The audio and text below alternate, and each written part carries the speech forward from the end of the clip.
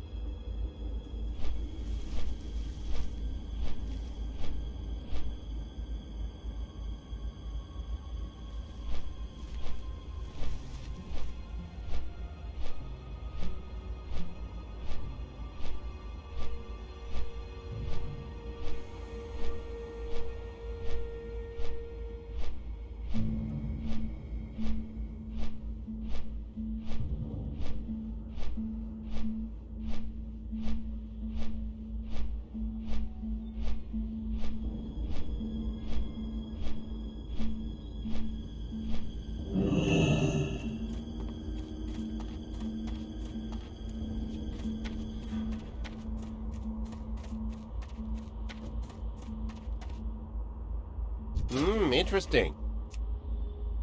Right.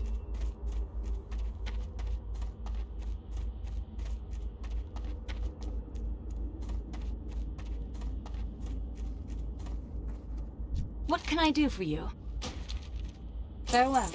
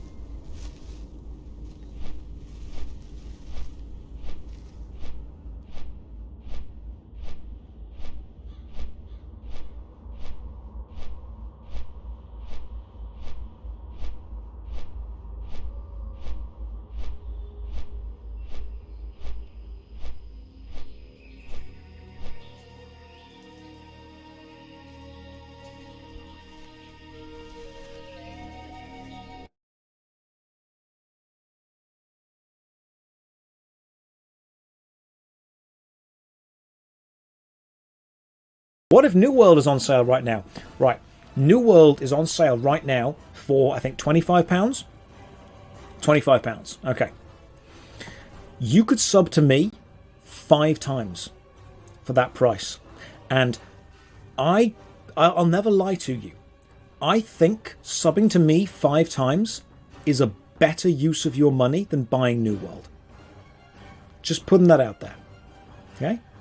Now, people are going to say to me, oh my God, Josh, you're so arrogant. No. I'm confident.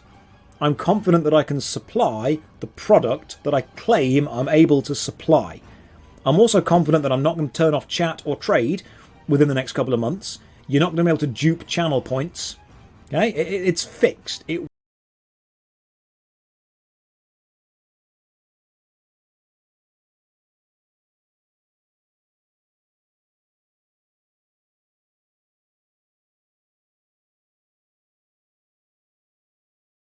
Welcome back to Fallout 4 modding. Fallout 4 adult modding. That's right, we haven't had one of these in a while, but they exist. By God, do they definitely exist. Why do they exist? We're here to find out today. Starfield? When is Starfield coming? Will it be this year? Will it be in my lifetime? Look, it's gonna be a while. But who needs Starfield when we have Lover's Lab, okay?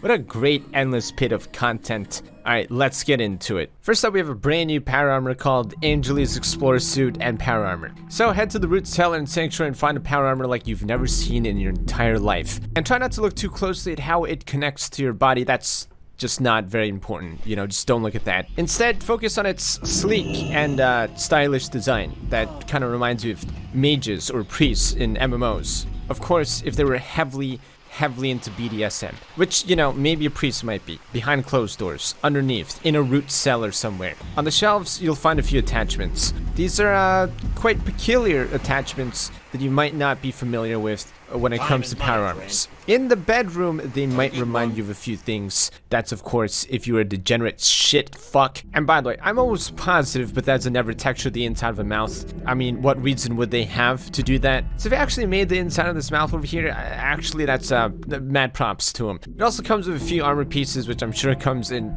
total handiness, especially when it looks like the only thing that's protected in front of your body is a condom. You could also take the armor pieces off the power armor if you want. Then you just start kind of looking like, I don't know, giants in Skyrim. I mean, yes, it is a little bit weird, and no, you don't want to find out how it connects to your body, but you can't deny it's pretty creative. There's a vase with flowers attached to it. There's Brussels sprouts on the side of you. Look at this 4K jetpack, guys. Look at that detail. The post-apocalyptic wood finish surrounding futuristic technology. It feels very cyberpunky, yet somehow fitting for the Fallout universe. Except, you know, maybe a few things, but hey, who said freakiness cannot exist in the future in 2287, huh? Maybe they want the best of both worlds. Maybe they want to be futuristic badasses and also, you know, become a Dami-Wami. You know what I realized, guys? Putting sensor bars in post-production on top of the video is a complete waste of time when there are brilliant armor mods such as Katie's Wardrobe sensor bar. Where's this mod been all my life? How have I spent countless hours censoring the enormous milkers that these people place in their mods? Those days are over. Putting in keyframes using editing software, it's no longer necessary. Throw away your Sony Vegas, throw away your Adobe Premiere. And just get this, okay, perfect solution, demonetized. But MXR, you can do so much more with editing software. You can choose what sensor you want. Bitch, you can do that here too. Todd Howard, you got it, fam. Shit, even brand it for your own merchandise store. You know, start labeling your goddamn followers. It's even completely body slidable if you want some kind of like attempted censor. If you have like a thing for people failing to censor. Next up, we have a fascinating mod, and it's called Assimilation. The description reads, Nate and Nora are great fighters, just as strong, and completely valuable to the factions in the Commonwealth. Thus, if the player has sex, then the partner of that faction may assimilate them into that faction by changing their looks. Yeah, makes a lot of sense to me, and the mod does exactly what it set out to deliver. Head to the subway, meet a triggerman, fall in love, do things that grown folks do, and you are now a triggerman. Or at least you look like you belong in that crowd. It's very interesting. Go to a raider encampment, fall in love with raider, decide you want to start a family, boom! You officially are a raider. You have the yee ass haircut, you have the outfit, you have officially joined their clique, their group, their clan, their kind, and even pick up some tattoos on the way as well. Maybe the raider lifestyle causes you to make some very, very poor decisions with your life. Now, the other thing that happens is the more you do it and the more assimilations you accomplish, the more your body will transform. You're probably wondering what manner. Well, what other manner? Just look at her body. It's like teen girls going through puberty, but amplify that by like 20 times. You know, at some point, these babies are going to have some kind of lift off, and you're going to fly to the stratosphere and just explode. Now, I understand when you become lovers with someone and you get in a relationship, you adopt their style. You know, you start becoming more like that person. Your tits get bigger. But a lot of these associations are definitely not relationships, and you are still of your free will, so I'm not exactly sure what's going on. Next up, we have a mod called Human Resources, and it basically allows you to use humans as resources. Of course, that's putting it quite gently. Now, the first thing you're going to want to do is enslave people, okay? And to do that, you're going to need an enslavement baton and an enslavement kit. You're also going to need a table and a human resources manager. And this is like a little human resources dashboard where you'll manage your humans. Next, you're going to want to kill some people, okay? You're going to want to kill some people and enslave them. Now, the other thing you can do is you can also go to the newly added slave market. Now, this is just a really wholesome area where you can relax, get a drink, chill out, enslave some people, watch people get enslaved in front of you, and perform their slave duties right there in the establishment. It's very interesting and very graphic, very, very, holy shit. And you know what's just really great about this establishment is they actually let you sample the goods. You know, they have them full on display, and it's try before you buy. Really customer oriented, really focused on the customer experience, and I think that's really important for a small business.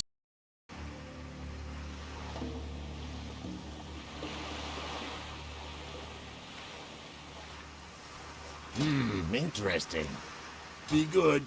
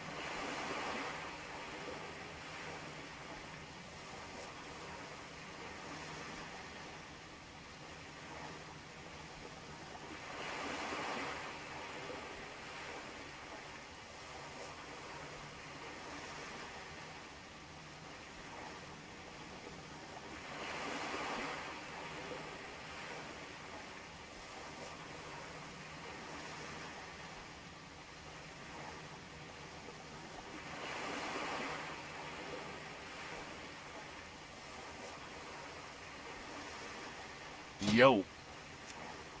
Hurry back.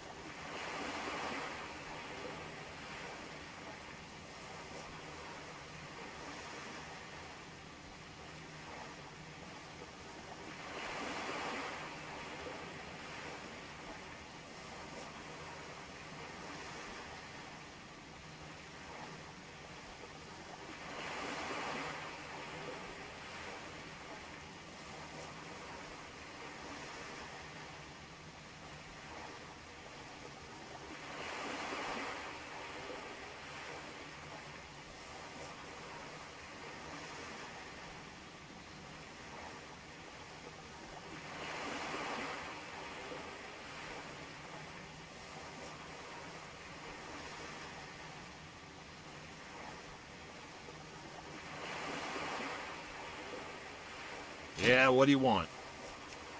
Glad I could help.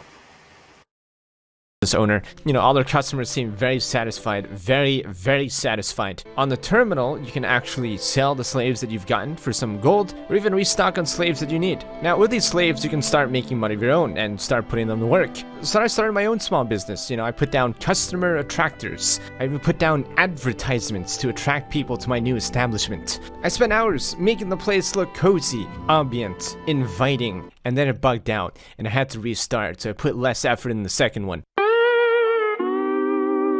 But sure enough, people in the Commonwealth started noticing my hard work. I garnered new customers. I became an entrepreneur. Every customer came in and left completely satisfied. And I made a great earning that I could reinvest into my business, whether it be human resources or improving the establishment. Everything was going so incredibly swell until they started dying. That's right, I would just be managing my human resources in my terminal, and then I would hear screams. And then the number of my resources would go down. I would go outside, find business going as usual, and then 3 seconds later, they'd die.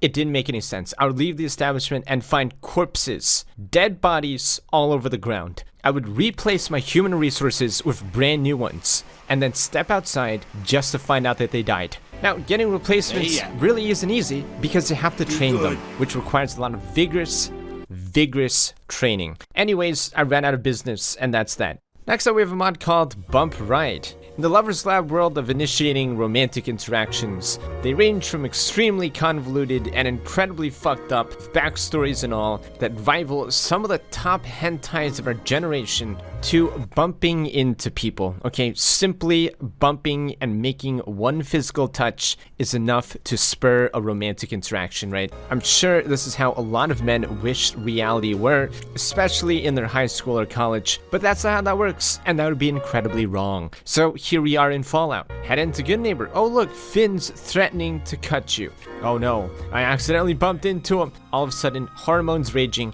We bump uglies. Hancock murders him.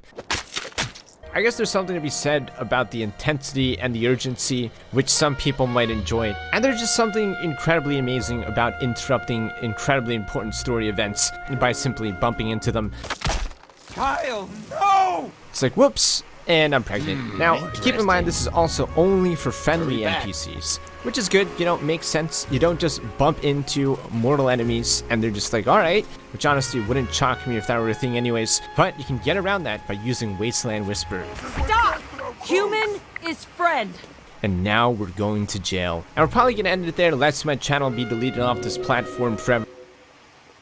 There's also one more mod that I simply can't show you on here because, well, if I were to put on YouTube, I couldn't show you a single second of it, alright? So there's a link down below if you want to check out the Patreon where the uncensored version is, and the extra mod and extra content. Make sure you hit that like button for love at first sight. Isn't that such a great, beautiful thing? Alright, thank you so much for watching. I'll see you guys next time. Peace. Looking for some cheap games? Check out G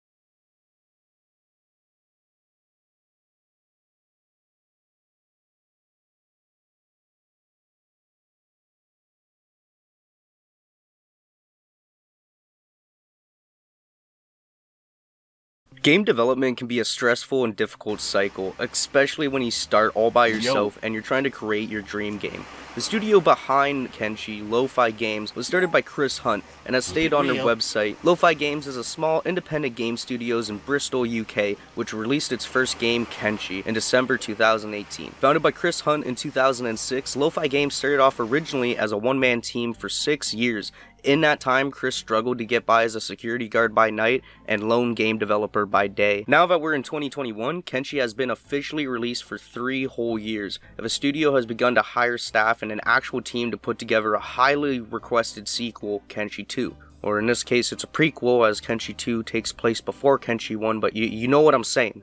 Kenshi 1 was so successful, they had to put together like a whole A-team so that now they can work on Kenshi 2 with a bunch of people instead of just a few. And while the success of Kenshi is inspiring and motivational, how come there haven't been other game studios adopting the same concepts to make a Kenshi clone or competitor? There's almost a knockoff for like every single game, except why is it that there is no other game like Kenshi? Well, that's why I wanted to sit here and discuss that today, as I don't think there will ever be another game like Kenshi. Maybe other than Kenshi 2, of course, but even then, being able to recreate the same feeling that Kenshi 1 gives may just be out of reach. To begin, when Kenshi was just a concept, there wasn't many sources for indie developers to, make games with. In a Reddit AMA Chris did regarding his career, when asked why he chose to go with the Ogre engine, he stated, "Is the year 2000. UE4 and Unity don't exist yet, Quake 3 is the best engine around, and it probably costs $1 million to use. It's a choice between Torque 3D and Ogre.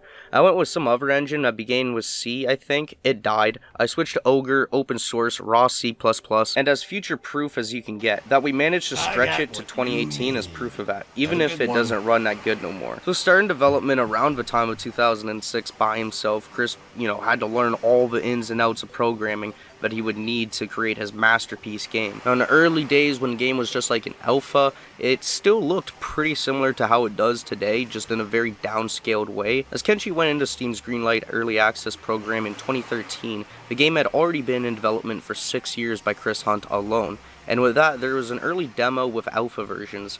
This was enough to impress people to support his game and allow him to work further on putting together a little bit of a team to help him develop different parts of the rest of the game. The game unfortunately was classified as development hell by eager fans who just wanted to know when they could get their hands on Kenshi. In 2013 of the same year, someone would ask about the development time for Kenshi, and Chris replied with, "Well, I don't really remember the date or year I started. It's around 6 or 7 years. It took a long time to build up fundamental systems. It's hardly going to be abandonware. I'm fulfilling my dream of making my ultimate game, and now I'm making a full-time living from it too. It'd be silly to give up on my dream and financial future for no reason.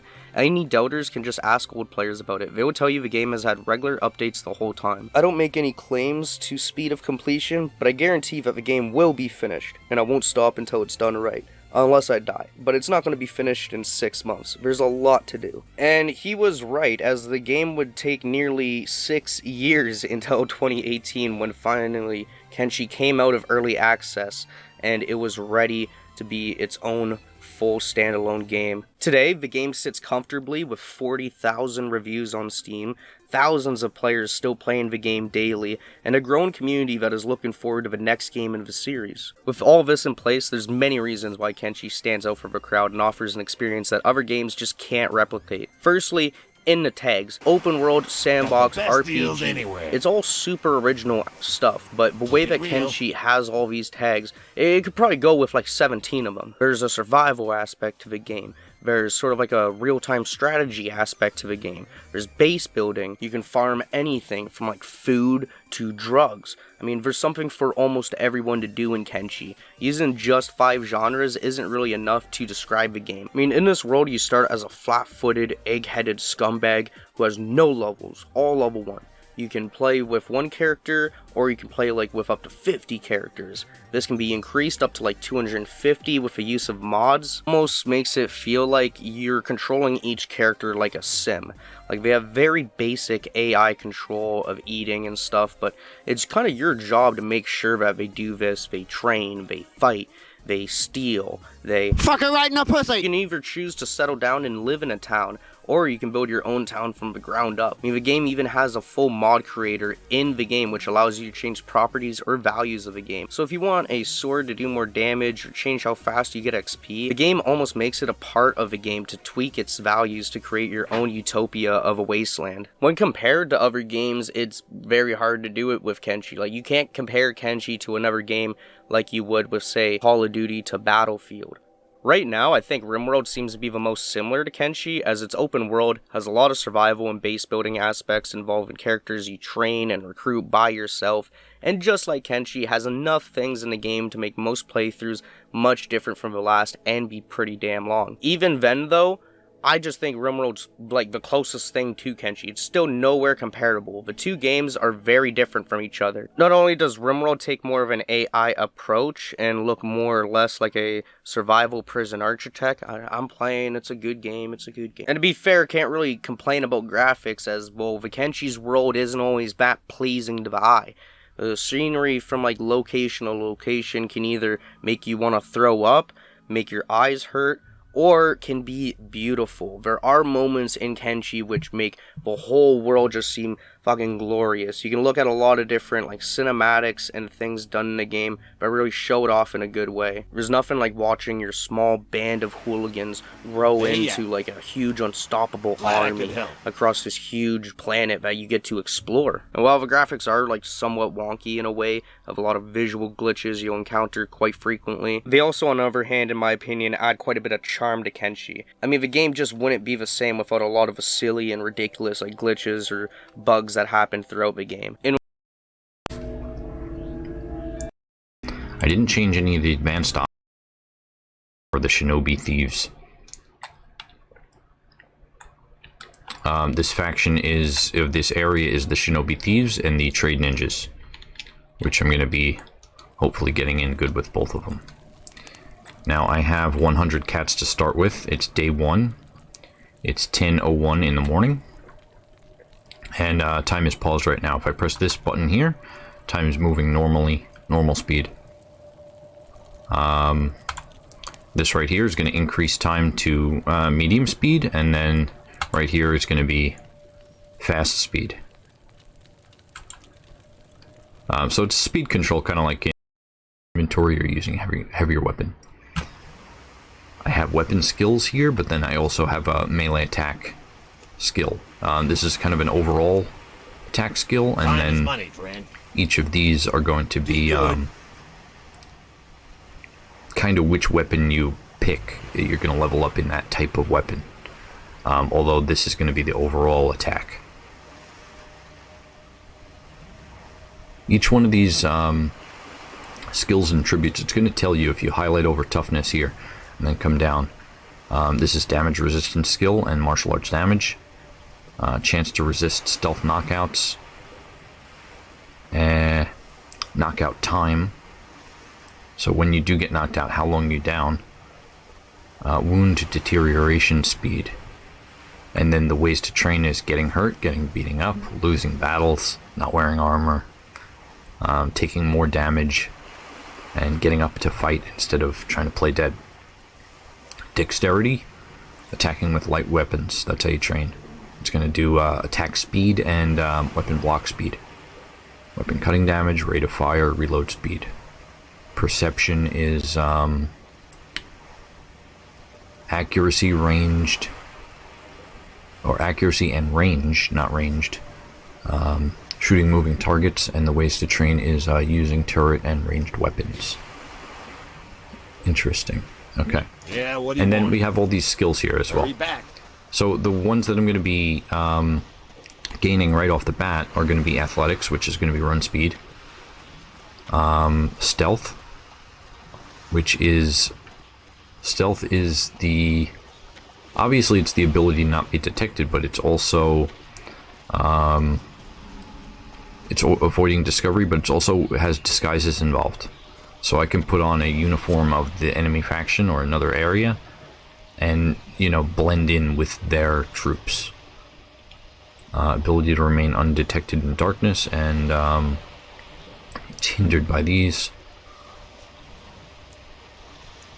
Using stealth mode with enemies around. That's how you train it. I'm also going to be training my laboring skill. That's going to be part of making money and getting food. And strength is also going to be trained. After we join the Thieves Tower over in this section, the next are going to be melee attack, lockpicking, assassination. Assassination is it goes with stealth, but it's also the chance to break free when being carried away and resisting knocking out attempts and kidnapping attempts. Later on in this game, like I'm starting with one character, and if you've never seen this game before, you can recruit characters. So like there may be somebody in a bar that I can recruit, or I find somebody wandering and I'd be like, hey, join my team.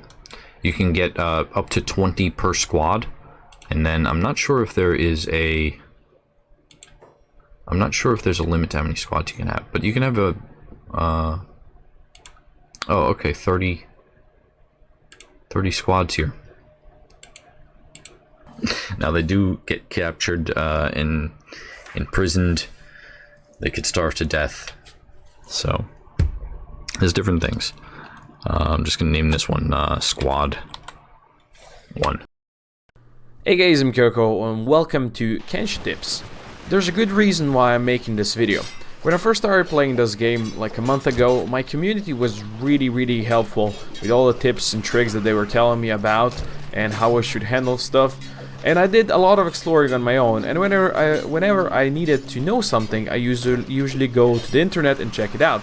But for Kenshi, there's not a lot of data out there available, and if there's data, it tends to be also outdated, since this game has been in development for so long time that, you know, things have changed. But now, since it's here in 1.0, I thought, hey, maybe I can give something back to the community that community actually helped me with before. Now, as always with these tips videos, there can be some spoilers, and Kenshi is a game where you will really benefit a lot if you go out there and explore it yourself and learn things on your own. It will be really rewarding, but I know sometimes it can be frustrating because you don't know something or how something works. So hopefully I'm gonna give you some basic tips, nothing too advanced. I want you to find the advanced stuff on your own. So basic tips, here we go. Now, multiple starts are available or viable for beginners and for more advanced people, of course. Now, also it depends what kind of start you take, starting like if you start as a wanderer or a trader or whatever you start as. Your starting position will always have some iron and copper mining places outside of any town that you are. So basically, for like real beginners, this is the safest way to go. Go out there and mine some copper. Why copper? Copper sells for way more than iron does. And you could just, you know, mine for a day, fill your bags. It's gonna get your laboring skill up a bit. You fill your bags, go back in town, sell that. It's gonna at least buy you some food. Maybe you'll earn enough to buy a companion, and then with more people you can speed up the whole process. Also, another thing you can do is you go out there and hang around the gates. There's a good chance that the guards will eventually fight someone, and you can just steal the loot, sell that, or use yourself. Or you can go a bit further out there and pull some bandits or starving boys towards the gate. And if the guards see them attacking you, they will consider that a crime, and they will attack those bandits, or you know, bandits will attack them, and then you can do some more looting. You know, choose your fight carefully. You can always get a bit injured, and that's gonna get your toughness up, which is what you definitely want early on. Another viable strat that probably more advanced people will use, that people that already played it at least a bit, is stealing. You can level up your sneak skill by just running around in sneak mode around the town. It's gonna slowly level it up, and then you can go inside the shops and bars and stuff and try stealing some stuff. That way you can easily make a ton of money early on, but it of course it has its deficits, because if you steal from someone and they catch you, they will never sell to you anything or buy from you anymore. So if you do that strat, you might want to do it in places that you are sure you don't want to trade with or you don't want to be friends with. Early on, you really want to try to level up your basic stats like athletics, strength, sneaking, toughness, things that you will actually need through the whole game. So there's different ways to do that. Like a really good way to actually level up your strength and athletics is you go out there and you say, let's say you mine some iron, but you leave that in your inventory, so you're carrying a lot of heavy stuff and you're overburdened. And then if you see a corpse somewhere, you pick up that corpse or dying person, and you have them on your back, and that's really gonna overwhelm you, so you're gonna overweight you, so you're gonna really be slow. But you can just go into town and just walk around with that, and that is gonna really level up your strength, because you are carrying that guy and you're carrying full inventory. It's also gonna level up your athletics. You can also, if you want to level your sneak, you can basically just turn on your sneak mode and just sneak around the town. If people see you, that's completely fine. I mean, they're not gonna say, hey, why are you sneaking? Why are you sneaky boy? Right? They're just gonna let you be, and you can sneak. As long as you don't try to break a law, you can sneak around like for a whole day, and your sneak skill is gonna go insanely up there. Now, if you wanna level up your toughness, you might wanna, let's say, maybe try capturing one of the hungry bandits or dust bandits or some low-level enemies, and then just try to martial arts with them. Have them beat you. You just go on block or something, and they're gonna try to beat you. Or, you know, get into fights. Basically, that's what is important. Get into fights and get hurt. Just try not to get too hurt, because that could have bad remedies. But every fight that you survive, it's gonna make you stronger. Now, of course, early on, it's gonna be tough to actually find out which fight is good for you and which fight is better that you run away from. But early on, running away is always a good idea if you're not sure what to do, and then maybe the guards can help you and you can join into the fight. Now, in starting, you're not just a weak character that doesn't have really many skills, you're also poor. In most cases, you don't really have money. In some cases you do, but that money can go really fast, because if you want to buy something, it's pretty expensive. And what we're going to talk about here is food. You have to feed your people, and that might be one of the early game toughest things, unless you go into really heavy sneaking and thievery. That way you can actually loot a lot of good food and don't need to really care about that. But if you want to live like a proper person, an honorable person, you might get yourself starving pretty fast. Now, there's some things that you can learn over here that's gonna help you. If you have skeletons in your group, those people don't need to eat. Animals do eat quite a lot, but animals can actually eat raw fowl meat, and foul meat will be usually dropped by most enemies that you fight out there. And by enemies, I mean animals like big things or skimmers and stuff like that. Which you probably shouldn't fight early on, but you can find food on other animals. Now, also, hivers can actually eat fowl meat. So if you have hivers in your group, you can feed them that. And you can also feed just normal raw meat. You can feed that to scorched landers. They will eat raw meat and they'll be fine with it. Now, for everyone else, they're special boys and special ladies. They want to eat some cooked stuff.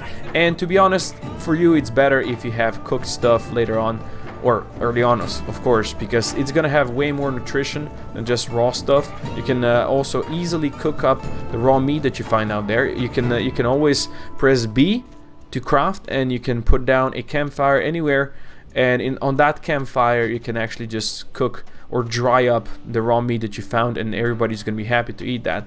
Now, also, if one of your character has a backpack, or your animal has a backpack, you can put the food in there, and all the characters around it will use the food from that backpack. That's how you also feed your animals. Like if you have a dog and you have a backpack, if your dog is gonna just start starving if you don't put the food into the backpack. You can always also drop it on the floor, but backpacks work extremely well in that case. Now, if you decide to live the life of thievery and sneaking and backstabbing and stealing, well, stealing can be really lucrative, but you have to learn some basics. Now, every time you steal something or try to lockpick something, there's going to be a tiny committed crime on the left, on the bottom left, that's going to say, hey, committing crime for 3 seconds. Now, if you successfully steal something, stay there. Like, if you move, I made that mistake before, I can tell you, in my series as well. If you move before that timer goes away and someone spots you, they're gonna say, hey, he's committing crime. But if you wait there until that goes away, you can just freely walk past people that you just stole from them. Unless you're in a shop that has already been closed, then you're just trespassing, but that's a different crime. Now, not just that, but when you're inside of a shop and you're actually stealing from someone, it depends how far you are from the actual person that sells goods in there.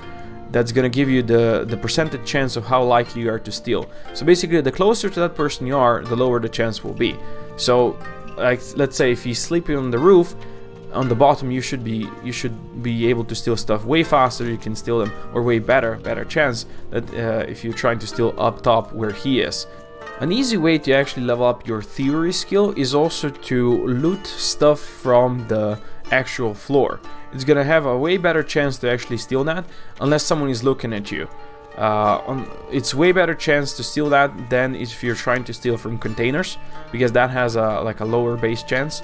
I don't know if they can actually they can actually see you if you pick up from the floor. I think that's like 100% chance that you can actually get the stealing done. And you can just throw it back on the floor if you don't want it. So you can steal like worthless stuff like cups and shit, and then just put them back on the floor and steal some more stuff.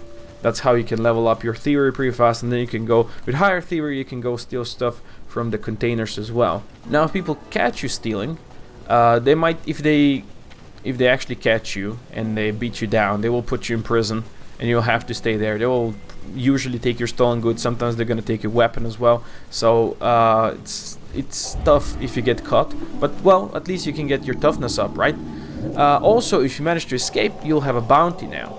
Now, bounty, unless it's really high, like around 20,000, it's gonna go away eventually. But if you're out there, if you fled the city, you will see that your bounty is gray.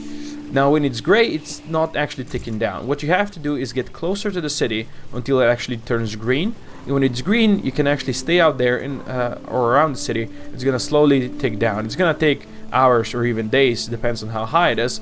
But you can, let's say, hide outside of the city in a sneak mode, maybe in a position where people are not actually, they can't see you, and then it's slowly gonna tick down, and that's how you can get your bounty down, and then they won't recognize you anymore. Now, when you're choosing your gear, which gear to wear, there's a couple of things that you can look at, and the sooner you learn about that, the better. Now, some gear is heavier, so it's gonna weigh down your characters more. If they have higher strength, it's gonna be better for them. Also, if they're over encumbered by a lot of gear, they will also level up their strength up, so that can be a good way to level up a character in that regard. But when fighting, usually early on you'll just get some rags and stuff, and they will not have a good protection. But there's not just the actual stats, the cut stats and cut protection and stuff that you look at. There's also some weather effects. Now, weather effects are really important. If it has, like, there's some gas masks that have 100% dust storm protection. Now, in the Great Desert, there's a lot of dust storms, and around the hub as well, there's some. So if you're in a dust storm and your enemies are in dust storm, if you have 100% protection, you will be able to fight without any penalties. Otherwise, there's a -10 fighting penalty if you fight in a dust storm. Also, if you sneak around, it's gonna be really hard for them to see you if they don't have any dust storm protection. So learn about the weather effects. There's also acid rain in some places like the Black Desert and some further islands out there. You can get clothing that is gonna, if you combine them, give you 100% acid rain protection, and you can put the whole party in those clothes, and you can actually go into the, let's say, Black Desert, because there's a lot of loot that you can gain there. But also, if you have a skeleton character or a hiver character, they don't get hurt by acid rain. They can just walk in there and be fine. If you have humans or Shaq, they will get hurt. If you have animals don't get hurt by acid rain either, so you can freely bring your animals with you. Now, in the gear, there's also sometimes red stats and there's sometimes green stats. I made a mistake early on, of course, stupid as I am, because the item was named Sneaky something, pants I think it was, but in truth it had like 0.38 sneak skill, which basically lowers your sneak skill to 0.38 of what the actual amount was. So that's bad. If the number is green, then it's good. If it's red, it's not good. But some of the higher level gear you'll find will actually have a lot of red stats. But that is because the gear itself is actually really good, but it's heavier. It has a lot of protection, but it might make it heavier. So let's say you find a helmet, it has -5 perception, but it's a really good plate helmet. You want to put that on your melee characters because they don't really care about perception. Perception is for the characters that shoot, that have crossbows. So if you have that, you can easily put them on your melee characters and they have no issues whatsoever. And then you can put a helmet that has extra perception, let's say, on your rangers. And it all balances out like that. Just need to learn which skill, which point is good for someone and which isn't. Now let's talk about work or, well, job priorities. You can see on your right where you have your block, your ranged, your sneak, all that kind of good stuff. You can see also jobs. And further on to the right, there's this medic job. And that's really important that early on, right away, you click on that. You hold your shift and you click on that, and that's going to make medic a permanent job. So basically, whenever a character gets injured and he's out of a fight, he's going to automatically heal himself. Now, if you have a party of characters and you put everyone on that job, they're going to all heal each other. Now, they heal faster the higher their actual healing skill is, and I do like to make all of my warriors able to heal themselves and heal others. Now eventually when you have maybe robots in your group, well, skeletons in this case, or you have robotic arms, those guys actually don't use medkits, they use skeleton repair kits. So whenever you shift click on that and you actually have people with robotic arms or skeletons in your group, it's going to also add robotics there. And you should always use those two job priorities up top. Now you can also make job priorities when you build a base. Now let's say you're trying to build a base and you have some blueprints out there.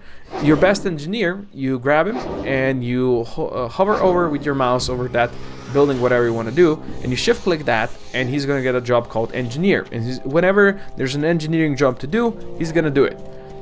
Now you can also put your guys on same thing on farming. If you shift click on a farm, on crafting, on researching, let's say you put down a research bench and you want a person researching, you shift click that bench, and other jobs like water hauling or mining or anything you can do, you can shift click it and you guys will actually do that.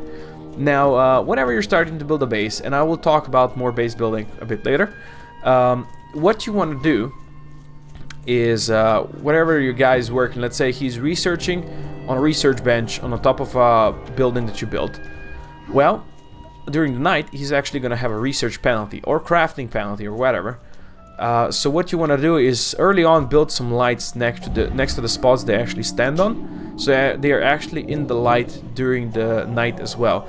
Otherwise it's gonna really badly in fact impact their skills at research and crafting or whatever. Now before you're start to build your base, there's a couple of things to consider. Especially if this is your first time actually building a base, you might want to wait until you have more people, let's say at least 10 maybe, because there's going to be plenty of jobs that you actually have to do there to make everything fast, and also to defend your base, because whenever you build your base it's gonna come under attack. Dust bandits will come, hungry bandits will come, all of your like early game enemies will come to greet you and say, hey, you guys probably have some food, I want your food, and they're gonna attack you. Now if you only have like 3 people building a base, there's a good chance you're gonna get raided and you're gonna lose all your food in the process, and possibly your limbs and maybe your lives. So consider that, consider defense. If you want to, you can always go and pay mercs to actually guard your base, but if you actually have money to pay mercs to guard your base, you probably also have money to recruit plenty of people to your group and make everything stronger. So maybe that's not really a viable thing early on, unless, as I said, you have money and you want to spend it on that, and maybe you want to be a solo character, who knows. Also, it's a good idea before you actually go out to build a base is to buy a small shack in a town. Like usually the smaller shacks are like around 4,000 cats, which should be really available to you if you're trying to build a base. Build in there a small research bench and buy some research books, and then do some research, early research like walls. Walls is a good idea. Maybe some more building stuff, maybe some more, let's see, mining things that you can do. So you can get stone mines, you can get iron processing done, you maybe get copper processing.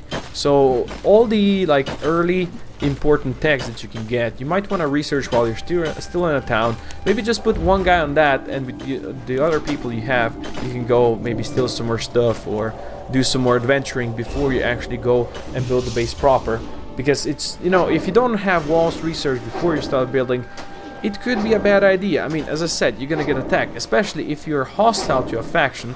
Let's say what I did in my campaign is I pissed off the Holy Nation because I allied with Flotsam Ninjas. So I was suddenly at war with Holy Nation and at the same time allied with the Flotsam Ninjas. So what happened is, at some point, the Holy Nation decided, while I was still building my place, is that they want to come and attack me. They actually sent an army towards me. Luckily enough, the Flotsam Ninjas, since they are your allies and also at war with the same people that are attacking you, they sent their reinforcements as well. So in the end, it was quite a big, nice battle in my town.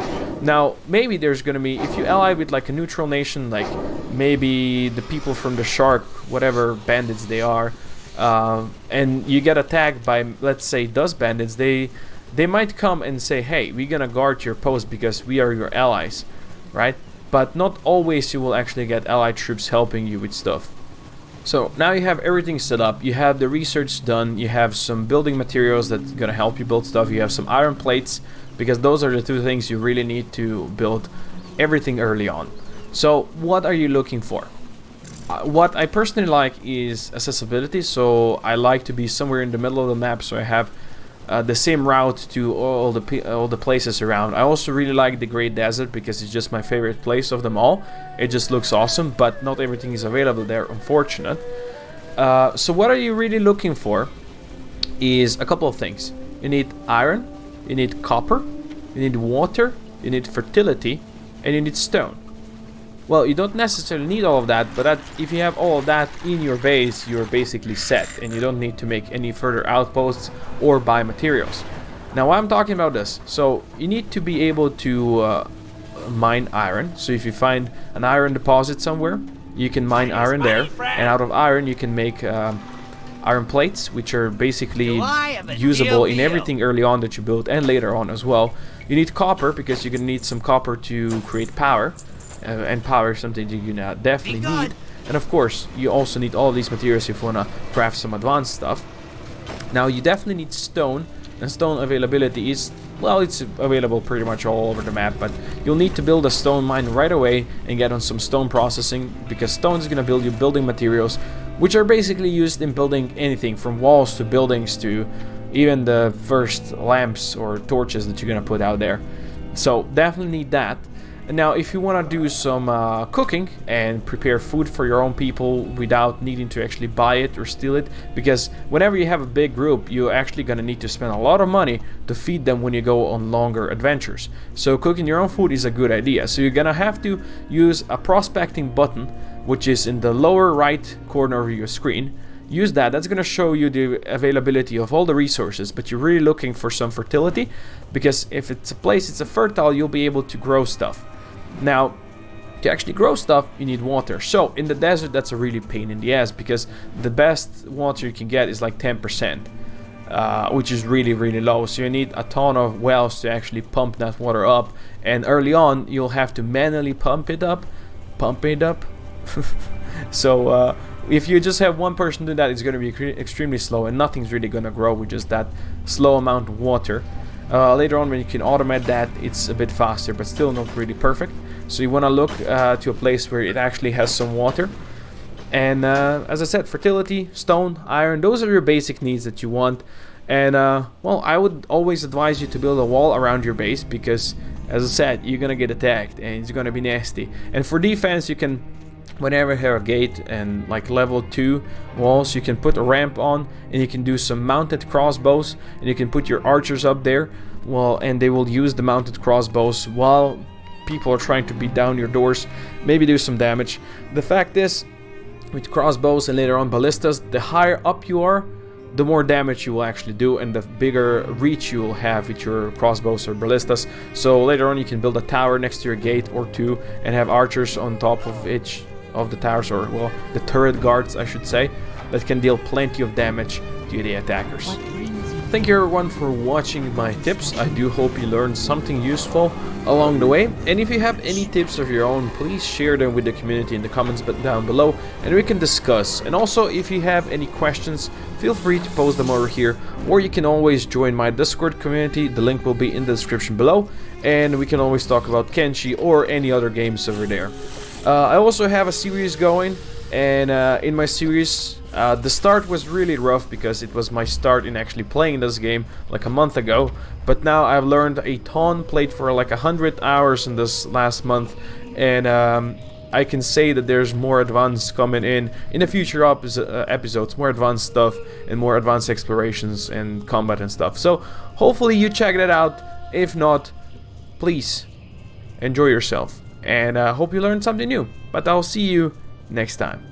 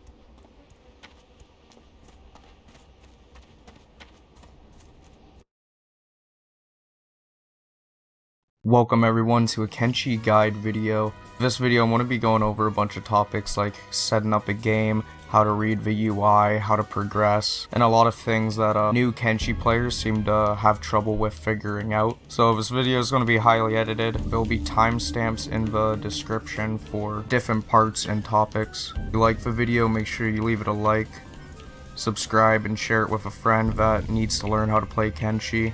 And let's get into the video. So for first thing, setting up a new game, you're greeted with the Kenshi title screen. Now, other than new game, if you go over to options, it'll have a bunch of general information. I suggest enabling tutorials. In the gameplay section, there are different options for squad sizes or global population. This means groups or people will spawn in bigger packs, so instead of say 10 bandits spawning, 20 will. So if you find a game getting too difficult, you can always scale it down, or if you want the game to be more difficult, you can always scale it up. So when selecting a new game, you're given a few different options. Kenshi is an open world sandbox game, so whatever start you pick, you can play however you really want. There's a few different basic scenarios, but the first one they give you, the Wanderer, is the one I would suggest to anyone for their first playthrough. And then going into advanced options, you can change a number of different options from hunger time, the chance to death, how much damage is multiplied, even speeds of production, research, and building. But all of that doesn't really need to be tampered with on your first time. It's just good to know that it's there. So hit begin, and then you'll begin loading into the character creation screen. Alright, so now that we loaded up into the character creation screen, we can create our character. Up in the top left corner, this box right here has most of the basic information about our character. We can change the name of him, his race, and different races have different stat bonuses. So the skeleton, this one is good in heavy weapons, robotics, and turrets, but not good in stealth, thieving, and dodging. While the hive has a different list, Czech has a different list, so you can really go for whatever you want. The human is the most basic race and the most balanced race, with you getting a bonus to farming, cooking, and science. And if you select a start where you have multiple characters, you can change the character by using this. That will allow you to customize the other characters as well. But once this one is good in heavy weapons, robotics, and turrets, but not good in stealth, thieving, and dodging. While the hive has a different list, Czech has a different list, so you can really go for whatever you want. The human is the most basic race and the most balanced race, with you getting a bonus to farming, cooking, and science. And if you select a start where you have multiple characters, you can change the character by using this. That will allow you to customize the other characters as well. But once you're all done, you just hit confirm and you're into the game. Now I suggest pressing pause quick just to pause the game, and I'm going to break down the UI for you. So in the bottom left of the screen, we got a lot of different types of information. This is mostly all related to the character that you were selected. So if I click on my character like this, or on his profile, I can see his name, the faction which we haven't named yet, what he's doing, his goals, his encumbrance or how much weight he's carrying, as well as some basic stats. And over on this side, this is like the HP bar as well as your hunger bar. The way HP works in this game is every stat is either at 100 or whatever that character's race HP is. In this case, our human has 100 in all stats. If he initiates combat and one of these stats goes to below 0, it becomes basically useless. So if his arm gets to 0, then he can't use his arm. If a stat goes lower than -100 though, it has a chance of being cut off. Limbs like your arms and legs can all be cut off and lost permanently and have to be replaced with robotic limbs. While your chest, head, and stomach, if those reach 0, then your character will be knocked out, or if they reach -100, your character will most likely be dead. In the middle of the HUD here, you have your characters and factions. This one is really simple and only has one other thing. If you go here to the squad management window, you can change the name of your squads. So once you have multiple different characters, you can create different squads and have different people in different groups, making it easier to find your characters. On the right side here, this is where a lot of stuff is. Where that squad management window is a lot of other tabs. The one on the top is your inventory. The inventory is broken down into a square-based system, so if I want to drag things around, I can't place like the wooden stick right here because it's aligned with that. Next, we have a status window which shows us a bunch of stats for the character that we have selected. Over here in attributes, these are stats that affect your character the most, I would say. If you hover over the stat, you can see below, it'll show the things that the stat affects as well as ways to train. There's also different subclasses for these different stats, but you'll learn them all as you progress through the game. Over here is the map. This will show you the world map and where you are. That little blue triangle there, that's where your camera currently is hovered over. And you'll find different map markers for things like outposts, bandit camp, different towns. The map, tech, and squad tabs are all part of this sort of like mega tab. Here though, it's not too hard to get around. You can go to your map, you can go to the factions. This is where you can change your faction name, as well as see the different standings that you have with groups.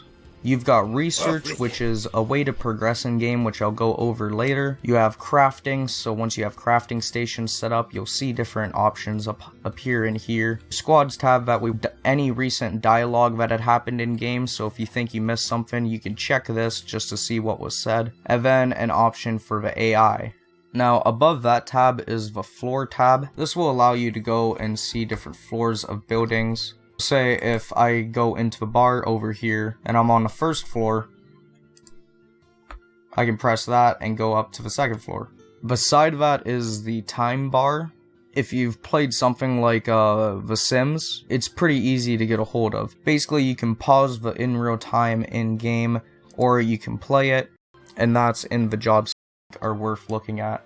First off, exploring the starting area by scrolling out on the mouse. You can look around and see where you are. Now looking at the hub, I can see that there is only one bar, well as a tower and a small house. It's a good idea to get just a little bit of an understanding of your surroundings, as I know the bar is here, so if I get in any trouble, I can run in here and get help. The other thing you can probably start doing is training stats. Just about everything you do in Kenshi will train some type of stat. With my character just running around right now back and forth, he's actually training his athletic skill, and that affects the total speed of which he can run. And as you can see, it's going up slowly while he's running. Other stats like strength can be trained by, say you put a lot of iron or equipment on your character to make him really heavy, and you can pick up a body. And if you walk around like that, you'll be able to train strength experience. Skills like toughness and melee defense will get better as you get into more fights. So your first few fights with some bandits, you might get destroyed, but even if you don't get to land a hit in, you are gaining experience in skills like toughness or your defense. So once your character can block a few attacks, he can counter back with a few attacks. But when you start the game, for most starts, you're at one base stat for just about everything, or you're very low and don't have much. That's why it's a good idea just to try and train up some of your basic stats like athletics. You can train up stealth by hitting sneak, and other stats that aren't too dangerous that will be able to help you outside in battle. Next thing is mining ore. Mining ore is actually a really good thing in Kenshi. What it allows you to do is get stat options that I have come up with. First one being the technology tree. I mentioned this one earlier. By opening up the technology tree, you can see different types of technology. What you need to do is build a research bench, which I'll go into in building when I get to that in a little bit later. But by using books and a research bench, you can have a character research different technologies, like farming, there's industry, different ways to train your characters, like training dummies, lock-picking boxes. Start off at tech level 1. There's about 5 different tech levels, and there's a lot of different things to research in-game. And this will open up different ways for you to craft, to different things for you to do. So that's one thing you can look at to try and focus on. The next thing is bounties. If you check bars and talk to the barkeeper, sometimes they will have a little piece of paper having a bounty on it describing a character. When you click on the character with a bounty, they'll have a bounty above their name and saying which faction has the bounty out for them. If you end up knocking out the person, you can pick them up and bring them over to a guard station or a guard watchtower. This is a pretty good way to get the currency cats. And there are a lot of really challenging bounties. So trying to get a party together or trying to get a bounty hunter squad set up is always a pretty fun time and very challenging as well. If you want to see like a list of all the bounties, there's a wiki page on it. Next, there's faction. So in that tab that I showed you earlier, the faction tab, we have different standings with groups, and you can actually increase the standings with groups as well. So if you want to try to increase your standing with the Holy Nation or the Shek Kingdom, you can try and fulfill bounties for them and hand in bounties. There's also sort of like some quests with the factions that you can do as well. Those are a good thing to look into as well. And even if you want, like say you don't like the faction, you always have the option to just kill them and eliminate them. The next thing is exploring and building a base. This is like basically a pretty general one. Once you have a group of people ready and you're doing a bit better off in stats and cats, definitely want to try and get a base set up. The reason for this is that you can make your base self-efficient, meaning that you can just have characters making you money at all times and being able to do other things as well, like craft, research. On the flip side though, you will have other factions or bandit groups trying to raid and... As a challenge, I'm going to train for... Going to have One Punch Man go back into town to sell his copper, and then we're going to head over to Squin so that we can get one of those backpacks, and then starts our strength training. Okay, we just picked up some dried meat and some bandages, some basic food, and now we're going to head out to Squin. So I think in place of a 5K run today, we'll just head over there and back. And there's the city in the distance. And please let me through. Please don't beat me up on the way in, and... Wow, they did not question me at all. Let's just go to the store and get out of here. And they do not have backpacks in here when I talk to him, so we're gonna just head back and get more iron, then come back tomorrow. Day 2 draws to a close. We couldn't have enough time for running today, so we had to spend a lot of time laboring so that we could afford that backpack. But from here on in, we can focus on our training. Well, 2 days have gone by, and we've got athletics 18 and laboring 14. Now day 3, I've decided to start mining by day and running by night, since I seem to be getting a debuff whenever I work in the darkness, so I figure I might as well just run in the darkness with no penalty, and work in my leisure in the day. We're back in Squin to check for the backpack again. Please have it. I need it really badly. Yes, they do have it. Okay, we will buy that, and that's gonna let us do our strength training from now on. And they have ration packs too, which I will buy because we don't really need it. I don't really need these pants. Maybe pants would have been good, but you know what? Real men train in the nude. There's also a copper resource right here, so we can just grab some of that and then get the last ration pack. We're on only day 3, and now all that we need is a full inventory of iron to start properly training our strength so that our blows in melee combat can actually pack some punch. And it looks like the guards have taken this holy citizen, so we're just going to loot this holy citizen because this is a pretty lucky find, and we might even kidnap or just fight. No, wait, it's not even the guards. It's who is fighting the... Yeah, okay, the guards do not like the holy citizens, so we will take their stuff and probably carry around one of their corpses, because we need a corpse to carry around to enhance our strength training. And we will take all of your stuff, and can we... You know what, I'm just gonna kidnap you, I think. And we'll do the rest of our training just with a kidnapped guy on my back. So I found a fight that I might possibly be able to win. It looks like this guy is so close to being dead that he's not even going to stand a chance in combat to me, so I'm going to try to attack this guy, and if I lose, well, then I'm just going to be training my toughness, but, oh, it looks like the guards are going to take him down first, damn it. Okay, so, you know, it's just a body that we can carry around, because that's all. Oh my god, his arm fell off, wow. He's going to die. Okay, we're just going to grab him, because he might as well be dead. Actually, you know what, we'll take his stuff, and then we'll carry around his body, because that's how we're gonna get that's how we get stronger in this game. Okay, so this Holy Nation Outlaws citizen is downed, and I find it completely okay to attack this guy because the Holy Nation are dicks. So let's have Saitama. Come on. Saitama, come on. You could do it, man, you could do it. It's gonna be the start of your martial arts training. It's gotta start somewhere. Or he will just hump his back for 5 minutes. Maybe I should try putting down the corpse? Yeah, this is looking really fucked up. Okay, you know what? Put down the body and then try to fight him. Let's do it the old-fashioned way. No, you are just insistent on humping his body. I don't know why. What the F? What the F? Alright, you know what? We're gonna do it with a weapon instead.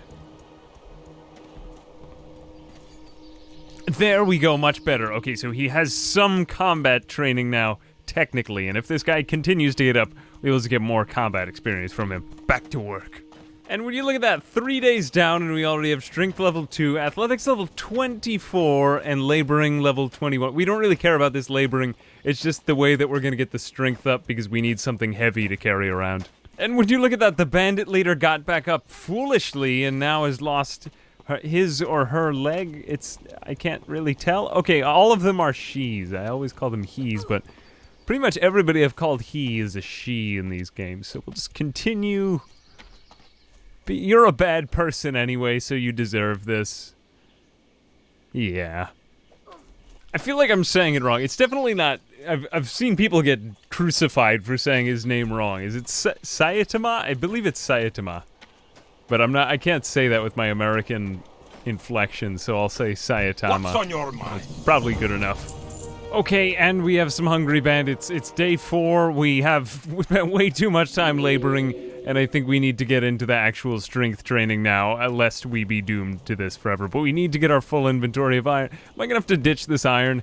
Are they really gonna be pissed at me? They might attack me.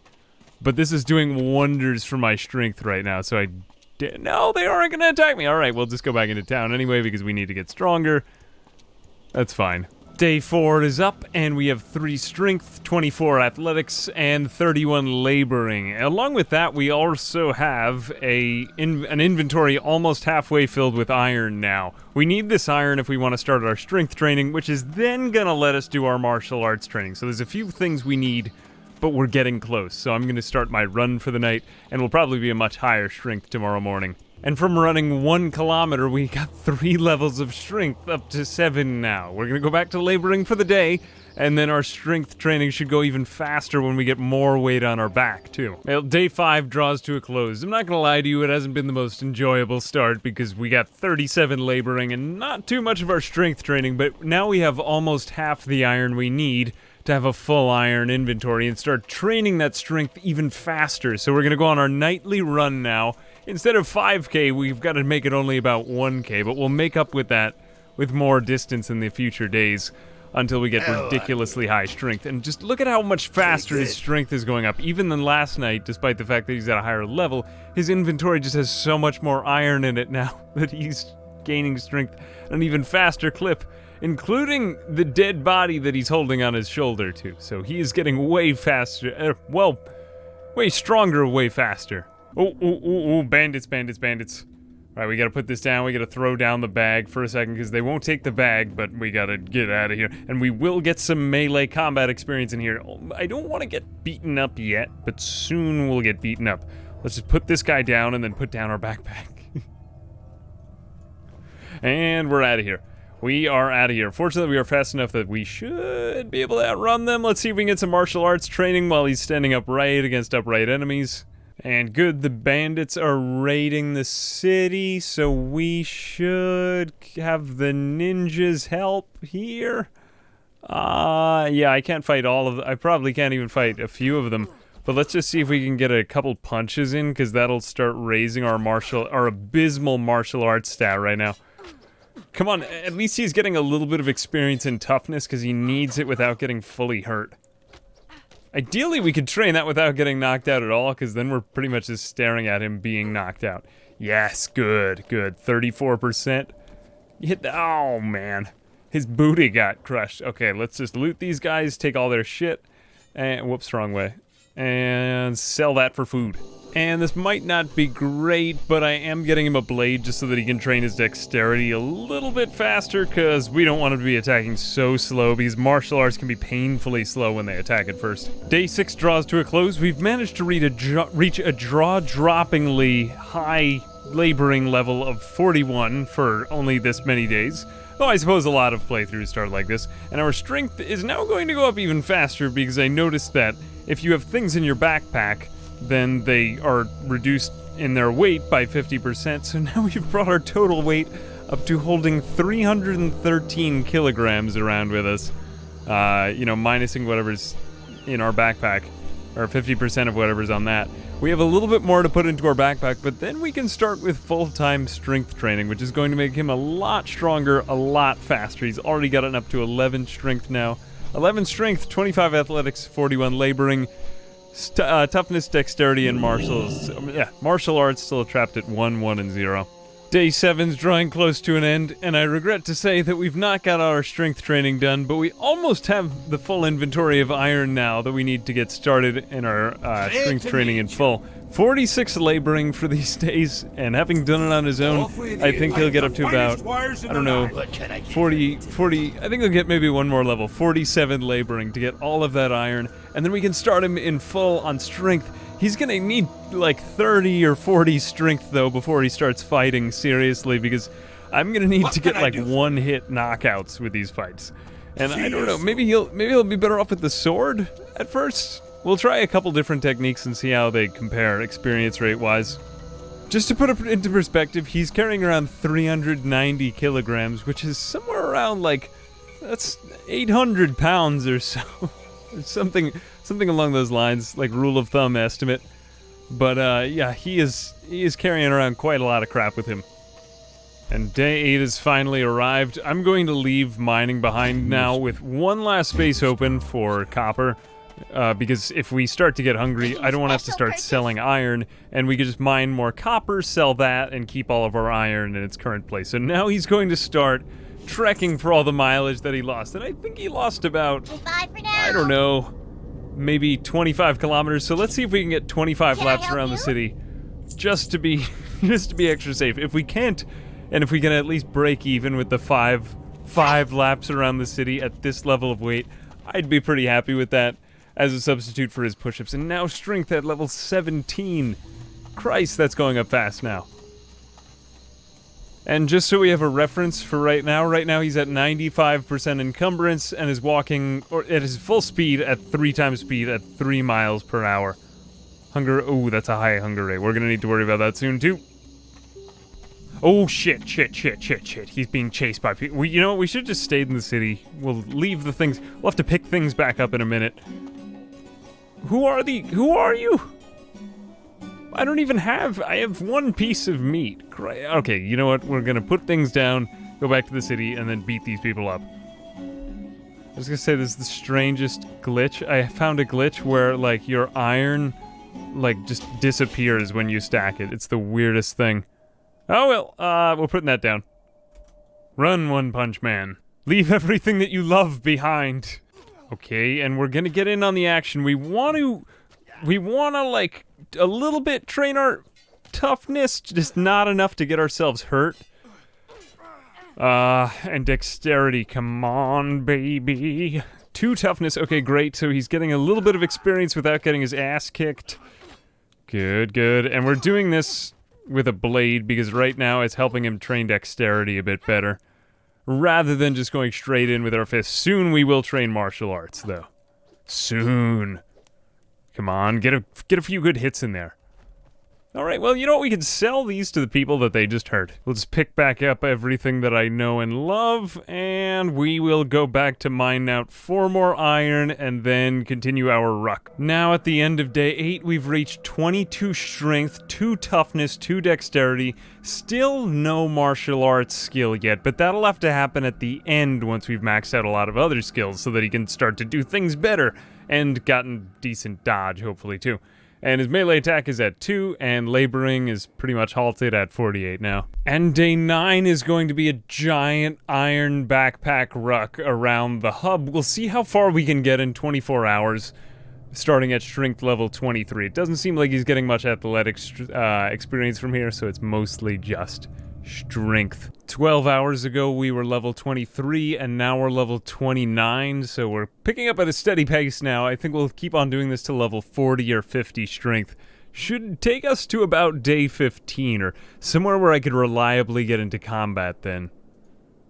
Less than 24 hours. It's not even the time that I checked on the previous day, and he's already 10 levels of strength higher. I'm gonna continue this through the next day just to see how much it slows down. Well, this is strange. Randomly, while I was running around, I got attacked by a dust bandit in town, which is not particularly smart of him. So I'm going to put down everything of mine. Good, and now let's run away to a nearby spot, out of my way, and he's gonna try to cut my head off, but I fortunately just want to get beaten up by him, or at least get a chance to do so. You still can't catch me because you're dumb. You are dumb. Let me put down this person. Oh, I got hit. Damn, in the stomach, and in the right leg. Don't like that. Let's go, come on, you're part of my training, man. I gotta get knocked around somehow. Please defend me, guards. Please. Okay, great. Okay, now let's see if can we get a couple hits on him? We need to train these other stats. They're really important. Really important. In like a safe place where I can't get so badly murdered. Hey, that's my body. They're probably just gonna throw him out of the bar. Alright, well, we got melee defense up. We need the dodge up more. But he got his toughness up too, that's good. And we're getting attacked again by more dust bandits. It seems as if they were back here. I need to get back to the guards. Guards! My chest is caving in, but fortunately ooh, no, that's not good. Fortunately, this is training my toughness, so as long as they don't continue to hit me in the chest and just hit me somewhere else, I should survive. I hope. Oh, he punched me. That was not fair. Okay, let's go back there. And, ooh, 4 toughness. Okay, you know, we need these, like, very trivial fights for a little bit longer until we can... Please don't knock me out. Please don't knock me... I don't want to be knocked out, though. Okay, I'm just gonna run around in a circle. Good. Good. Okay, let me medic. Oh, I don't have a... Oh, I used up all my... Oh, wait, no, they're in my backpack. Well, never mind. That's fine. Let's just hit him without provocation. Nope. Nope. Good. Please don't get hit in the chest, me. Yeah, that's fine. You know what? The collision is throwing me off here. Let's just go back to the backpack and clean up. Okay, 11 days or 10 days over, and now we've reached strength 40, toughness 4, dexterity 3, and so on and so forth. I'm going to put down this dead body and go to sleep to recover for a little bit longer, and then we're going to start chasing bandits to this town so that we can then start getting ourselves beat up and hopefully train our dodge and a little bit more dexterity, and then we'll actually start digging in with martial arts, because only once I've got those things trained up a bit more will I start to... No, don't put her in bed. She's dead. She is, right? Is she dead? She's dead. Okay, great. So then I'll sleep. No, that was mine. Oh, well, that ass, though. Everybody in this game got that ass. Alright, let's just heal up and then get our asses kicked a bit. And don't forget, we'll need plastic surgery, too. Alright, since the ninja guards don't seem to want to take dead bodies out of beds, I'm just lying next to... It's not necrophilia. It's just, yeah, it's basically necrophilia at this point. This is a dead body I'm sleeping next to. But you know what? We're 69ing, so that maybe that's... I don't know what I'm saying. Anyway, strength training begins tomorrow. Okay, now we've been again a new quest on day 11 to start to train up our actual combat skills. We've got great strength, and our laboring didn't really matter, but it got us to this point. So now we're just going to continue to train strength so we become more and more superhuman, and hopefully find some bandits around here to chase back here, and then progressively as we go along, we'll be able to contribute more and more to fights, and then head back into town. And, or actually, you know what? I could probably just piss off the Holy Nation if I went in that direction. Yeah, let's head up there. Screw it. Okay, and we managed to piss off some dust bandits. Not exactly the choice enemies I would have picked, but, you know, I can always come right back here and steal their stuff. So we've got this. We are gonna have a long way to run. Where's Saitama? Is he, I am not particularly fast yet. I'm gonna oh, you know what? We're gonna need to drop off some of this iron on the ground. Raw iron doesn't really make you faster, so we'll do that. Fortunately, it stacks up in this very conspicuous pattern, and then we will go back to town. Great! Now you're right in step with them. We're actually slightly faster than we can go back to the hub, beat up some dust bandits, or get beat up, hopefully not our limbs chopped off, and then we'll be hopefully better. Holy shit, that's a lot of them, though. I like how this happened. Only one of them decided to come here and the others just abandoned him. So we're going to go into the bar, fight this one guy, and then we'll probably pick them off one by one to slowly gain up our toughness, dexterity, and so on and so forth. Run into the bar where we will be defended by people more powerful than us. Let's also attack him. Let's just, come on, get one hit in there. Good, train something if you can. And... good, a little bit on our dexterity. Actually, I'm getting a lot of hits in there. You know what? There we go, there we go. Get the dexterity up. We'll probably try to get a better blade if we can, because this one's meant for, like, assassination. Yes! What did he have? And he was the boss, too. He's gonna be the best among them. He had a horse chopper. Does that have a good attack speed? Guessing that's not as good as mine, so we'll just leave it. But we can sell these things. I also bought a generator core, since these things are even heavier than a lot of the iron, so it's going to speed up this strength training even more. Do we have enough cats now to buy What else did he have? He had a guardless katana. Ah, that's really expensive though, so we won't be able to get it right now. But this is very important. And we're just going to bring back more Death Bandits in the exact same way to farm their own XP. I think we'll stop at this bar over here though, because they... Oh wow, their ninjas are... Oh, why didn't I see this before? As long as we don't get overwhelmed with these ninjas, we'll do it. And it looks like they're winning by a lot. Come on, Saitama. Let's get dexterous. Let's get dexterous, man. Good job, good job. Let's get even more dexterous over here, One Punch Man. Or One Sword Man right now. He still looks drunk in combat, but that's fine. A little bit longer. Holy shit, this barman and the ninja are so badass over here. And more things to cheese. As the bandits get up, we can continue training our skills against them, so we'll just use whatever we've got. And, ooh, they are not. Okay, well, we can manually... Ooh, they are all getting up. It's like zombies. Let's switch back out to our other you know what, screw it. Let's just... The ninjas are gonna save us anyway, so we should be... Ooh. Alright, they didn't stand a chance. And by selling all of the goods on the dust bandits that we just found over there, I'm going to carry back some of the... I'll carry back my wooden backpack. I'll leave the corpse, but I'm gonna get a guardless katana now. Okay, we're buying the guardless katana, which I believe is supposed to be a far better weapon than what we've currently got. I'm gonna sell back the ninja blade, and this is gonna help him train his dexterity. I'm hoping just a bit faster. Let's go back there to... No, wrong way, not stack, but... We're gonna head along here, get that iron again, and just continue fighting. And believe it or not, I think that my backpack just despawned, so I'm just going to start fighting dust bandits, because we have enough strength to last us forever anyway, so it doesn't make a difference. Let's just start fighting these people for no reason. Yep. I can just manually evade everything that you do. Ooh, maybe. I thought you with a broken leg you would be weaker than that.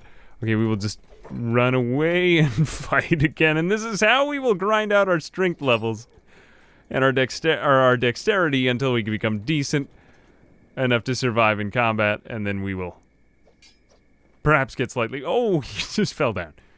Very well then.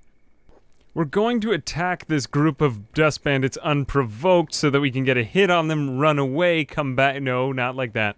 And then once we get them into one-on-one fighting, we'll slowly cheese that tactic again until we have decent dexterity, and then we can finally start to train more of our defenses once we have really good offense. Oh, you're all just going to go back to camp. That's also fine as well. Oh, I wish I had the first hit on... Well, that's why we need to do this. And good, get a hit and run away, and then evade, so dodge, no. And then get a hit, and then run away for a little way. Well, that's okay. Getting hit is okay, but just not so badly. Let's go somewhere safe, and then do this again, and get you all beat up at the... But no, the bar is a great place with flowers in it. Come on inside to your doom. And yes, we are just going to cheese this until we get a decent enough dexterity level that we can... hopefully survive on our own. Once we can start fighting groups of hungry bandits on our own, like with the katana, and then just cheese out our dexterity stat way more, then I'll start fighting like a man. This man died thinking he was a cat. And day 12 has begun. We are now at toughness 5, dexterity 5. Who gives a crap about our other stats, because these are the ones we need to do now, as soon as we can get this...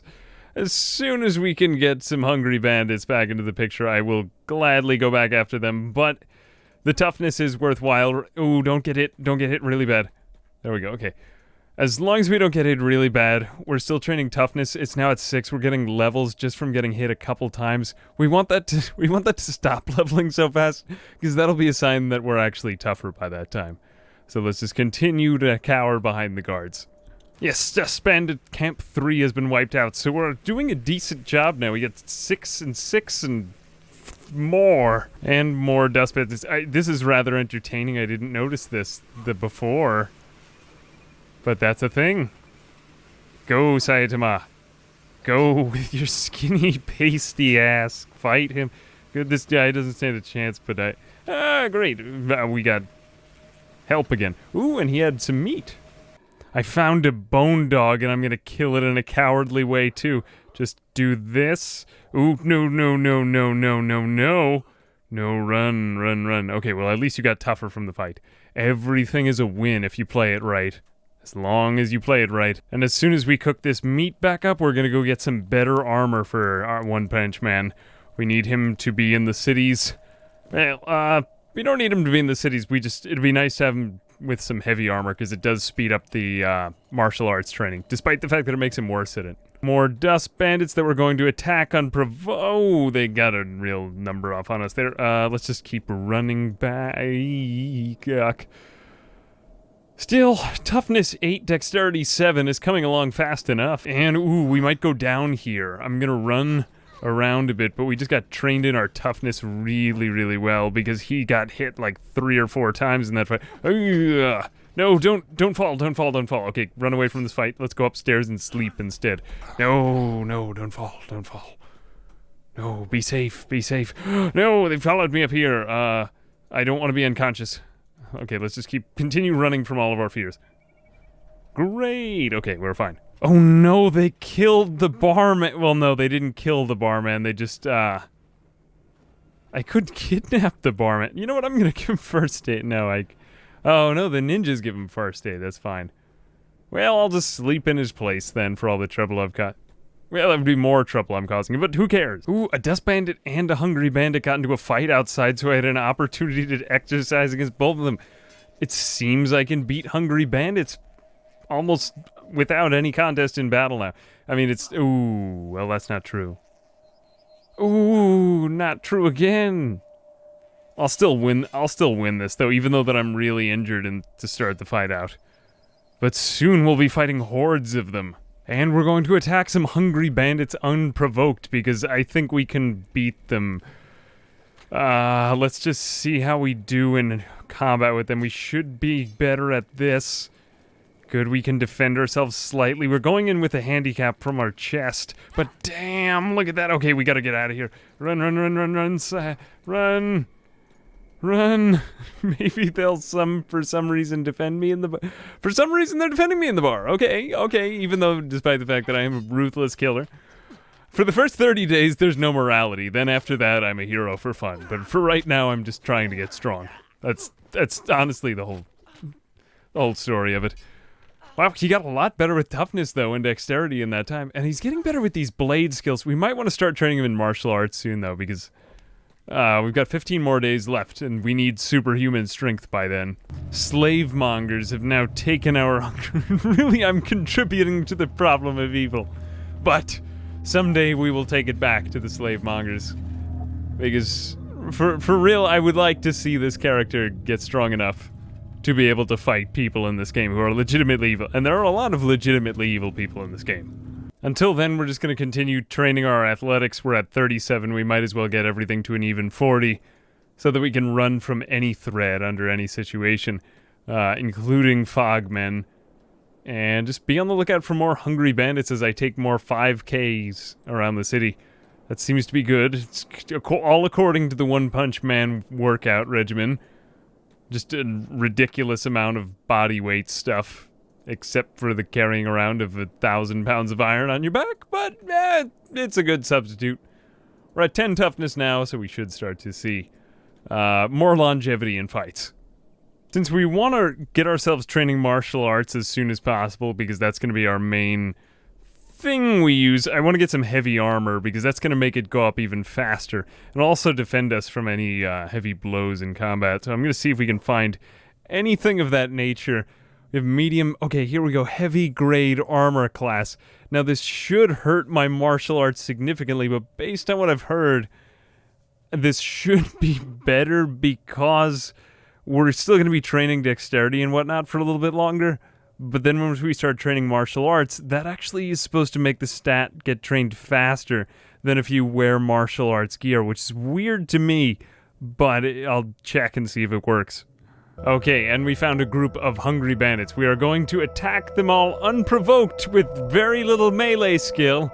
Now at the end of day 13, we're gonna get our shit pushed in. Maybe not time to try martial arts just yet. Yeah, you know what? I liked having a sword. Let's have a sword just a little bit longer before we do this. Let's put on the... You know what? We'll put on the heavy armor. That's fine. Yeah, this looks safe.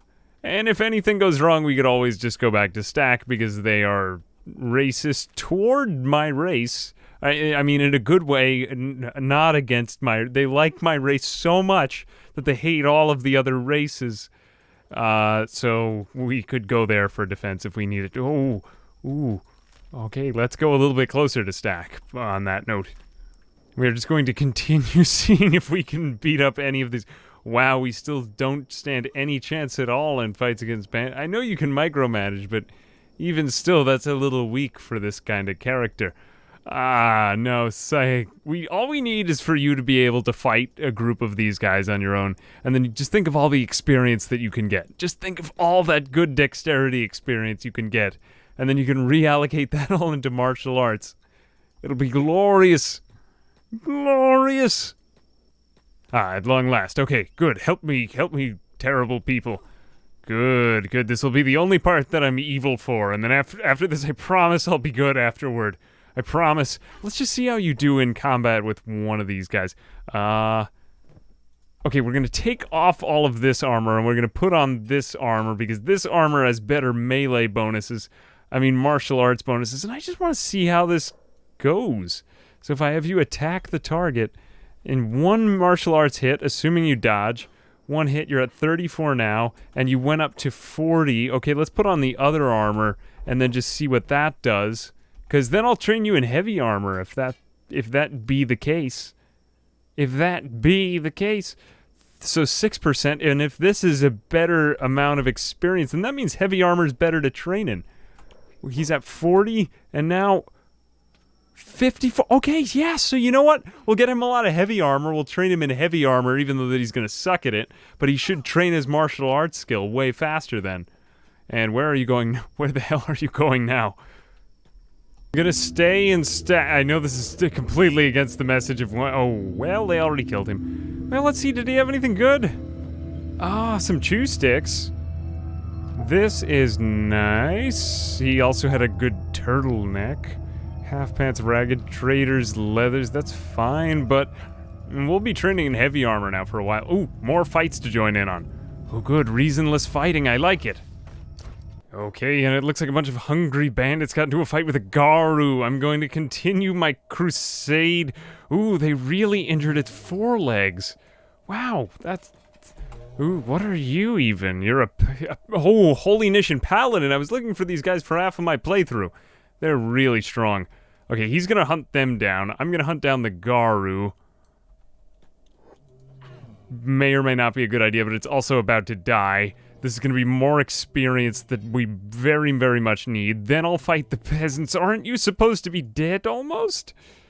Christ. I don't want to micromanage it. I might have to micromanage it, though. Come on, get its chest. Get it in the chest. Fortunately, our heavy armor is defending us here. This is going to make us so much more powerful, though. Oh, yeah. Get it, boy. Get it. Get it. Great job. Now let's hurt these defenseless, hungry bandits, because they're not full. Whatever they are. They're going to make me stronger so that I can then defend the world from evil. Ooh, day 14, almost night. Well, oh, wow. Here's a great opportunity. Hungry bandits and Garu. If we could somehow get them to aggro each other, that would be a lot of loot. But I'm just gonna try to... Ooh, and another group of hungry bandits right behind them. Let's go here. I'm almost fully recovered from the last horrible fight. And let's see if we can fight one gunless if they start facing off against each other. No, they aren't. They are fighting the dust bandits, but we should be able to get this one group before they... Come on, I'm gonna attack you all. Okay? And go. Now, even if we get beat up, we shouldn't die, and ooh, that's a lot of people. That's a lot of people, though. Ooh, my left arm isn't doing so... Okay, never mind. I take it back. I take it back. Let's just stay in the fight and get some cheap hits, and then we'll have to continue training up toughness. My god, people are so strong in numbers. Okay, running. Well, we can always patch up our left arm, even if that doesn't go so well, because it's rare for this arm to do so bad. And now my left arm is screwed now. As long as we don't lose a leg, we should be okay. I guess this isn't helping my dexterity much. The many trials I had to go through to get better. No. Let's get out of there. Fight. I'm having a lot more fun cheesing the mechanics now, though, because it's... Come on, one-handed... Do it. No. Come on. We can win this. Our stats are starting to climb steadily now, though, in fights. Because of the fact that we're... Okay, I don't want to get it down to 100, because then your arm actually has a chance of falling off. I don't want to lose my arm. Please stop chasing me. And with that, we're just about wrapping up for 14 full days. We have one last day, but I think I'm going to leave it there, because day 30 will probably be the unveiling of One Punch Man. He still does not look like One Punch Man at all, besides the fact that he has a very plain face. But you know what? He made it to 41 strength, 15 toughness, 12 dexterity, and that's the majority of the early work, which is the hardest part to get past. We won't have to think about laboring or strength anymore. Athletics he's fine on, too, because, I mean, speed won't even really characterize his final build.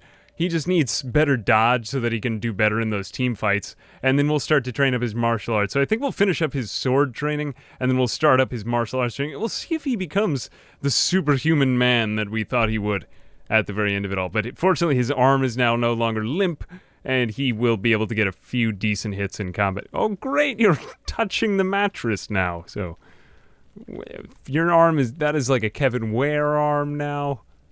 Be careful, man. Okay, we got to get you back training. Anyway, I'll finish up the 30 days of training next time, and then we'll start to get off on our first... Oh, why did I do that? I have to pay another 50 cats for the bed. And we'll finish up our training, and we'll get started on our quest to rid the world of evil next time. Thank you very much for watching. I hope you enjoyed. As always, my name is Ambiguous Amphibian, and I'll see you guys in the next video. Bye-bye.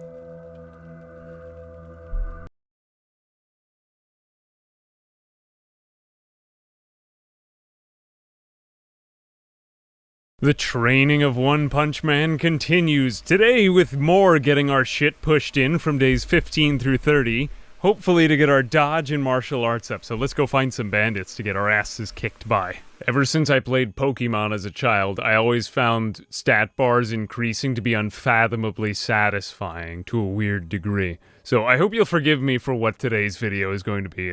I tried to cut out all the boring parts, but it is the greatest stat grind I have ever done. And by the time it's over, I guarantee we are stronger. We're way stronger. And along the way, there are a number of silly anime references as a reward, which I'm beginning to notice about this game.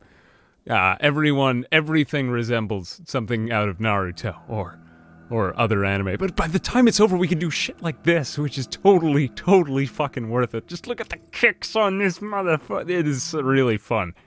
And also the dodges are pretty insane. Like Leaf Hurricane is fucked up. Watch it. Here we go, people that we can fight. Go, One Punch Man, get your shit pushed in. You've got 60. Ooh, no. Well, just as long as you don't die. That's fine. Come on. Oh, good. Oh, great. Taking a hit. How did you fall from that one? You don't even... Oh, your stomach was... Well, that sucks. Alright, get back up soon. Oh, fuck, they took my food. Curse you. Okay, enemies are nearby, but we're playing dead. And did we get the massive Yeah, we got 2 levels of toughness for that, and all we had to pay was our food.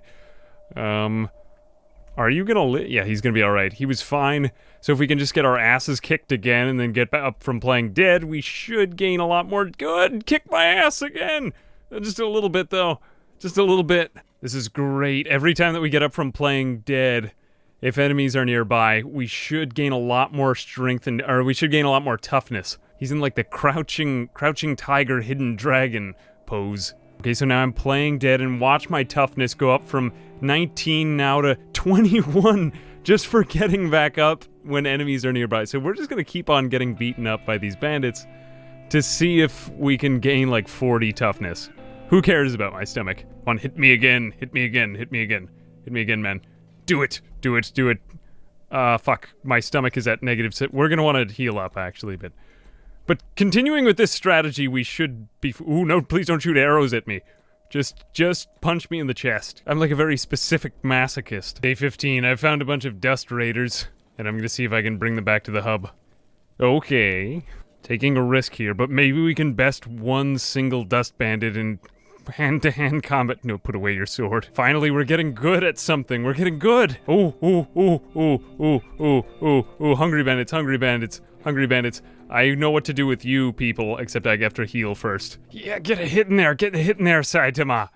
Get a hit in there, One Punch Man. Good, yeah. Okay, great. Oh, this is exactly what except I wish we were closer to town, but... Getting our shit pushed in by weak enemies is ideal. Then we can move on to the bladed people, but we don't want to be getting hit by their attacks. Great job. 15 days, 23 toughness, 13 dexterity, 12 dodge now, and 1 martial arts. Okay, there's a bandit camp over here that I can just continuously farm to have them beat me up. Fortunately, they have some honor in fighting, except for the fact that they all gang up on me. I would rather just limit it to one of you kicking my ass so I could better control how much I get my ass kicked, but this is fine too. Oh fuck, here come your friends. Okay, I've finally gotten it down to 1 dust bandit. We need to just repeat this process for a few days because the other people seem to have forgotten me after chasing for like 3 miles. So great, now we can have good hand-to-hand combat, good man-to-man time. You know, it's like Fight Club. You just gotta find somebody who's willing to punch the shit out of you, and then you just do it every day, and all of a sudden you're a fighting master. Oh yes, I got a hungry bandit. Where did you come? 1 single hungry bandit. Well, I don't want to miss out on the XP gains, but... Hey, you know what? You're not fighting with your fists. This isn't a fair fight, hungry bandit. I was having a good fight here with this dust bandit. You get the fuck out of here. If we find a common enemy, this really is Fight Club. You see, the hungry bandit represents the establishment, and the dust bandit and I, who agreed to fight together, we represent Tyler Durden and Edward Norton and them. You know? Fuck, that's not even fair. You're using a bat. We're just using our hands. I swear, this bandit's gonna die of hunger before we're gonna beat him to death. But he'll die of hunger first. This is the perfect way to train. The fight just goes on and on. Holy cow, I might win this fist fight. We are finally becoming One Punch Man now. We're almost that strong, except our left leg might give out before the rest of his body does. All we need is 1 more arm. He's like Orochimaru in that fight with I don't remember who it was. Oh, the third Hokage. That's who it is. This is who it reminds me of. It's Orochimaru. I totally didn't realize this, but he's completely Orochimaru right now. Hey, fuck, don't sneak up on me. Oh, well, you can hit the other guy. Yeah, it's fine. You know, actually, we're gonna need... Your chest is at -8. Why would you join this? Okay. Just fight a little longer. Okay, we might even push this guy into the river. A fight has never gone on this long, but I'm kind of impressed with Saitama.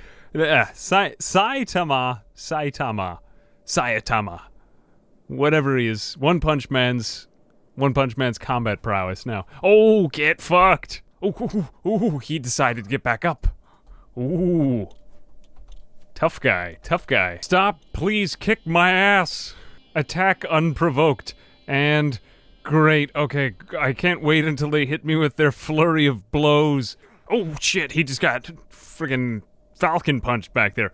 We're gonna go a little bit closer to the city. Not so close that the guards help us out, because I don't want to rely on them anymore. I want to train my toughness, but to the point where I could go back into the city and they might want to come near to the city, because I don't want to lose these bandits. Plus, it's safe for me to play dead here if I get hit in the stomach enough times. Hit me, baby, one more time. My lonely... Fuck, don't take my food. Please don't take my food. That was a line from the... Fuck, no. I needed that. I still have a lot of money, but... Whatever. Get up. And 28 toughness. We're just gonna continue to get our asses kicked. Get a little bit more. I don't want to get my ass kicked too bad, but it's okay to get it kinda kicked. Hit me! Oh, fuck. No, not a direwolf. Or whatever. Bone dog. Whatever the hell they are. Fall back to the second gate! Oh, this is perfect. He has only 10 seconds unconscious. He can get back. Well, my stomach also might give out, and I want to make sure that I don't die. But look what happens to our toughness again. We're at 29, 25%. Oh, 31. I mean, it's dangerous to do this, but... Ooh, he's unconscious again. We could do it again. Because we're in a safe spot. Yes! Oh, 34 toughness. We are gonna farm the toughness like this. Okay, now we can summon the ninja guard and have them help us. As long as my stomach doesn't get too bad, I should get slightly better at dodge and everything else from this. Oh, fuck no, bud.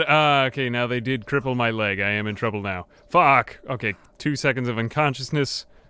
We'll just wait till there's like one left, then we'll stop playing dead. Maybe more ninja guards will come around. Fortunately, they can't do shit to the ninja guards, and it looks like I'm gonna get my food back, too. Ooh, I forgot to stop playing dead in time. Oh well, day 16's over. We're finally getting some dodge skill. Please kick my ass again. Good, but only one of you. Only this guy. Nobody else. Nobody else. Wait, stay with me. Stay with me. Stay with me, man. Okay, let's fight to the death. More ass kicking. Ooh, I finally am starting to get hits on him. Wow. Okay, this dust bandit has been trapped here by bad pathing, so he can't even really make his way back home, but our leg is healed up and we can just keep on getting up from playing dead. To watch our toughness, it's at 36 and 42%. Now 37 and 43%, so we're gaining 1 level of toughness for each time we get back up. We're gonna see if we can get back to just getting our asses kicked a few more times until we're on the brink of dying, and then we'll be way stronger. Hit me again, hit me again. Good, good, good. Just don't knock off my limbs. I need those. Ooh, and it looks like he had a run-in with some hungry bandits, so we're fine. Yeah, he is just stuck here patrolling for some reason. And it looks like we're gonna be okay. We just have to get out of here. Well, this is odd. The dust bandits have actually been hunted down by enough hungry bandits that there are now no more dust bandits remaining. So I can use their beds in the wild instead of having to go to that hotel every night. Are you... Fuck! I got my foods. I did not see that. Okay, well, we didn't need food as much as we needed a bed. Day 17 draws to a close. My training has been long and hard, but I have toughness 38, dexterity 19, dodge 25 now, and martial arts 10. Maybe today I'll start to see some wins in these fights. Keep soldiering on, One Punch Man. This dust bandit's the only one left. He's all alone, so he's going to sit in a fire. You have your hand in the fire, man. At least you're a Shek. That's kind of baller. Damn, that was a lot of time. I mean, I don't feel great about being stuck in a recovery coma on top of a hill, but there is a high volume of fights that you can take advantage of down here, and it seems like the dust bandits are starting to get better, but this might be a good group to go after once I'm fully healed up. Ooh, getting attacked! Day 18 draws to a close. I'm fighting the bowman instead, because oh no, you had a weapon? Well, F you. F you. Your chest is about to cave in anyway. Hopefully we'll be able to kick his chest in before he incapacitates me. Otherwise I'll just gain toughness, but I want him to be dead so that I can use their outpost to my own advantage, because I want to sleep here instead. Oh no, ass. Fuck. I can't get away from this one. Oh, you hit each other. Fuck, you're gonna kill me. Okay, that's fine, you know, I'll just gain more toughness. Oh, don't take my shit. They took my shit. And I got the shit beat out of me again. Come on, One Punch Man, limp your way to strength. Day 19 draws to a close. Some hungry bandits picked a fight with some goats, and it looks like the goats might win. I will also say this, the reason why all my stats are ass is because training in armor is supposed to give you better XP gains for martial arts, so it's kind of like training in like a weight vest, as some of you guys have been saying. If I train in shittier gear, it makes my experience go up faster, and then once we're finally good at it, we'll put on good gear so that we can finally be good at martial arts, but we won't need as much XP gains once we get to that point. Day 19 has ended. 43 toughness, 20 dexterity, 11 martial arts, 30 dodge, and 55 athletics. Let's ask the dust bandits for another fight. Okay, me and the same guy are gonna fight again, just like we did before. Let's see who's stronger now. Well, actually, his stats are going up too, so I suppose I'll still lose, but we'll just try not to get our legs destroyed this time, because that made it take extra long. Oh shit, we're getting some hits in on this motherfucker. Okay, great. This It's not completely one-sided. Yes, one punch. You're one kick man right now. You're kicking him in the chest, but nonetheless, it's still a good thing. Yeah, get it, get him, kick him in the chest, man. Kick him in the chest. Almost there. We might win a fight. Yeah, we kicked him in the chest for the win, man. Oh, jeez, you don't know how good that feels. Okay, I'm gonna loot him, and I'm just gonna take all of his shit, and I'll probably... Great. Oh, no, he wouldn't let me take it away from him. I just want to take your melee weapon so that the next fight I can get more experience is all. That's it. I'll take away that, too. You can leave on your armor. I think that'll actually help me. Let's just de-arm all the dust bandits. That's going to train us up to way better martial arts. Now for the next one, we just have to keep on fighting the dust bandits until we get them all de-armed. This guy will probably beat me, but I think his weapon is kind of... Nah, is it slow? Hey, I'm just getting lucky right now. We are gonna have to get beaten up a few more times before we get stronger. I've lured this guy right where I want him outside the hub, and we're gonna use him to gain the last of our toughness. And we'll just continue fighting until we... Oh, well, I'm perfectly fine to stay unconscious here, because it's really unlikely that our enemy will overwhelm these shinobi ninja guards. Just look at how powerful they are. Oh, I take that back. Well, there's still more. Somewhere. Aha, day 21, and there's finally been a boon for our hero. And now we're going to unprovokedly attack these hungry... Are they even going to support each other? They're running to something. I don't know what that guy's going to, but... Certainly we'll win this fight, because we're actually stronger than a lot of people now, and he seems to be getting most of his hits, like on the chest or somewhere focused and concentrated, so he should be able to put him down quickly. Good. Okay, now the ultimate test. Can we kill some goats? Goats are fairly strong compared to the, a lay person, so we need to be cautious, but good, he's got, ooh, no, we will not be able to kill goats. I have gotten murdered brutally by goats many times before. The one beautiful part about training against herbivores is that they won't kill you if they do knock you out. They will not devour you like bone dogs will. So they are a good enemy to train against. God, it's like watching a police chase or something.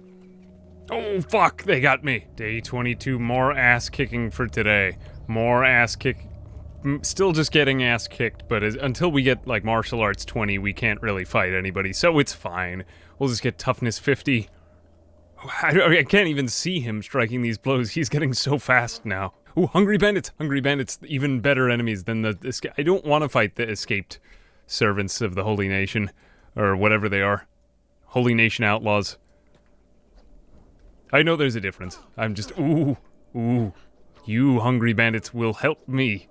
Thank God we're finally starting to get some hits in. I think, I'd like to get him to the point where he can just, like, solo a group of hungry bandits, and then he'll start grinding experience that way, and it won't take as long for him to heal up between each one, and then we'll finally be on the road to becoming a stronger One Punch Man. Oh, the shame that forged One Punch Man into the most powerful human being! Why do all the bandits run this way? But, I mean, it still just gives me a chance to... Okay, there we go. Great. Hungry bandits are the ideal enemy. There you go. You gotta walk before you can run. Yes, we won a fight! We won a fight against 2 bandits. That's weird. Shouldn't be happening, but... I guess as we're getting better in this armor, we'll slowly start to switch into the better gear, but for right now we still need the experience too badly. More people to get beaten up by. Please take out the ranged guy first, though. I do not want to be getting hit with that. No. Ooh, that's bad. That's bad. He got hit in the chest really hard.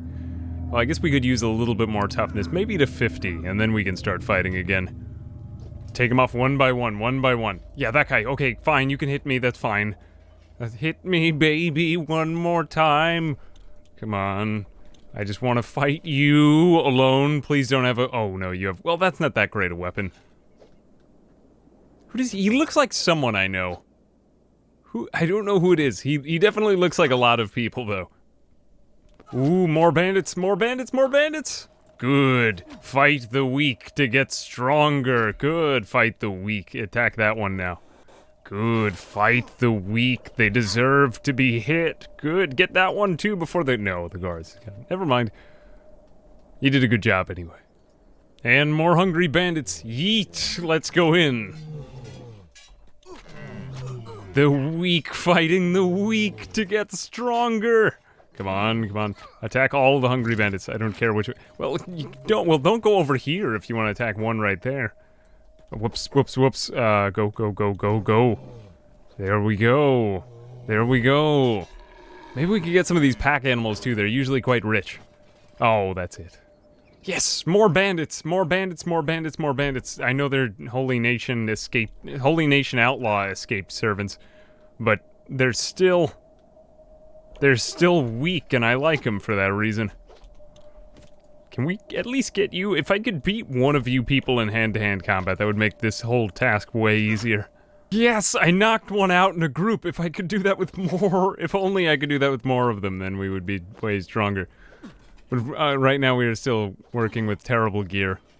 I wonder what would happen if we gave him decent gear. I should test some out soon. Day 23 draws to a close. Now we need to start soloing groups of hungry bandits or escaped Holy Nation servants. If we... or Holy Nation, whatever, I cannot say their name.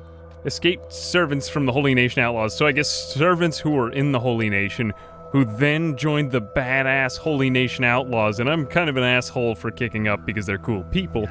But they're also starving and they don't have very strong weapons, so we need to fight them. Ooh, that guy's got a freaking crossbow. Not so great, but we're still training toughness. We're at 51 and counting on everything else. And good, we got one of them. Good, fuck. Get somebody, no, ooh, man. Hungry bandits. Hungry bandits. Hungry bandits. I love you so much. You are such great enemies. Fuck. Please don't hit me again. I'm getting so good at dodging everything, but not enough at martial arts. It's gonna be a little while longer till he gets stronger. Okay, we've been beaten up for one of the last times. We're normal again. Good. Just keep getting back up. It's training your toughness. Now, did we lose most of them? Where are the rest of the hungry bandits? Oh, fuck, they attacked me in bed. They attacked me in bed? I think I'm very good against enemies. I mean, obviously in this fight I'm gonna lose because I'm already at really bad, like, chest strength. But I think he'll do well in one-on-one combat against enemies. He may still have trouble with dealing with a lot of them at once. But Jesus Christ, is he good? Is he good at dodging now? He's 39 dodge, which is pretty crazy. Martial arts 20, which is when it starts getting decent if we put on some decent gear. And then after that, I guess we'll just keep on going up with the strength because we need to get better blows on enemies. A lot of enemies are, they've got like armor or something, and I don't seem to be able to penetrate it for my hits. Not with fists alone, anyway. Ooh, a bunch of them attacked me in my bed. Don't know what to say to that, but we're starting... I just went through the floor. That guy's blinking in and out of existence. Wow. Wish I had that power, but, we need to get somewhere more advantageous for this. There we go. Okay, now we get... That guy's flying. I wish I had that power, too. Okay, attack all of these bandits. Fortunately, the bandits are just coming to me at this point for no reason. And that is interesting. Kenshi has such great physics. That's amazing. That's amazing. I love this game. I love this game so much. That's great. It's like performance art or interpretive dance or advanced sculpture. Now for my first move of justice. The slave mongers are going to try to enslave the people that I just knocked out, so I'm going to use the ninja to help defend me. They do have blunt weapons, so they're not terrible enemies, though they're very well armored, and I don't like that. So they're strong ones, but this could be the first kind thing I ever do, rather than just beating up random innocent people. Please save me! Please save me, ninja guards. Please. Otherwise I will die and get enslaved. Please? Oh no, the bone dog is after me too. It went to the effort of coming up the okay, we're going to people who actually like me. We're going back to the hub. And look at how much further we've come. We're actually getting hits in combat. All we need now is 99 dodge so that no one can ever hit me, because this is still not the superhuman level of strength I wished for, but he's pretty good in combat on his own, I gotta say. We're also gonna get attacked by nomads. They're much stronger than me, so they should give me plenty of experience in getting my ass kicked. Not sure how much more we needed at this point. My toughness, is it really going up that much more? Otherwise we might switch out to some actual melee combat gear. Actually, you know what? Screw it, I'm running from this fight. No longer will I fight this fight. I'm gonna train some decent martial arts now and win a couple of fights. Ooh, shitload of hungry bandits here. Let's fight them. How does he hold up against a lot? Because he should be able to outmatch any one of these guys in single mortal combat, but I think as a group, even with faster dodge, he's still at his disadvantage until he gets to a way higher level. He's gonna need to do a bit more grinding. But Christ, look at how good he is at dodging now. I mean, he's not going to be taking any damage soon. Very, very soon. And the last group, please be the last group of hungry bandits. We are in such good health, I could see this going really well. His dodge is going up by about 1% a second as he does this. He's getting hit occasionally, but I think if he changed into better gear, he might stand a chance against groups this big. Still, even with the faster dodge, the main issue is just the fact that he can't even get a chance to get a hit in. He needs each hit to be a one-hit kill on these guys if he wants to do better in combat. Look at how good he is at dodging now, though. That's crazy. That's crazy. And he's starting to take... Okay, he's getting closer to being able to solo this type of combat. He took down one of the bandits, and then it's going to be like the power rule. He'll get way stronger from there, though. There we go. He got 2. Okay, he's getting faster. His dexterity is going to go up soon as well. Yeah, he got a piss beat out of him again, but... Oh, no! Oh, well, it's fine. The strength goes up. The strength goes up. 25 days, 41 strength, 59 toughness, 29 dexterity. The one that's amazed me is the 45 dodge. He dodges practically everything in combat now. It's just because he can't get a chance to get a hit in that he's still not knocking enemies out, and it's the main reason why he hasn't been able to train martial arts yet. But it goes in this order: toughness, dodge, then I guess it's all like the defensive stuff before the offensive stuff. So he needs to be able to take a hit, then he can dodge hits gradually, and then he'll start to get better at hitting, and then he'll start to get better at fast hitting, and then he'll get better at knocking people out with one punch. That'll be the final thing to come, but it's awesome now. It's getting awesome, I should say. Wow, you know what? The escaped Holy Nation outlaw servants are really nice because they actually heal you when they kill you. Like, when they knock you out, they will heal you, and I don't think that they even attack. Oh no, they do attack me. Well, we'll just use them for more toughness anyway. They're pretty nice people. Yes, yes. Just how I like it. Good, good, good. Just don't get hit in the head anymore, please. Oh, they're healing me too. That's so nice of them. That is so nice.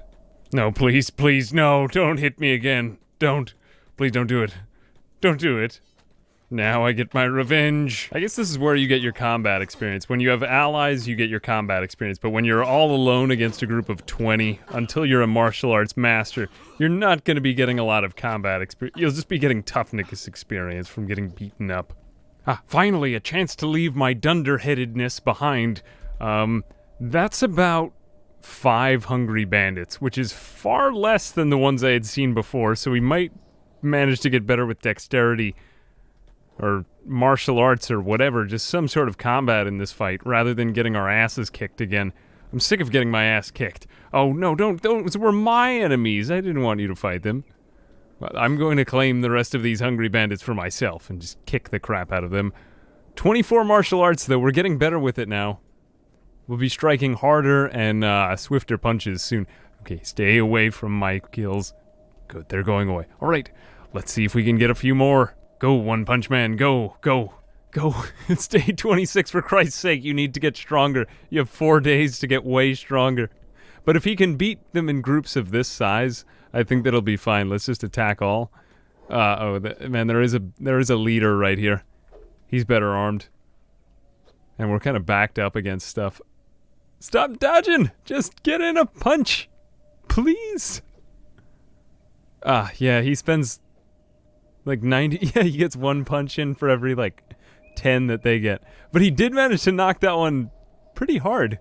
I'll say this, and what I might do with him after the 30 days are up, because he's so good at dodging and he can put up a fight so well, I might see if I could get him to join a war or something like that. Because if he had a few allies on his side and he were fighting, he'd start to get a lot more combat experience than he's had a chance to get.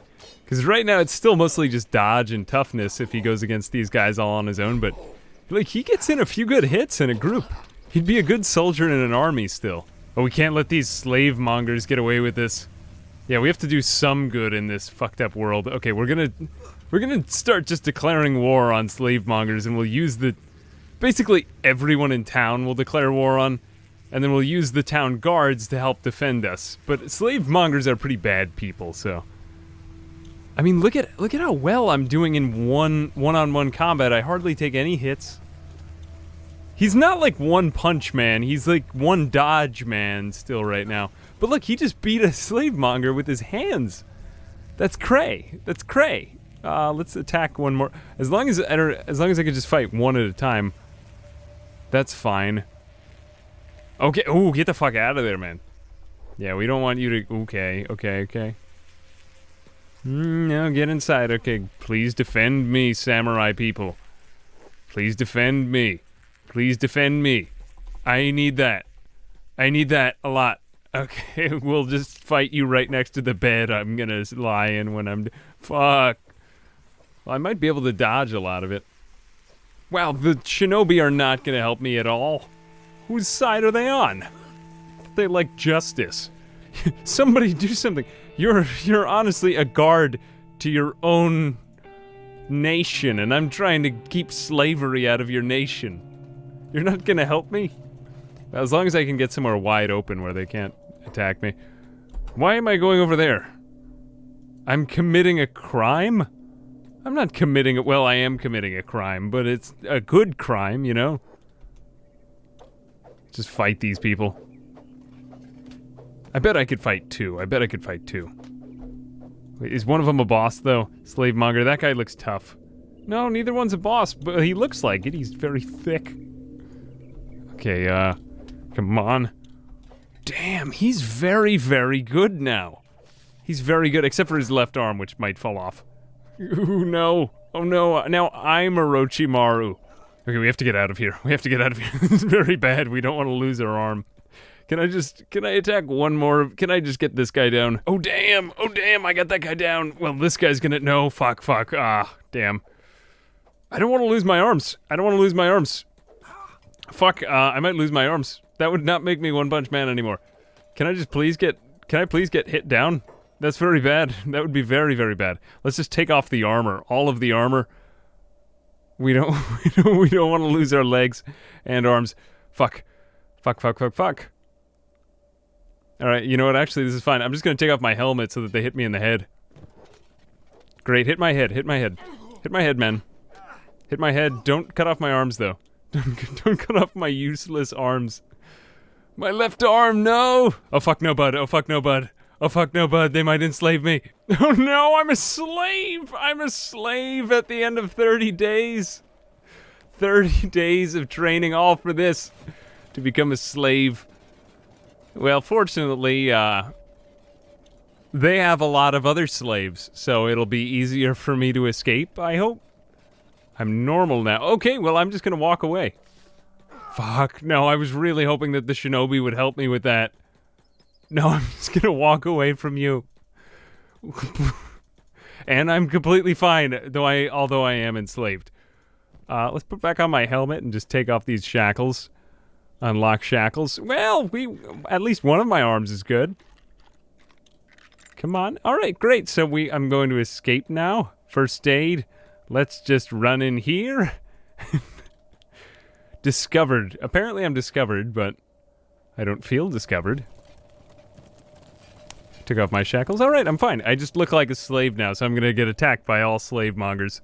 Fuck. Okay, we escaped slavery, and now all we lost were our shoes, but it's okay. For some reason. We're gonna make it through this. Ah. Okay, we are finally stronger now. It's been 28 days, or 27 days, but all we need to do now is find this man a war. He's good enough at... Well, he's not good enough at dodging. God damn it, I was just about to say you were good at dodging. Can you be good at something when my narrative calls for it? God damn it. But, you know, he's decent at dodging, considering all the attacks he's getting hit at him right now. But when he does get better at that, we can finally get some martial arts training. Christ's sake. More bandits, more training, more fun. I'll say this, he dodges almost everything now. It's like a Bruce Lee film. It's insane. Like, this guy is not taking any hits. He used to take all of these hits, but now he's getting in... This is what we need him to do. He needs to dodge everything, get in one really good hit, and then dodge everything again for a while. That's the only way that he can survive as One Punch Man. Oh shit, he's getting like, he survived in that combat for so long. For so long, he did. He'll be really good when he does get good. And get good he will. Get good he will. All we need is our stomach to recover. Good, stay near the hub, stay near the hub. If we could only attract them nearer to it without having to fight them. Let's try to do that. Ooh. Whoops. Cripple versus cripple, cripple versus cripple. Come on, cripple. My cripple will beat yours. And... no! Yes! Yeah! Lose your arm to... Did I tear off his arm? Oh my god, I tore off his arm with my arm! Wow! I'm finally getting powerful! Oh, I mean, it's not good, but it's powerful. It's one punch. It's one punch to taking off your arm. That's exactly what we're looking for in this playthrough. I can't believe he's actually good now. I've waited for so long for this, I didn't think it would come about. But it seems like he's hit this threshold where now they can hardly hit him with any attacks, and he's just going to avoid everything for a long time, then get in one or two jabs, and knocking people out. He's gonna have to get stronger. See, there he goes. He got one guy, threw him to the ground. He's gonna get back up, and we still won't win fights. But this is gonna be how his combats go, that he's just gonna stand in front of them, dodge everything, and then throw in these little jabs that knock people out. He needs to get stronger, though, if he wants to win. Yeah, there he goes. Look, he's getting green. He's so little red now. So little red and way more green. Like, even though there's not a lot of it, proportionally, he's doing a lot more. All of his fights will have to be sped up like this as well. Yeah, and he did get knocked out again. Ah, well. Gotta lose a few more. You can't touch this. You can't touch this. Go, goats. Actually, goats, I don't really need you to. I would prefer that these goats not fight these bandits, but... Are the goats at least weak? No, I do fear goats in this game. You know what? I'm gonna help this poor guy out. Let's attack these goats. Well, it's time to get enslaved again. Let's just go attack these slave mongers because there's no one else around. I went all the way to Squin and back. Not a soul in sight. Only these slave mongers. I can run from them. I just probably don't want it to come down to the very end because then I'll get enslaved. And I don't want to be enslaved. I will probably not beat any of them, though, to be fair. Okay, are we at least gaining a little bit of dodge experience? We are gaining dodge experience. We're fine on that. We're fine on that. We're fine on that. We'll just get down to about half health and then run away. Okay, run away. Let's run forever. Oh, they're faster than... How are they faster than me in all that armor? Oh, no. Oh, no. This is bad. This is bad. Well, fortunately, since... Whoa, that's a lot of green. Fortunately, since they were from out of town, it's not considered a crime, I suppose. Oh, no, the shinobi are fighting me! Oh, that's terrible! That's awful! That is awful. No! Oh, no, no. Oh, no. Where do I even go now? Squin. Squin, we're going to Squin. That's the only place we can go. We'll just head off in that general direction and hope that for some reason they can't kill me. Which they probably will. Yep, they're gonna kill me. Alright, looks like I'm going back to slavery. Oh no, not slavery. Oh, well that's different. No, no, please no slavery. Okay, thank you, great, no slavery for me, thank you very much. That is great. I've had just enough. Just enough slavery for one day. I don't understand why they like slave traders but not hungry people in the hub. I thought it was a good place. Fortunately, we're now so strong, or we're so tough that we can pretty much outlast any hit. We're dodging a shitload too. I mean, we can take people out in 1 or 2 hits. He's getting in 1 or 2 hits every single time that he hits them. And just look at how much more he's dodging. Christ's sake, that's really nice. Ooh, look at all those Garu. I think he's not One Punch Man yet. He may need another 2 weeks or so. And it all depends on the number of hungry bandits we find, because those are by far the best enemies to train against. But I could see him getting really overpowered with this, because he's at 55 dodge right now. He's still got another 45 dodge he could get. And then by that time, he's going to be getting only hits in combat, and he'll start training his martial arts. He'll start attacking faster, and then he'll start attacking with more strength once we train up the strength. And he's going to be one-shotting enemies in combat. But Christ, this is way better than we were before. Oh no, slave mongers, don't get involved here. Please don't get involved here. We're doing good. We're doing good. We're not One Punch Man yet, but we're well on our way. Look at all that green. He does get a few flurries of blows in combat. How many is that? 29 martial. I've never had a character quite this good in martial arts, and he's still in stat degrading clothing too. So once he gets into decent clothing, he's gonna be a friggin' tank. He's may not be strong right now, but he's getting there. Oh shit! Don't take my food, please. Goodbye. Goodbye. I'm gonna heal and then I'll be right back. Look at how good he is. He can one punch people. It's just that he needs it to be one person. And then if he eventually takes out more, he can fight them one at a time, please. Please, just one at a time. But if he does go up against a lot, I guess the sheer numbers will still, like, debilitate him. But all we need to do is find groups of, I don't know, like a few weak enemies, and I think he can solo them now. He's way better than he was at the beginning of the video, though, so I'm feeling gratified in this. Yeah, this guy is turning into a kung fu movie. That is nice. Look at that. Oh, yeah. It's like a Bruce Lee scene when the guys all jumped on him one at a time instead of together to make it look like he was actually stronger. Christ, he can win fights. Oh, shit, I've never seen him do this. I'm so outstandingly glad. Yes, you are the chosen one. You are now One Punch Man. Well, like, you're about 10 Punch Man right now, but you are Punch Man in some way.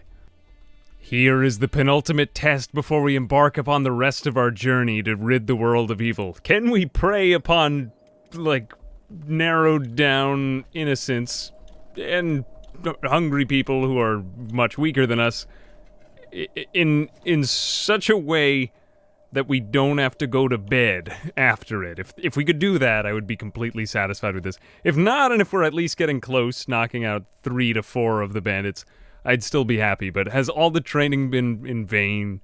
I don't think it's been in vain. Well, let's find out right now. Martial arts 29, dodge 56. We're at the end of day 30. The other ones are irrelevant because he was not going to be using a weapon. 41 strength, 70 toughness, 35 dexterity. I would like more dexterity, and I would like better dodge. I think the only things that'll make a difference at this point are strength, dodge, and martial arts. Strength, dodge, and martial arts, along with toughness, but if he has enough dodge, he won't have to do it. He's doing well in combat, though. Let's just speed up and compare the amount of red and green. That's a good bit of red. I think he's getting kind of unlucky in this fight. I don't know. I mean, a lot of the bandits are kind of hurt. He's making it through. Sure, his left arm might be screwed up, but he's now more Orochimaru. Like, look at him go. He's totally Orochimaru right now. He's at that level. Please don't lose that arm. I do now would have to replace that. But we knocked down one. That means the other ones can't be far behind. Ooh. The dodge. Look at the dodge. That's silly. Can you do it? Can you do it without losing your arm? Please don't lose that arm. I paid a lot for that arm. Please. Please. Okay, I'll speed it up one more time. I think he's only in any real danger at negative 100. If he takes one more hit to the left arm, I'll be nervous, but no, you know what? He's holding in. He's hanging in there. 1 down. Maybe he'll get 1 more. 2 out of 5? I'd call that a success for 30 days of training with negative affecting stat gear on. Yeah. You know what? This guy is like 7 to 10 punch and kick man. Not quite one punch man yet, but he'll have a little bit more training to do before next time. And then he'll be, oh, he got 2. He got 2. And he's not lost his arm yet. Oh shit, he's kicking him in the face. Look, he's starting to win. Oh shit. Oh shit. This is fucking awesome. He's gonna win this fight. Oh shit. Oh shit. Look, he's using his kicks. Ah, he won. He won. I am so good. Okay, he is now he's like 5 kick man. Not 1 punch man yet. 5 kick man.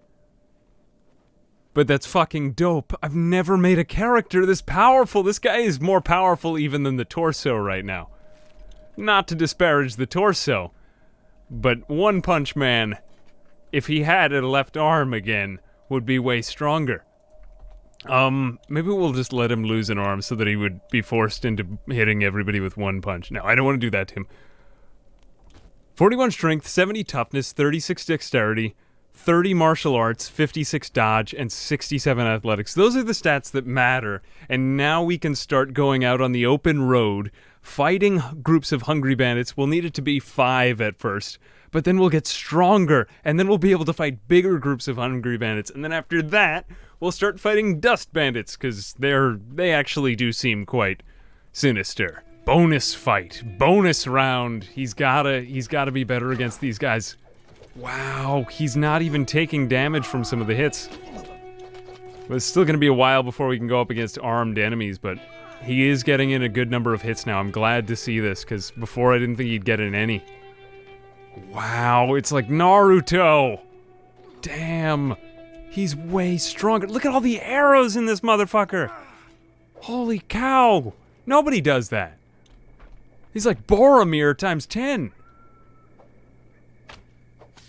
Shit, man, that's badass.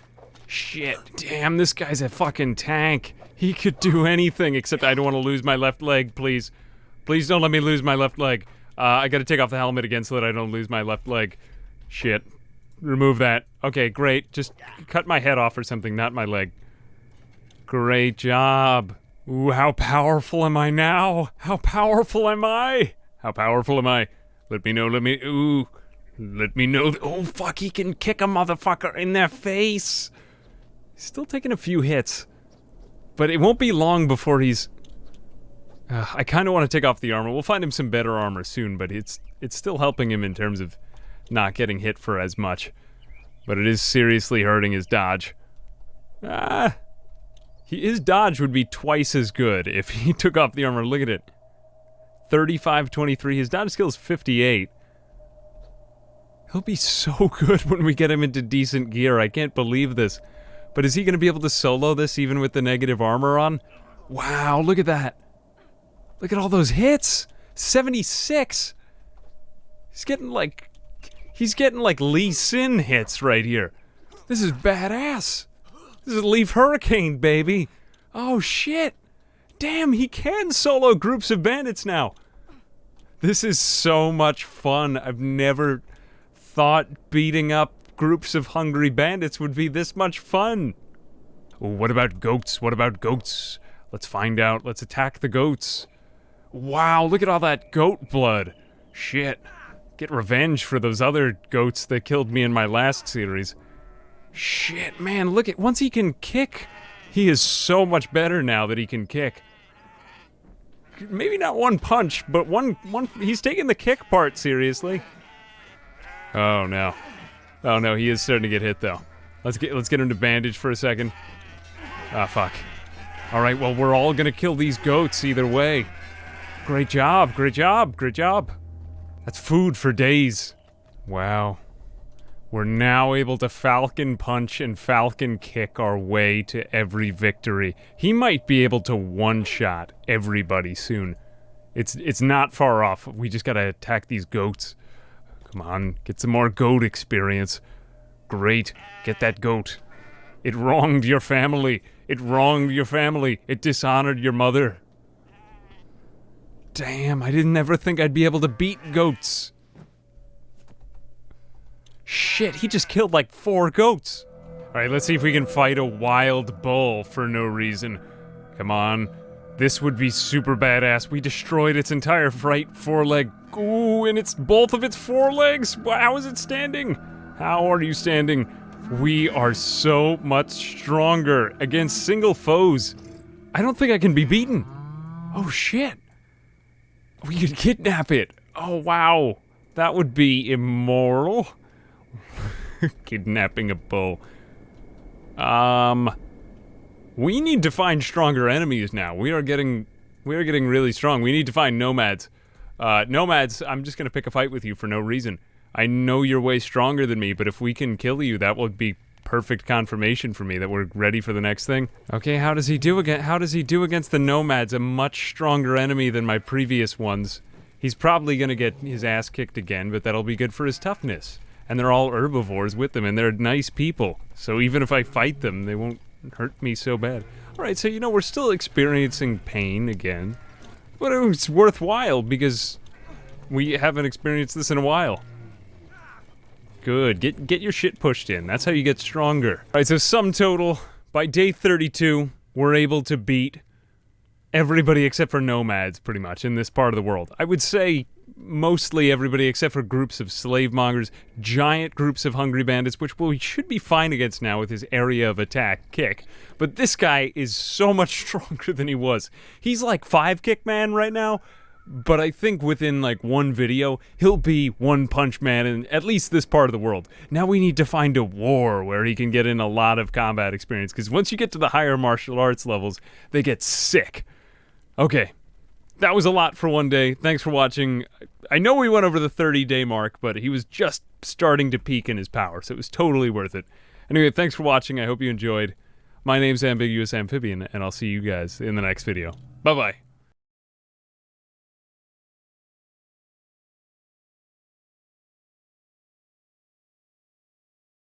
The training of One Punch Man continues today with some massive plastic surgery because we're ugly.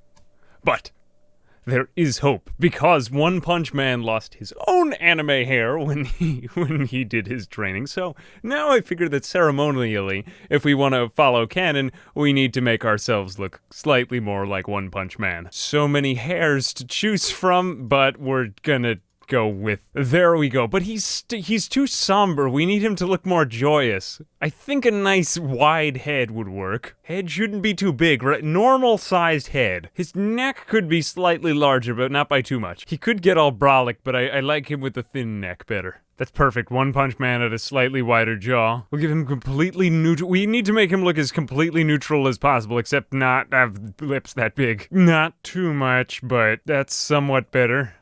That's okay, no. He's starting to look more normal. No. It's weird because anime characters don't have noses, but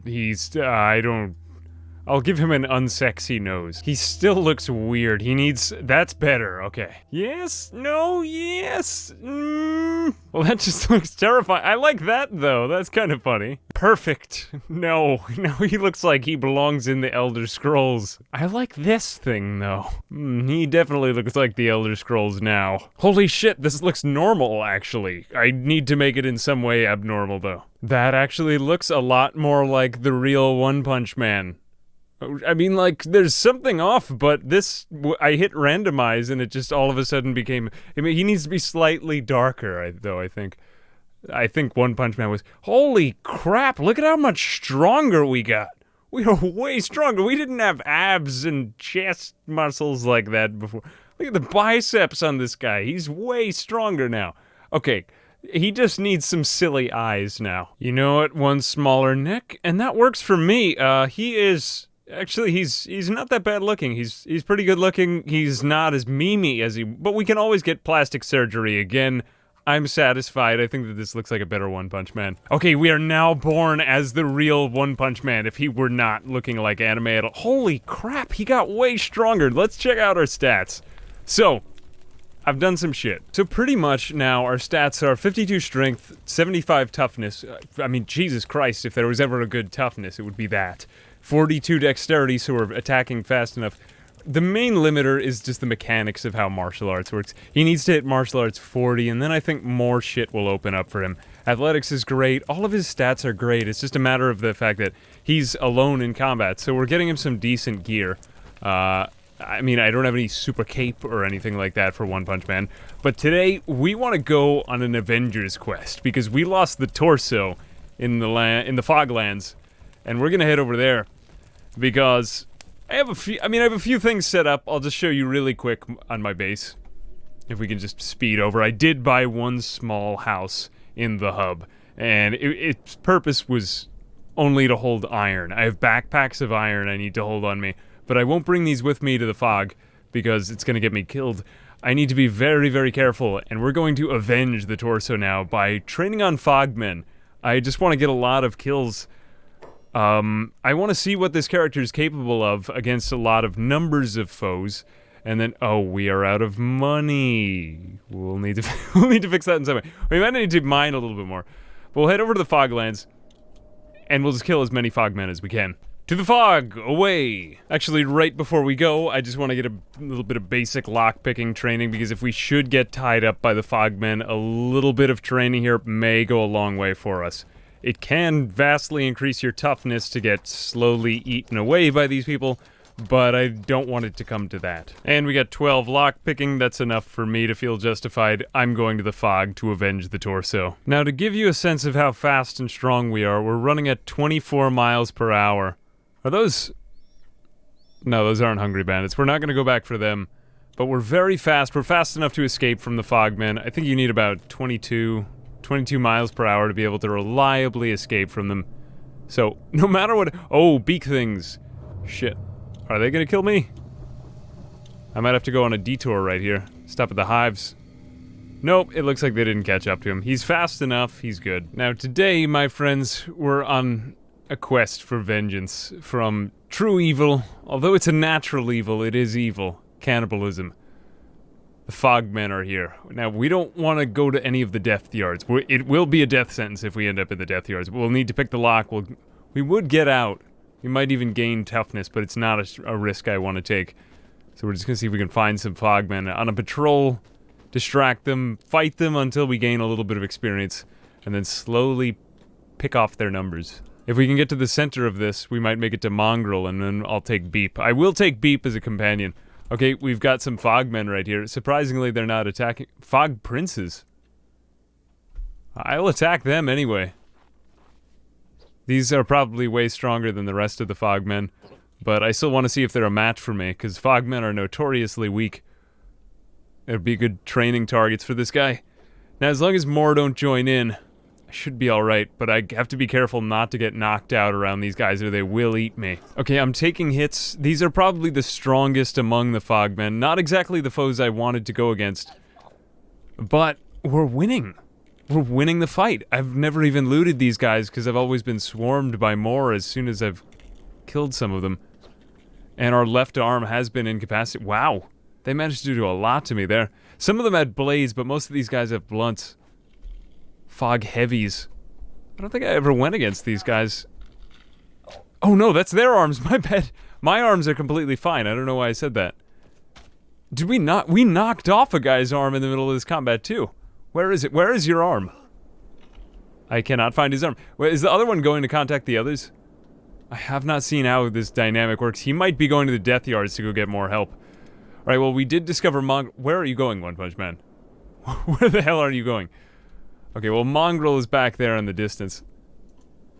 Problem about this area is that I can't... Okay, there we are. Kill that Fog Prince. And let's see what his loot is. Fog Prince head. Wow, that's worth 6,000 cats. I'll take that. These guys' loot is really good.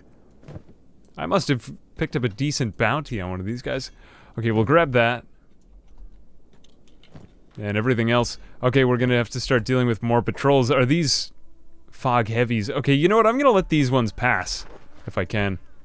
It sounds like, though, that they're cannibalizing somebody else. I was hoping to find one of their patrols in here. But I'm finding mostly heavies, and I do not want to go down in there. That's one of the death yards. Now, I don't want to have to babysit Beep while I'm down here, but I do want to leave here with Beep.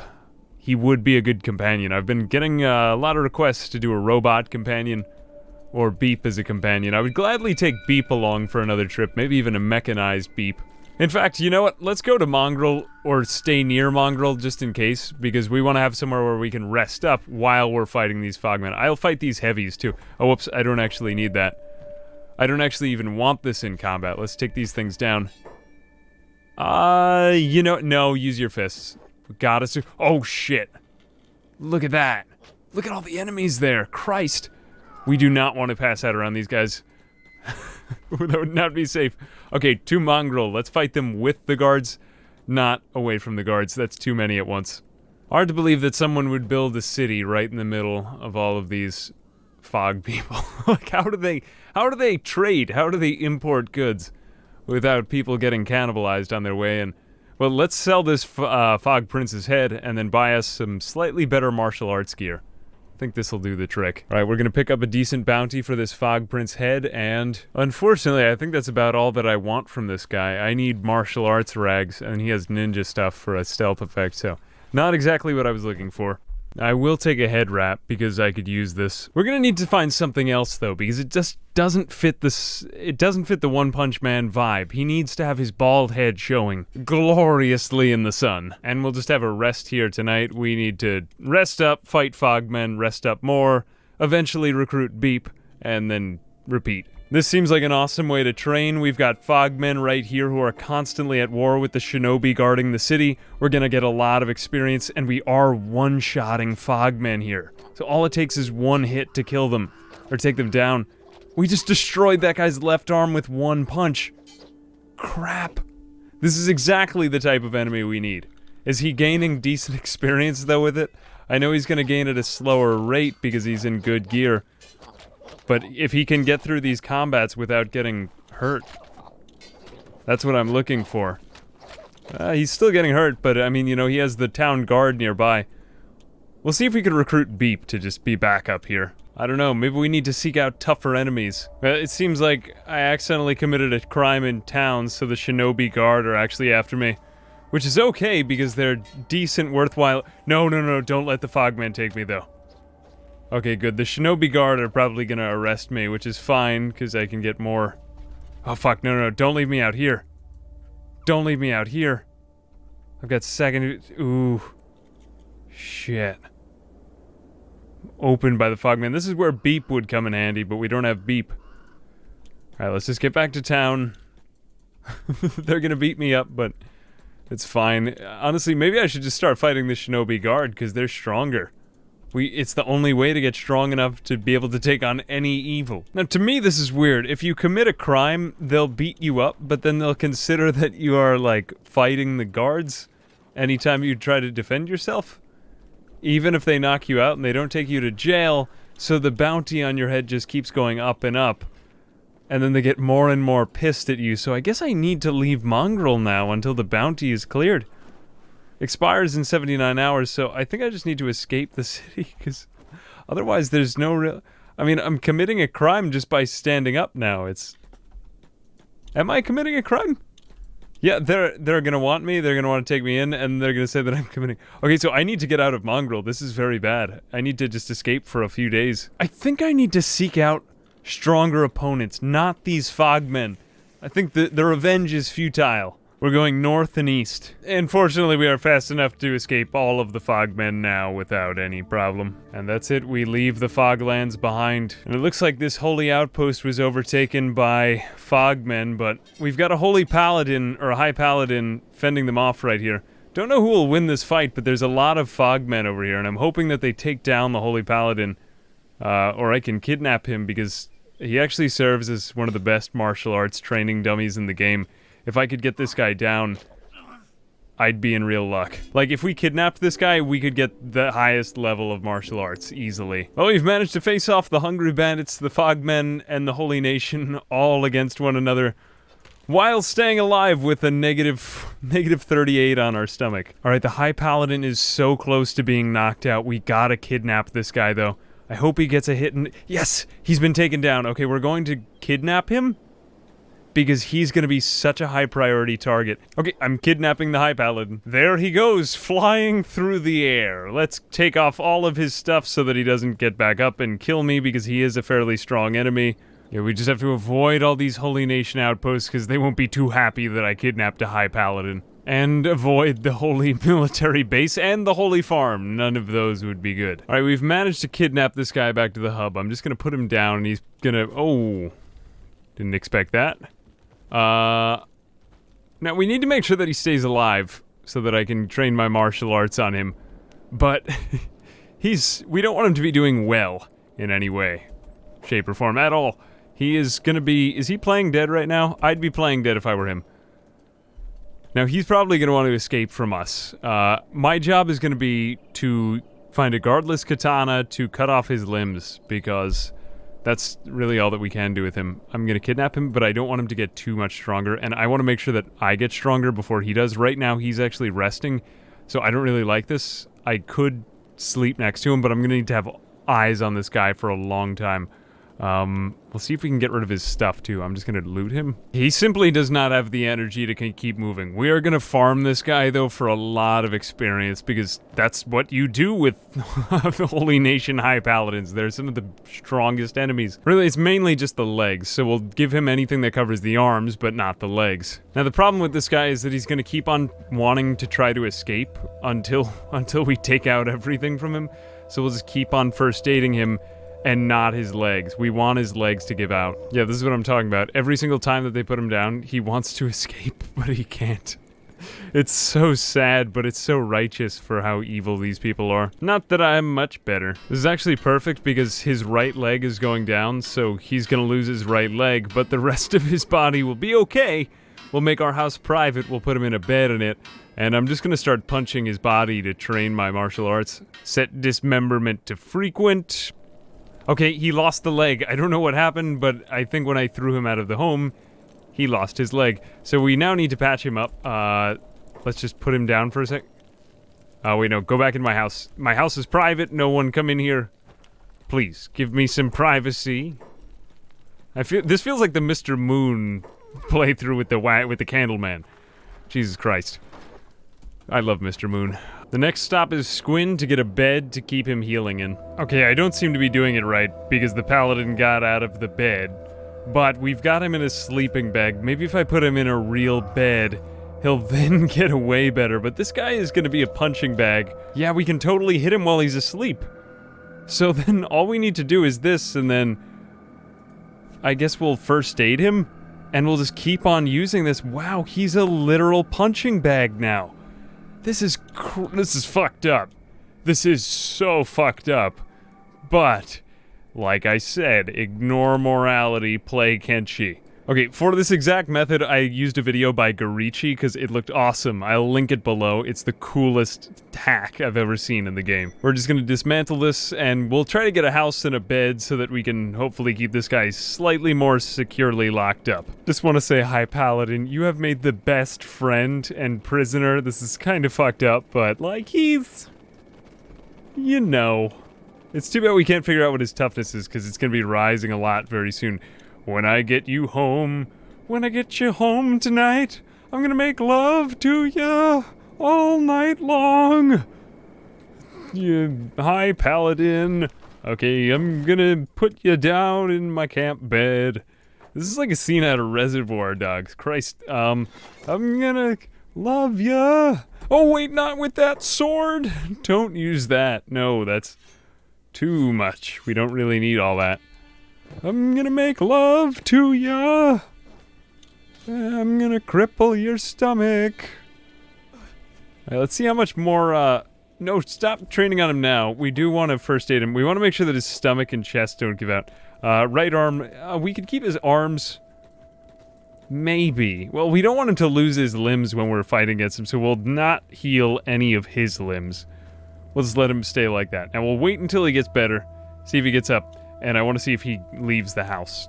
When I get home, I'm gonna make love to my crippled, kidnappy This is a little fucked up, except it's a video game. Ignore morality, play Kenshi. Who gives a shit, it's a video game. You look so good in there. Somehow it's so romantic. I'm going to farm him for XP and he'll be the reason I become the true One Punch Man. Now I'm gonna make love to ya.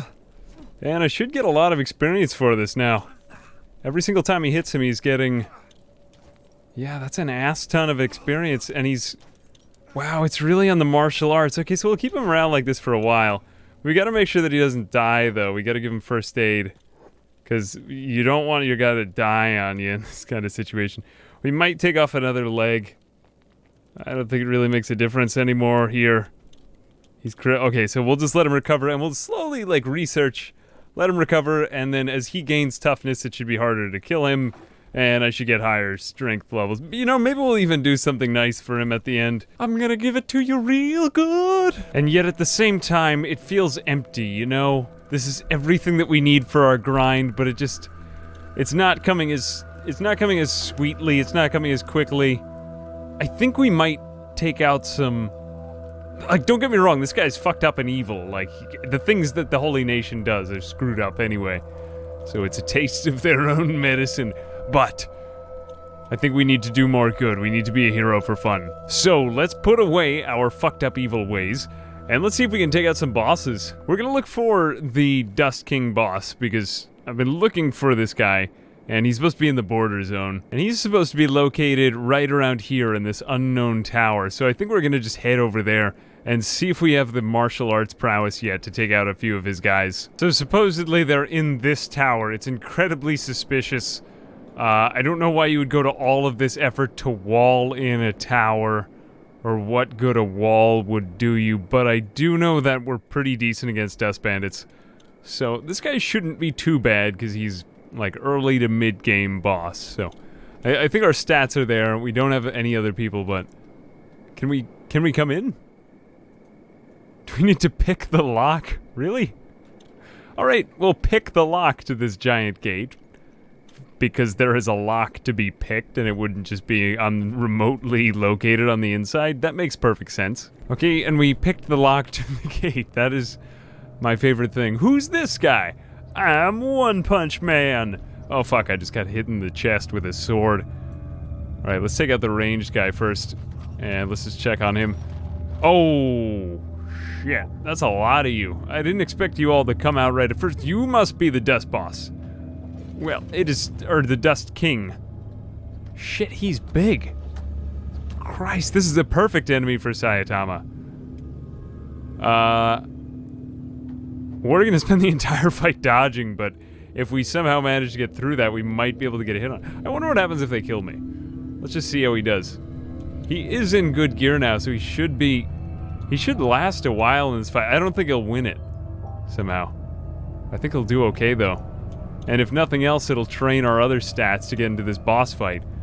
Wow, look at everything that he's dodged. He must have dodged hundreds of attacks by now.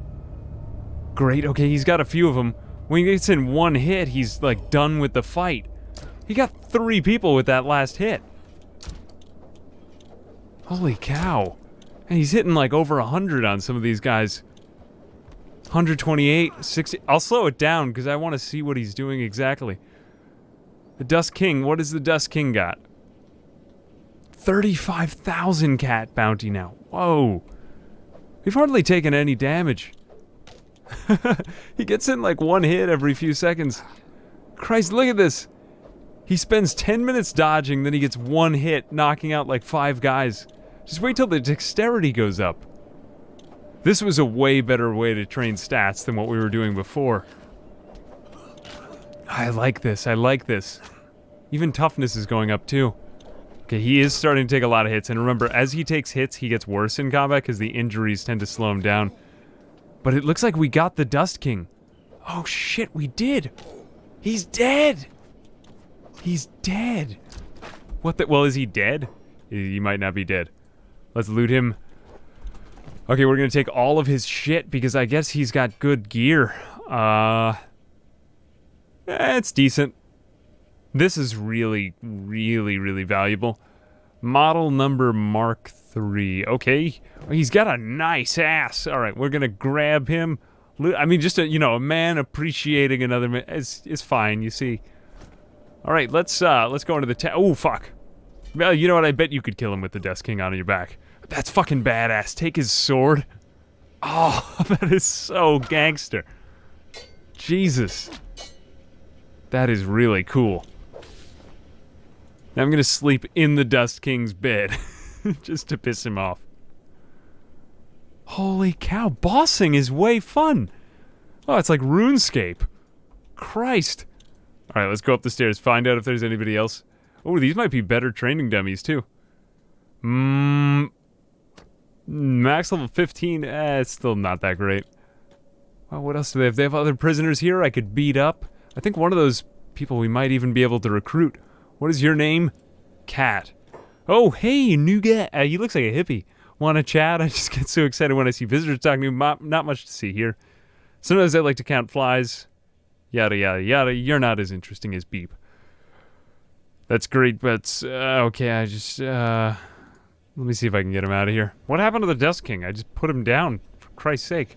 Oh, of course, that makes sense. He went through the floor. Okay, Cat just joined our party because Cat, didn't enjoy being imprisoned. So, I'm gonna grab the actually, no, you know what? Cat, you grab the Dust King.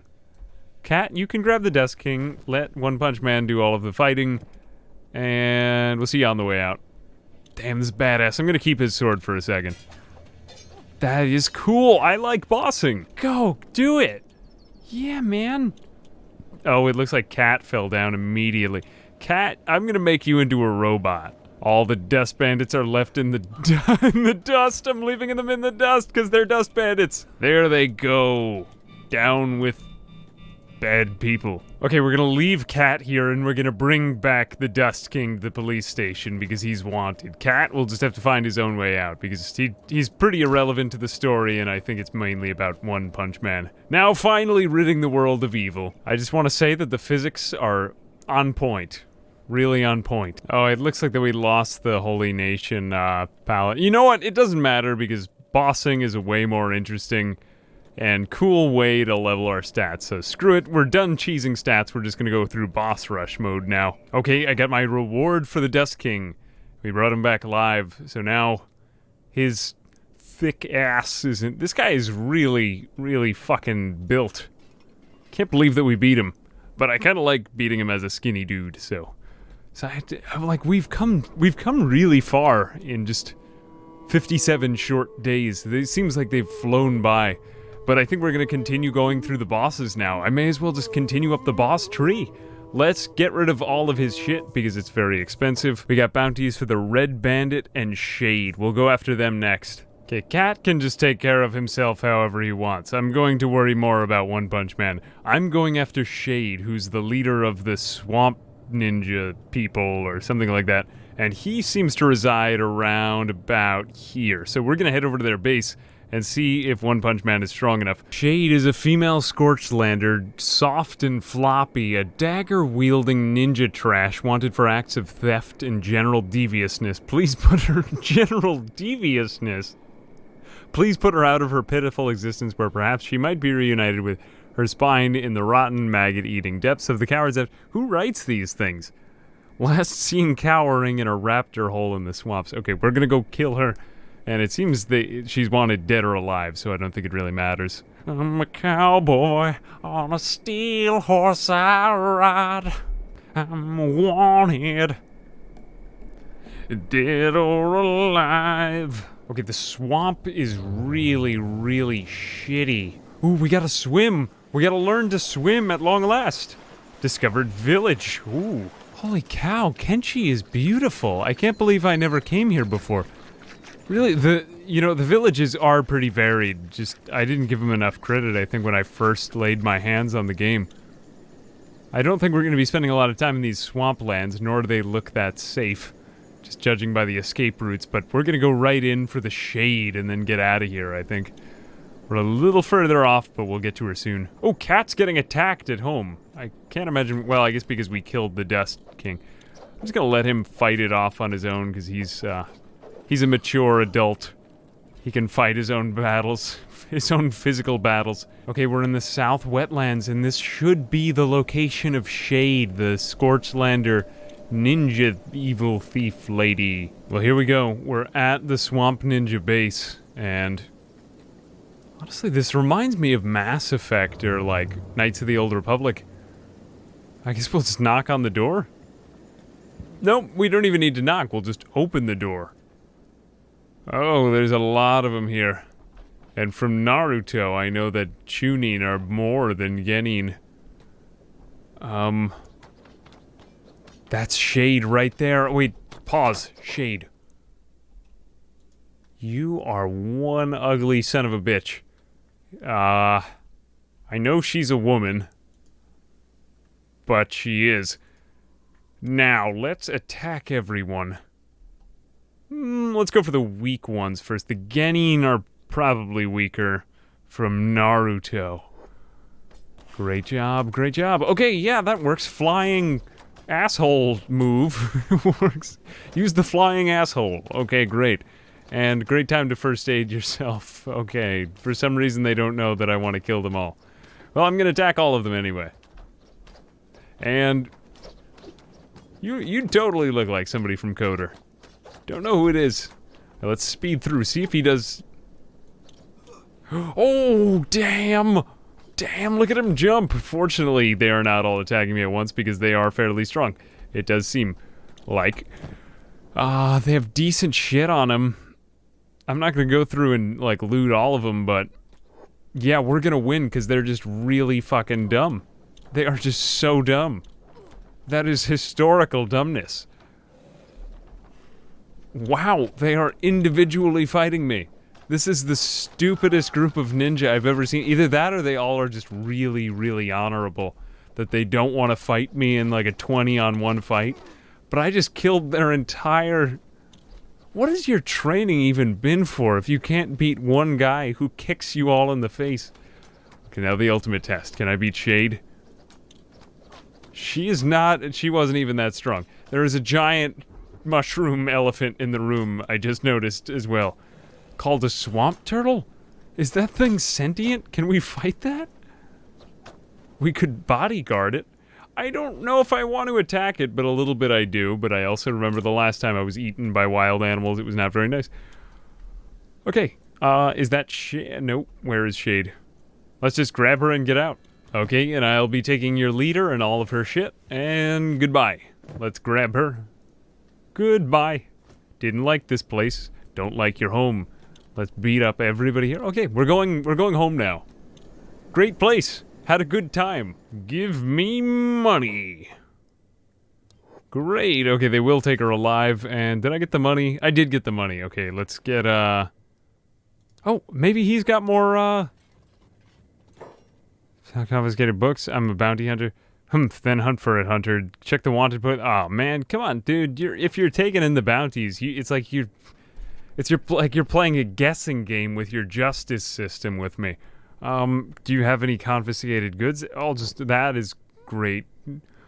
I have no use for that whatsoever. Let's just sell off all the rest of this stuff because none of her gear was useful. We've had all these stealth items. Okay, the next two bounties that we have are for the Red Bandit and Ghost. Hang in there, cat. I think you might lose your leg. I can't understand why the shopkeeper did not come back with his medicine. In fact, you know what? Let me just take a detour to make sure that Cat does not lose his leg. Look at Cat. For some reason, the floor is all black. And the limbs and the flies are the only things that have rendered in. But I find that oddly satisfying. We're gonna save Cat's... Oh no, Cat lost his... Well, I secretly wanted that to happen, and I sort of planned it. Because we need our second person to be a robot as an homage... as an homage? How come you pay homage, but it's an homage? Either way, whatever that is, to One Punch Man. So now we have a robot friend, as soon as we get him some robot things. And I think we're gonna go after Ghost, since he seems a bit closer than this Red Bandit guy. I just gotta say, damn, we were not this strong in the first video. Look at how much more toned and muscular I am. And I have a normal head now, too. Actually, I'm not hideous anymore. But it says that Ghost is a warmonger known to be camped in the spider plains as leader. So he's just a warmonger? What is he... What? He's just mongering over there. But he's so remote from everyone else. There's no way he could be causing this much trouble. Well, let's attack his village nonetheless. And just see who is inside here. Are you... Bad people. Bad people. Okay, Berserker, I guess I might as well fight them one-on-one. Let's attack you unprovokedly. Ooh, you have a big weapon. I have a big hand, though. Wow. So I guess the dodge doesn't... Ooh. So satisfying. Well, that looks kind of cool, but... Ignoring it. Is this better than mine? Nope, that's worse than mine. Okay, we're gonna leave that there then. Another day of individually attacking everyone in the camp. Ooh, more berserkers? Well, they seem very well armed. I guess they'd do well in war, but... They're not doing too well because they're bad communicators. Where is this ghost guy? Maybe he's not even gonna show up. If he doesn't, that would be a real bummer. That's all I gotta say. If he just never showed up, but we killed everybody else in the camp. I would just go for the other bandit then. Oh, there he is. I found him. Ghost just sitting all nonchalant right out here. It's unfortunate that he doesn't have anything to say for himself. Before he dies. Oh, he's really rather strong. Hang on one second. I might not win this fight. Shit. Wow. He is rather strong. Well, no, we just got one massive hit on him. Let's get out the other guy first, though. Attack this berserker and then... No!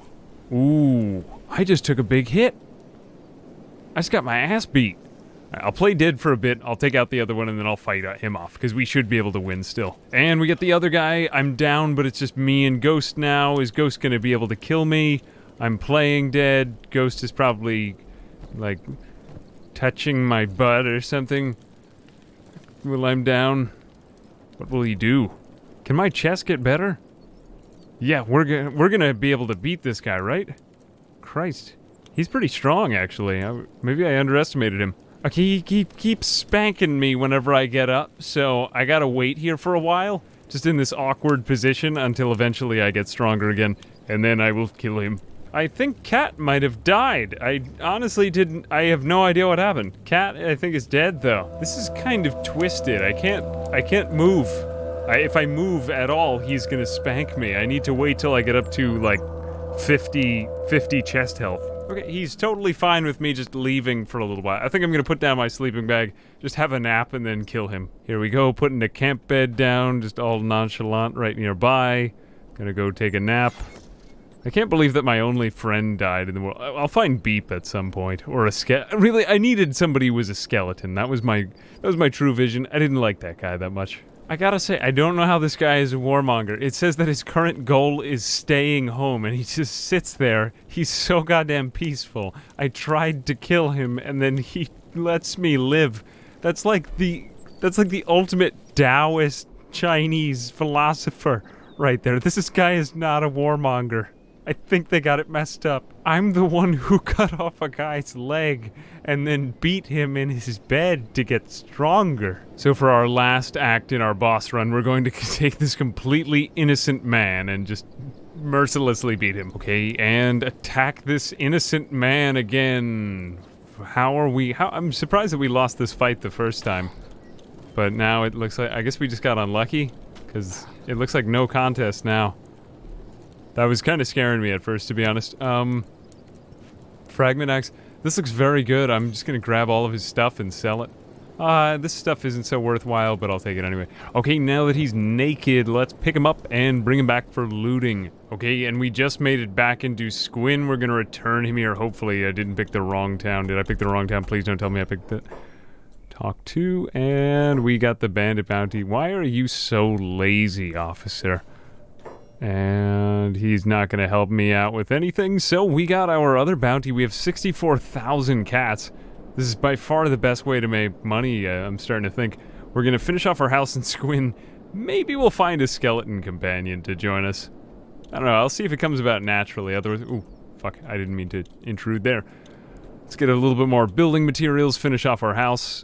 And, whoops, I didn't need that. I'll sell you these, and give me one of those, and one of, whoops, that's everything. Okay, we will finish off this house now. Do we have enough? We have almost enough. Okay, so that's fine. We have a house in Squin going up, which is great because we're collecting bounties there. We finally have more bounties that we can collect, and I think we're gonna go rid the world of evil by just running through the bosses now. I think he has enough strength that he can snowball his way through. We're at martial arts 39 going on 40. I want to see what happens at 40. And we can go all the way up to... Who is the highest boss? The highest boss is... Tin Fist and the Anti-Slavers. Okay, so if we... If we get up to that, it would be crazy. We'll see if we can get through all of it with just one character. I want to see how OP Saitama can get. Saitama. Whatever he is, he's One Punch Man. I hope you enjoyed. As always, my name's Ambiguous Amphibian. Thanks for watching. And as always, I'll see you guys in the next video. Bye-bye.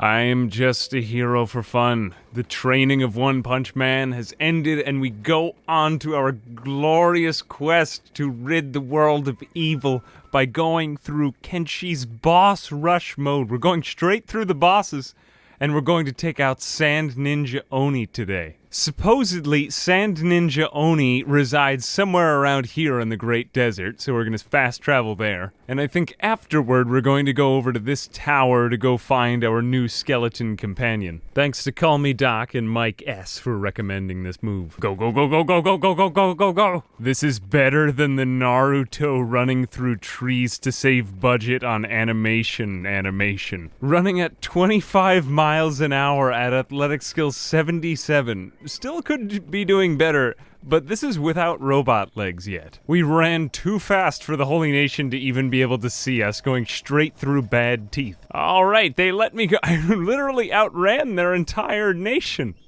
What a happy day. And the desert. Okay, here we will find skimmers. Yes, well, let's see if we can dig out a skimmer. Ahaha, aha, you cannot defeat me, for I am Mandark.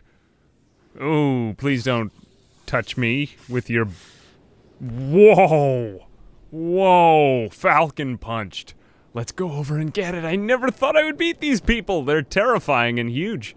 But that is... well, that is special. Alright, let's go kick some skimmer ass. I was looking forward to this for many months. Or days. Not months yet.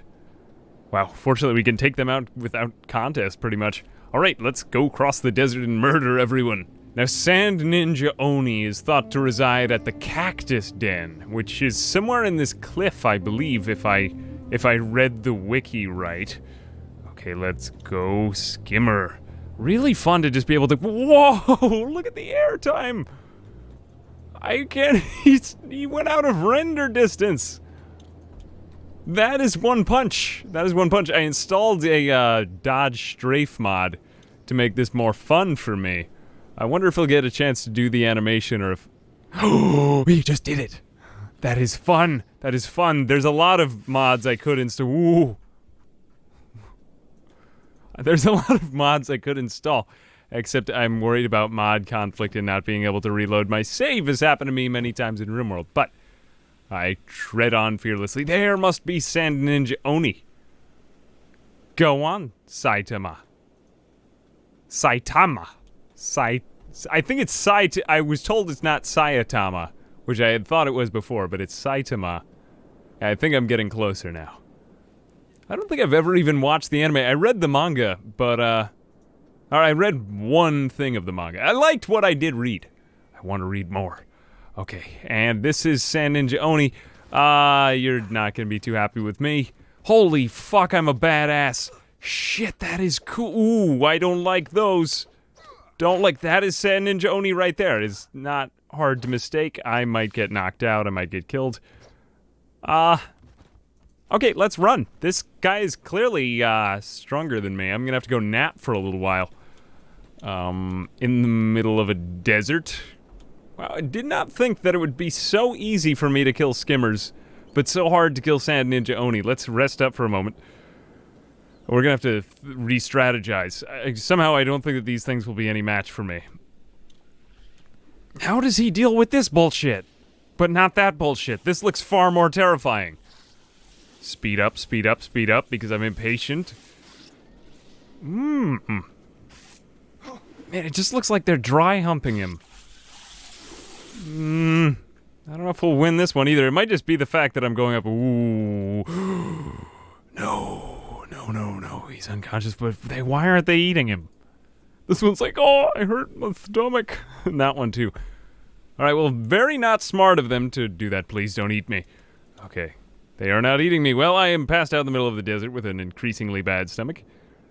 This was not such a great idea. Fortunately, there are other humans over there. Are those sand ninjas? Manhunters. Okay, manhunters. Oh, yes, I forgot about manhunters. It's been so long since I had last been here. And probably that took my toughness up. I'm still not really that strong. I need to wait longer before I get stronger. So let's heal up, we'll rest for the night, and then we'll slowly pick off enemies one by one in a really cheap way until we manage to kill Sand Ninja Oni. Going to sleep. How are you an outlaw farmer? Does that profession exist? I mean, I'm down because the combat looks cool, but can we at least train against these guys once we heal up? I guess so. Now, the Sand Ninja are forced to slowly fight against these skimmers now that I've entered this land, so if I could somehow manage to get a war between the skimmers and the Sand Ninja, we'd stand a much better fight in combat. So I'm going to see if I can bring some of them over here, because I am faster than I am strong still. I just want to say that it is so chill to be able to snap in the middle of a desert nearby hungry predators that I don't fear, and I'm almost as cool as one of my other favorite action heroes, Shaft. So let's go. Well, no, actually, we don't even need to go, because we can just continue sleeping here, because we don't give a fuck. Ooh, Thing trying to kill me in my sleep. Well, be killed by me, please. Oh man, this is gonna take a lot longer to heal up then. Don't interrupt my sleeping. Don't interrupt my sleeping. Thank you. Thank you. Ooh, well, maybe, you know what, if I could fight just you. If I could just kill you first. Ooh, he has a sword. Man, he's really strong. But how strong? It'd be nice if I could fight the other ones off first. I will say, ooh, he's a weakling. He is a weak man. He needs other people to defend him. It's just that I can't dodge all these arrows. I guess that's why it was so valuable to train toughness at first. Because there are just some things we don't seem to be able to dodge. Even with this cool dodge strafe animation. Ooh, damn. Well, damn. He seems to be getting pathed wrong on these. Let's keep on attacking the whole horde of them. I just don't want to pass out around these guys. You know what? No. Go after the crossbow guy. Fortunately, I think that the way that enemies work in this game, they'll just good. Now take out that one. Yeah. RuneScape. Oh, get that guy. Man, they all have crossbows when they get 2 feet away from me. I don't like that. They're smart enemies. And likely, fights will get ooh. Well, unfortunately, they're all getting stronger as I get stronger too. Maybe you'll stop. Okay, they're out of breath. Time to cheese the game mechanics. Fuck, it looks like they took Sand Ninja Oni back in. I'm just gonna have to really throw myself into this. Fuck, Sand Ninja Oni is back up. Just keep on fighting everyone. Keep on fighting everyone. Soon you will destroy them. Keep healing. Good. Just kill someone for Christ's sake. There's really not that many of them. Yeah, fortunately they are not completely merciless and they will allow me to survive. Sand Ninja Oni is going to get stronger again, but I'm just gonna have to keep on gaming this because I think I'm gaining levels proportionally with myself faster than they are. I'm playing dead. I guess I'm just gonna have to run away now, though. Oh, that's weird how quickly my... Ooh, good, skimmers. I may need to really rely on them to get through this. I'll use it as a distraction. Fuck! I'm dead again. Really beautiful legs, though. Beautiful legs. Ha! I am escaping! No, fuck! Alright, well, I escaped enough. Now, fortunately, I know that I need to sleep to get stronger, but Sand Ninja Oni wears a basket on his head and stays up for many hours at a time so he doesn't heal as well as I do, I think. Despite the fact that he also does not need to eat. So, hopefully I'll heal up faster than him and be ready for the next fight. Plan B is to lure them out so that I get only some of them, so that I have to fight only some of them, and then they come good. 10 versus 1 until I am a little bit stronger. No, don't go back there. Okay, great. Come back here, fight me. Fight me, come away from your tower. Stoop, kid's afraid to leave his stoop. Stoop, kid's okay, great. So we will fight him. And, oh. But your blade didn't even touch me. Asshole. Come on, take Sand Ninja Oni and then we'll kidnap him and fight the other ones later on when he's really tired. Fuck, how did that even happen? How did I not get a single hit on this guy? He's really strong, he's worth more than 10,000 cats. Plan B is to just bring a bunch of skimmers over there and then use them to aid me in the fight. Please help me. Using nature to accomplish my goals. Al Gore would not be happy with this. Please help me. Please help me kill other people. Oh, good. Come with me, Sand Ninja. Come. Yes, they are fighting him and not me. Good. I will deal with the other ones while you deal with them. Okay, great. Why are you getting stuck on the cacti? Great, time to fight off all the Sand Ninja while the skimmers deal with Sand Ninja Oni for his incredible power, or at least distract him. Because I think I can deal with the others. No, go back to the tower, One Punch Man. Good, I love cheesing everything. Great, look at how weak they are against me, and now they can't rely on their leader for strength. That's so much better. And the skimmers are actually killing a few of them too. Nice. Maybe, I think they're gifted in stealth and not martial arts, but maybe I'll manage to get some better gear. Oh, one kick! That's all it took! What the F, man? This is so much better!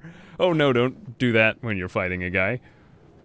Okay, great, now we just have to make sure that none of them get up. Let's take away all of their weapons and armor. Okay, let's just fight you. Oh, no. Good, it's fine. You know what, we got Sand Ninja Oni.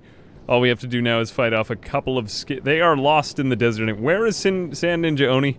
There he is! Oh, great guy. Okay, let's go pick him up. And, oh, well, let's loot him first. Take away his shit before we start carrying him around. Oh, he's flying again. Okay, great. Loved this chance encounter. He is... that is not better. I'll take the splint. I'll take his 2 swords because I don't want him to do that to me. Let's see what his... yeah, lowers his perception. I thought so. This is about as good as my armor, but we're going to take away his. What does he look like nude? He's just a guy. And we'll pick him up. Great, and we'll bring him back to the police. Anyone left? Ooh, there is a guy. Well, we are much stronger than him. And it looks like that's about it. I'm going to the police in Heft, since I think it's the nearest police station. Aha, we discovered Heft. There she blows! I just need to buy another sleeping bag with my $1 million. And I love physics. Let's put his weirdo hat back on, just to prove that this is the same man. Little picture before I get to the police station. To the cops! Please take this man. Cool. And oh, the bounty went up. 20,000 cats. Still not as much as the Dust King, and I didn't even think the Dust King was that hard, but our stats have gone up, and we're stronger. Let's find another. Voodoo Brothers, the Canyonlands Killer, Big Bow, Razor, and Tin Fist we probably won't fight because he's actually a good guy. Jagar the Mad. Cannibal leaders, but if it makes everyone happy, I will fight him. Gorilla's worth even more. We're probably not even ready for some of these. And there are supposedly some other ones. I can't find the list right off the top of my head. One of you guys had said it to me and I couldn't find it in my messages, but there is a list of guys who are actually good, anti-slavers, and I will aim not to kill if I can read enough on it. This guy seems pretty bad. Cannibal Grand Wizard, leader of the entire known cannibal population. Actual magic powers unknown. Location unknown. We'll leave that one for a bit. The Canyonlands, whichever one's closer near the skeleton I'm gonna go find. Now before I find any other criminals, I'm going to get my skeleton companion. Into the river. We should be able to find Burn, the skeleton here. Up ahead, that looks like Burn's tower. Where is Burn? Oh, there is Burn. He was he was right in front of the... This reminds me of when I was a kid, and I was looking for something, and it was in my hand. Okay, Burn, let me guess, another Well, he probably doesn't have that voice. Let me guess, another adventurer? You certainly don't like the scavenger type, or the bandit type either, for that matter. How did you know? Because I have eyes. The Floodlands mostly attract the adventuring type, and it's full of treasures, lost treasures, of course, so why shouldn't it? Anybody else of the same mind wouldn't risk the spider, but there is that. But life holed up in this tower can get dull, so it's always good to share shelter and exchange stories with fellow adventurers. So he's an adventurer too? Used to be. Skeletons aren't as perishable as humans like yourself, but we still have a limit to our existence. We start to seize up over time, or we stop... we stop working suddenly without warning. Well, that sounds unreliable. My time is near, my parts are wearing out, and I'm not fit for exploration as I used to be. So here I am, retired in the solitude of the Floodlands. A shame. Well, I want to entice him into joining us, so I guess I'll go with this dialogue option. At times, I've traveled with an eastern blah blah blah. I've seen some shit. Yeah, you boomer. Tell me about... No, I don't want to know about that. How about you come with me? I'm bored of dialogue. Good. He is with us. He's kind of fat. Sorry, thick is the right word, but we can make him look different. Let's just bring his neck back slightly. Make him taller. Great. Let's give him big man shoulders. I don't want bulky arms. Let's have normal-sized arms. Big hands. Small chest. Nah. That looks a little bit more badass. Okay, and every One Punch Man needs a robo companion. Technically cyborg, but... Well, let's go pick up some skeleton repair kits because we're gonna need them. But now we are two. Now we are two. What are his stats? Oh, he's probably gonna be really shit. No, he's not that bad. Not that bad, and he can use anything that he wants, so maybe I'll give him a sword to be different. Oh, he's already got a long cleaver. Fine. Great. Okay. Wow, we are in business. We'll just take those skeleton repair books, we'll take a couple of other items, and go up the stairs. Grab whatever else we need. Ooh. Probably good. Holy cow, there's some strong shit in here. Burn will have to travel for himself for a bit because I still intend to travel at One Punch Man's pace. But honestly, if we train him up in athletics, I'm sure he'll be at his speed in no time. The quest continues. Ooh, skeletons are angry at me now. That's kind of interesting. Broken skeleton. Oh, wow. These guys are supposed to be very tough enemies, so I'm treading with caution, but we now have a friend to help us. Friends at last. Friends. Burn walks underwater. What the F? That's cool. Oh man, he's so fast under there. Because he's a skeleton. Skeletons laugh on the inside? Aww. The next criminal scum is Razor, a hiver found in Black Desert City we're going to kill. Well, we won't kill him, we'll bring him to justice. I just wanted to share— God damn, Kenshi is beautiful. I love running through the woods. I wish that you started out in the woods, but I guess I could play other game starts. It's just— I mean, it really struck a chord with me. It's really nice. Ooh, an opportunity to show our strength against bone dogs. Let's fight them. Fight them for fun. Please don't all die and lose all the training I've just gave you. Well, we are... Oh, no, that is not very good. Ooh. Ooh, well, they won't eat Burn because he's a robot, but... But damn! Damn, what the F? What the F? We just got beaten by bone dogs. What is wrong with me? Save Burn, save Burn, save Burn. No. Okay, great. He's going to live. Die, bone... Ooh. Ooh, not great, not great, not great. Not great. Okay, we did win, though. Although it takes a shitload of time to repair a skeleton, they do make good fighters, because they get right back up, they're done. He's done healing almost. Now, on account of the near-constant acid rain in the entire area of the skeleton lands, or the Deadlands, or whatever you call them, I'm going to approach the Black Desert City from the nearest angle I can get in at it from. We're gonna also change the speeds so that they're both going at their fastest, because One Punch Man is going to take a lot more damage from being in here, and I also just want him to outrun shit. Burn is a skeleton, so he will hopefully be fine. And if it doesn't work out, then we're dead, so that's the worst thing that could go wrong. But, oh, he does get attacked by this really robot. Things want to kill him, even though that he's a robot. They discriminate that way? Okay, we're gonna wait outside and try again somehow else. Okay, let's just wait for him to reboot and then get him. This is gonna be a little bit more complex than I had thought, but I think I might just go in with One Punch Man. Fuck. Okay, Burn is dying now. We're gonna need to sneak over if we can. I know it's burning, Just see if you could sneak past the enemies. Help Burn and then get out of here. Good, we're helping him quietly. Great, okay, Burn will live. Burn will live. And yes, we're gonna survive. Look, One Punch Man's skin is burning off. And we're outrunning them. Okay, we will survive. And Hungry Bandits think they're the shit. They're very weak. Huzzah, victory! And wow, our new skeleton friend is really pulling his weight because of his heavy weapon. Friends together at last. With my robot friend. Alright, we're gonna have Burn just pretty much stand out here while One Punch Man goes in. And we will... Fuck. Why are you walking around on your ass? Okay, we will do that. That is fine. Actually, you need to sleep a little bit longer. Once you sleep it off, then we'll have you go in, run from the burning acid rain, and then kill the hiver on the inside. Well, my sleeping bag actually just No, it did not disappear into... It appeared as if it had disappeared in thin air. Which would have been amazing, but it did not. Burn will stay here and watch guard while One Punch Man goes into Black Desert City, which is not all that bad. I'll just get a bit of acid rain on my way there. Ooh, can he survive these bandits, though?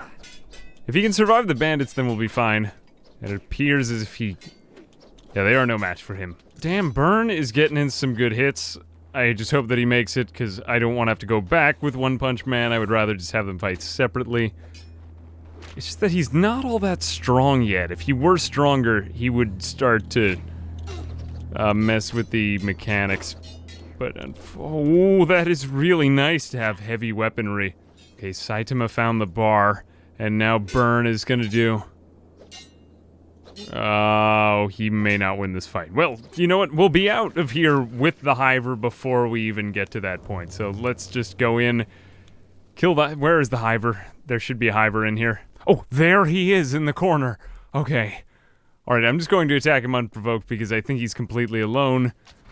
Ooh, he also has a robot friend? What? You can't have robot friends and have all alliances with everyone in the bar. That's not fair. That's just not fair. No, did Burn... Okay, Burn got beat up, but he's just playing he'll be fine. Now I'm more worried about One Punch Man. Wow. That is surprising that they would defend the bar patrons more than... Well, fortunately now Burn will have a chance to, exact revenge upon them. And he is not... Wow, that is a surprise. We'll just sleep right next to this guy and then rest to take him out again, cheesing more mechanics. Fortunately, Burn can now outrun the mechanical spiders, and he should be able to back him up. Well, that makes sense. That's a perfectly good Motel 6 way to sleep on a bed. And there are skeleton beds, too. I'm thinking it's time to do a tag team kill. Oh, well, we don't want to kill him. We just want to bring him in, like, alive, very much alive, but... important that we get him down. Good. And that's- whoa, the security spider is so strong! I mean, I kind of expected that, but... We really don't have any vendetta against the bar owners. It's just this one particular patron that's really pissing us off. Wow, that is unfortunate. Are we gonna die? No, we won't die. Good, we two cripples have survived long enough to now take this man to kidnap this man. He's really pissing me off now. Let's, worn out shorts, we don't want his pants. I'll just grab him. Or Burn will while I take a nap. Oh, we need his legs first. Okay, and we are going to pick Razor. Oh, wait, no, you get back in bed. Burn, we are going to have you kidnap Razor, and now we should be good. And we're just going to rest until Saitama is able to cross the acid rain field again. And we're off. Okay, back into the acid rain as fast as we possibly can. Get out of here. And it looks like we've finally made it out of the Deadlands with one prisoner. I hope that this guy didn't die while he was in Burn's arms. His chest wasn't doing too well. If he did, it will have been in vain. But, you know, they're a wombo combo now, these two. And even if they lost the prisoner, it's just one bounty. Let's just put him down. Oh, shit. Maybe we should have waited longer for him. And, oh, great! Fortunately, he's only unconscious. Alright, to Squin for a bounty. Ooh, bandits want to fight us. Well, I wouldn't love to fight you with a guy on my back. I think this will actually make for decent strength training for, our hero. He's hitting 147s on his kicks now. Christ, he's like a grasshopper. Like a great grasshopper. Damn, and you know what? Burn, despite a little bit of getting shot upon, is doing better. It's just that his strength is still so low. We'll have to load him up so that he gets stronger. But I'm fine with him training as he is right now for a little while. Okay, Dust Bandits 2, you know what? You wanna get in, you wanna get some of this? You wanna get some of this? Yeah! Pyaw! Great job, team. And beat the living, oh wow, 3, that's a lot, but, well, we're still game as long as they come off on us one at a time. Quite honestly, this is the best way to train against enemies. Just one after the other, they all want to fight you. Holy cow, you all suck. 2 guys just took out like 40. Wow. Very redemptive. Very nice. Very nice. That is, you know, this is what I was looking forward to when I first created this series. This is exactly what I envisioned. Except it was 3 episodes of getting my ass kicked before I got to this point. Wonderful work, team. Very proud. They're just beating the shit out of everyone. Oh, more? More challengers? Such great teamwork. And we've arrived at Squin. Wonderful town. Great, let's get the bounty. Nope. No, I can still kidnap. Whom is he wanted? Maybe it's not the Sheks? Wrong team. Okay, we're going back to Heft, I guess. Although I hate this, it does give Burn some athletics training and will make us faster in the long run. And the Holy Nation is trying to destroy us because we have a skeleton among us. I'm gonna see if we can they hit us, okay. If we can do this without fighting the entire Holy Nation, this guy is asking to get his ass kicked. So let's do it. He's only a regular paladin. We will win. We will win. Even with a guy in my arms, we will win. Win, win, win, win, win. Win, yes, win we did. Win we did. And we're going to make him naked because he's a loser. Loser schlamoozer.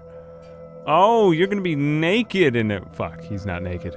We're going to take all of your shit and put it on the ground. Great. You're gonna get... Fuck. Ah, you're now a naked Jamaican. Or whatever. We're off to see the wizard. That's too many this time, but we'll just continue running because I don't have the time or patience for these. Unless if we can somehow manage to take off an entire oh no, those ones are after us too. Well, we need to get out of here ASAP now. Okay, it's like 3 of them left, and I'm mad at them, so I'm going to start fighting the Holy Nation again. No, put that down. Don't fight with that. You're actually worse with that, I believe. And... great, let's kill these paladins. If anyone I want to kill... If there is anyone I want to kill in this game, it's the Holy Nation. They're not good people. Okay, repair, and then back for the bounty. Ooh, we got really fudged up. Look at all them peeps. I don't want to have to avoid the Holy Nation all the time, but that's just too many. That's too many. You know what, we'll make it a marathon until we get there. Yeah. There is no way I'm gonna... Okay, come back. Come back. Come back. Let's go together. Ooh, they're following me into the desert. Oh crap, they got Burn, and there's a lot of them also nearby. Is Burn gonna die? He's rebooting. Let's just get beat up or fight them all, because if I could do this, it would be a goddamn feat. Yeah, they look weak. Sorta. Okay, put him down, put him down, put him down. Hopefully this guy won't escape. Let's put him down. And now... Ooh, he's got like hydraulics. Please win. I'm gonna need these guys to go away. Wow, acts of bravery. Ooh. Oh, that's bananas. That's bananas. That's so cool. I like it. I like it a lot. Oh, until that happens. Come on, can you get in a hit? Can you get in a hit? I think we're both just gonna be passed out unconscious here. That's fine. You know, it's fine. Just getting the shit kicked out of me is quite alright. Okay, goodbye, Holy Nation, thank you. Wait, don't troll me. Please don't troll me like this. This is bullshit. This is not fair. Oh, this is really ass. Fortunately, the guy we kidnapped is also playing dead. But he's getting stronger every second.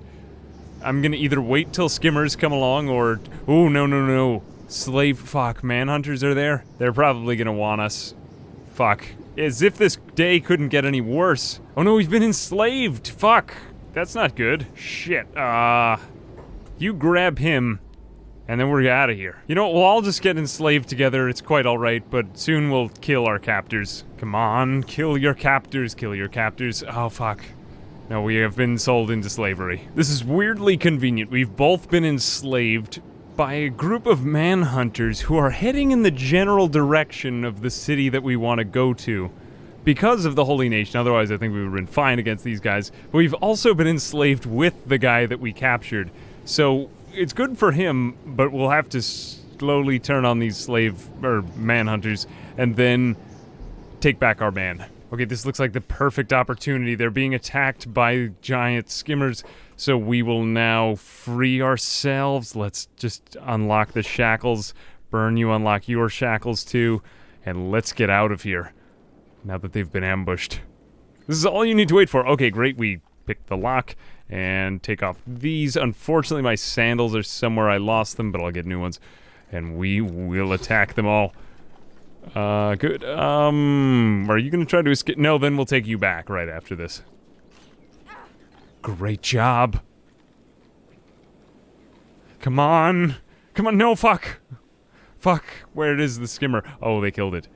Well, all they can do is re-enslave me. Oh, don't try to pick the locks now. I will help.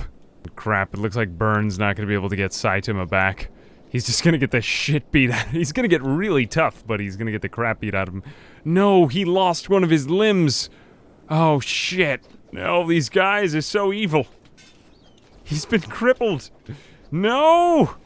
Oh, no. Limb trauma, just limb trauma, though.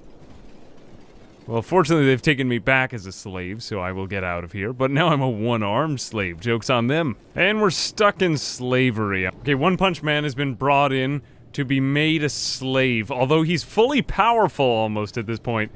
So we're going to be released, I suppose. Burn has somehow been dropped off and just been made a fool. I'm going to leave him here. We're going to break out Razor, break out Saitama, and then hopefully escape slavery. Did they have... Where is Razor? Razor should also be a slave with us, and then we'll have to break him out after these slavers leave. Oh fuck, they're gonna take my shit! No, no, you would not. You would not do that. I am far more powerful than that. I'm going to unlock everything and get my way out of... Fuck, I'm gonna lose my gear. I have 35,000 cats, so I should be fine. Can we pick the lock? Can I escape? Fuck, I can't escape. I'm a slave. I'm a slave. No, fuck. Oh, no, they're gonna enslave my friend, too.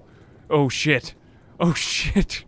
I didn't expect slavery when we were this powerful. Wait, Burn, maybe you could bring those things into your... Somehow bring those things into your inventory and manage to keep them somehow? Fuck, fuck. Can I use anything?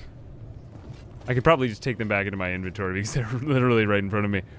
Okay, let's grab the sleeping bag. Yep, we can totally do that. Wow, great. Okay, so I got my shirt back. Burn is also now enslaved, though, as is the guy that we captured, and we're completely fucked. So we're in jail. We managed to get ourselves in jail. Fuck no, don't take him to a different town. Shit, what are they gonna do with it? Oh, okay, Burn is just going to regular jail, but One Punch Man has been made a slave. So, I suppose, since it's locked and there's no way of getting out, I can't take these things off. I did unlock my shackles. Can I escape now? No, I'm just stuck in the cage now, and they're gonna reshackle me? Yeah. I guess I'm just stuck as a slave right now, so I need to do something about this to get One Punch Man back, because right now I'm stuck as a slave, and then hopefully get that bounty, because we still have 84,000 cats, which is crazy. Either that, or just find some guy that we can beat up and then get back off into our normal life again. Anyway, we are now slaves, or jailed, but it's better than nothing. So, thanks for watching. Let me know if you have any advice on escaping slavery and getting back out to get those bounties. And I will, as always, my name's Ambiguous Amphibian, and I'll see you guys in the next video. Bye-bye.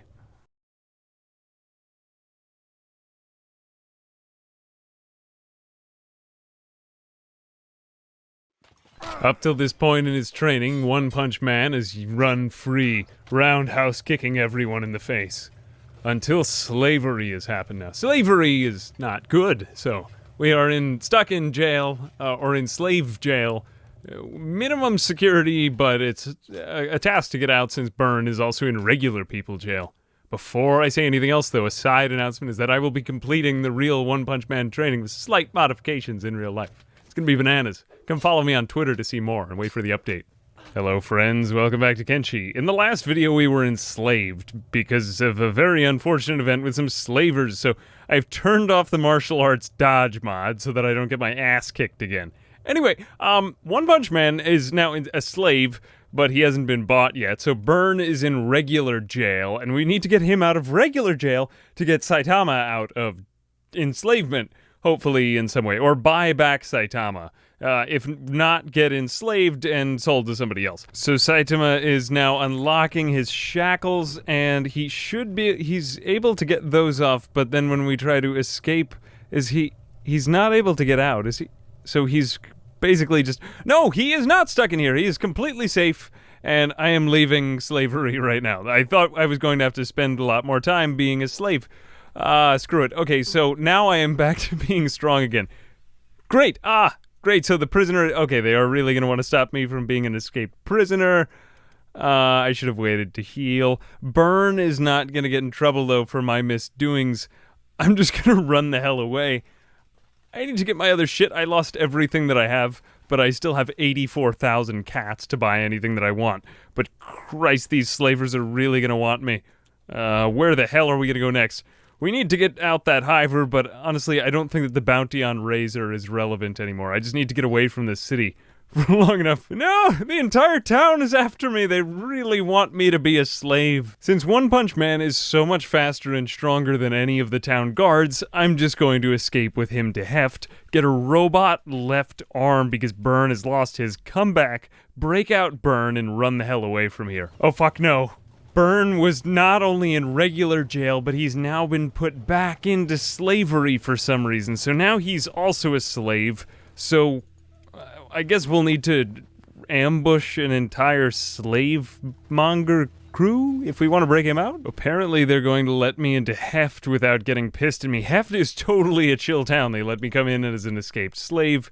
Nobody's angry with me. I can even run by the slave store and be alright. I would like to get that hiver back, Razor, but at this point it's probably not even worth it. Let's just buy a skeleton left arm and go break out our robot friend. Now it appears as if Burn is being brought to a stone camp to do hard labor, so we're gonna have to go to the stone camp to get him out of there. And he's been imprisoned again. Fortunately we can just pick this lock because we have like unlimited attempts. And are they going to, no, they aren't even pissed at me. Even though that I look like an escaped slave, they're not going to not let me into the town for some reason. Can we buy him? Should we buy him? Everyone runs away when I come to this. Why do they? Oh, they are running to attack me. That's not great. Well, let's see if we can beat them now that I've turned off this dodge mod. Go, go, go, go. Ooh, they have crossbows. That's not great. Okay, we don't want to get our legs torn up, so we're gonna leave. I think we're just gonna have to come back later on when we don't look like a slave anymore. Now, fortunately, the town guards are pretty goddamn dumb, and they'll fight me one by one, so let's just do that. Come on, come on, come on. Good, you can take on one man. Not even take any damage at all. Oh, that's a lot more men. Great job. He is hardly getting hurt at all. Fortunately, in one-on-one combat, we're practically unstoppable. Like, we can beat anybody except for the highest level enemies. It's just too bad that we can't kidnap these people and ransom them for our friend. Alright, they saw through my disguise, and now the town guards are coming out. Let's just do the same bullshit to fight them off. Good, 1 or 2 at a time. Only 1 or 2 at a time, though. I don't want to have to fight all of you. And they're all weak as shit, compared to my amazing... Wow, only like 3 hits on that town guard to take him out. 1 more. Oh, damn. We've just taken it. We're just disarming all of the town guards so that when they get up, they can't fight me anymore. Taking all of their medicine until we slowly whittle down the health of the town. Luring all of the town guards over to me to heal their expiring comrades is perhaps one of the better strategies I've thought of today. This is great. We've taken down like 5 town guards separately, and we've got probably more experience from combat than we would have gotten otherwise. What is he at now? Martial arts, 43 is not bad, and he's got the weather penalty. He's back up to 40 martial arts as his true level. And is he going to... Yeah! Yeah! Yeah! Yeah, yeah, yeah, yeah! Come on, get him. Slaver Heavy Guard. Oh, this guy's different from the other one. Fortunately, he's very slow, I guess. Take away all their weapons again. And now we're in town all of a sudden. There are guys on the walls? Okay, alright. Let's just go to the wall. Ooh, fuck. Oh, shit. I got really screwed up there. Ooh, those guys were on turrets. Don't go near turrets. Run away. Fuck. Well, now I'm pinned down because they have me in their sights and I can't escape at all. So, I don't know, I guess I'm just waiting for my stomach to heal back up of its own accord. Oh no, and Burn has been forced into a lifelong servitude. Fortunately, his laboring skill will go way up. Oh no, now Saitama's in jail again. Well, we could just take all of the shit that... Fuck. They're taking so much of my shit. Joke's on you, I stole all of the shopkeeper's shit before he had a chance to take it away. Okay, I stole all of the shopkeeper's clothes, and for some reason they're okay with it. Oh no, they did not. They were not okay with it, but still, he is naked. Okay, Burn is just free to leave. I think Saitama's gonna have an easier time getting out of here, so I'm just going to run away from slavery forever. Goodbye, slavery! Let's go to Heft instead. He can even outrun these people. Wow. Very good, very nice job, very nice job. Now, while I am missing an arm, I still have both legs, and unfortunately it seems as if this cage is too powerful for Saitama to get out of, so we'll just have to wait until he goes into slave labor to escape. Burn has escaped to Heft, but still has 1 slaver on his back, and we'll just do the town guards won't give a shit if I get beaten up. But we'll see if we could buy a second arm and then fight the crap out of this man. Please, do you have another arm? I need to... My parts are wearing... Please, help me. Talk to... Come on, Doc, help me. Yeah. Great. Oh, great, okay. Please don't hit me. No, either way, I'll heal fast enough that it won't matter. Right? No, he is going to beat me. Am I getting tougher from this, though? Wow, I finally got somebody to beat me while I'm in a skeleton bed. So maybe this means that Burn's toughness will just go shooting up as long as he doesn't murder me. Which would be ideal, but Burn is now gonna get extremely tough from this guy beating him in bed. Okay, the guy just gave up and ran away. I mean, it's honestly, it's too bad that he didn't stay here because that was really good for Burn's toughness. It was pretty much just farming his toughness skill.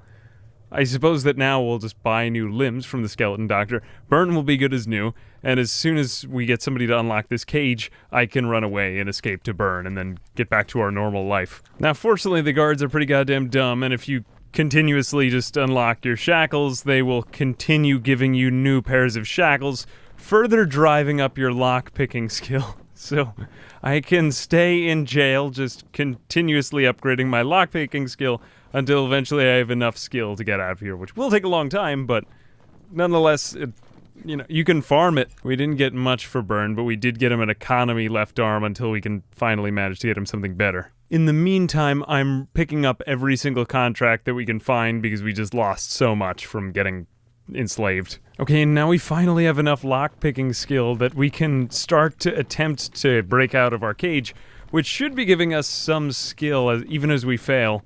Yep, so now it's only a matter of time before I escape these shackles. There's something I find so ASMR and satisfying about the sound of lockpicking. And Burn has been rediscovered as an escaped slave, so he's just getting the shit kicked out. But that's really all they do? They don't even try to re-enslave me? Wow. Oh no, they re-enslaved me. And now they're putting me in jail for escaping slavery, and then, fuck this entire town, fuck this entire nation. We're getting out of here. It's got a bandage up, and they just took me, out of the cage. Oh, great. Good job. Thank you. Someone for not hating me. Let's get the hell out of this city. One Punch Man's locking has now gone up to 33 just since he has been stuck in this cage for the entire game. And we finally escaped. Okay, we have enough that we need. Do we have off our shackles? Let's just unlock these shackles really fast. The guard's gonna come along. We'll leave them on to make it appear less suspicious. Wow, 2 fails and 90%. That is rare. And we are going to escape and run the hell away from this town. Let's get to Heft. Let's meet up with Burn and then get the hell out of here. Okay, I think we can throw the shackles off that we just picked, and nobody ever suspected. Okay, maybe one guy. Maybe one guy. Who are you? I'm not even coming back to town, son. Goodbye. And we've got a masterwork skeleton arm, so this is much better than any of the other ones we got. Let's sell all of our other stuff, and Burn has actually been upgraded now. Yep, that left arm looks significantly better than his right arm. Together again at long last, and no one is enslaved. They both look like slaves, but they are not slaves, and they're significantly stronger than when they were last together. So now let's just see. We need sleeping bags. Burn is fully healed up, and do we have anything else? No, not really. We have a steady arm. We could do this. We could upgrade Burn. You know what? Let's upgrade Burn before we get out of here. Pick up a sleeping bag, and now let's go back to Stoat to see if we can get back Razor and collect the bounty on him. Unfortunately, we both look like slaves for a pretty long period of time. Burn for 85 hours, and One Punch Man for 6. You dare mess with me? You dare mess with me? After all we've been through? We've been so hardened from our... Oh, you got hit by your own arrow. That sucks. Maybe they'll both be martial artists at this point. I mean, like, why not just make them both martial artists for all they've been through? Okay, and the combat rages on. Are we... somehow it seems as if we've gotten weaker. Maybe it's just because our gear is so much worse. I can't tell, but it seems like he's missing more. Yeah, no, he's still getting great hits in, regardless. Great, get out that bowman, get out that bowman. Yeah, kick him in the face. What did you just take out? You must have taken out something. His entire left leg was destroyed with one... Ooh, ooh, ooh, ooh. Okay, out of here, get out of here. We don't want to fight them. Not yet. And heal up, heal up, heal up. Good. Kick a skimmer's ass before we get to town. What did we even just get? Wow. Oh, they have 234 health on him? That's a lot. They're much better than we are. Born better. But we somehow managed to have slavers pass right by us and not try to take us in, so that must be a good sign. We are almost... Ooh, no. Ooh, they really want to enslave us again. Okay, we'll just let these two factions fight it out a bit, and then we'll fight whoever's... Don't fight me, fight the other faction. There you go. Wait till the coast is clear. We are still not that strong yet. We need to... Okay, it looks like one of them had a decisive victory. And the slavers won. They're going to enslave everyone. They just love enslaving people. Look how many outlaw farmers they've enslaved. That's ridiculous. Too many. And since everybody's tried to kick the shit out of us, I figure why not just let these starving vagrants also try to do it. Everyone is getting enslaved around us. Burn, come on, you've got to develop your martial arts skill, just like One Punch Man.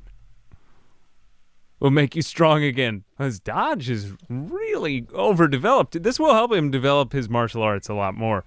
I just don't know if he'll develop toughness any other way. And Burn is finally starting to get some hits in. He doesn't need to dodge everything every 2 seconds. Ah, Christ. Come on, get something. This is completely a safe way to train him because One Punch Man is right there sleeping and he's almost fully healed up in case if anything goes wrong. Okay, and we are together to deliver the finishing kick. Great job, great job. And no more slavery for us. We will go liberate one though and get his bounty. My God, look at all the sandals out here. I would be remiss to not take any of them. And we still look like slaves, so we won't be able to get into Stoat to get out our companion. We'll still fight the guards, but we look too suspicious to conduct any business in here. Now, can we fight? We can fight the guard. We are outstandingly good against these guards, considering the fact that they're in full samurai armor and they're fully geared up. But can we defeat them? Can you? Burn won't be able to, but Saitama might be able to. Come on, come on, come on. Good, get in a few hits. Yeah, yeah, yeah.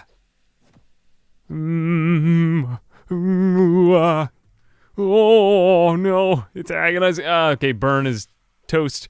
As long as our stomach doesn't give out, we'll survive this one. Are the other guys nearly... Come on, good. One last guy. Get the captain of the guard. No, fuck. Oh, man, we are enslaved again. Why is there so much slavery? Wait, I'm just going to regular jail. Oh, thank you. I love regular jail. No, don't enslave me. Just put me in regular jail. Fuck. We need to get the hell out of this entire part of the world, because everywhere we go, they want to kill us. It's awful. And we have on regular shoes. Let's just leave this entire area. For Christ's sake. Fuck, they captured me again. Okay, I'm waiting for the entire town guard to... Good, they're all on the others. Fuck, no, please don't kill me. Please don't kill me. Okay, all I need to do now is run away from town. Yes! Oh, fooled by your own devices. As long as no one has any ranged weaponry, I should be fine. And I escaped slavery. Let's get the hell out of the United Cities. I hate this part of the world so much. Now, the next criminal scum we're going after is going to be Simeon, the leader of the rebel farmers. And although I think there are a lot of assholes out there in the Kenshi universe, this guy is wanted because he has a murderer and a robber preys upon travelers and merchants, growing stronger and more powerful in numbers. He has a vicious army, though, under his control. The armies didn't prove so difficult before for us, though, so I can't imagine why they would now. And he resides somewhere up here, so we'll go right that way. And we need to fight for more justice on the way there. So this guy is a slave hunt. Come on, you're a slave hunter. Don't you want us? We are going to just attack him unprovoked, though, because he just wanted to attack us. And let's give Burn back his weapon, because he was terrible without it. This guy was not a very good slave hunter at all. He did the opposite of hunt slaves. He is dead now. And there's a new mask for us. Onward our heroes traveled. More slave hunters, but this guy is not interested in us. I guess we're too badass now. It looks like we're going to outrun the slave hunters at the city. And burn speed is now up to 20 miles an hour, which makes our tasks a lot easier. Now, unfortunately, they really, really want to enslave me. Like, so much they want to.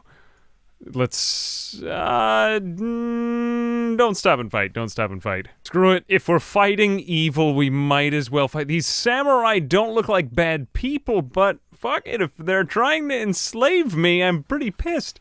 We're just stuck in this endless loop of slavery. Fuck, okay, One Punch Man is doing great, but it looks like Burn is just still in the many phases of getting his ass kicked. He's on like day 10's worth of One Punch Man's training.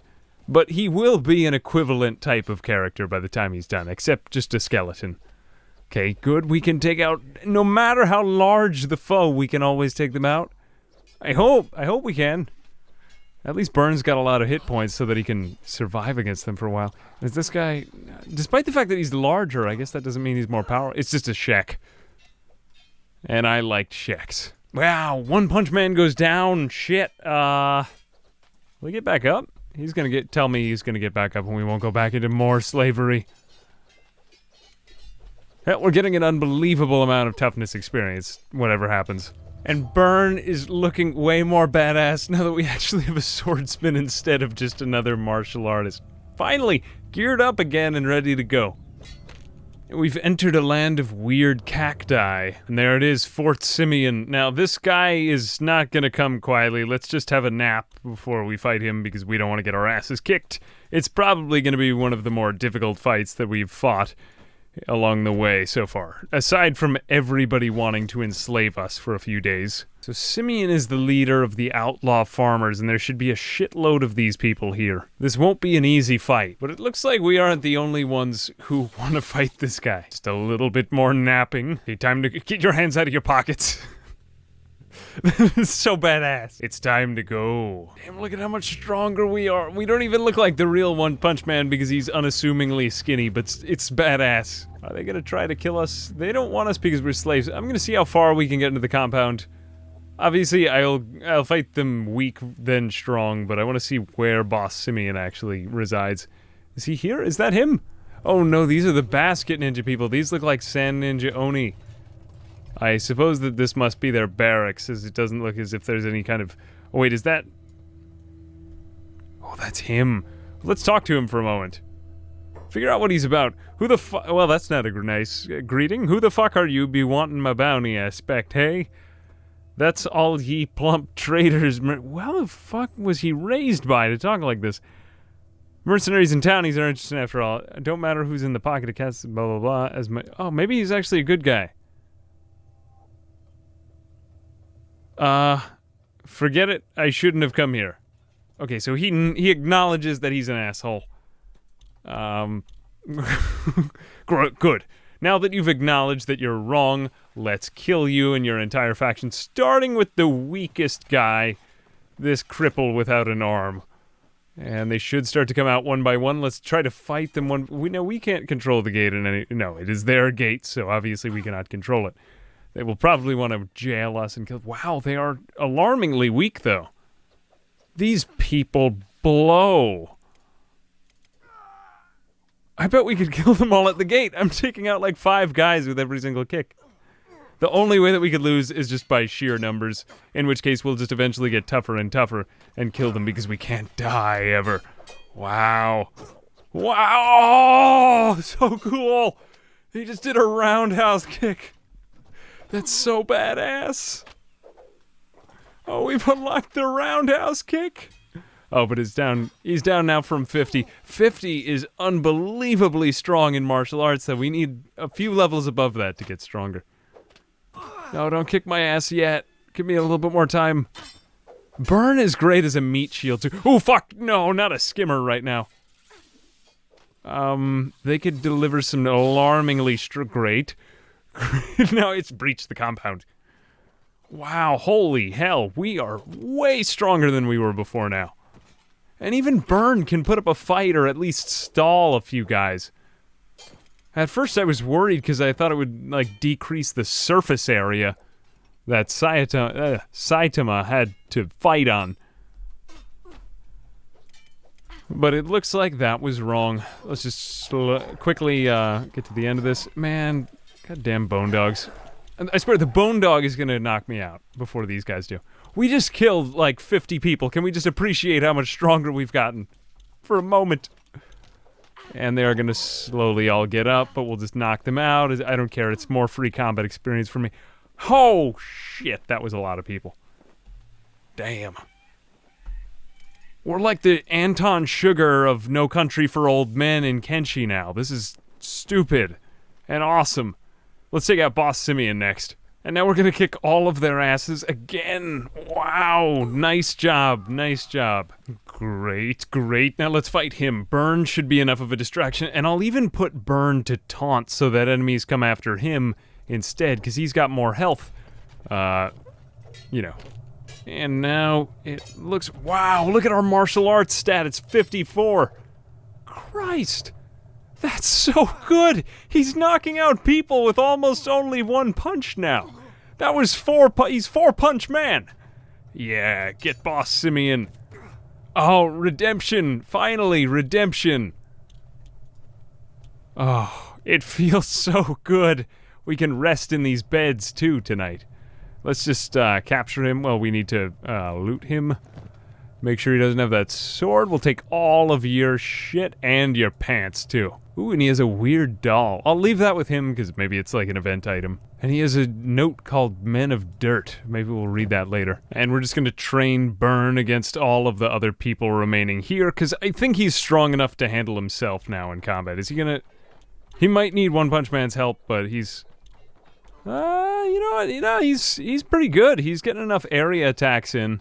He just needs a heavy weapon again, is all. He lost his from before. Hang in there, baby. Damn, Burn is getting good now.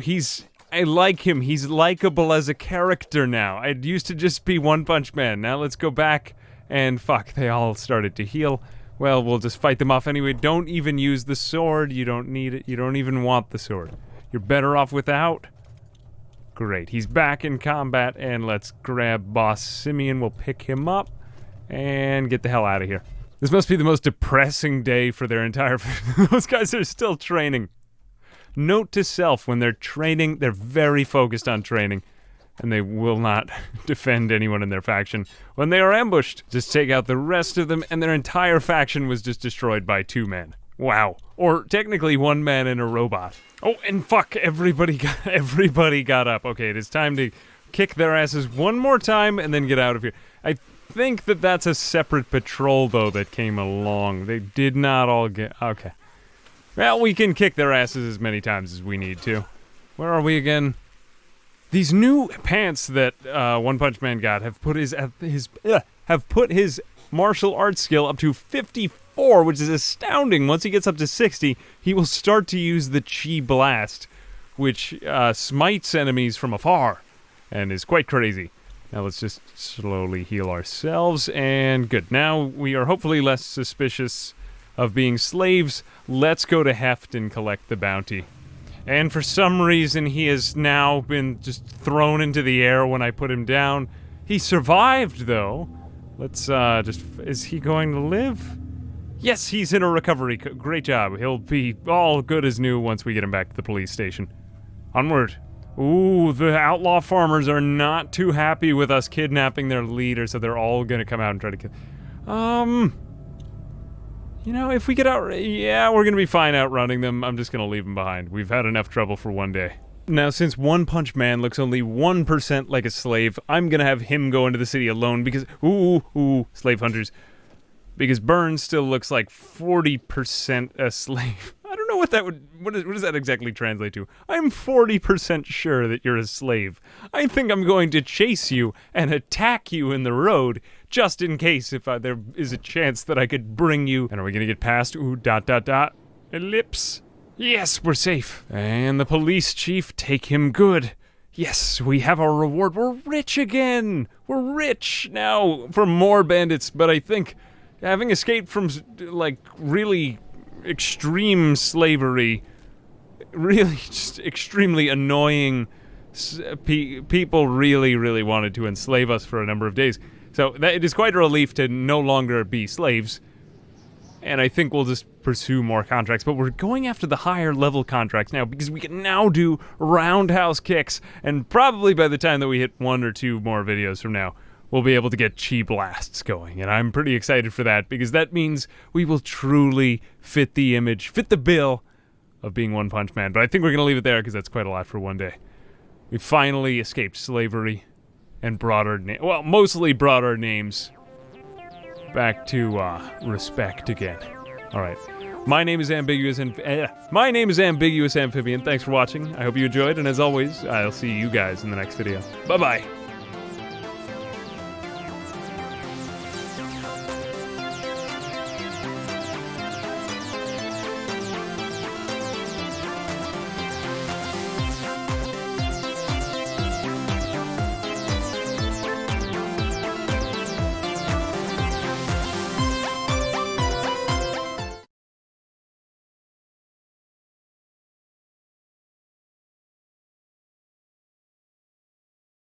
Before the video, quick side announcement that my actual One Punch Man training is about 10% of the way done on Twitter if you're on there. Otherwise, I hope you enjoy the video. I'll do a progress update at the end.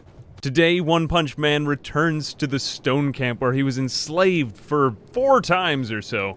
And he and Byrne are going to try to destroy slavery by knocking out the entire camp. There it is off in the distance. Let's see if 2 men can manage this enormous task. Now, our main problem with the camp before was dealing with these ballista guards at the top. Now, they're part of the slave traders, but I don't know if they're affiliated with the United Cities, and we have Byrne wearing samurai armor. Why are the city heroes fighting me?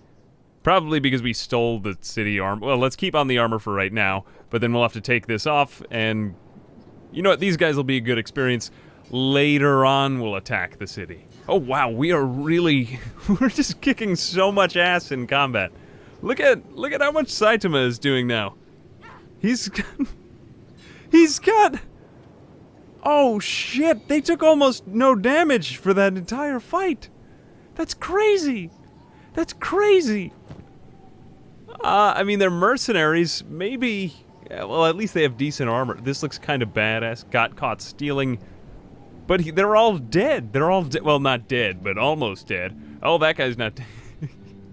What is this guy's animation? He's just... Oh, no, he's medicining himself. Stop medicining.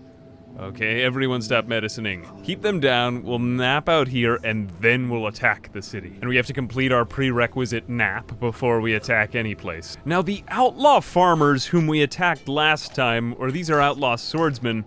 Yes, but they are affiliated with the outlaw farmers. Okay, so these people and the slaver factions hate each other, but I'm told that the outlaw farmers were also corrupt and robbed innocents, so I feel almost no guilt for having killed Simeon. Yes, we had a common enemy, but he himself was kind of a dick. So we're gonna, well, let's take off this armor. We need to go in disguise. Actually, screw it. You know what? They're gonna hate me anyway in a second, so let's just go in. Well, it does not look as if they're angry at me for being in stolen United Cities armor, so we're just gonna run. Oh, no, they noticed that I was an escaped slave. Get out of here and come back another day. Nap, nap, nap, nap. Gotta say, Byrne is starting to turn into quite a tank himself now that we've given him this much heavier weapon stolen from Simeon. Damn, he did a good job. Alright, 1 slaver down. The slavers will pay for this. And we're done napping and the sun rises. Let's go to town. So my primary concern in attacking this stone camp is these ballistas on the outside, and I think we're just gonna run in, then try to take them on from the rear, because there's no way we're gonna fight these things from the outside. Go, go, go, go, go, go. They might try to recapture me, but probably won't. Okay, they did shoot at me, but fortunately it's only Byrne. They want to take Byrne back in, and he got hit for a lot. Let's set him to block, and I'm just gonna station him inside of the main gate while... Where's One Punch Man? Okay, you go up, kill these ballista people, and then we'll deal with the rest of the guards. Great, so Byrne is just going to tank damage, and we will slowly but surely... Don't lose your left leg out from underneath you. That would be rather unfortunate. Good, he's already dealt out an enormous amount of damage. Ooh, that was a big hit. Damn. Oh, you know what? That's the ballistas. How are you aiming a ballista behind yourself? That's bull. That's bull. Great, okay, we got them down to the fists. Took down 1 ballista guy. Second ballista guy going down. And here we go. Mounted crossbow. Isn't that a ballista? It's a ballista. Damn, look at how many arrows we just took. I don't know, are we ready for another set of ballista people? Alright, let's just 1 more ballista guy. Okay, and Byrne is somehow still alive. Wow. One Punch Man took a shitload of damage on that. But damn, okay, as long as we keep them off of these ballistas, we should live. And take down the last guy who's somehow been reduced to using his bare hands. Now Byrne, heal up. Well, first off, heal up One Punch Man. Good, good, keep them down, keep them off of these things. Practically everyone is completely useless against us unless if they have a large tower from which to shoot us. No, stop approaching other people at... Well, this camp is very well fortified, but I think we will prevail. Good. Help your friend. Friendship overcomes everything. No, don't let them get on this. Christ, we're just gonna be camping the ballistas. What is this, who are you? You're a slaver. I'm gonna use them against them. No, don't. Get off of that. You're better with your bare hands. Once a slave. Man, this guy is a piece of shit. I can't think of any other way to exact justice upon them. Wow, kicking and punching for over 100 damage now. He's turning into One Punch Man. He just needs a little bit more strength. It's like he's still in that awkward Cinderella, like Rocky phase, where he's still not quite powerful enough. But Burn is staying alive for a very long time. He's taunting, and that's exactly what we need him to do, while One Punch Man could murder and kill, for justice, for justice. Great job, great job. Good, true friends healing each other. Great, the slavers are almost eliminated. We're going to actually do justice in the world now. Wow, that guy took a lot of hits. Ooh, now we have to deal with the entire rest of the faction in their main boss building. Burn, don't give out on me, man. Don't give out on me. I'm gonna just set him to block continuously until his melee defense is powerful enough that he can start doing some attacking in combat. More or less the same way that we trained One Punch Man. Okay, good, he's getting hits, but he's also very, very winded from that last fight. In fact, you know what, let's retreat for a moment. Oh no! Oh no, no, no! We have a limp now, we have a limp! Burn, get back in there. Get back in there, save One Punch Man. Oh, fuck! No, no, we've been enslaved. Shit. We'll get out of this somehow. Oh great, we're only in regular jail again. Eventually they'll probably enslave me, but I have a moment to think anyway. Okay, get back out of there. This was not a good idea at all. This was not a good idea at all. And Burn, too, had the shit kicked out of him. Well, fortunately, no matter how much they push Burn's shit in, he can always recover, except for the fact that he needs a skeleton bed. He's in a separate jail, though, from Saitama's, so I don't know where... What's the difference between them? Oh no, they were both slaves again. Fuck. Well, they took away all my shit again, but unfortunately for them, no matter how much of my shit they take away, they really can't make me weaker because I'm a martial artist. Back to the mines. Oh no, alas. Oh crap, they really, really fuck people here. This is horrible. I think this guy's douchey mustache. We need to kill this man. And we'll just break out of our cage and we'll just leave. Okay, goodbye. Goodbye, slave camp. I am far too strong for this place. We just need to find a bed. And replace my shackles with these sandals, put these on the ground, and I am free. Wow, that was very, very easy. I like it how they just kind of give up if you run far away enough. They're like, man, this is really tiring.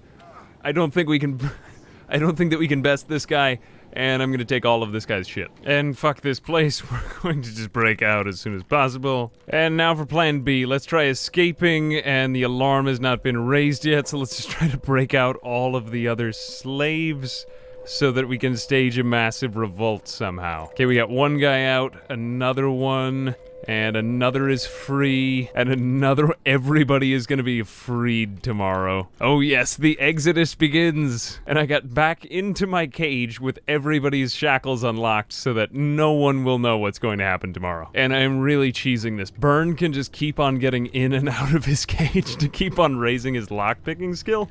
So he's going to be a master lockpicker by the time that this is over. I'm just gonna need to free them all from their cages. Apparently I can't free them from their cages yet, though. Oh fuck, no, I'm totally didn't escape my cage. Yep, don't mind me. Oh fuck, no, bud. This guy totally noticed that I took off everybody's shackles. Okay, we're finally able to unlock all of the other slaves from their own cages. Good. No, you'll all be free. I need your help, though. We need to break out. Oh, crap. So a lot of them don't actually want to go with me. So, like, even if I set them free, they get back into a cage out of fear. Yeah, he won't go. No, dude, come on. If we get everybody to join us, it'll... Ah, fuck. Come on, just please come with me. This would be cool if you joined me. All right, we're wearing down this city. All that's left now is to just take out the ballistas one more I swear if we just keep coming at this place, eventually we'll destroy the entire faction. And great, we're actually doing more damage to them. It's just a matter of not aggroing the entire group that's in the main building. And this is good. Finally, we're getting some of the slaves to help revolt. Okay, great. They're all escaping. Great, we're taking down the slavers and justice is being exacted upon this horrible place. And who is this? Another, okay, good, we'll take him down too. And no, you don't really need that. Just get back in the fight. And good, we're going to first aid anyone who has fallen in this fight. And we're going to give this escaped slave some food, and maybe that'll help him. We just need allies really badly. And good, this is a much better way to cheese this. Yes, more of the slaves are turning on... good, good, good. Oh, wait, no, fuck. Why are the caravans turning on me? I did nothing to the caravans. Fuck. Fuck the caravans. Oh no, screw this. They're trading with the slave traders, so they want to kill me also. But it's just a massive fuck. Don't lose your left arm, Burn, please. You need that very badly. But as long as One Punch Man can prevail, we'll be fine. He is doing work on these people. Come on, all you gotta do is a roundhouse kick, man. All you need is a roundhouse kick. And let's run away since I don't want to be re-enslaved. Nap, nap, nap, nap. Good job, One Punch Man. Rub your bed until you feel better. Great, we're getting some help from freaking, who are they even? No, don't hurt me. Hurt them. Hurt them. Skimmers hate everyone. It's like the battle of 5 armies over here. Wow, much needed alliance with the Skimmers is going to take down this slave camp entirely. Wonderful work by the Skimmers. Thank you. Let's just go in and liberate all of the slaves now. Great. Oh, wonderful. Now we are taking out the slavers and all of their... Great. We've taken them all. Yes. No, don't hurt them accidentally. Fuck. Okay, break everybody out. Burn. You come down here. Unlock the shackles. And actually, Saitama can do it now too. But all of these guys are... No, most of them are passed out. Talk to Bark? Can you get me out of here? Yeah, I'm on it. Yeah, I'm gonna help you. Alright, let's get her. I think it's her out of here. Pick the lock really quick. Yes, good. Okay, now I'm gonna unlock his shackles too. And can we get you out of there? No, fuck, come on, dude. There's like 5 people leaving right now. I guess if you can talk to them, then they're more, excited to leave. No, nah, this guy's a coward. Okay. Well, or maybe just smart, because probably everyone I liberate will die. Except for maybe... No, Bark is with us. Okay, actually, can we get Bark to join us? Nope, we can't.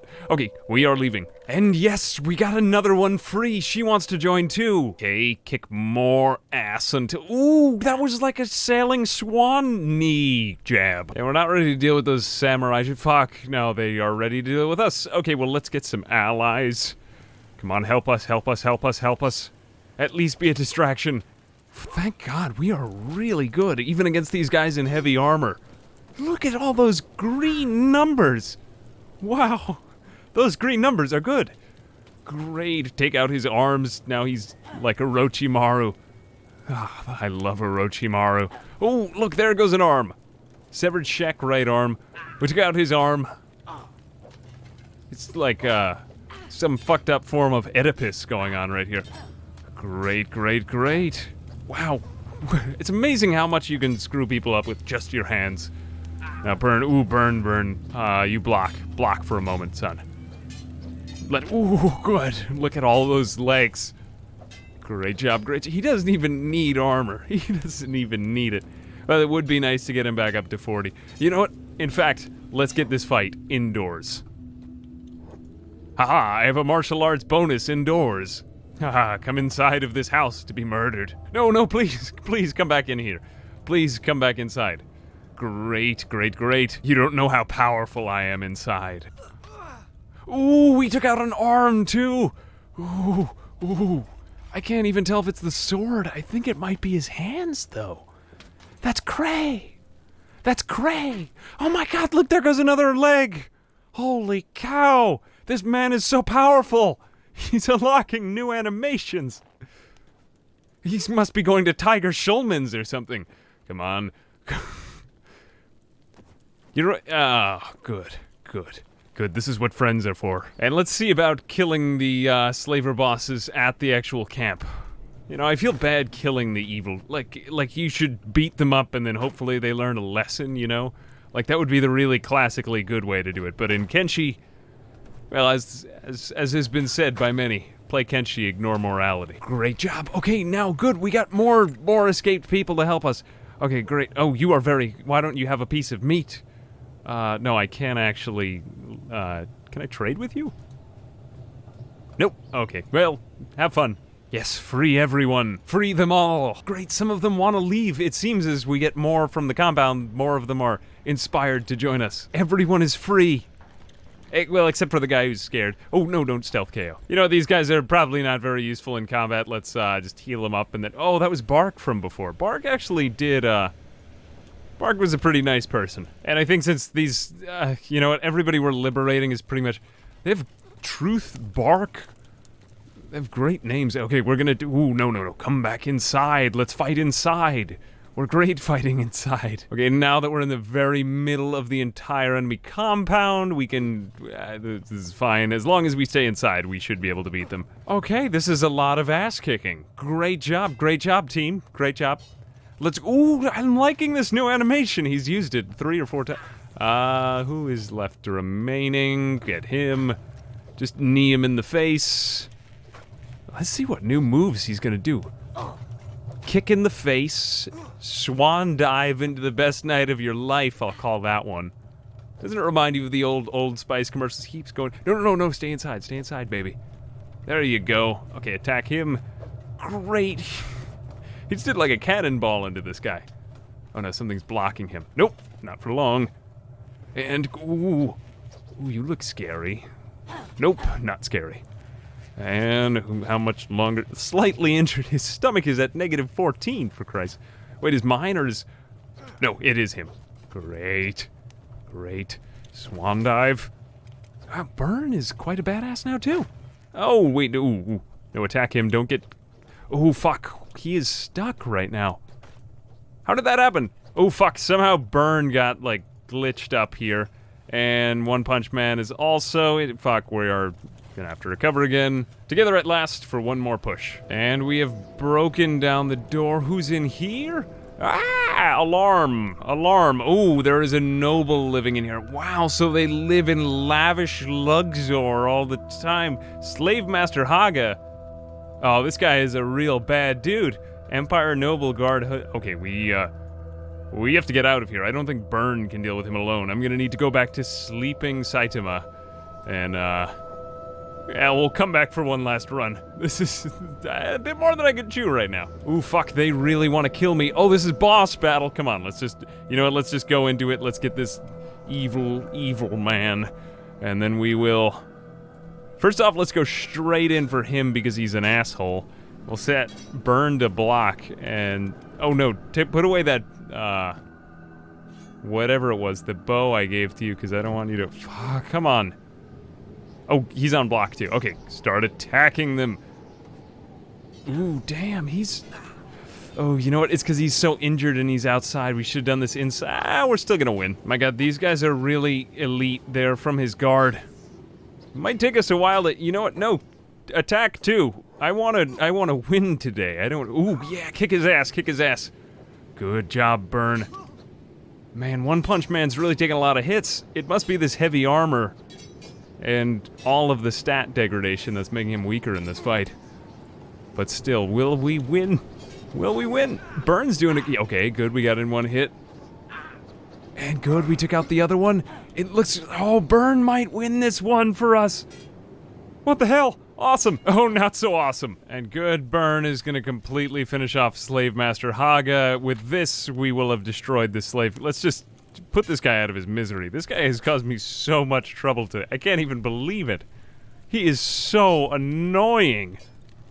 And One Punch Man is almost... The problem with One Punch... Oh shit, no! I'm gonna cheese this. I'll fight one of you at a time. Oh, this sucks. Every 3 seconds, new slavers come to the stone camp and replenish...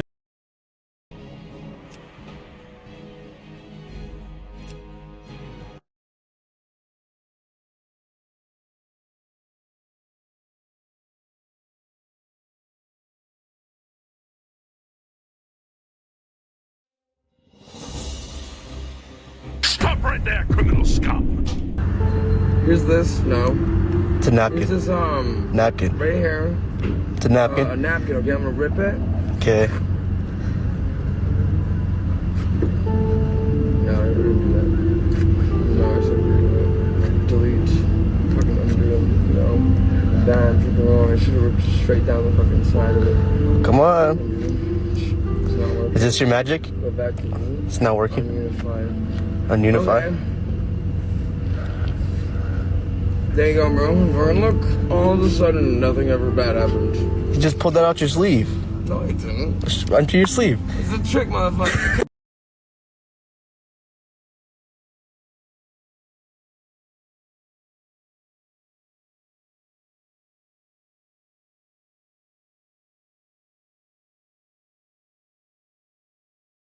My backs are absolutely horrible.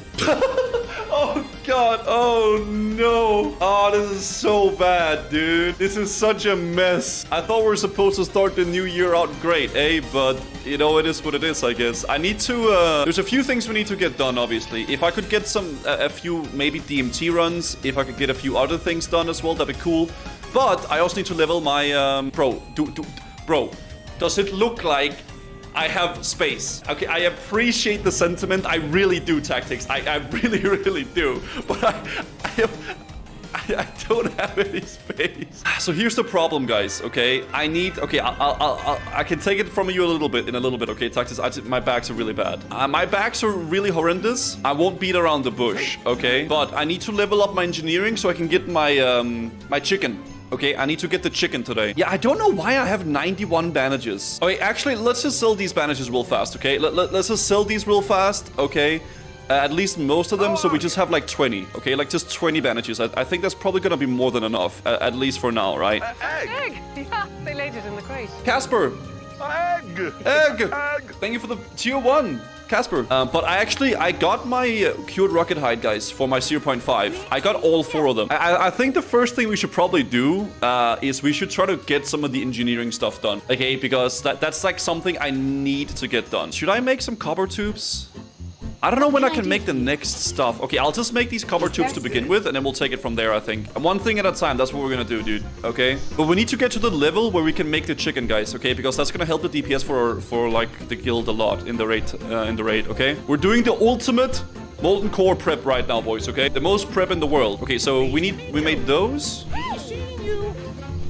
Oh, cores! Oh, yeah. Okay, nice. Wait, this is actually easy. We can just, we make a bunch of cores, blasting powder, and then we make the dynamite from that with the linen. We can go farm some linen and stuff like that a little bit later here. Okay, so we need all the core stone that we can get here. So I'll put the rest of this stuff in the bank, and after I've leveled this, I'll clean up the bank fully. So it's gonna be like super smooth. It's gonna be more smooth than my head. Okay, so let's go over here, and then we'll make all the blasting powder that we possibly can, and we'll see what we can do afterwards. Okay, what can we make next? Oh, silver contact.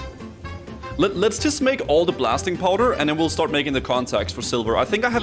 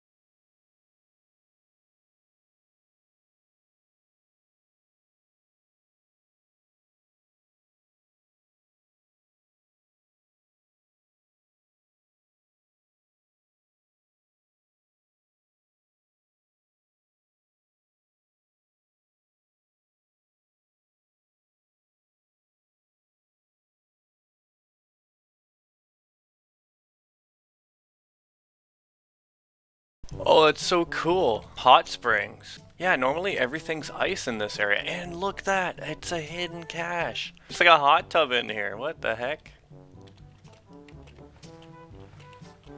Wait, come on. Too far away? How am I supposed to get that? You need to get closer. Out of range. Oh, come on, man. How are we gonna do this? Even with the speed buff? Oh, come on. They're trolling. They're trolling. Alright, what's the trick? What's the trick? Nobody's ever looted this in their life, I bet. Like, come on. Hell. Okay, so I'm gonna turn around.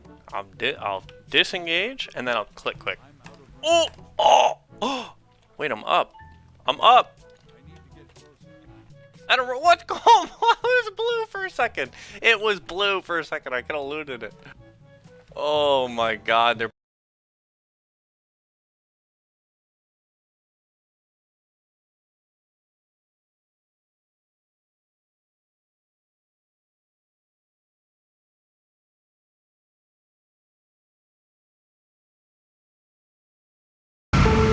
The most gorgeous lady in the world.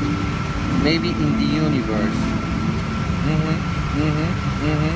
I, the celebrity, and I just buckle myself. I'm not gonna make it easy for them. They will have to drag me out of this. And this is the best. That's what smart people do.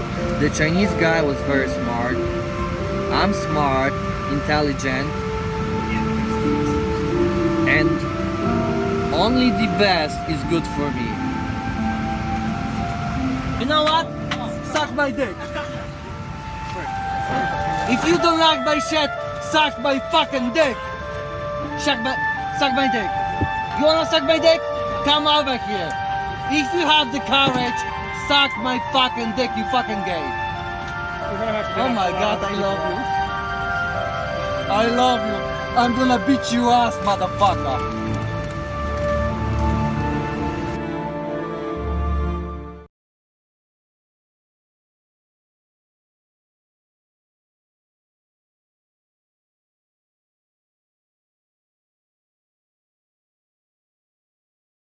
Hey guys, welcome. This Kenshi episode is going to be a little bit different than the other ones. Today we're taking a look at all the companions and unique recruits you can encounter in the game of Kenshi while ranking them in a tier list. This is going to be all opinion based, guys, but I'll take things like stats, availability of unique dialogue options, or even their appearance, stuff like that in consideration. I can't ensure that I've encountered every single unique recruit featured in this list in at least one of my playthroughs, but I think I got to see quite a lot of them. Before we start, guys, just wanna let you know there might be spoilers ahead, so watch out. Alright, I'm going to use the official Kenshi wiki site. There we got all the unique recruits listed very nicely. Okay, let's take a look at the first one. Agnu is his name. He can be found imprisoned by the Thrall Masters in the top floor of Tower of Abuse. I did not encounter Agnu yet, but looking at this dude, I got a bunch of those soldier bots at my base already. Like a bunch of them. They make pretty damn as good guards for the turrets. You know, you let them sit at the turrets and they shoot everything non-stop. They don't need food, they don't need to piss. You can set them up on a turret 24/7. So this is pretty awesome. Agnu has several lines of unique dialogue, most of which are screams, because similar to Ray, Agnu is unable to speak. Agnu often shares these dialogues with Beep. So, a friend for Beep. That's awesome.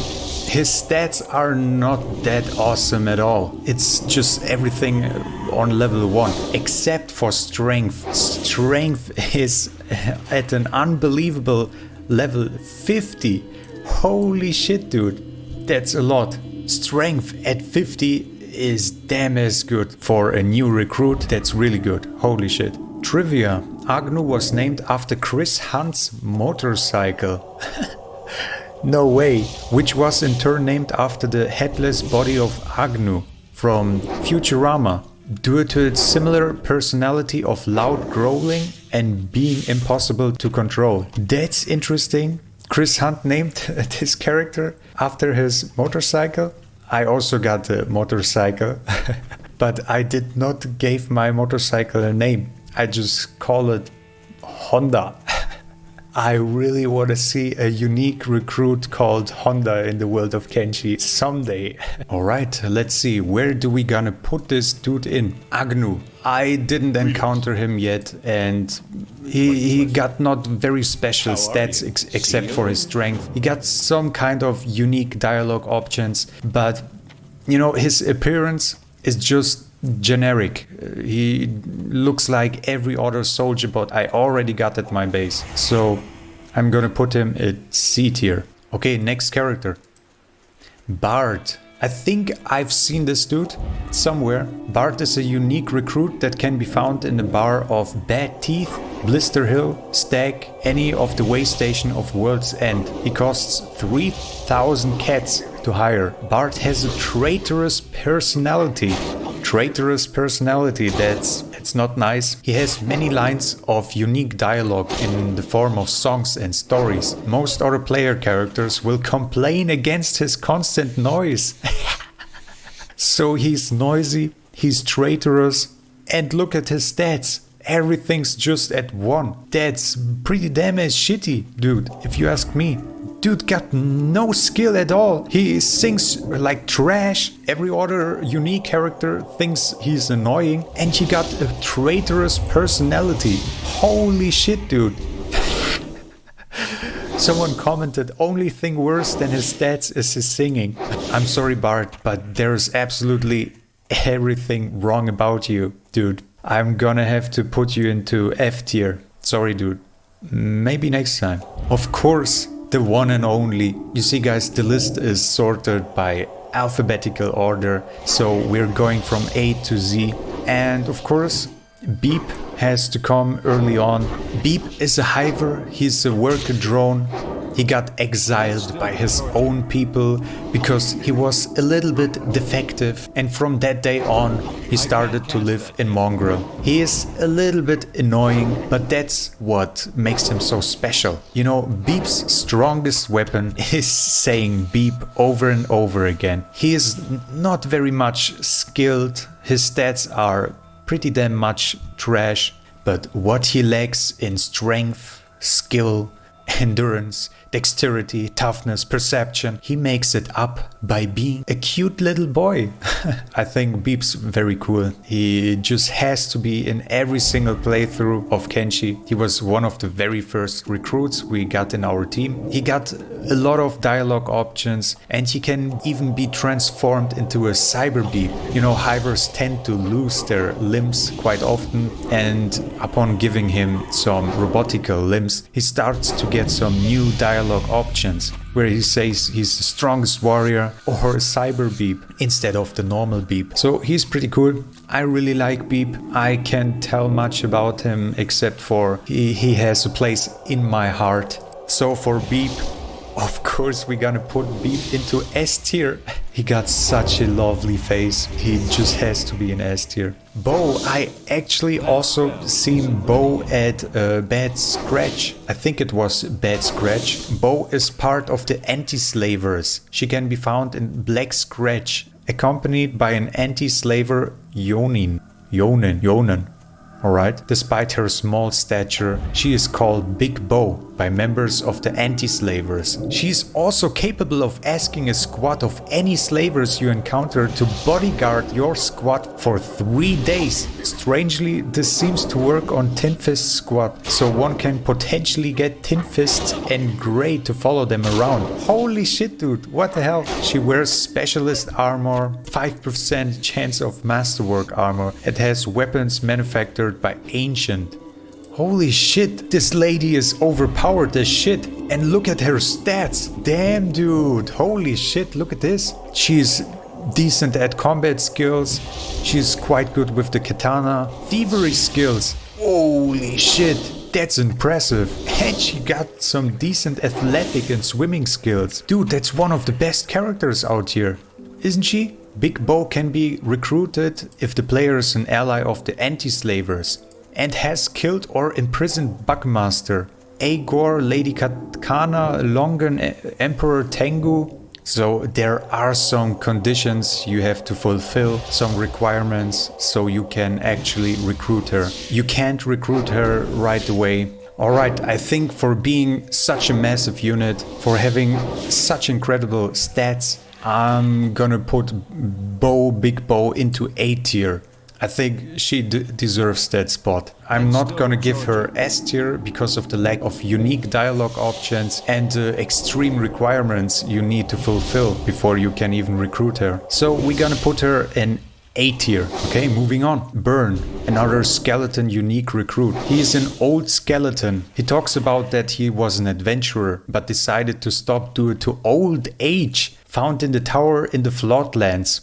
Old age? How old is that dude? He's a robot. What does it mean he's old? Like 4,000 years or something like that? Burn is one of the easiest skeletons to recruit early in the game. He has only 2 unique dialogue lines and uses the skeleton dialogue package instead of a unique one. He got some okay-ish stats, not the best, not the worst. He looks like a decent recruit. I think we're gonna put Burn next to Agno. They're quite similar, so I think they fit nicely together. Next character is Cat. Cat is a medic and has the dumb personality. Why does he has the dumb personality? As a medic, I mean, you gotta have to be a little bit intelligent, right? He is a United Cities citizen. Cat was dressed very nicely on his way to a date when he was mistaken for a rich person because of his nice clothes. He got caught by the dust bandits. They wanted a ransom for him because they thought he was someone important, but no one showed up. So he was left in prison in the Dust King's tower. The UC nobles don't even know him. Dude, that's so sad, man. I'm so sorry for you. I feel a little bit pity. Also, his stats are not that good.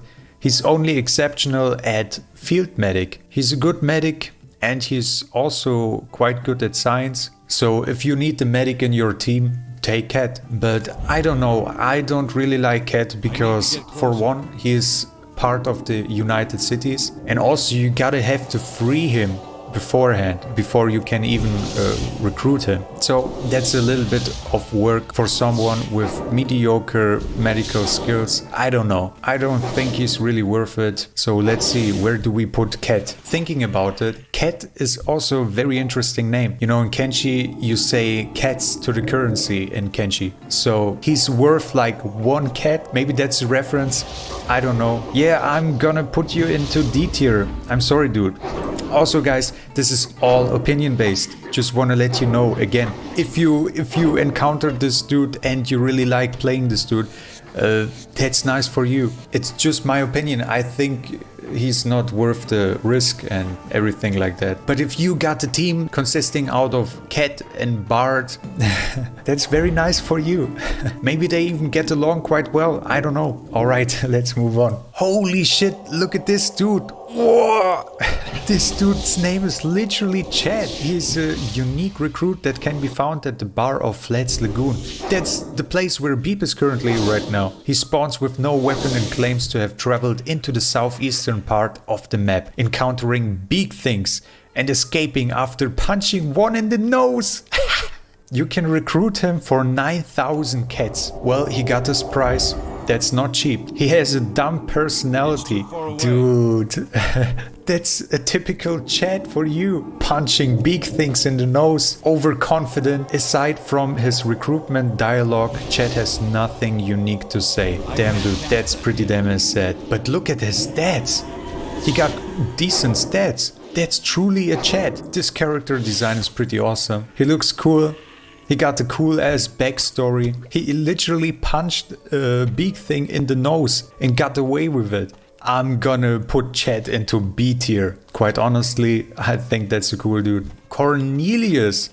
Cornelius is a goat follower you can get from a nomad. He can be found in settled nomad village in Drag. A nomad animal trader will sell Cornelius for 15,000 cats. That's pretty expensive. But if you talk to his owner, Goatman, in a nearby hideout building, he will offer you a half off discount. You see, Cornelius as GOAT, he got a pretty funny name, but that's all about him. You could recruit any other type of GOAT out there in Kenshi and name it Cornelius, and you got the same individual. And I don't know if he even fits into this list since he is just a GOAT. I'm gonna put you into F tier. Moving on. Crumble John. Most of you guys know him as Sensei. I renamed him into Sensei, but his original name is Crumble John. He is quite funny. He is a very cool and unique recruit. Okay-ish stats. He's pretty strong. He got a little bit of a crooked back, you know, he's running around looking like a shrimp, and I guess it's mostly because of his large ass fragment axe on his back. This shit weighs a ton, but he can become quite strong, and he got a lot of unique dialogue options, and you can even get him for free in Mongrel. Just talk to him. He does not want to join you at first, but you gotta have to talk to him over and over again until he gets annoyed and just follows you. He's pretty cool, so I would suggest getting him into your team. I'm not gonna read all of his backstory here right now, but he got so much to offer, guys. He is very funny, got really cool dialogue options. For me, Crumble John, aka Sensei, definitely S tier. He's one of the best characters out there in Kenshi. Digna, she is a former resident of Stag. Her father caught her trying to escape, so she killed him and fled to Flotsam village. Holy shit, she got those mantis looking eyes. Very scary character, very scary woman. She has the player Flotsam dialogue package, which is shared with all recruits from the Flotsam ninjas. Well, so she's like Knife and Reva, I guess. All the same from the Flotsam village. Well, she got extremely poor stats. I don't know, man. She does not really look like a unique character. She got nothing. She even killed her father. She looks quite scary, so I'm sorry, Digna, I'm gonna put you into F tier. I'm really sorry. Maybe there are people out there really loving Digna, you know, playing only with one character and it's Digna. But I'm sorry, this is all my opinion, okay, guys? For me, she's F tier, so let's move on. Dr. Chang. I love this dude. He's a very good medic. He is a surgeon with unique dialogue options. He can be found in a bar in Mudtown, located in the swamp or in Shark. He does not have very special stats. He's a little bit fat and looks like just an old man. He's not even Asian, despite his Asian sounding name, but he got a lot of funny dialogue options, especially when he's about to heal. I got Dr. Chang in my base and he automatically heals every single one of my people if they got hurt or if we are getting attacked. He's the first one to rush out and treat those wounds. So for me, he found a good place in my heart. I really love this character, so I'm going to put Dr. Chang into B tier. Els. Who the hell is Els? He is fat, he's alcoholic, he is simple-minded, he's quite relatable. He is an Empire citizen with a small bounty on his head for stealing alcohol from distilleries. What the hell, dude? He wanders around town begging for food. What a damn lad, man. When recruited, he has 3 bottles of cactus rum in his inventory. He can be found in Xiao Batai no matter what world states are affecting it. He will join the player after giving him a sloppy 300 cats. Of course, he must have the dumb personality. As you can see, he's a shag. He's a little bit... He's built different. He got no special stats except for stealth and thievery. Of course, because he steals a lot of rum, right? He's also called Pickles and Squint at some point. Okay. Well, he looks funny. I would definitely take this dude into my team if I came across him. Quite unique personality, but he does not have unique dialogue options. Damn, dude. You could have gave this dude some really cool dialogue options, man. So we're gonna put Els into C tier. Damn right, son. This is your place. Next one, Esper. Esper is imprisoned within Tengu's vault. With a bounty of 25,000 cats, Esper can join the player faction after being freed from imprisonment and safely escorted away from the prison. Esper does not really have that impressive stats. Well, his stats are pretty damn as low. He does not have special dialogue options, but I really wonder what did this guy do to get a bounty of 25,000 cats on his head? To be honest, instead of recruiting that dude, I would just take him and get the bounty. That's way much more worth than this shithead. I'm sorry, Esper, but I gotta have to give you the D tier. Here now, this character is brilliant. Green. This is one of my absolute favorite characters besides Beep. He looks identical to Beep, but I don't know why. Maybe the picture is a little bit outdated on the Kenshi wiki, but in my playthrough he had a scar on his face, like some green stripes or whatever that is. It gives a little bit more uniqueness to him. He can be found at the bar at the Dancing Skeleton in Shark or in Mudtown. I personally found Green at the bar at the Dancing Skeleton bar in Shark, and he only costs 2,300 cats, and he is worth every single penny because he's an excellent shooter. He's like a sniper. I mean, everything other is just level 1, but his ranged skills, look at that. His turret skill is at level 65 and his crossbow skill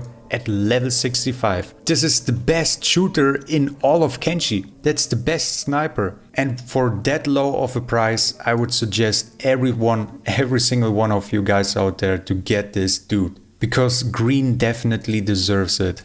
So we're gonna put Green into A tier. Very good character. Green Finger. I've seen Green Finger. He is located at a fishing village. We've been there. He or she is a farmer who is tired of living so close to the cannibals and can be recruited by the player for 2,000 cats.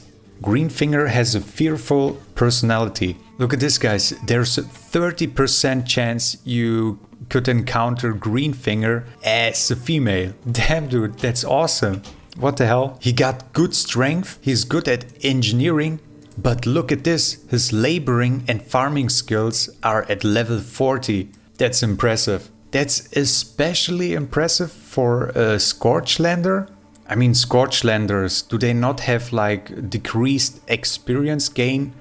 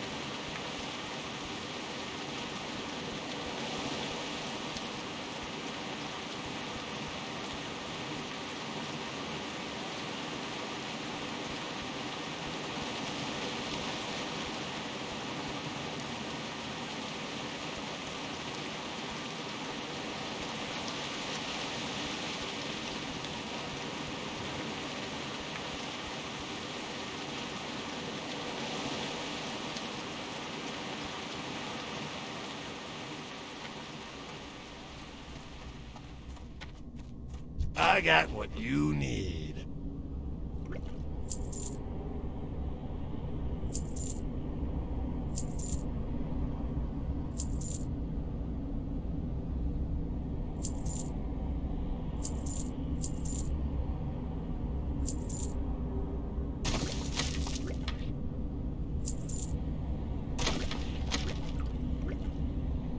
Be good.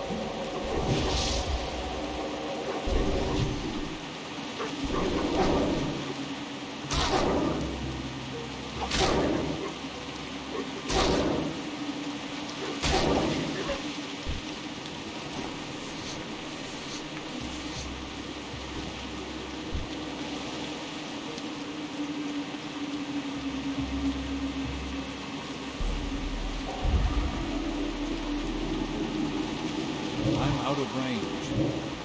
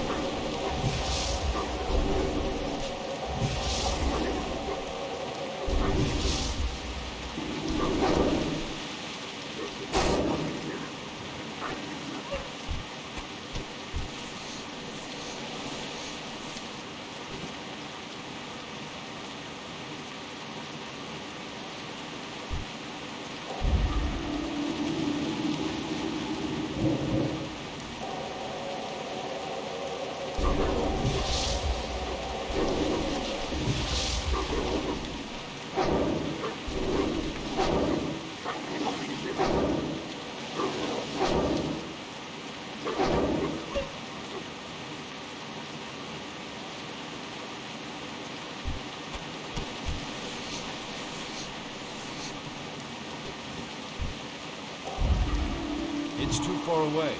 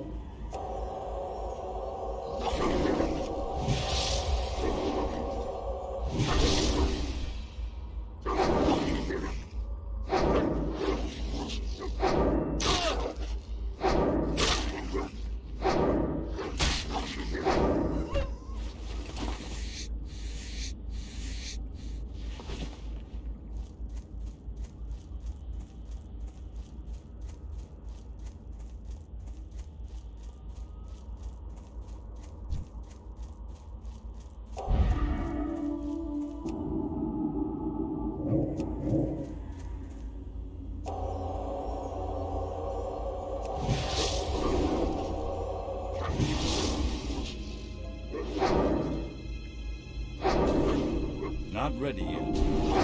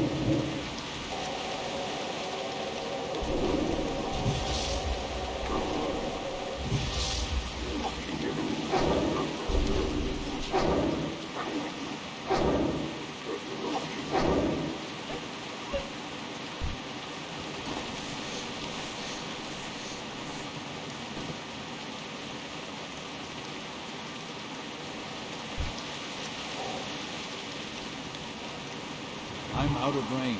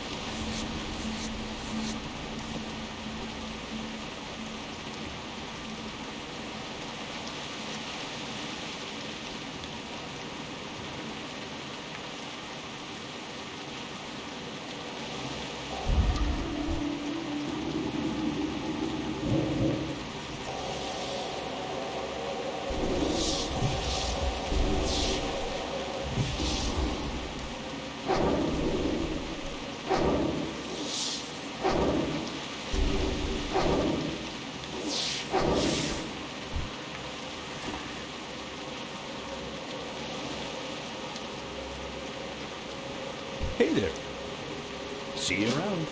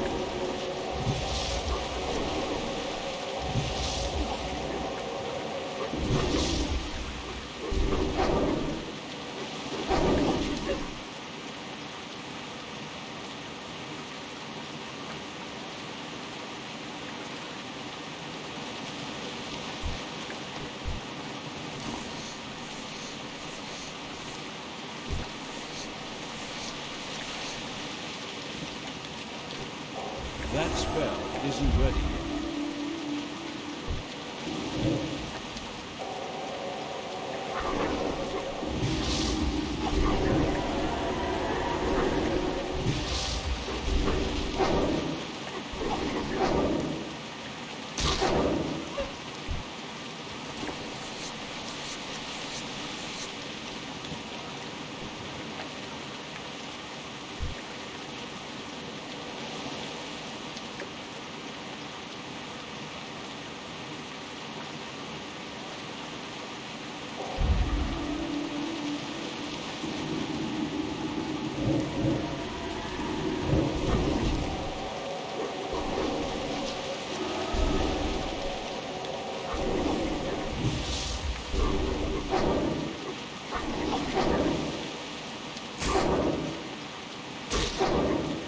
I can't cast it yet.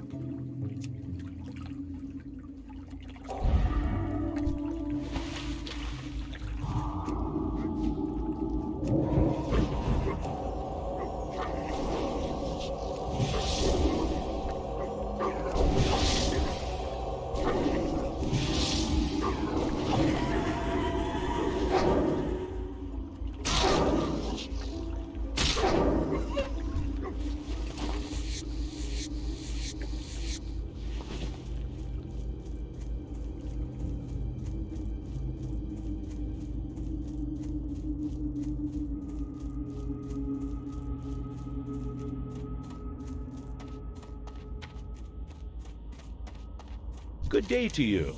Have a good one.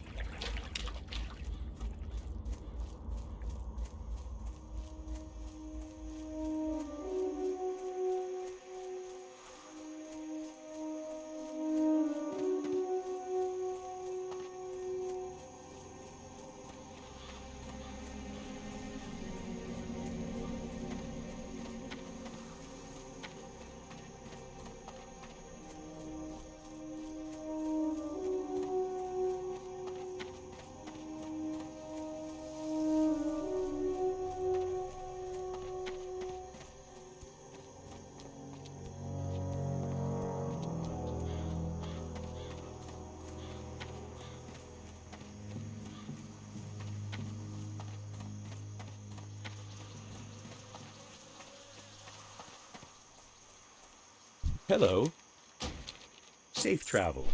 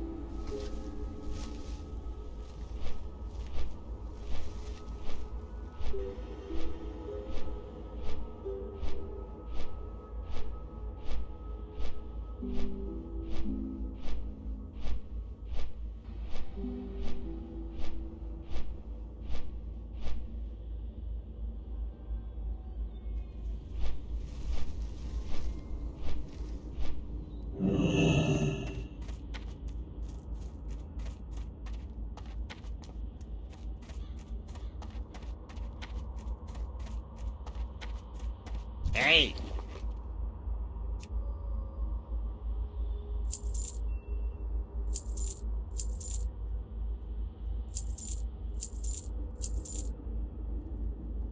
Daylight's burning.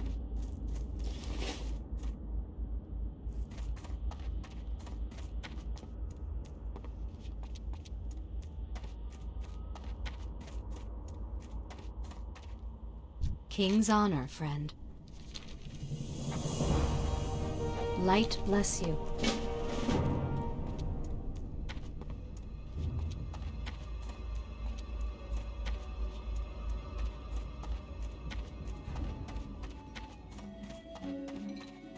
What can I do for you?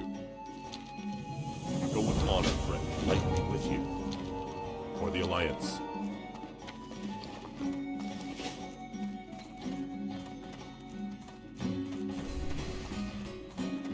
King's honor, friend.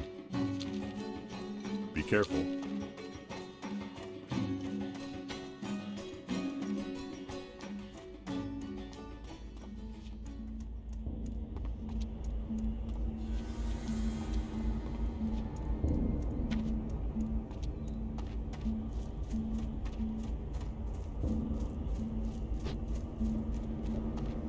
Hello.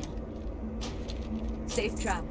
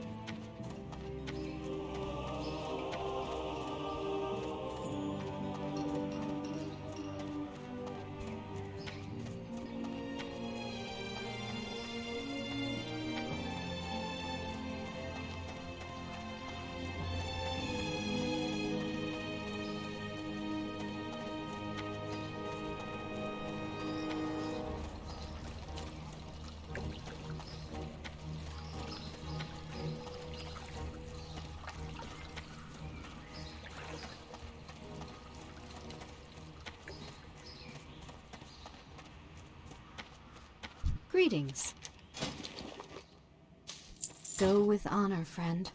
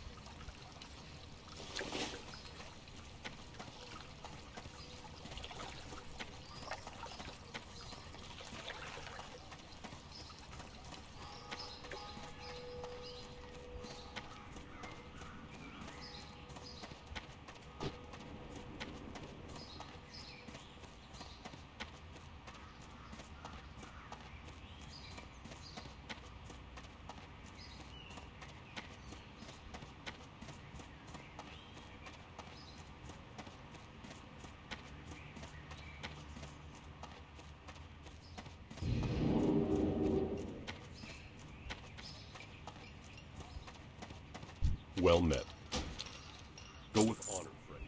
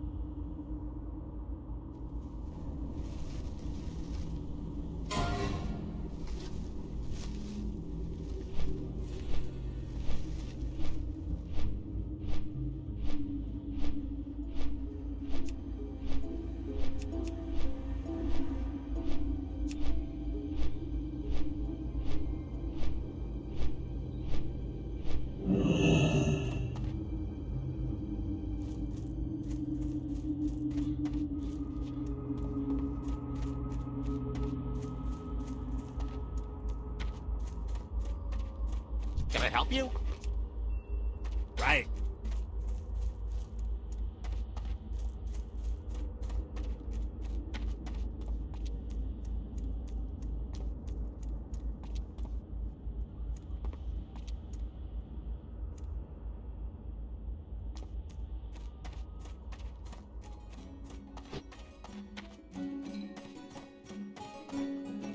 Need help? Light bless you.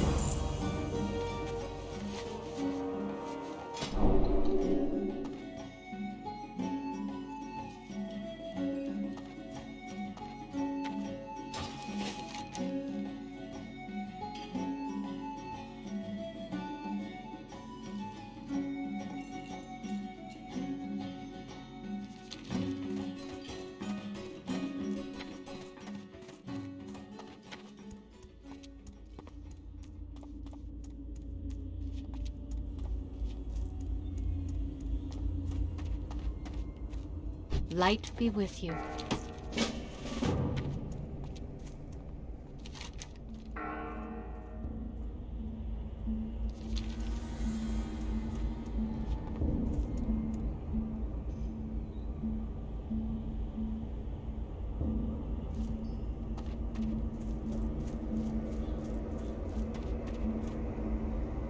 Well met. Farewell.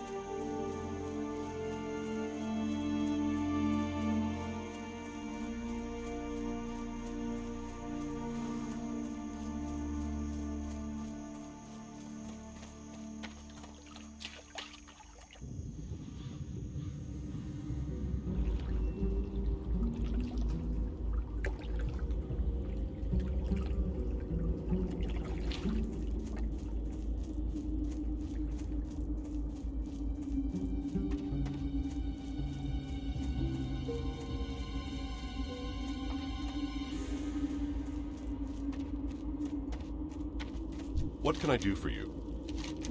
For the Alliance. King's honor, friend. Go with honor, friend.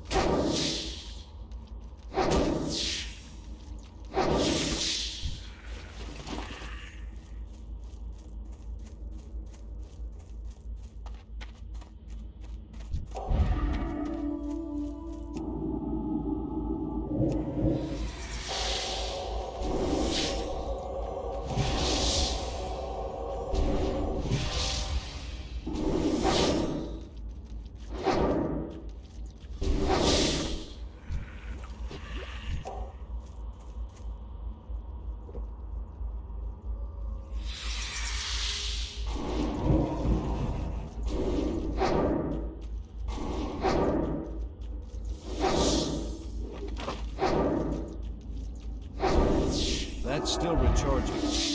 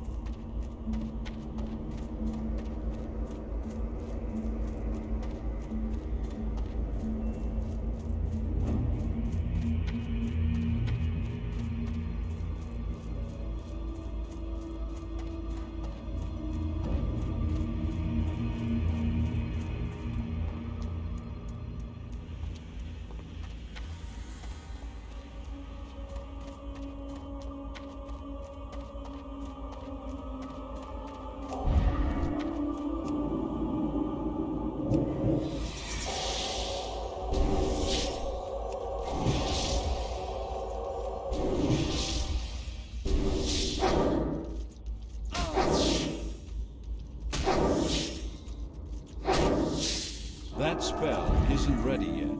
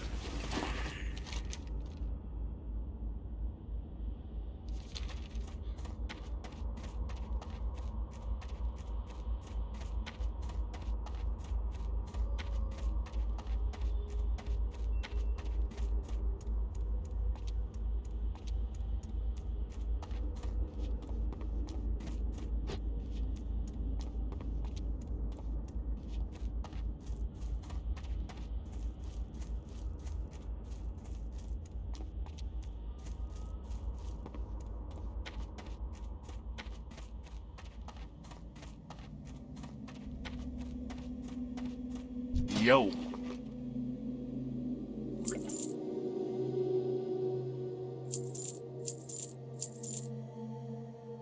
Have a good one.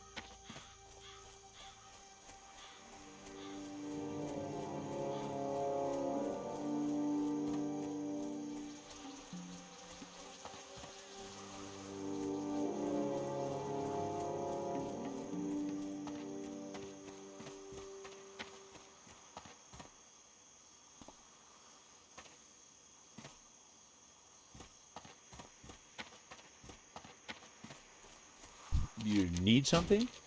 Have a good one.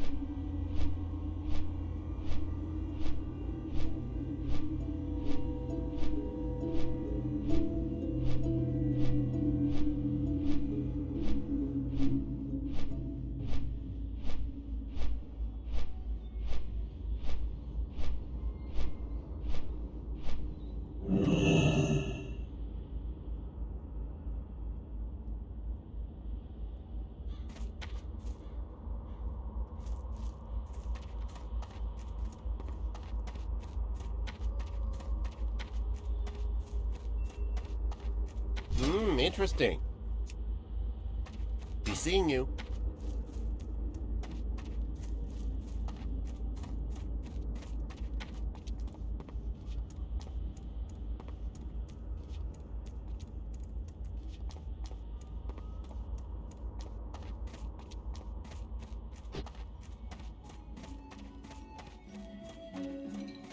You need something? Light be with you. Light bless you. I can't use that.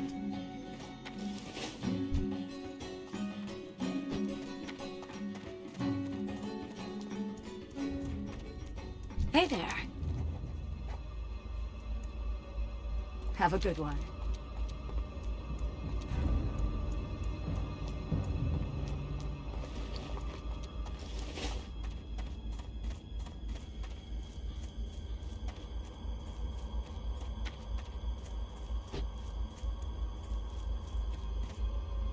Can I help you? See you around.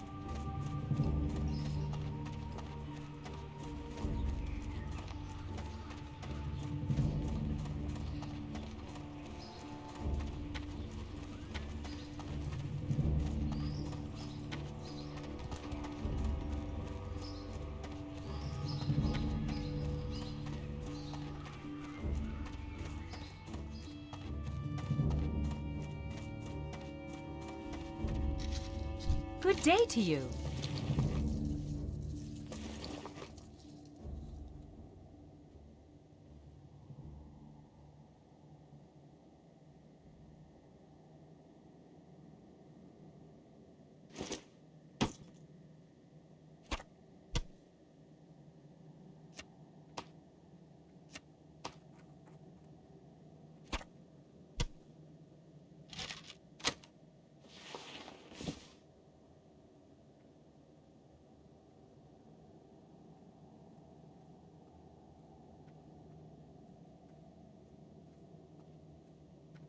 See you around.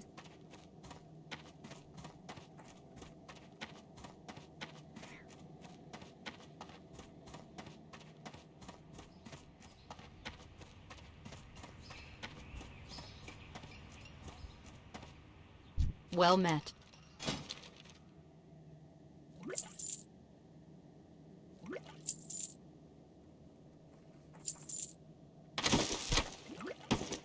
Farewell.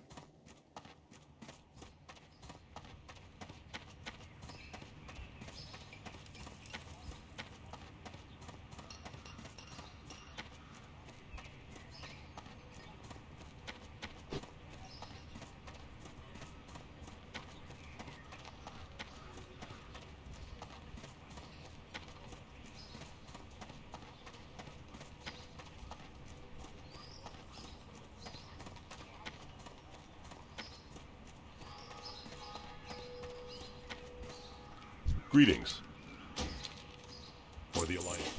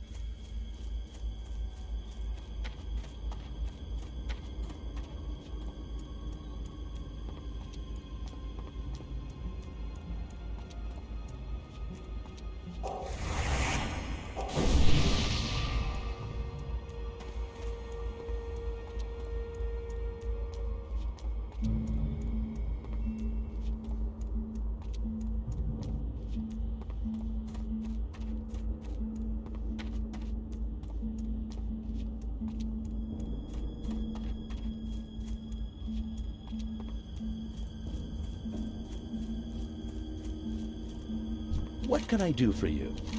See you around.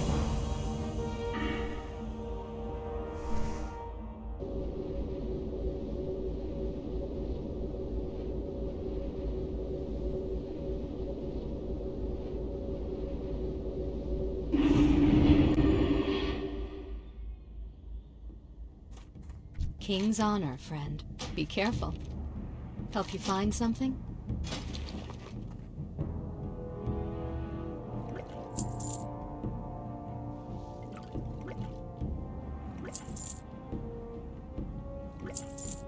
Safe travels.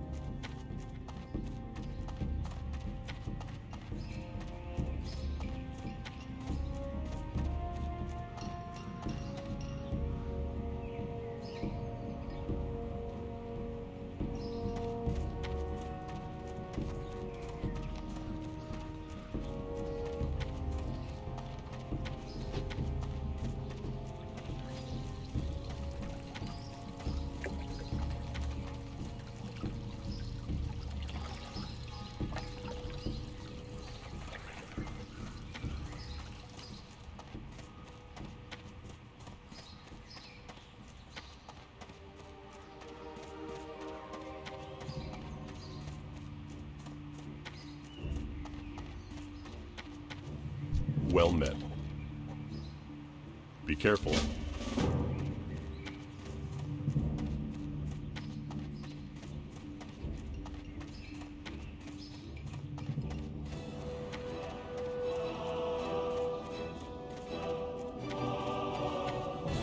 How are you? See you later.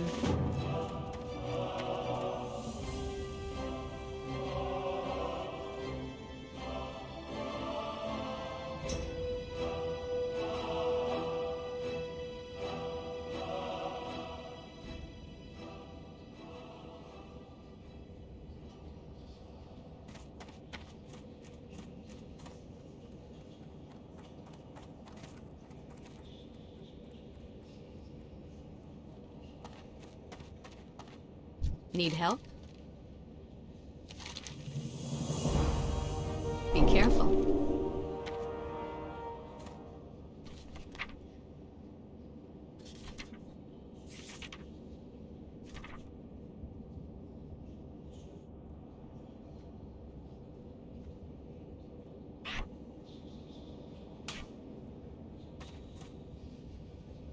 Hey there.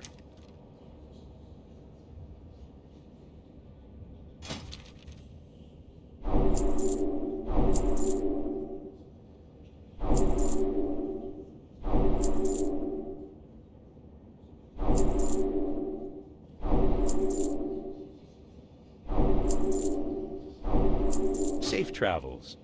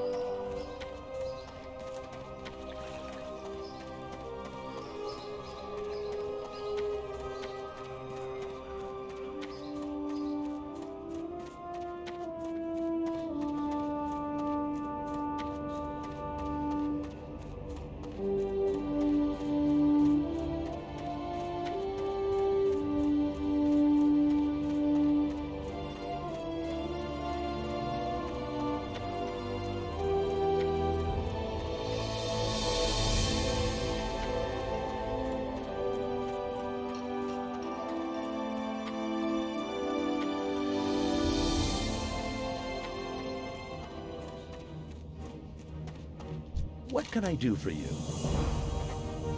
Have a good one.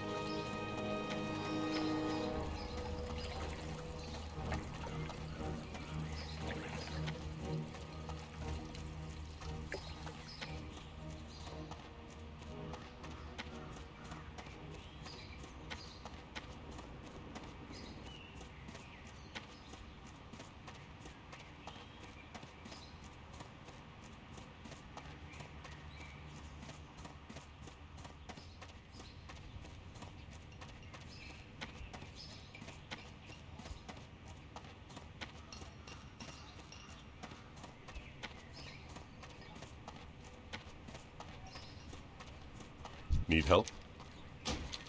Light bless you.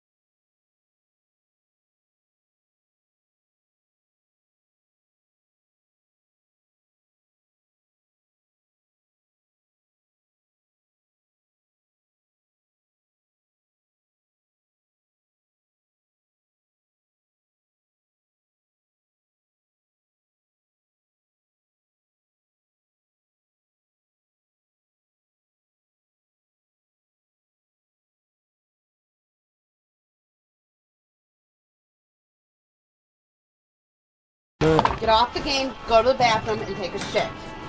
Now. Hey. Bathroom and shit now.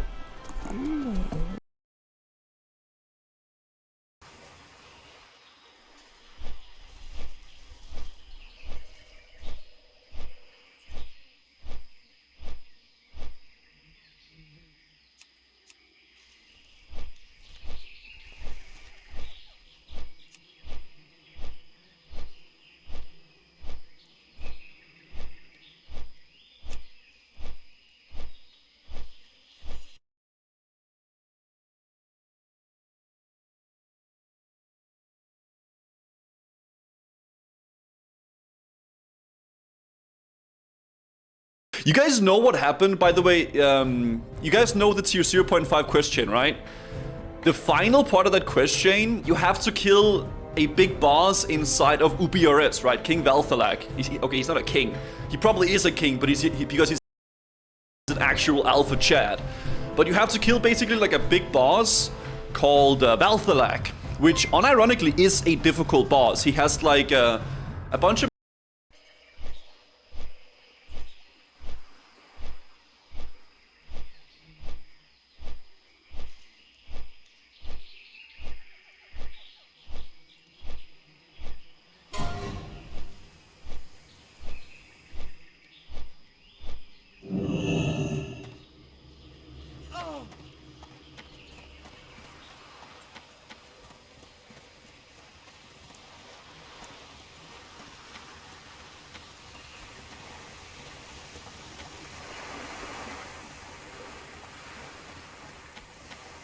Got the best deals anywhere.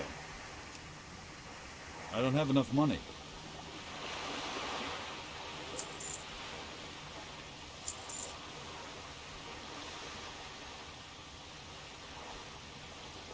I can't afford that.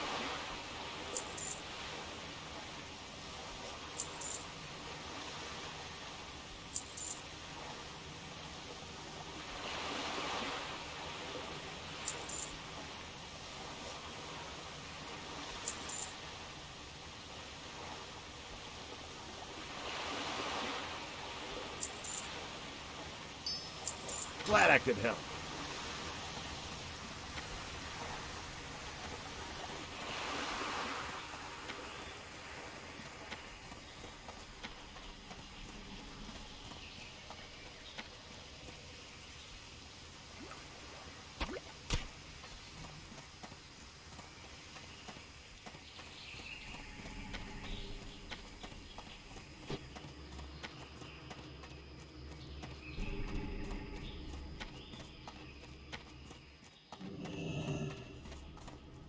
Interest you on a pint? Watch your back. mechanics. He does like an AoE chain lightning. He summons like a bunch of assassins. If you don't kill those assassins, they like one-shot you. And he has like shadow damage and like, you know, a big AoE. And apparently, we had one of our best in the guild, one of our best geared resto druids died to him. I don't know when it happened. I think it happened like yesterday or something like that. I haven't seen the clip, but I have the clip right here so we can watch it for the first time. So apparently Seku is a really geared resto druid in our guild, and he died. Let's see how it went down though. I don't know if it's because he wasn't in the group when he used it, but that's unfortunate. Okay, never mind. Yeah, it's so well. Yeah, He didn't have chickens either. Okay, so they're about to do the boss.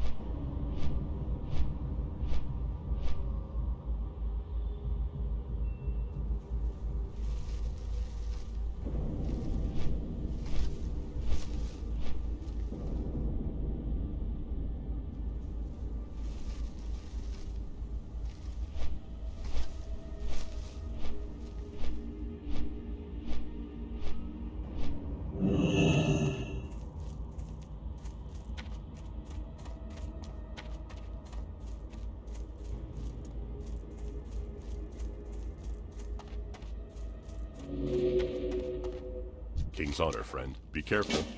Greetings. For the Alliance.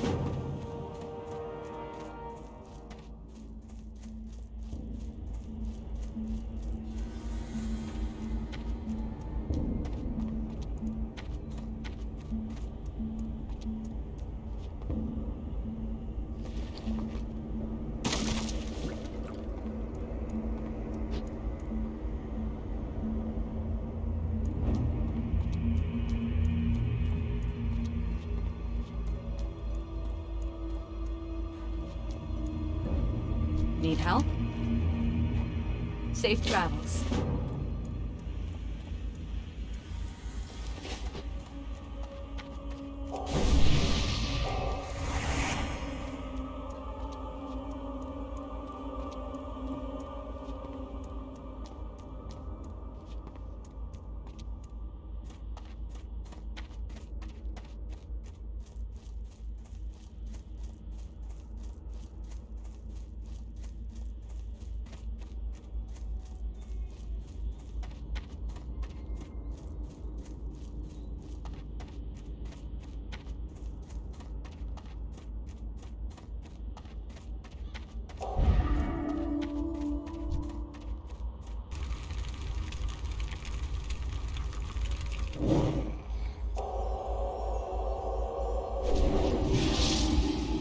I can't cast that yet.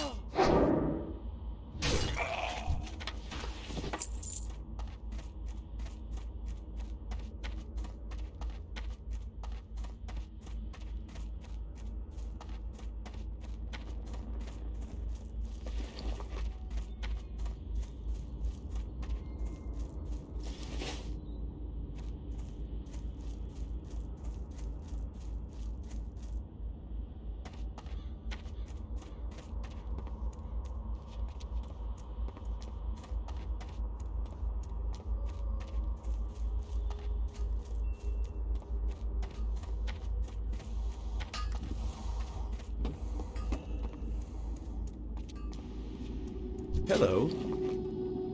Safe travels.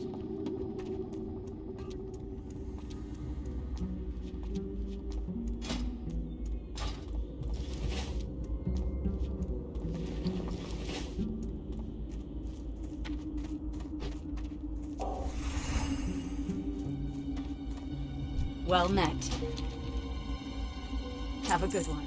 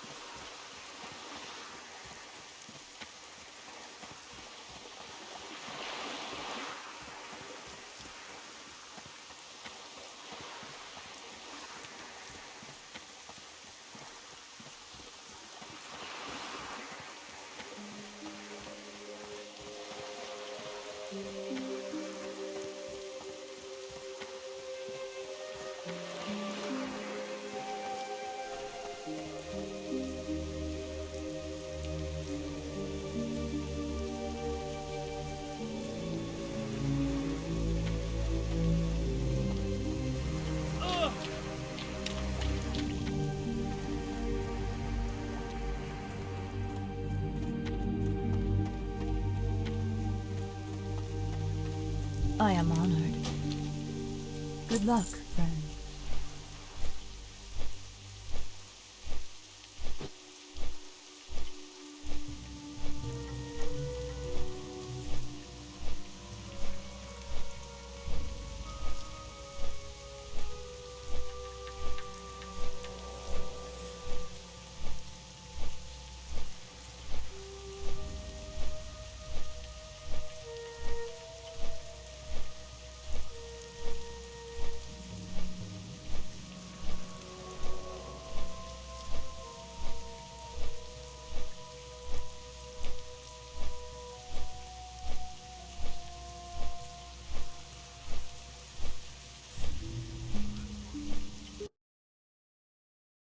Okay, what's All right, how is everyone ready? Yep. So it's important on this boss you stay spread out so nobody gets hit by the chain lightning because it chains infinitely, and if it chains more than 3 times, it one-shots people. And he also summons a bunch of assassins you have to kill. There's basically a bunch of stuff. Let's just see what happens and how he dies. Phase shift is safe, don't worry. Where is Seku at? It's this guy. I'm dropping it. This guy who dies.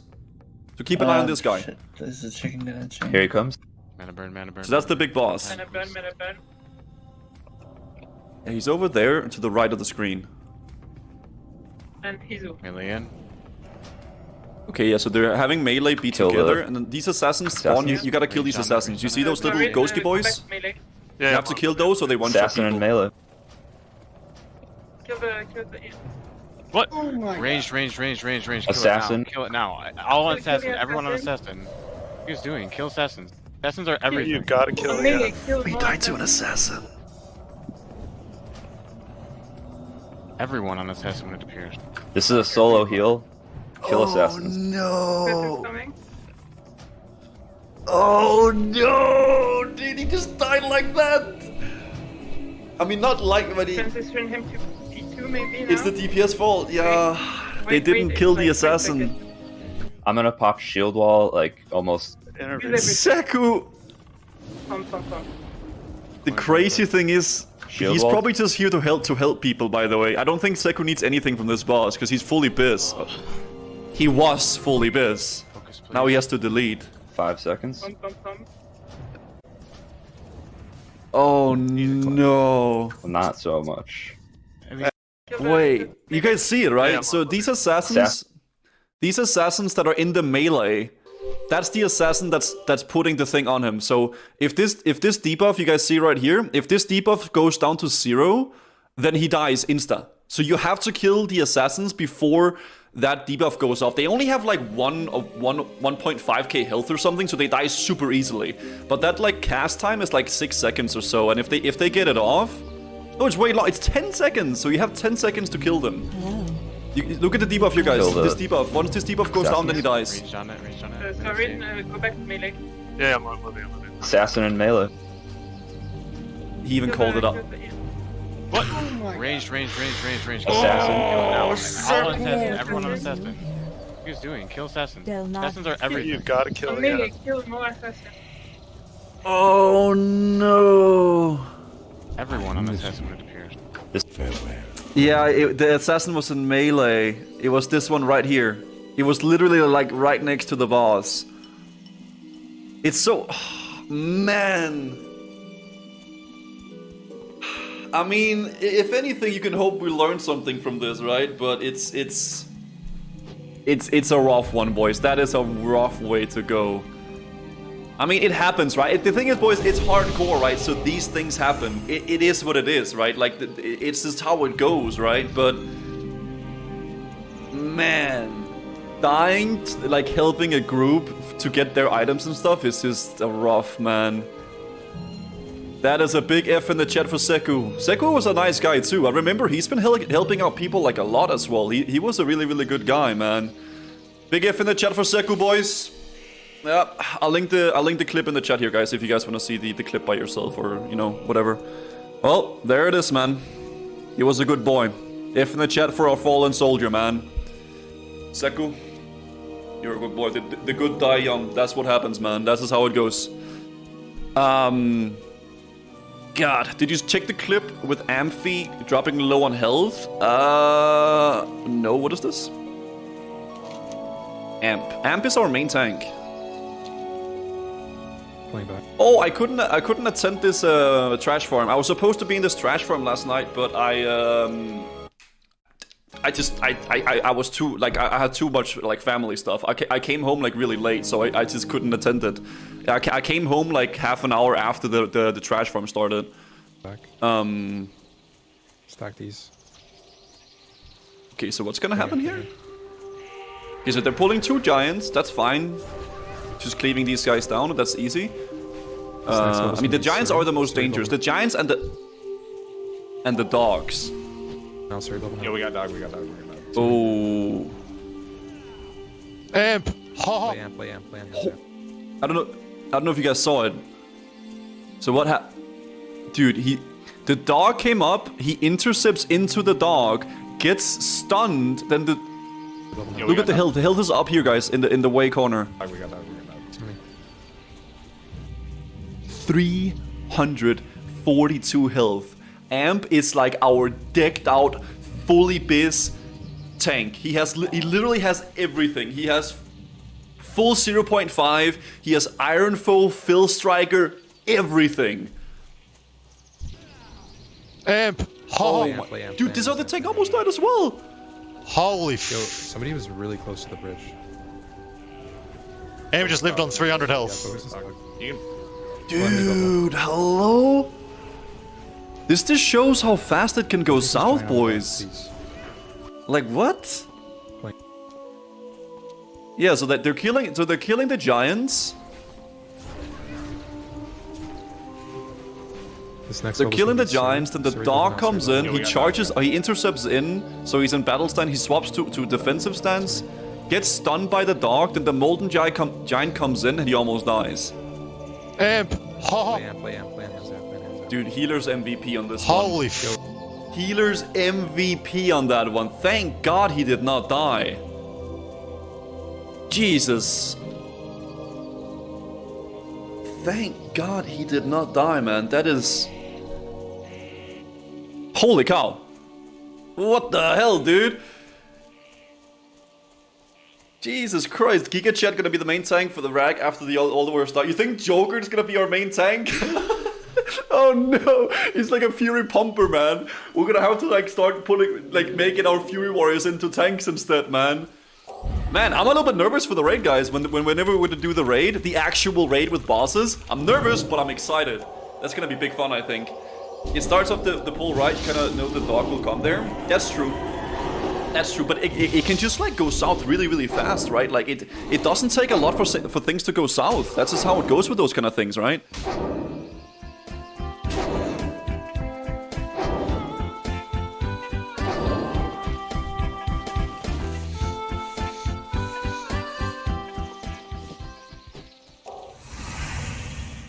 So yeah, guys, there is some death clips though. I mean, you guys know I like my death clips, okay? You know I like them, all right? So there's a new highlight thing of the death clips. We'll go through it. We'll watch it together. Why not? Okay? Why not, boys? Okay, let's look at this, boys. WoW Classic Hardcore death clips. Comment tu fais? Faut descendre, non? Tu vas où là? Oh, is he gonna? D'accord, mais non. No. Non, que dalle, je veux pas.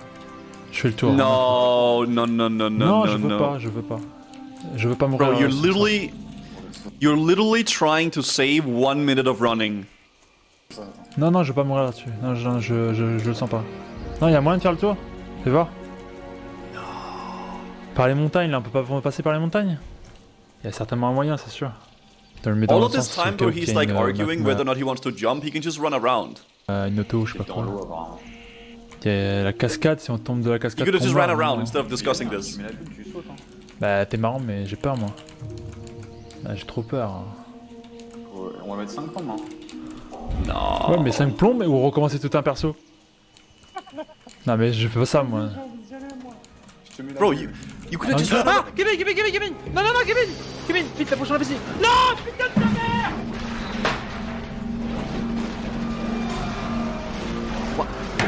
T'avais dit de pas aller à cette merde!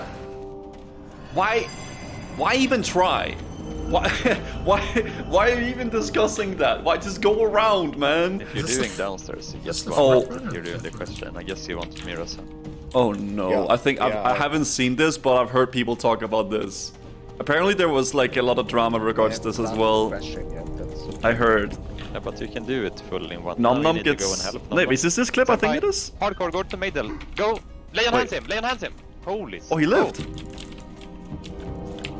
Oh, I thought this was a different clip. Okay, so when You someone lived. gets sacrificed, you really need to step down and heal I was them. like, well, the problem is I was on the other side trying to get. I was waiting and I Dude, was like, Get him out. this is the way to go. I guess this is the way. What are you doing? I couldn't heal. It didn't let me. Hello? Yeah. No. That's what feels really bad, I guess. Couldn't he block it though? Can you block the sack? I did. Was he not? Because I was laying on hands. It didn't work. Satyr Spear dropped though, guys. They got a Biz bow out of that. They sacrificed the mage to get the Biz bow. You know the Vikings, before they went into battle back in the day, they made like sacrifices to make sure that their journey was blessed by the gods, right? So they actually sacrificed the mage on the altar to get the Biz bow. You know? So the sacrifice was not in vain. I don't know what to tell you. That sucks though. Oh my god. So he just didn't get healed. Dude, I think I was like what 5-10% away from dying myself. He just didn't get healed. I was trying to heal you. It wasn't working. How is that? It's How is that too far possible? away. If I'm standing right here. Oh trying to heal you. no. I don't know. It's a feel bad moment, I guess. That's a feels bad, man. It's not even... Is he gonna die? These ghouls are not funny, by the way. What's gonna happen here? So he's killing the Searing... These Searing ghouls do heavy damage, by the way. He could die here from...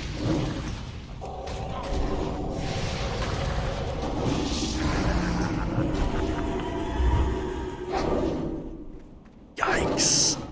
You cannot pull those ghouls with below 80% health. I am not even kidding. They do like insane burst. It's like they have a Swifty one-shot macro like ready. And they're just waiting for you to be at a bad spot, and then they pop the macro, man. Jesus. Oh. It's a Bruchlambedeckte Mithril-Applikation. My favorite. Yes. My favorite. Go pick that up. Yes.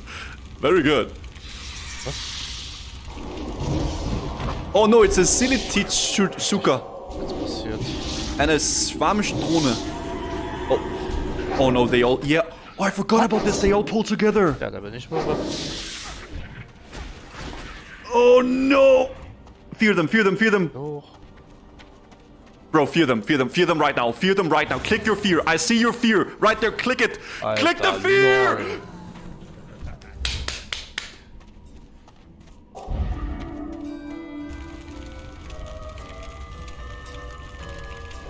Oh! I've seen this clip before. No, don't pull the gun. I've seen this one. Eon, come on, you know better than that. Didn't you design like a bunch of stuff in the game, Eon? Like, seriously? Unbelievable. If you pull these, you're good, as good as that, by the way. They put a 40-second slow on you that you can't dispel or can't remove. It's just, yeah, not a good look. He's laughing though, he's happy. Okay. So what do we got? 25. Oh, this is the tower in Redridge. The mage quest tower. What do I need to get up here? I don't have a target. Where's the book? I don't even know what I'm up here for. Where is it? That's a chair. I looked online and said look for a book. It's standing out, but I don't see no book. I feel like this tower is very, very bad idea to go into if you're hardcore, isn't it? This feels like a death trap. What's up, Sam? How you doing, man? Does one of them drop it? I guess we go for it. I guess I should go for it, he says. Oh no. Is it worth blizzarding 3 mobs? Alright, and jumper. I guess we'll learn if it's worth. Not a fan of this. He can get away here though. He can just jump down and he's Don't chase just me. jump down. He can just jump down. No. No. Why are you? Don't you see, bro? Oh.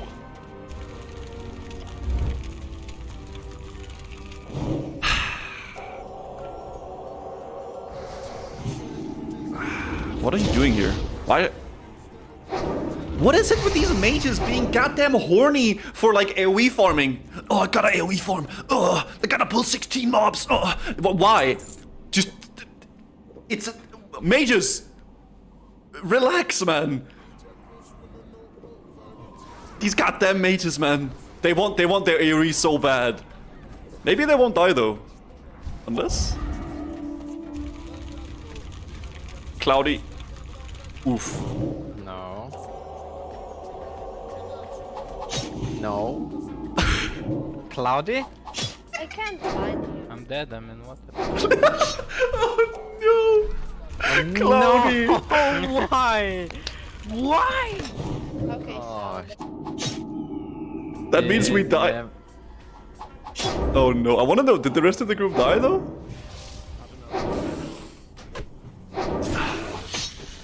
It's so hard, man. I'm literally sitting here watching this video backseat gaming.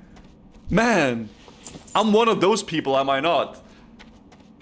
I'm goddamn one of those people, dude. This cave has probably killed a lot of hardcore players, yeah, I agree. It wasn't even his mob. Dude, he got knocked by the other guy's mob.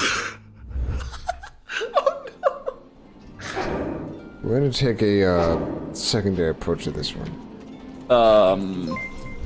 This is not good. When there's like the invasion here, that's not good. Like at all. 54 Warlock? Was that a hardcore guy? I mean, I really don't doubt it. Like, holy, like these guys. Like, I don't give these guys enough credit to be like, oh well, they're not so bad. They're just like normal mobs, but these guys kind of slap. They do slap. Not even kind of slap. They actually seriously slap. They actually seriously do slap. So He's probably gonna pull the elite pad, right? This lake has become at least like 75 to 80% more dangerous, just because of these things. When you pull this, when you do this here, like 2 mobs spawn as well.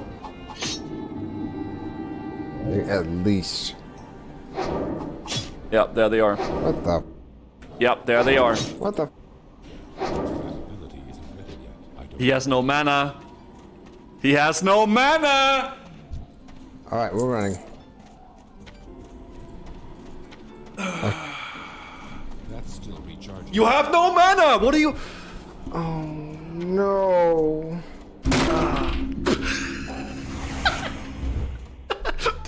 Dude, the nice crisp desk slam at the end to put to finish off the clip. That's good. Yeah. What is this like resolution or like this like color grading? Guys, I feel bad. I'm sorry I'm laughing, okay? I'm not laughing. I'm not when I'm laughing at a death clip, guys, I'm not laughing at them. Okay, I'm laughing with them. Okay, it's like we're laughing to make it feel better, you know? That's how it is. Yeah.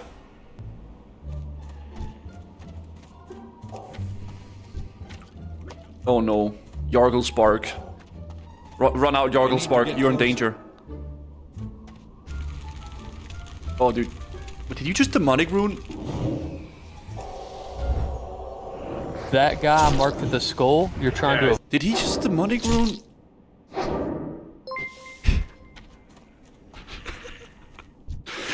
Okay, I mean, it happens, you know, it happens. He wanted, you know, don't blame him, guys. The quality was pretty low on the monitor. He couldn't see the health, okay? Avoid pulling him. Okay, this guy's literally playing on a potato. His hamster is like running in the hamster wheel trying to power the PC, man. That hamster needs to get in better shape, dude, seriously. Yeah, you just go right here and then jump up. There's a dog, ghost dog or whatever. Okay. We can pull him down. Okay. This is dangerous. If you go in here, you can pull this entire room, and I think that's probably what happened. Yep. Oh, they all pulled, run. Run. Yep, I'll show you. Just follow me. Dude, and you'll how be do able you to get play out at this of here. FPS? Go jump on the building to the right and just jump off like this. Right here. Just. And we can just run out. I mean, it's easy. You actually just do that. And then you just run up the stairs. No, and out. impossible. Okay. Wow. Oh. Oh no. Tactics. Oh, is he gonna die to like the fucking Westfall griefing Andes? Or that's the only way you die here, right? Let me just test. This guy is like a god gaming speedrunning god. There's no way he just dies to the Harvest Watchers themselves, right? There's no way. I cannot fear. You can't fear those. Oh. That scared me, guys. Oh my god.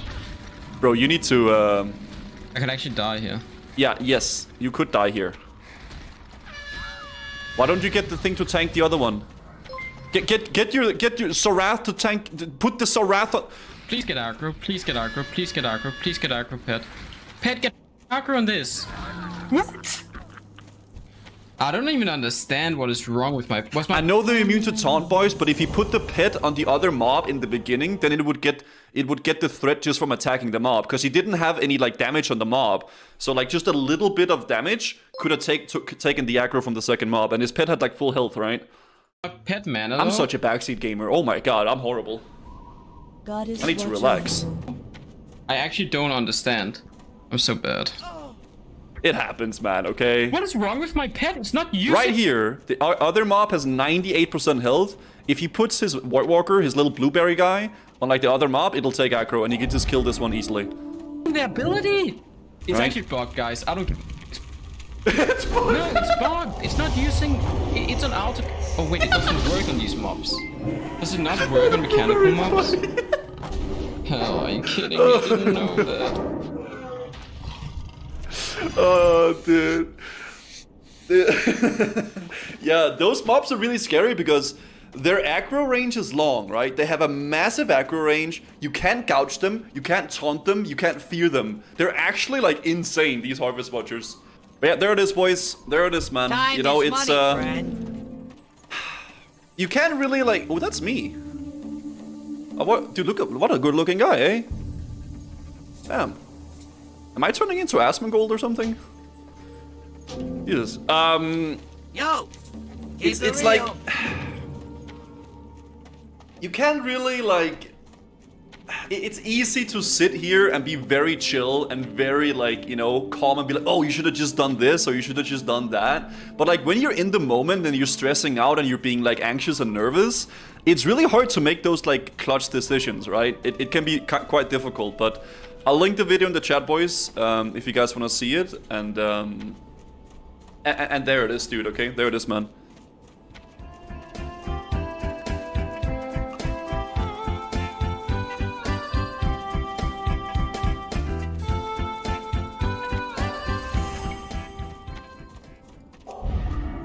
2021 was a very busy year in the MMO genre. In fact, we saw more new MMOs released this year than the previous 3 to 4 years combined. There was PSO2 New Genesis, Sword of Legends Online, Crowfall, Burning Crusade Classic, Bless Unleashed, Elion, and New World. 7 brand new games in a single year. So yeah, it was a busy year in terms of the number of new MMOs, but I don't know if we can consider it the best year in terms of quality. It doesn't seem like any of these games will break into the top 5 that currently dominate the Western market, those of course being Final Fantasy XIV, World of Warcraft, Elder Scrolls Online, Black Desert Online, and Guild Wars 2. If anything, I think maybe New World has the best chance at long-term success. There have been plenty of missteps and poor decisions, and the launch was a disaster of bugs and exploits, but Amazon does appear to still be interested in improving and adding to the game. They just recently released a hour-and-a-half long developer roundtable where they talk about their plans for the future. I think that's a pretty good sign,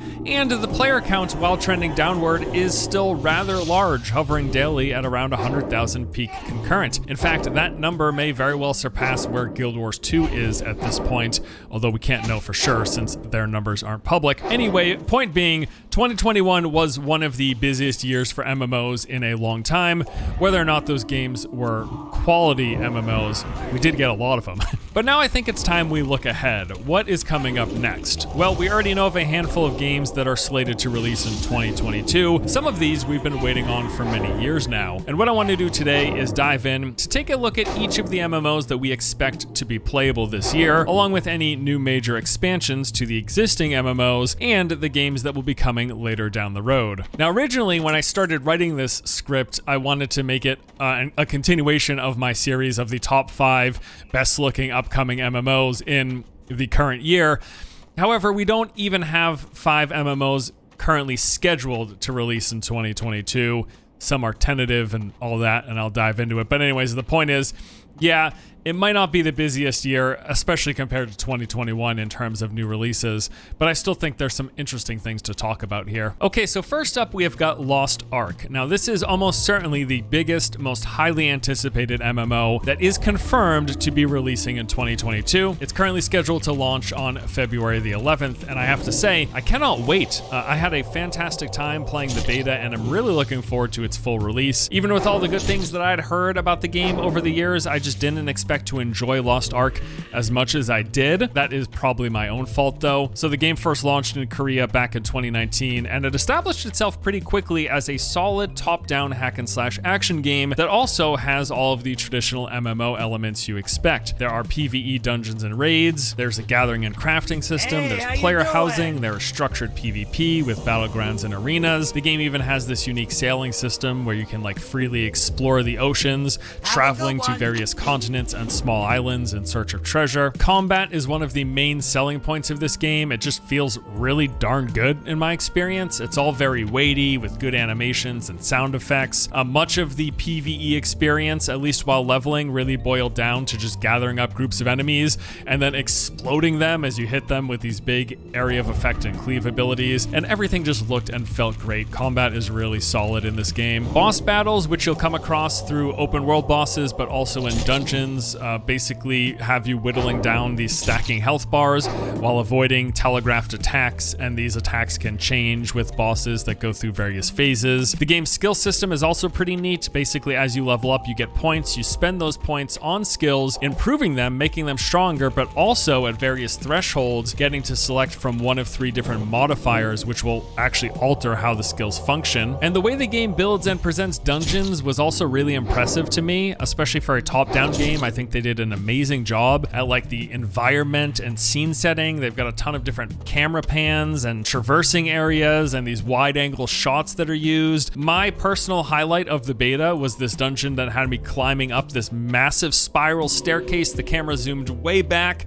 and the whole time I was being chased down by this fire-breathing dragon, and it all wrapped up with this big fight at the top. It was a really cool experience. For a top-down hack and slash game, I compare it to my experiences with titles like Path of Exile or Diablo 3, the way they handle presentation adds an extra layer and element that I was just really impressed with. I'm also told that endgame PvP is going to be quite competitive and is likely to have a very strong scene for a few reasons. One, they balance skills separately from PvE, and all of the gear and stats are equalized to keep combat fair and balanced, and they remove any of the pay to accelerate advantage, which the game does apparently have, by the way. You are able to spend real money to basically speed up the acquisition of power for your character. I am unsure of the specifics of this, but this has been confirmed by many of the people who played the Korean and Russian versions, and we're expecting this to come in the Western release too. But from what I understand, this mostly affects the PvE side, at least for the competitive PvP focused modes. That advantage does seem to be removed. As far as I can tell, this is definitely the best and top of the list for MMOs that we know for sure are coming in 2022. Like I mentioned, it is one of the few games with a set release date, but also it just seems like it's a really good game. Its 2 biggest hangups for some people are likely going to be the fact that it's a top-down ARPG. I know some MMO fans just don't like that style of game, but then there's also the whole pay to win or pay to accelerate thing that is in the game.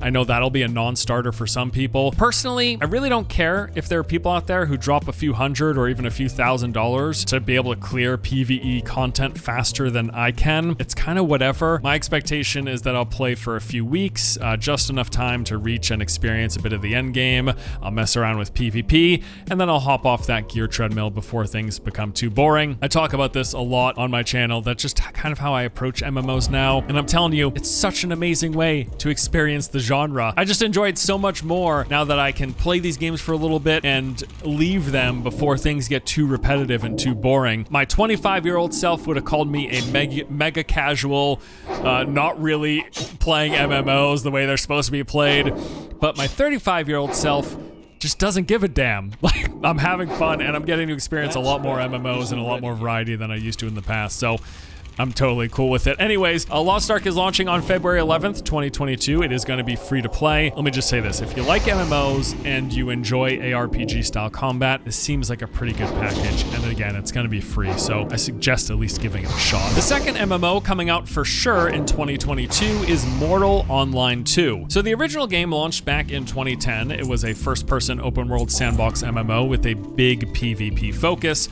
Unfortunately, it just wasn't considered that great of a game and never really got a large audience. There were some cool elements to it, especially for people who like hardcore full loot PvP, but the game had way too many issues overall that really held the whole thing back. When the game eventually came to Steam in 2015, people didn't like it. It still has mixed reviews to this day. Now, Mortal Online 2 hopes to take the good from that original, improve on the experience, and then remove as much of the bad as possible. According to the game's website, this is a next-generation first-person persistent sandbox MMO set in a fantasy world with a focus on immersion and deep game systems. They say that this time around, the game will cater to a wider variety of players of all shapes, sizes, and play styles. You can focus on being a crafter, a warrior, or an explorer, and each of these are able to leave an impact on the game's world. The crafting and skill systems do seem to be fairly complex and a really big aspect to the game. They also require a fair bit of self-learning, as Mortal Online 2, just like the original, really shies away from the standard kind of hand-holdy tutorials in most MMOs. Be that for better or worse, they just don't tell you a lot of stuff in game. You really got to figure it out by going to external sources or talking with people in the game. The game world is persistent. There will be no progress wipes or resets within it. There is player housing. You can form a guild and team up with others to even build these large sprawling castles. And the game features real-time first-person combat where skill will trump your level and your gear. There's this whole system of directional attacks, blocks, parries, and feints.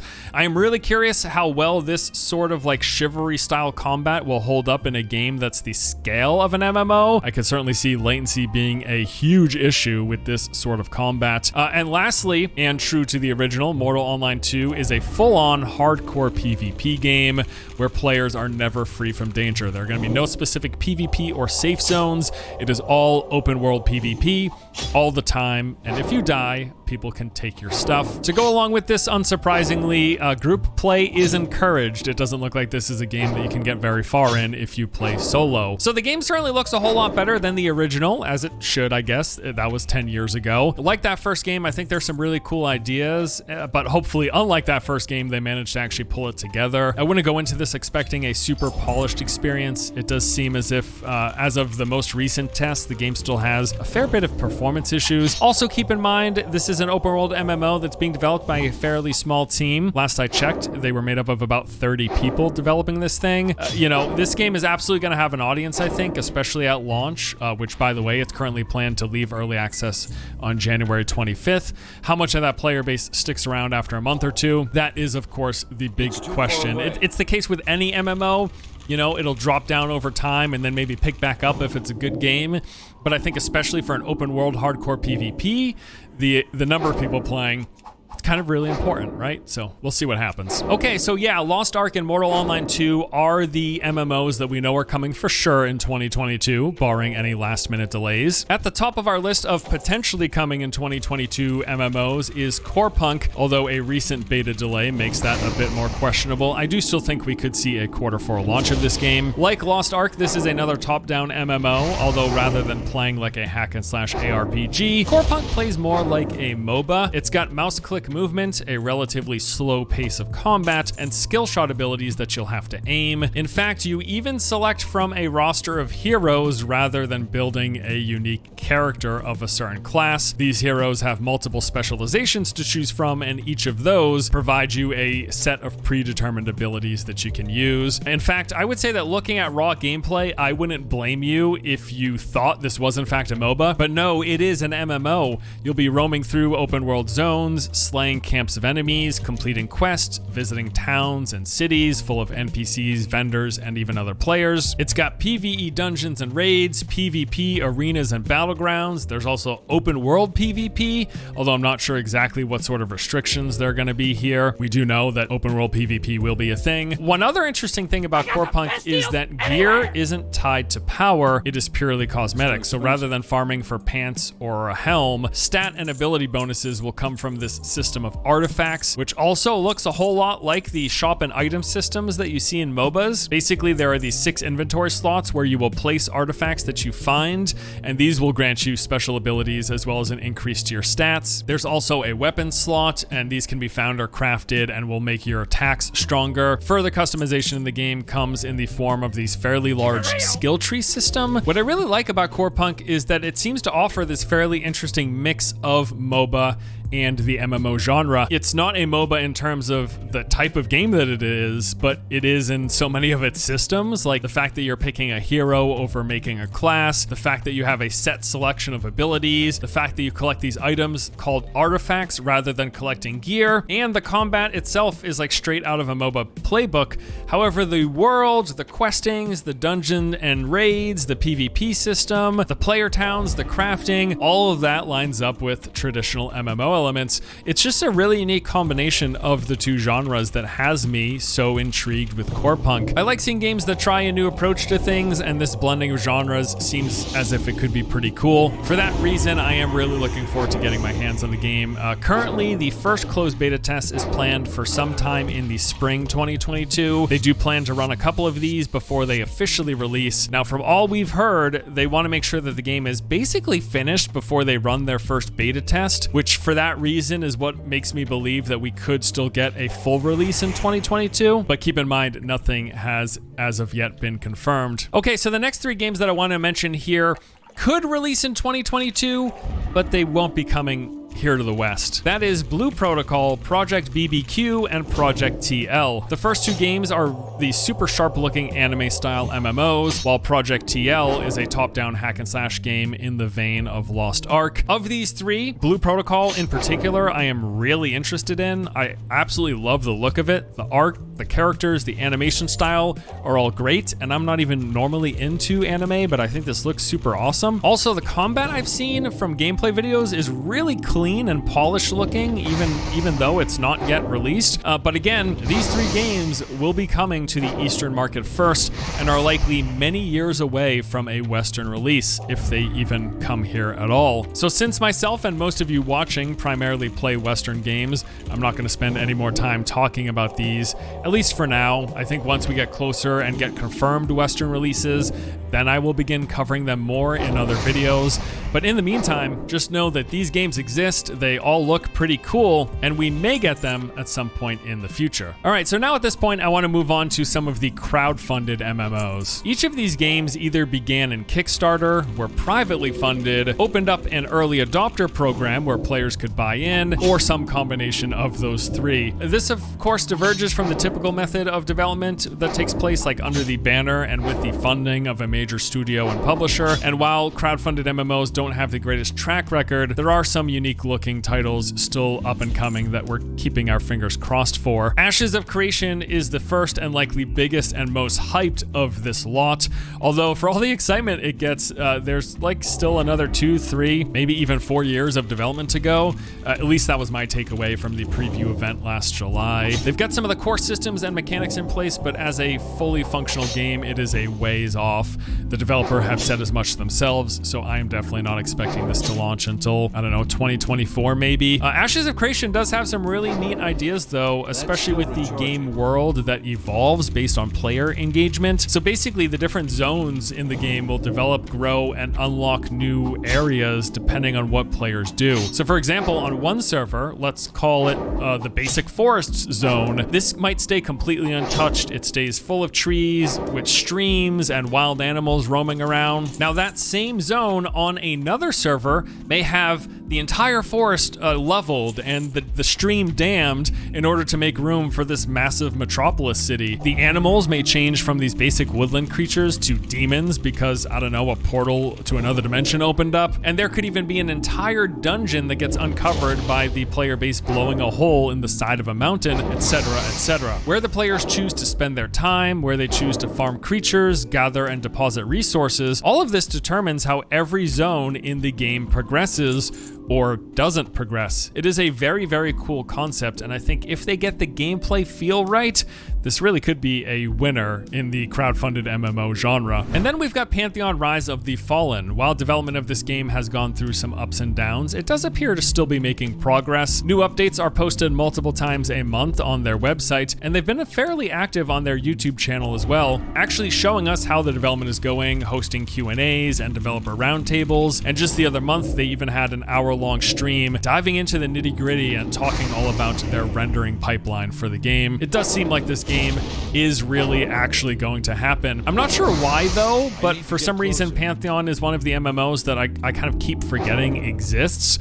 I know it sounds kind of harsh, I'm just being honest here. I think maybe the issue is I've known about this game since its Kickstarter launched in February 2014, so we're coming up on 8 years now of development. In my mind, I'm like, has that not already launched? But no, it hasn't. It's still going. Now, the big selling point for Pantheon is supposed to be this kind of focus on this old school group-centric content, and it sounds pretty cool. The game is currently in pre-alpha. There is still no ETA for a full alpha or beta test to begin. You can gain access to pre-alpha testing sessions, although it's at a pretty high purchase price of ranging from $1,000 to $10,000 of their like highest tier. So yeah, maybe wait to try this one out until it's more reasonably priced, which it will be during the alpha and beta testing periods. Next up is Camelot Unchained, and like Pantheon, this game began in Kickstarter some years back, launching the campaign in February 2015. It was said to be a spiritual successor to Dark Age of Camelot, which originally got people pretty excited. I like Dark Age of Camelot, that sounds like a cool idea. However, unlike Pantheon, it seems like this game's future is a lot less certain. Things just don't look great, if I'm being honest. YouTube updates have stopped over the past year. There have been no new videos posted talking about how this game development is going. This last October, they actually released a brand new, different game that they developed apparently in a somewhat small time period. This is called Final Stand Ragnarok. It entered early access in October and was a complete flop. Currently, it's only got 6 reviews on Steam, and according to SteamDB, the peak concurrent player count was 19. The highest number of players playing this game at one time was 19. 19 people. Given that the release of this additional game seemed like a clear attempt for them to acquire more funding to keep on working on their MMO, this leaves me gravely concerned for the game's future. They have been posting blog updates on their website about once a month or so it seems like they're still doing work, but man, I really don't know. I hate to say it, but things just look bleak for Camelot Unchained. I'm not sure if we can actually count on this game ever finishing development and releasing. I hope I'm wrong though. Last on our list of the crowdfunded MMOs is Fractured, a top-down open-world sandbox with action combat and what they call fully interactable environments. Similar to Ashes, there are some really interesting and unique systems in this game. It does have a lot of the standard MMO formula. There are going to be multiple races you can choose from, dungeons to run, there's gathering and crafting systems. But in addition to that, the game has some really cool sounding mechanics. So apparently defeating enemies actually grants you the knowledge knowledge of their abilities, letting you unlock and use those skills for yourself. There's going to be a player-driven economy where all the gear in the game is player crafted. You can build and customize your own city with other people. The race that you pick for your character has an actual impact on the game mechanics as well as how you interact with other people. There are no levels or attribute points in the game either. After making your character, apparently you can just jump in and try any of the game's content. Progression is going to happen through unlocking of knowledge and reputation systems. And apparently aspects of the environment can be manipulated through the use of elements. So for example, you can freeze a river to walk across it, or you can put out fires with water. All of this stuff sounds really neat. Although I will say I think the game's appearance is going to turn a lot of people away. It looks fairly low budget and a little janky. Combat doesn't look particularly satisfying either. That said, I do think there's some really neat ideas here. The game is currently scheduled to release in 2022. No specific month or quarter at this point. I do want to give this a shot, even though it looks ultra low budget. I am still curious. All right, next up I want to talk about some of the fairly recently revealed MMOs that we've learned about in the past year or two that are coming out at some point in probably 2023 and beyond. First up is Bitcraft. This game looks really neat. It's an MMO that takes place in a procedurally generated sandbox open world. It's said to have deep skill systems and a focus on crafting, cultivating, city building, and economics. The game is said to have this free-form character progression. Players will not be forced into choosing this fixed profession or skill set. Instead, you progress your character by basically practicing whatever skills you like. This kind of reminds me of what they do in like Elder Scrolls games. The more you do something, the better you get at it. There's no release window or even target year, although from the trailer they showed some of it looks like it's in-engine, not actual gameplay, but in-engine, and it looks fairly far along. You can currently pre-register for this game for the pre-alpha access over on their website. Palia is an upcoming open-world MMO that's focused on social features and gameplay. In fact, they're calling this a massive multiplayer community simulation game where players can build a home and life, meet and befriend a compelling cast of characters, and experience an evolving narrative with other people. So this is not going to be an MMO that's focused all about the combat where you're grinding dungeons for loot. Rather, you'll be spending time doing things like building up your home, decorating, farming, fishing, and cooking. There'll be various like mini-game style activities for you to do with other players. You can explore the world and discover new things. This is not the typical type of MMO that I play or even cover here on the channel, but I think it looks good nevertheless. I'm pretty impressed with this game's appearance, and they have shown some gameplay that looks pretty good. They've got no launch details at the moment, although pre-alpha testing has already begun. Project Ragnarok is an upcoming Norse-themed MMO from NetEase. This was revealed in early 2021, where they released a minute-long trailer, and that is it. I could find no further details on this game. I would say the trailer looked okay, but definitely not great. A little rough in a few spots. We'll have to see and wait to learn more about this one. Another game we know basically nothing about is Chrono Odyssey. This is an upcoming MMO that's said to be a space-time epic fantasy MMO. They released a cinematic trailer. It looked cool, but it was entirely cinematic, clearly not in-engine. And also, this game was revealed in December 2020, and we've had absolutely zero follow-up since. They've been quiet for 2 years now, so who knows what's actually happening with this. Into the Echo was revealed a couple of months ago when we got a reveal trailer. It was about 50 seconds long. It didn't show much, and the stuff it did show looked a little stiff, low budget, I want to call it. They're calling this a time travel themed MMO. Apparently there was a pre-alpha test in December, and they've got some more testing planned for next year. And last in this section is Odin Valhalla Rising. So the visuals of this thing look pretty awesome. When I first saw their initial trailer, I was super pumped. I was like, is this going to be, it almost reminded me of Black Desert Online. I was like, are we going to get another game kind of like that with action combat in this Norse setting? After just a little bit of digging, I have since discovered that this is an autoplay MMO, so the combat just happens automatically. You don't have to do anything. And it's also a PC and mobile game that will have a cash shop full of gacha stuff. That's going to be a big no thank you. I'm crossing this off my list. I'm no longer interested whatsoever. Now, in addition to all of those games, there are actually a few like super highly anticipated, potentially massive big budget games on the horizon, but these are likely looking like 2023 and beyond. So first up is the Riot MMO, like many years away, almost certainly, but there is already so much anticipation and hype behind this. Riot has been releasing some fairly successful games that aren't just League of Legends. I know Valorant has gotten a pretty sizable audience and is doing fairly well for the like hyper-competitive FPS genre. I think purely because of their track record of making these super polished, great-looking, very successful games that always find an audience, and their massive funding that they have. It might be unwarranted, but I think people are already expecting this game to be huge, even though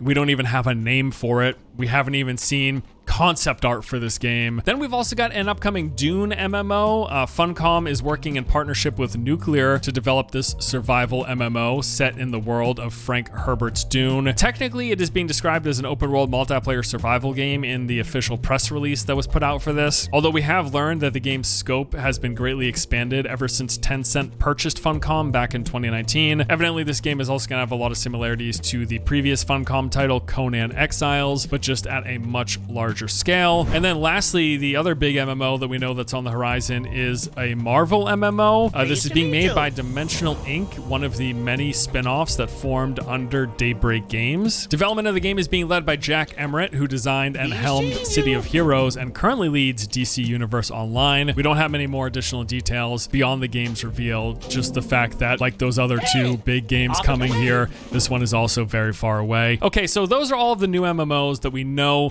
that are in development that are coming in 2022 and beyond. But there's also going to be some updates to some of the bigger existing games in the forms of big patches and expansions throughout 2022. For starters, Guild Wars 2 will be getting its third expansion, End of Dragons, this year. It's going to feature a whole new playable area of Canthia, this mysterious realm-dotted island zone that's full of lush wilderness and exotic architecture. Besides an additional continuation of the game's story and new zones, there's going to be a bunch of new features as well. They're adding fishing to the game. There are going to be new co-op mounts, this new personal skiff system of these little basically ferries that people can go on to do fishing. There'll be new legendary weapons, new strike missions, there's a new guild hall, and brand new elite specializations for every class in the game. End of Dragons is set to release in February 2022 and will be priced at $29.99. Star Wars The Old Republic is also getting a brand new expansion. Legacy of the Sith will be launching on February 15th. It adds a whole bunch of new content that focuses on the conflict between the Galactic Republic and Sith Empire. There will be brand new story and questline continuations taking you through new playable areas, zones, and dungeons. There's a new system called combat styles that let players really mix up the advanced class options for their character. A new season will be coming to the game. There will be various new player experience improvements and a whole lot of other things. Then there's World of Warcraft. It is likely to be getting something. Nothing has officially been announced as of yet, although Shadowlands was released in 2020, and if they follow their historical release cadence, we should be getting a new expansion in 2022. Although I gotta say, development of anything new at Blizzard has almost certainly been impacted with just everything that's been happening with that company in the past several months, the past year. So I don't know, we'll have to see. I mean, they even canceled the BlizzCon line that they had planned because they said they had just not enough new things to announce. So maybe we will in fact not be getting a new expansion for World of Warcraft this year. I think it's possible with the severe interruption to their studio's development. Elder Scrolls Online will be trucking forward. I don't think anything's been revealed. I haven't seen anything new revealed, but every year they release a brand new big content update with chapters and various DLCs. This year is planned to be no different. And as for Final Fantasy XIV, you know, Endwalker just came out and expansions for the game have been happening on 2-year intervals, so the next one isn't expected until 2023. So that's everything that we know about that's coming in 2022 and beyond, as well as the updates that are planned for the big games that exist at the moment. But then, of course, there are the unknowns. Some of the MMOs that launched in 2021 we did not expect. The Western release of Solo was unexpected, and Crowfall finally officially launching wasn't planned at the beginning of the year. Similarly, there may very well be some MMOs that release in 2022 that, as of making this video, we don't know about yet, or just come out a lot sooner than reasonably expected. I just can't predict the future, but again, that's my hope. I hope we get something new and amazing released in 2022, because frankly, there's only a handful of games actually even confirmed for 2022 so far, and a lot of what we talked about here in this video is likely not coming till much later, but I hope that's not the case. Well, I do if it means the games are going to be better, but I don't because I want to play more games. You know what? I got enough games to play. There's a lot going on right now anyways. All right, and that's gonna do it for this video. Thank you so much for joining me to check out all of the new MMOs coming out in 2022 and beyond. Hope you guys enjoyed the video. And yeah, that's like 40 minutes of recording this thing, so I need to go drink some water and take a break. I'll see you guys later. Catch you in the next one. Take it easy, guys.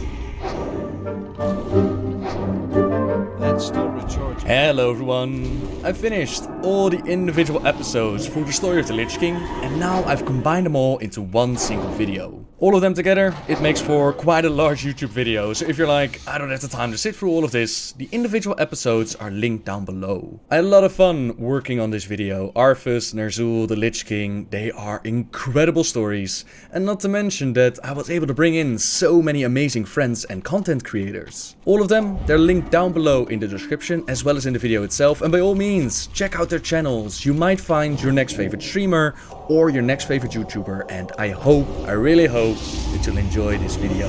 Ladies and gentlemen, sit back, relax, and enjoy the full story of the Lich King. And until next time, guys, see ya! At the beginning of our story, on the planet of Draenor, orcs and Draenei at the time, they lived in relative peace. They would occasionally trade with each other, but overall they didn't interact much and they left each other alone. Where the orcs were born on Draenor, the Draenei were not. They came from a planet called Argus, they were running away from the Legion, and one day they were forced to make a crash landing on the planet. The Draenei were on the run from Kil'jaeden and the Burning Legion as they'd refused to join Team Sargeras, and Kil'jaeden was pissed. He felt betrayed by his longtime friend and co-leader Velen the Prophet, and he had sworn that he would hunt them down even if it took him 1,000 years. Each time that Kil'jaeden and the Legion came close to the Draenei, Velen would be warned, and his people, with the help of the Naru, they would escape in time, leaving the Legion with empty hands. It's unknown what happened to the planets that the Draenei evacuated, but now on Draenor, they're stuck, they can't get away. The Naru K'ur, the one that rescued them in the first place, with the dimensional ship called Genadar, he'd fallen ill, which caused the crash landing in the first place, and this meant that they could no longer flee. Kil'jaeden did not know this, of course, and when he was told that the Draenei were found again, he decided that a change of tactics was required. Instead of sending the full might of the Legion and see the Draenei flee once again, he decided to deceive and corrupt the native races of orcs and use them to do his dirty work. His first victim, the one who he chose to make first contact with, was the Orcish shaman Ner'zhul. Shamans played a very important role within the Orcish culture, and Ner'zhul was the elder shaman. The orcs respected him, he was the chieftain of the Shadowmoon clan, and the closest thing that the orcs came to an overall leader. The shamans have a deep connection to the elements of the land, and sometimes they were actually able to make contact with the spirits of the deceased. Rokan, Ner'zhul's deceased mate, would sometimes appear in his visions, giving no words of wisdom, yet she would fill his heart with tenderness and opening him afresh to the needs of his people each time her spirit brushed his. Ner'zhul missed her rough laughter and her warmth beside him at night, but he was content with the way it was. As he made himself a potion, chanting softly over it, getting ready for one of these visions, he wondered if she would visit him tonight. The ritual did nothing to actually cause a vision for Ner'zhul, that was entirely up to the ancestors' will, but deep in Ner'zhul's heart, he longed to see his mate, and his wish was granted. In his vision, he stood next to Rokan, standing on a mountaintop, observing the sun rise, and Ner'zhul's heart lifted. Rokan turned to her mate, smiling, and for the first time since he had exhaled her final breath as a living being, she spoke to him. "You have led our people well," she said, "but the time has come to deepen the old ways, take them further, for the good of all." The way that Rokan spoke with such authority alarmed Ner'zhul at first. Rokan had not been a chieftain, nor did she ever hold a position of power in life that would give her such authority. Annoyed at his lack of faith, Ner'zhul pushed the doubt away. He was not a spirit, so there was much that he did not understand about the spirit world. And why wouldn't Rokan speak for the ancestors? Understand that the ancestors were worshipped and respected by the shamans and the orcs, and Ner'zhul listened with great care as Rokan gave him a warning. She told him that the Draenei were a great threat to the orcs, a blight upon the world, and that they needed to be eliminated. Had Ner'zhul in that moment listened to his gut, he might have realized that the words were false. This vision was not Rokan feeding him information, they were actually the words of Kil'jaeden the Deceiver, using the orcs their faith and trust to place the orcs against the Draenei. He told Ner'zhul that the world would be theirs and that Ner'zhul would lead all of them. The first step in the plan was to unite the orcish clans and form the Horde.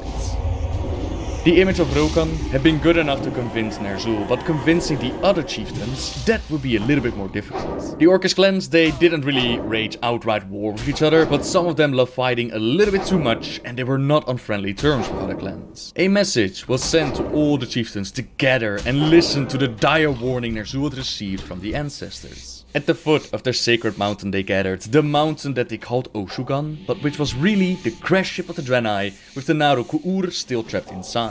Ner'zhul told them that their enemy was the Draenei, and naturally, most of the orcs, they couldn't believe that this was true. Especially the chieftain of the Frostwolf clan, Durotan, he could not believe that the Draenei would want to cause them harm. They had saved his and Orcam Doomhammer's life when they were just little orcish boys, yet the ancestors, they do not lie. Even Drekvar, the shaman of the Frostwolf clan, he confirmed to Durotan that it was true, that Mother Kesher herself had confirmed it, and Mother Kesher, she was the elder shaman of the Frostwolf clan before she passed away. Another fake vision of Kil'jaeden, but if there was anyone that Durotan trusted, it was the wise old orc Kesher. How easy it was to plant the seed of doubt, and that was all it took. Ner'zhul informed them that he did not ask them to directly go to war at this very moment. Instead, all he asked of them was to prepare. To discuss what the right course of action would be, to come together not as different clans, but as the same people. They were all orcs, wanting safe homes for their young, success in the hunt, mates who would love them,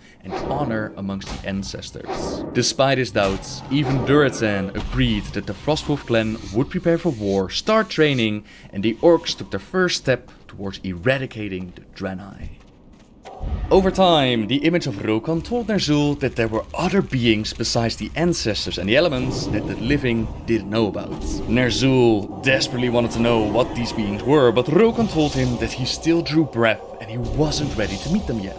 Ner'zhul pleaded to know that they needed their aid if they were to protect the future generations from the Draenei's insidious plots. But what he didn't mention was that he, deep down inside, he started to enjoy being the center of attention from every single orc in every single clan. He did not outright say that he had begun to desire the promised power and that his motives deep down were selfish, but he knew it himself, he felt deep inside. Rokan looked at him and said that perhaps he was right and it was time to meet them. She had also advised Ner'zhul to take a certain amount of herbs brewed to precise strength to keep his mind and spirit open to the visions. That was the explanation that they gave him, but it's most likely that this brew was designed to make Ner'zhul more vulnerable to their manipulations. As Ner'zhul took the bait and desired to see these beings that he had no knowledge of, Kil'jaeden stepped away from using the image of Rokan and he showed his true self to the orc. Ner'zhul was sad that his mate no longer appeared to him, but he quickly dismissed the feeling. Surely this being was far superior to even the shade of his beloved mate. And despite Kil'jaeden looking so very much like the Draenei, Ner'zhul drank in his words and he followed his orders.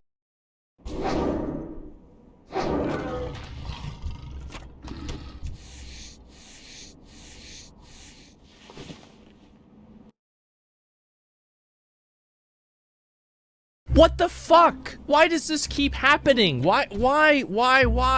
I'm just so sick of having my time wasted arbitrarily because the developers don't know how to come up with any good ideas. I'm gonna talk about how long it takes to unlock flying in Zereth Mortis. Okay. What do you need to do? How long might you be forced to wait? And why this should upset you. We've seen a couple of the Scouts videos before. Usually he's pretty mild. So if he's being negative it's about all something, with what I think is a short 9.2 video. This is the PTR. It's just that now is a good time as any to give feedback, maybe get the attention of the Warcraft Community Council so they can... Dude, this Community Council thing, man. Oh, man. The Community Council. So it's like, I really don't like the idea. Like, I think it's important to, like, listen to the Community Council, etc. Like, yeah, sure, you should have a Community Council, but in no way, shape, or form should their opinion be taken, like, more seriously than, like, average players that have better arguments. It matters, but it doesn't at the same time. Help put a light on this, but otherwise, let's go. Here on screen is the big 9.2 feature, the Cypher Research Console, and maybe you're a little bit familiar with it by now if you've watched my previous coverage. No. In short, it's a fun little upgrade system that gives zone buffs and outdoor world perks and access to customization and cosmetics. Progressing through it employs time and farmable currency to work through, but for now, let's talk about time. Each of these research traits requires a research time. It starts off with a few minutes, but eventually, upgrades may take a day to research, some up to a week. You can research across these columns concurrently to save some time, but you'll soon learn that that's not a very big deal. At the moment, Flynn is locked behind an achievement for completing all of the ciphers. As of this build, the requirements of this achievement have changed. In the previous build, the achievement required researching at least 1 point in each of these traits. As you can see, some have only 1 point, others have 2 or more. Reaching this goal would take a minimum of 17.25 days, if you can also manage to farm up the currency needed as you go, which happens to be a total of 2,230 ciphers of the first one. What? These ciphers are found I all would over say the that zone. again. 22 manage to farm up the currency needed as you go, 17 which happens to be a days? total of 2,230 ciphers of the first ones. These ciphers are found all over the zone, from dailies and weeklies to world quests to treasures and rares and events. Keep in mind that this whole venture is not a mindless farm and then nothing but waiting. Assuming that you commit to diligent farming, you're going to unlock perks on an almost daily basis. Cool. That's going to make traveling easier. It's not that, like, I just... Is this account wide? Is this account wide or not? Some people are saying yes, some people are saying no. It's an achievement, so probably. Flying is account wide always. But wait a second. This achievement isn't blue. And if it's not blue, that means that progress on this achievement is locked to one character. So if you progress on this achievement on one character, and then you play another character, you see what I'm saying? You see what I'm saying? Then you go back to 0. It's character locked. So yes, it is technically account wide if you do everything on one character. Can it be blue if you completed it? No, blue is like a, it's complicated, okay? Like the way this fucking game works is complicated. Let's say that. Assuming that you commit to diligent farming, you're going to unlock perks on an almost daily basis. That's going to make traveling easier, it's going to make your character stronger in the zone, and you'll find more things to do. Also important, you can start working towards this goal day 1 of the patch, so at least at the time, it wouldn't have been surprising if people were flying around while the race to World First was underway. Like I said earlier, that doesn't seem to be the case any longer. After this recent build, I tested researching this first column, and I put 1 point into each trait, just like before. After completing said research, the achievement no longer tracks that progression. Uh-oh. Let's not forget though, we're on the PTR. I should point out another change in this build. This trait here was swapped around with this one, which only requires 1 point. This could have caused a bug with the tracking of this achievement, where it's still looking at these traits when it should be looking at the traits now in the first column. I'd like to give the benefit of the doubt, but for the sake of responsive feedback, I think we're better off just calling it as we see it. What I see seems really time-consuming and work-intensive, to say the least.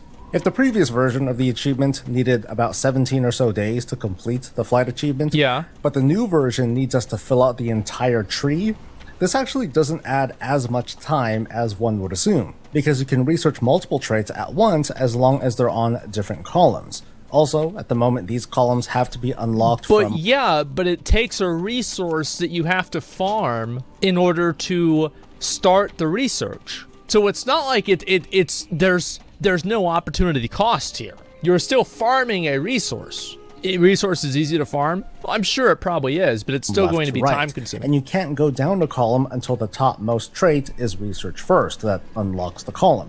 So our attention mostly rests on unlocking the entirety of this 4th column. The time it takes to reach the bottom of this 4th and final column is anywhere between 22 and 26 days. This information is taken from estimates from an earlier build, data mined from MMO Champion. This also assumes that within those 20-some-odd days, the player will also need to farm up enough currency and be on top of completing the other research traits in each column as they go along, which means a lot of farming of Zereth Mortis and a lot of babysitting on this research. Let's try to get the full perspective here. This zone feature is and this is also like assuming that you log on the moment that your research ends so you can do the research again, right? Okay, at least the ciphers don't have a cap. Yeah, at least that's a good thing. Yeah, so that's assuming that you do it immediately as soon as you will log on. So it's a month plus of gatekeeping. For a lot of people, this will be about 35 days of gatekeeping, right? Because they're going to probably do one a day. Realistically, most people will probably do one a day. Zone feature is not going to be something that progression-minded players are going to hard farm for the sake of competitive rating. And I don't like giving critiques based on the most extreme player behavior. I can see how some people just wouldn't mind the cipher taking long to progress through, or require many weeks worth of diligent farming to unlock flight, and who would otherwise not really care about the minimum time it takes to fly. This feature is for the sake of getting some, cool mounts and pets. I feel like not minding and it not being that bad are really bad arguments for the content being in the game. It's not that bad, and I don't care about it. Ooh, I don't know, man. I think that's kind of bad. And feeling powerful in outdoor content. Why rush? But now let's go to my feedback. Despite not knowing exactly how this whole crafting mounts and pets thing is going to work, that sounds really cool. I feel very strongly that even if logically this thing is not a big deal, the research time is 99% unnecessary for the enjoyment of this feature. There's not a lot of excitement when you work your way to buy that new trait, only to click on it, and then you gotta wait 18 hours, or 6 days in the 18 hours. Yeah, a week to research the trait. Like, what moron does this? What moron at Blizzard thinks to themselves, I know how to make this better. Let's make them wait a week from whenever they push the button to whenever it actually happens. It's mobile game gameplay. I feel like for a game like New World, if they have something like this, you're not as what's the word for it? You're not as cynical about it, because New World, you just buy the fucking game. But with WoW, you pay monthly. So every time that they add something, it's like, oh, it takes a week. It takes 18 days. People look at it differently because they're paying per day. I am so sick of them trying to add in mobile game systems into a pay-to-play, subscription-based, expansion release MMORPG on the PC. What the fuck? Why does this keep happening? Why? I'm just so sick of having my time wasted arbitrarily because the developers don't know how to come up with any good ideas. Like, it makes no sense. Like, it's like, what is the upside for the player here? I think this is a really good question that you should ask, right? How does this make the player experience better? You know what I mean? Like, how does this long time frame, how does this make the player experience better? And I think the answer is very simply that it doesn't. That's it. It's just dragging things out for no reason. Or is to enjoy it. It sort of takes that. Why are you blaming the devs whenever these choices are made by corporate? Why are you blaming corporate whenever they're not the ones designing the game? I think that both of them are bad. I think the developers and the designers are morons, and I think the corporate just wants to extract as much money out of the game while they kill it. They're both bad. They're both incompetent. They have no idea. Nobody wants to play this shit. Yeah, it's not like, oh, it's not their fault. Yeah, it is. Also, WoW is not the only game with corporate behind it. Yeah, it's like you're comparing like corporate versus like Amazon and Square Enix. Corporate creates demands on developer to maximize income. If that's what's happening, in my opinion, I don't really care about any of that, because you know what, if the developers really wanted to maximize it, they wouldn't be doing this system at all. They would make better content in general that was replayable, like challenge modes in Mists of Pandaria, like Mythic Plus in Legion, like the Mage Tower in Legion, like progressive raiding in Burning Crusade, Vanilla WoW, and to some degree Wrath of the Lich King. They would actually make better content that keeps players logging on. So I'm not going to just say like, oh, well, they had no other option. They had to make the game bad because the corporate wants them to make the game take longer. Well, it's like, so there's only two options here. You have week-long time gating for an arbitrary fucking new system that gets added, or not. Like, no, you can add other things into the game to make people play the game longer too. How about a good story? How about better PvP modes? How about more options, like things like the Timeless Isle that we used to have that are actually engaging and dynamic? How about actually think of new innovative solutions for the game rather than just taking something and making it take longer? So it is ultimately the designers and developers' fault, because they're the ones that can't come up with any good ideas, so corporate forces them to take bad ideas. Do you understand? It's still their fault.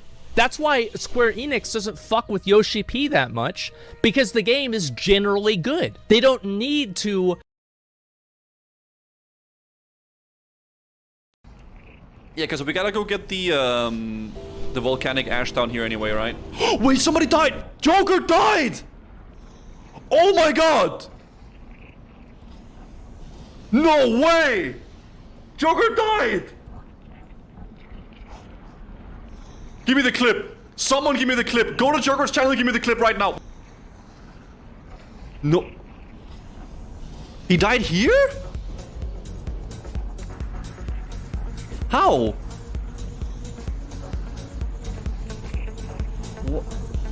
How? Wait, he got like, was it like I even grief? thought about logging out, dude, just in case, but I didn't do it. I was like, it doesn't work. Like, how? How? But it was a grief. What? I mean, why would the mobs hit me? I didn't do anything. Wait, did they bring like some invisible mobs or something?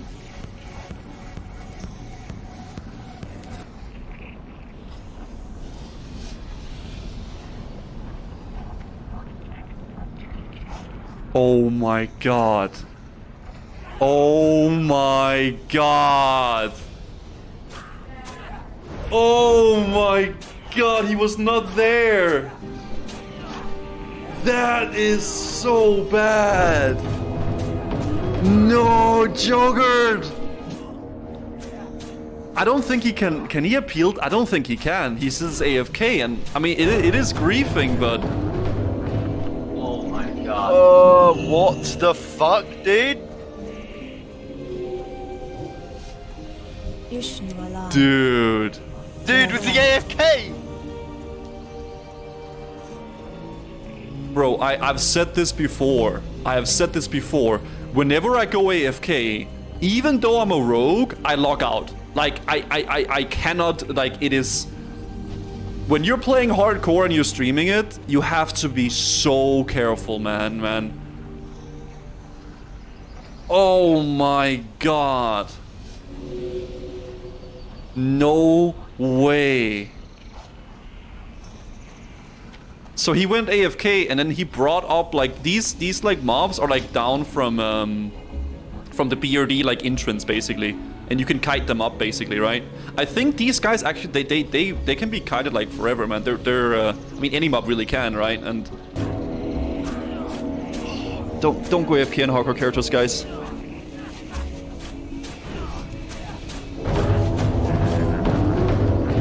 Oh my god. What?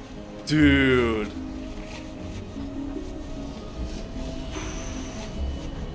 Whenever I have gone like away from the keyboard on hardcore, it's either... Okay, I mean, I'm being a little bit superficial right now, but I'm literally in Ironforge, okay? Whenever I do go AFK, it's either I'm on a flight path, or I'm locked out, or I'm in like Darnassus or Ironforge or something. But... Man... Ask chat what happened to Giga Chat. Oh no! Oh my god!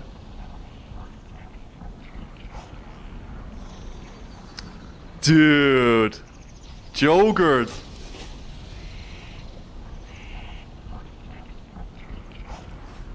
What's on your Well...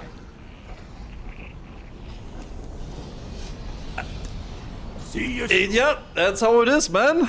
I guess.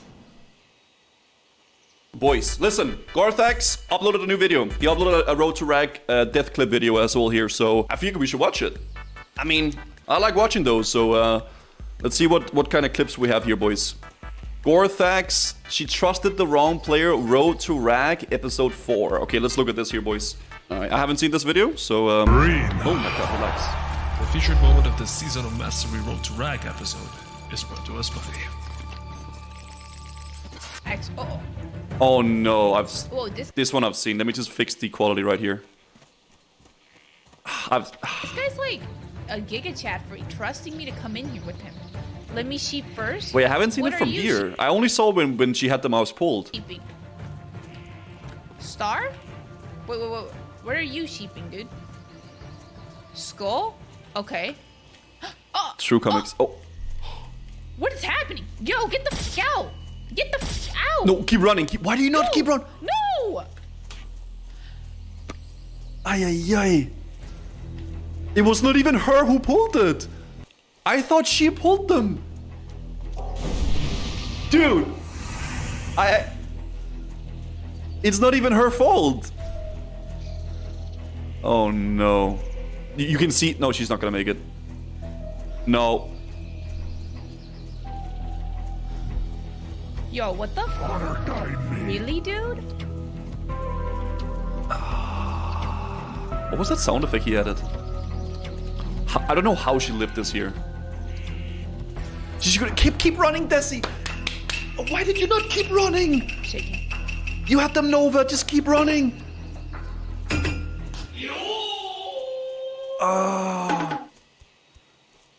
I know she a loon, guys, but you can't pop a loon and then Hearthstone afterwards. I know she a loon, but a loon is 10 seconds and Hearthstone is 10 seconds. If you light up a loon Hearth, you have to have a macro for it or you won't make it at all.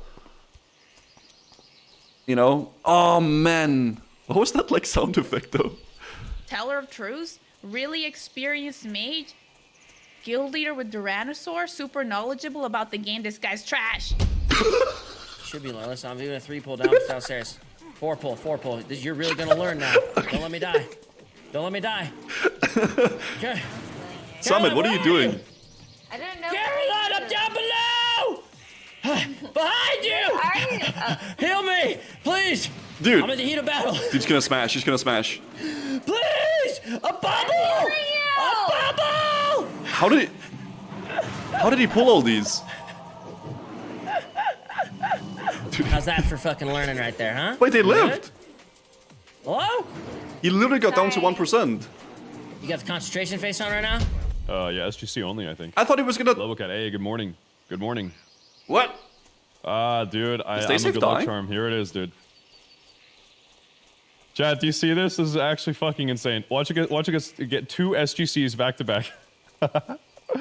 It's the luckiest morning in the world. Alright, drop an SGC, bitch. Oh my god. Wow! Okay, dude. Oh my god! Okay, dude. That is so funny! I'm out of range. I remember farming this for so long on my warrior, man. Like when I was playing a warrior back in like on private servers. I farmed this for so long. Like, okay. Oh my god. Is this the right way though? Oh no. My man, why are you here? What? My man.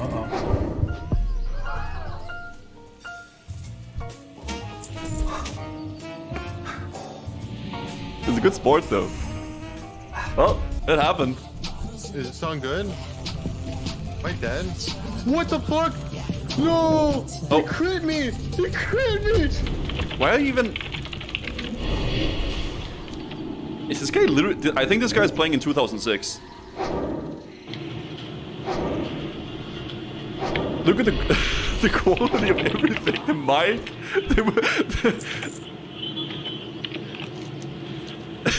He's like sitting on the right side of the cam with like only half his face showing. The quality is like so bad. He's probably recording with fraps as well, man. Oh. Oh.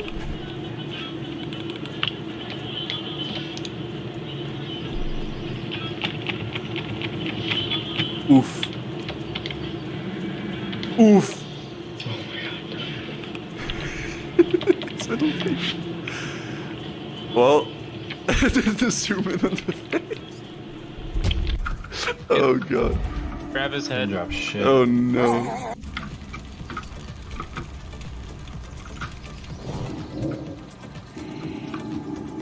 Wait, why is he, bro? Are you dumb?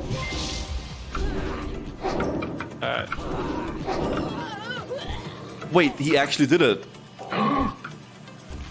Yo, what the fuck? Run, dude. Picked all of them. Run, run, run, run. You did not do that. I can't. What the hell? Who picked all of them? It was fucking I'm me, dead. dude. I'm straight up dead. Wait. There goes our fucking run, bro. I don't even get it. He just straight up like it was me, and then he. I think he didn't know. I'm not gonna lie. I don't think this was like griefing. I just think he. I actually don't know. I don't think he was griefing. I think he was just like clicking them. Well. Rolling in the deep. Where is he? Okay, I can't see where he is. Oh, his souffle is going down, guys. Oh no. Oh, not his souffle. Oh no, not the souffle. Oh. Non! Non! J'étais sorti de l'eau! Oh putain, non! Not good, man. Not good, dude. Yeah, he's saving the health potion. Did he actually have a health potion? There's no way. Oh, he did. He had 2. Well, that's a rip. And lay on hands. Yeah. True. Are you gonna get knocked? Oh, and it's still lip. He reads out. Did you lip? You live? He looked his retaliation in the air. Oh my god, we're gonna need to Oh summon, no! guys. He lived though. There's like a little helicopter, yeah. What is he doing? Is he gonna aggro the Nessie? Oh, maybe he's gonna die to Souffle.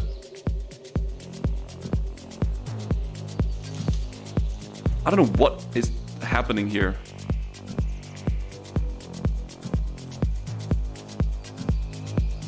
Dude, he's having like the battle of his life against these Murlocs. I didn't even know the cam is like below and up and down. Do you live? Ah. Yeah, it happens. Why this again? This is like the 3rd time in these highlight videos I see the Frostadamus death. Oh my god. How?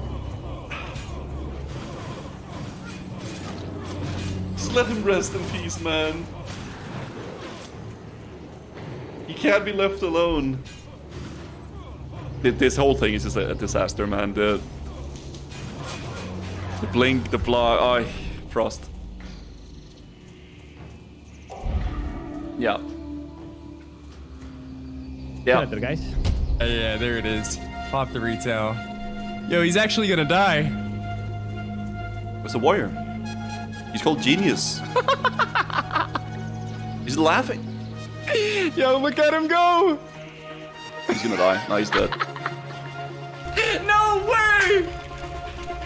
No Okay, way! he's actually a genius. The tactical thing. No Hello? freaking way, man. This guy's a show-off. All right. It's about the journey.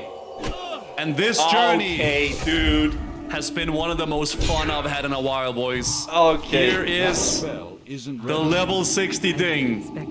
Right here, boys. Farewell. That's still recharging.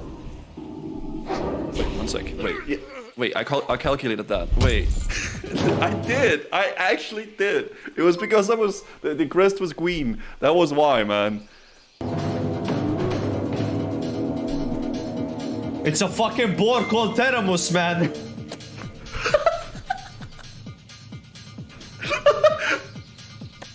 Dude, that's actually good, Oh my god, are you kidding me? That's good. I like that. That's so funny. fun. It's a level 28 board. That's good. I need to get unit scan instead of rare scanner. I need to download that add-on instead.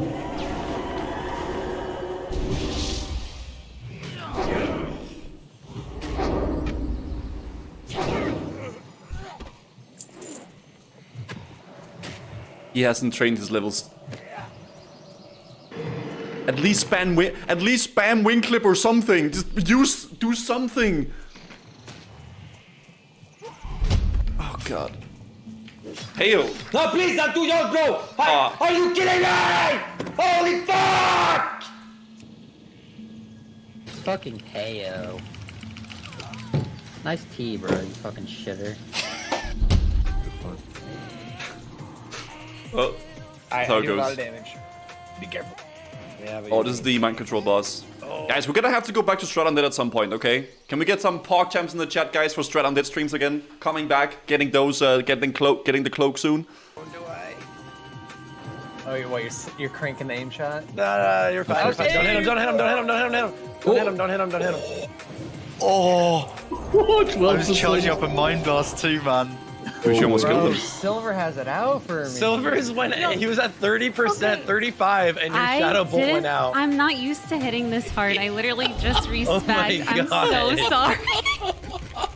Bruh. God, my heart stopped like as soon as I saw the shadow bolt going out, and I was That's like, kind of sus. I literally, I just passed out. That is sus. XP level. I just need a weak ore that shows me my level. That's it. Oh yeah. I mean, it shows it right there, man. There it is, 32. Current level. Where is it? Sam?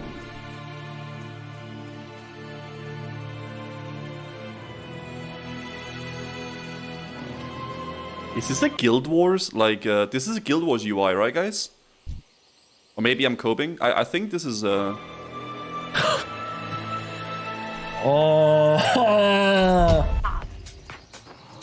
Okay. Oh. I just fell off. Holy fuck. Oh my god. I need to summon. Kill wow. Kill fast, kill fast. Come stand where I am, a healer. He's okay. There's a go to the lava jump area. He fell off. Oh, I guess You would never catch me doing Just that, kill boys. someone. You never. Ever. Jump onto the land. How? The heal didn't go off. I'm not sure how. Yeah, I've seen this. I don't know. I don't know like what this is, but I'm so confused. What is happening right now? Why am I losing health? What is happening? Am I DC, guys? What is happening? What is happening? What is happening? What the fuck? Oh my god, this bike peaked. It peaked so loudly.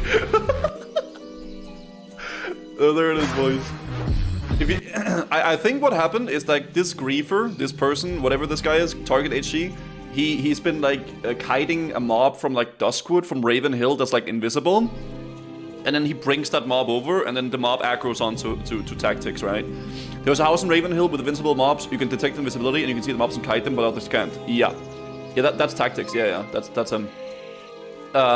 it's the same thing, guys. If you don't know, if you go to Undercity and in the courtyard before you enter Lordaeron, like the Lordaeron courtyard,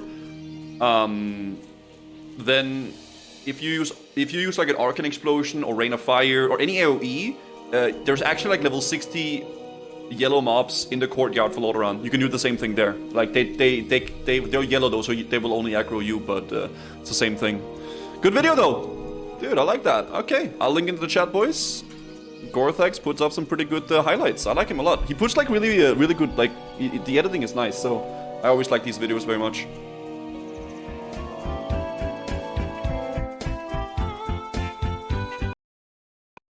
Let us watch the Mad Season video.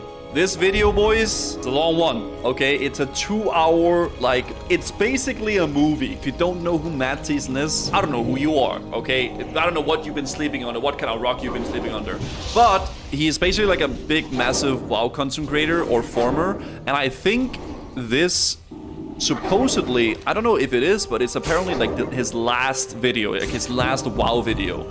That might not be true, but that's what I'm under the impression under. Like, he goes out with a massive video, basically, right? The video is called World of Warcraft Pandora's Box, and it's 2 hours long, guys. So, get your popcorn, get your little cozy blankets, and we'll start watching this video here, okay, guys? It's gonna be a long one. So, strap in, boys. Let's see what this is all about.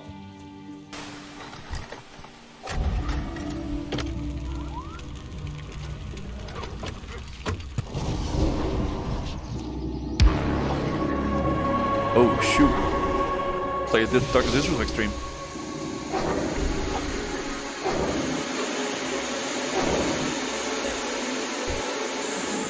An obsession? Sure, but the question is, does the international addiction to an internet game represent a danger? Maybe, but there is also no indication that anything can slow the explosive growth of the intoxicating game called World of Warcraft. Yep. Pandora's Box. Shut the fucking minus! What the fuck was that shit? Dude. Edited by Matt Season Show. And by the way, you don't want to do that either. You think you do, but you don't. Intro music by White Bat Audio. You guys take care of this, man. Yeah, you guys really take care of it. Oh, I game cubes all day, every day. Animation by Tucker TV. Incredible 16 hours a day. His mother says his personality has changed and that he's become moody and violent, and his addiction is tearing the family apart. Goddamn WoW gamers, man. But our actions are going to matter more than any of these. His hair is like so smooth. Alright, thumbs up. Let's do this. Oh my god, he just ran in. The power level. WoW hops! Oh my god! I think he plays Hearthstone nowadays.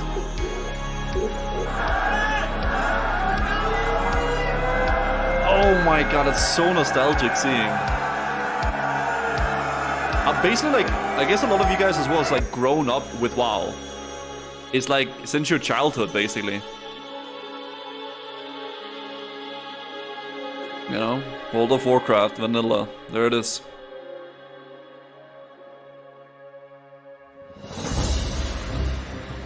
Okay, let's see what this is all about.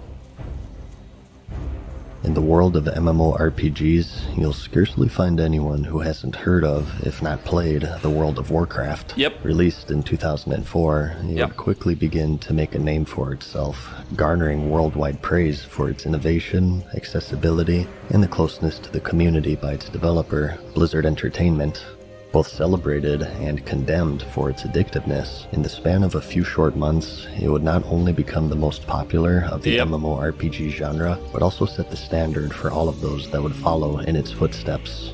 Many would try, and over the course of 15 years, few would gain even a fraction of the player base of the seemingly unstoppable... It's quite crazy when you think about it, how big it really was back in the day. Like, back in the heyday of where WoW really took off, it was just so much, not even just MMOs, it was like the game, right? It was crazy compared to now.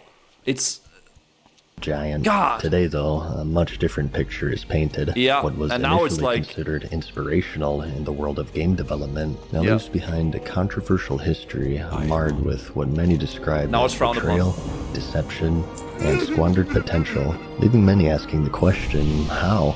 A snapshot of history of a world created within a world, a microcosm of mayhem, a virtual playground for humanity to show each other their best and their worst. Oh my god, this video This is the story of Blizzard Entertainment and their iconic MMORPG, the World of Warcraft.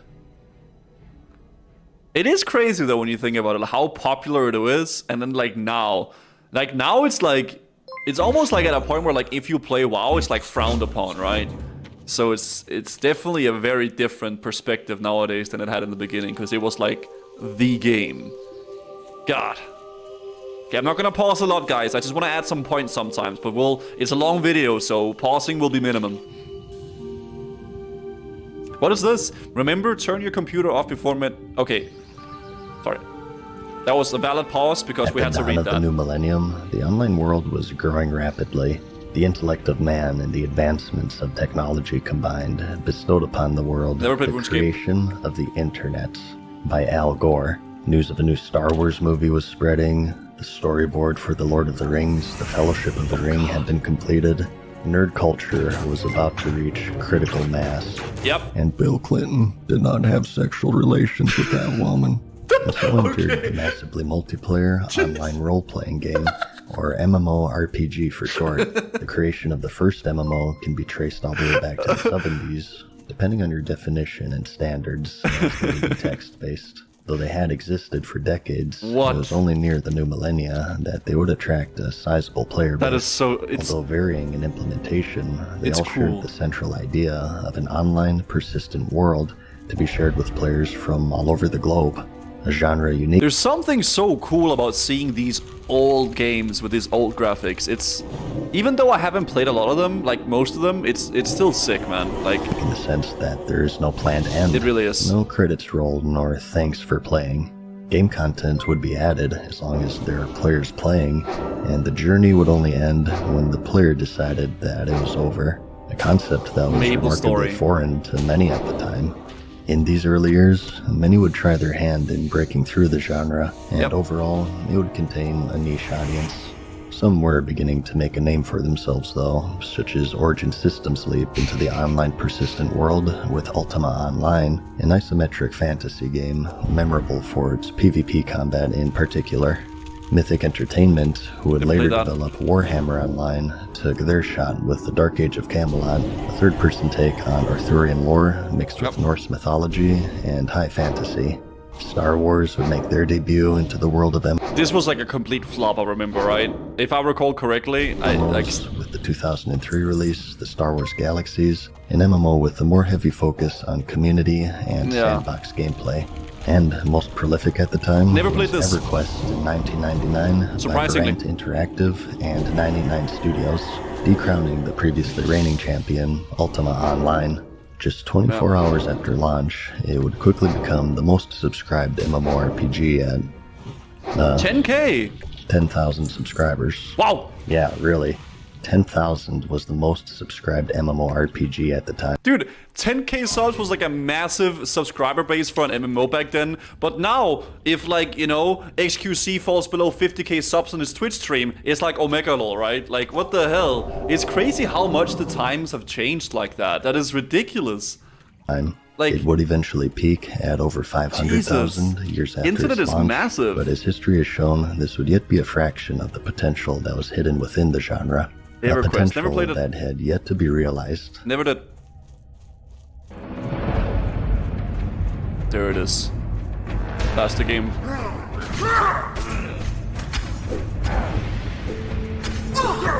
The MMO was on the rise, and the time to strike was nigh, and in the background, a beast was stirring, silently observing the strengths, the weaknesses, the successes, and the failures of the then relatively unexplored genre. Blizzard, at this point, already had established themselves as innovators with their Diablo, StarCraft, and Warcraft series. How massive was all their games back then?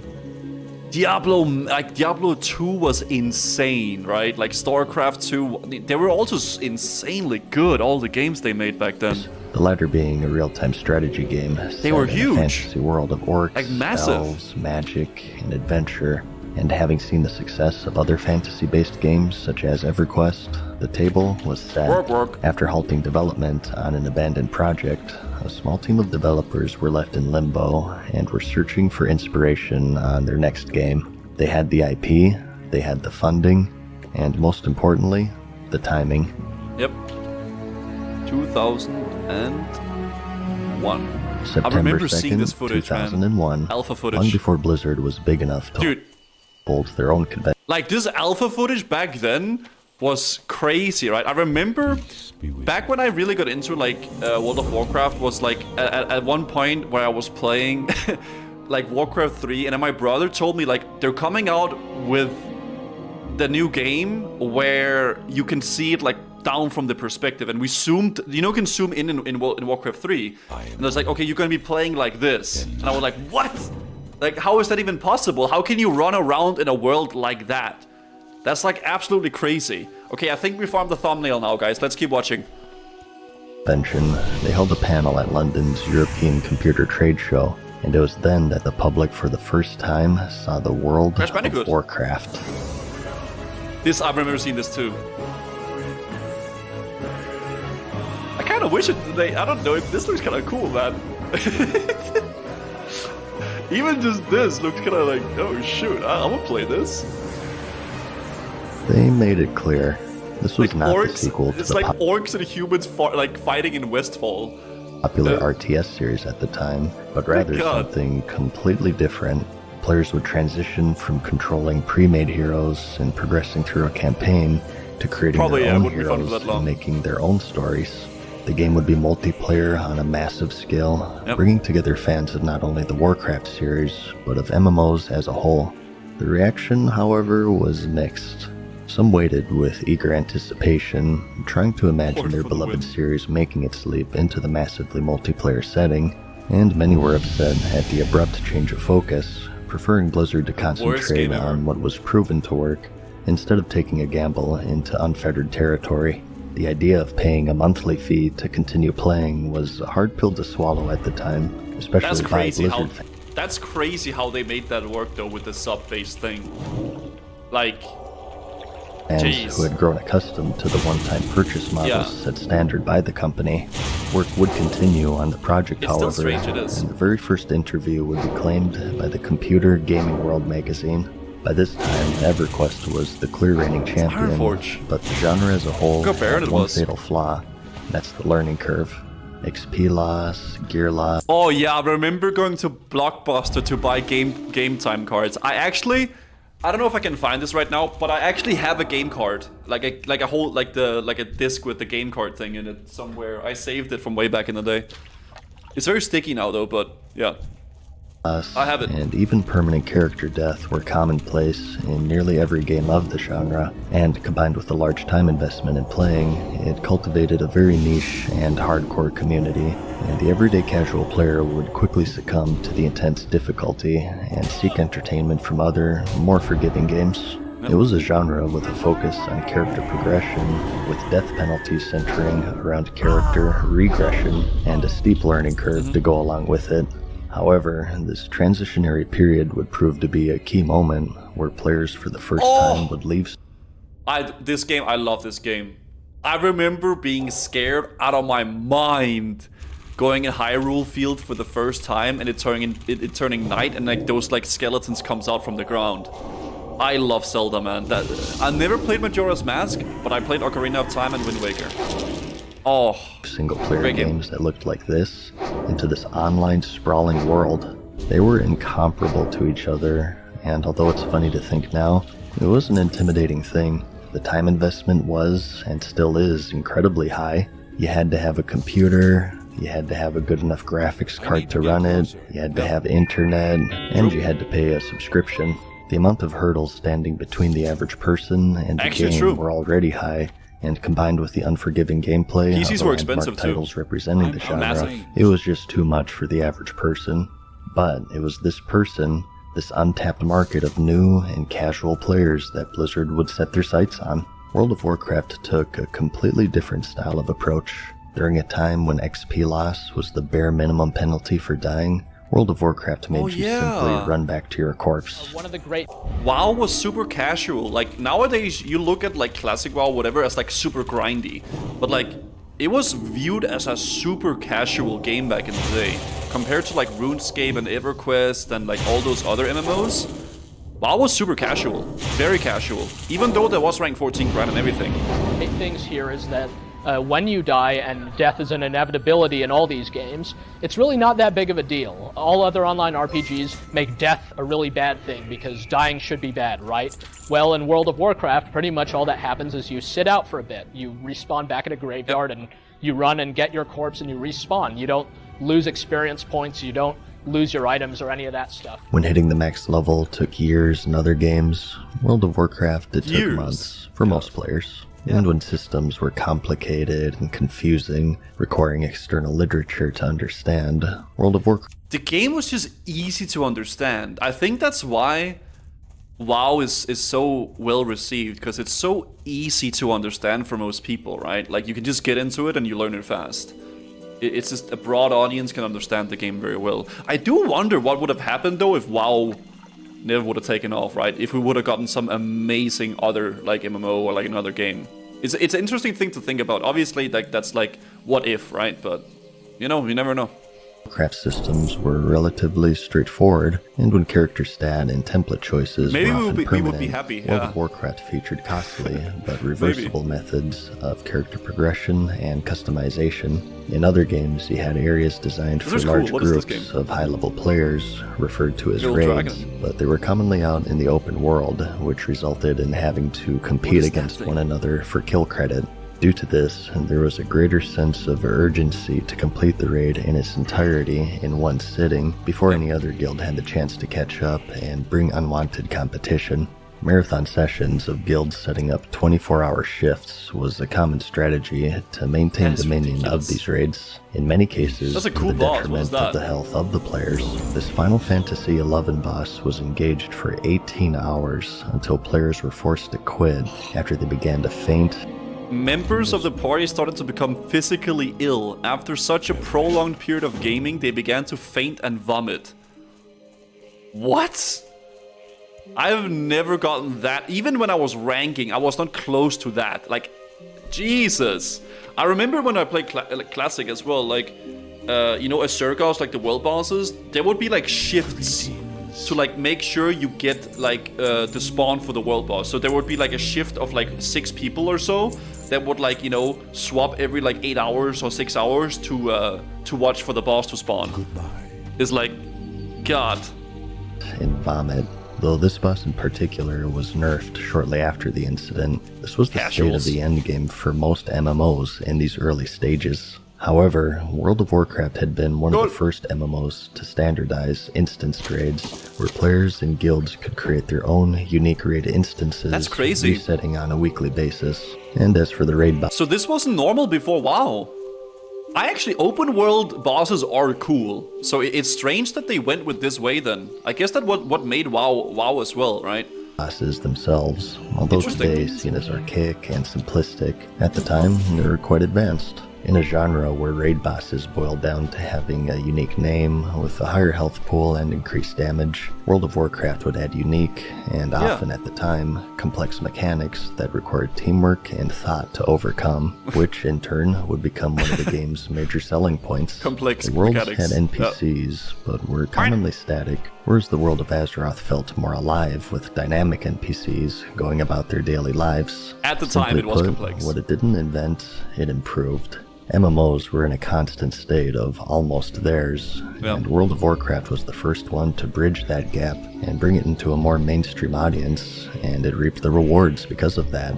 The game would continue development throughout the years, with teasers being released in the form of magazine interviews and trailers, keeping the curious onlooker abreast on its direction. And after a long alpha and beta testing period, the moment of truth came on November 23rd, 2004. There it is. Oh. Oh. Go to hell, Blizzard. 900 plus Q. Oh my god. Yep, that's the real launch experience. There it is. That's what it's all about. Appealing to the casual gamer worked well. A little too well. Blizzard in no way was prepared for the frenzy of players eager to get into the world. Disconnects, lag, and rollbacks would persist heavily for the opening months, and still consistently through the next couple of years. Forums daily would be Blizzard says enjoy the lag. filled with outrage, demands for a refund, and even threats of lawsuits.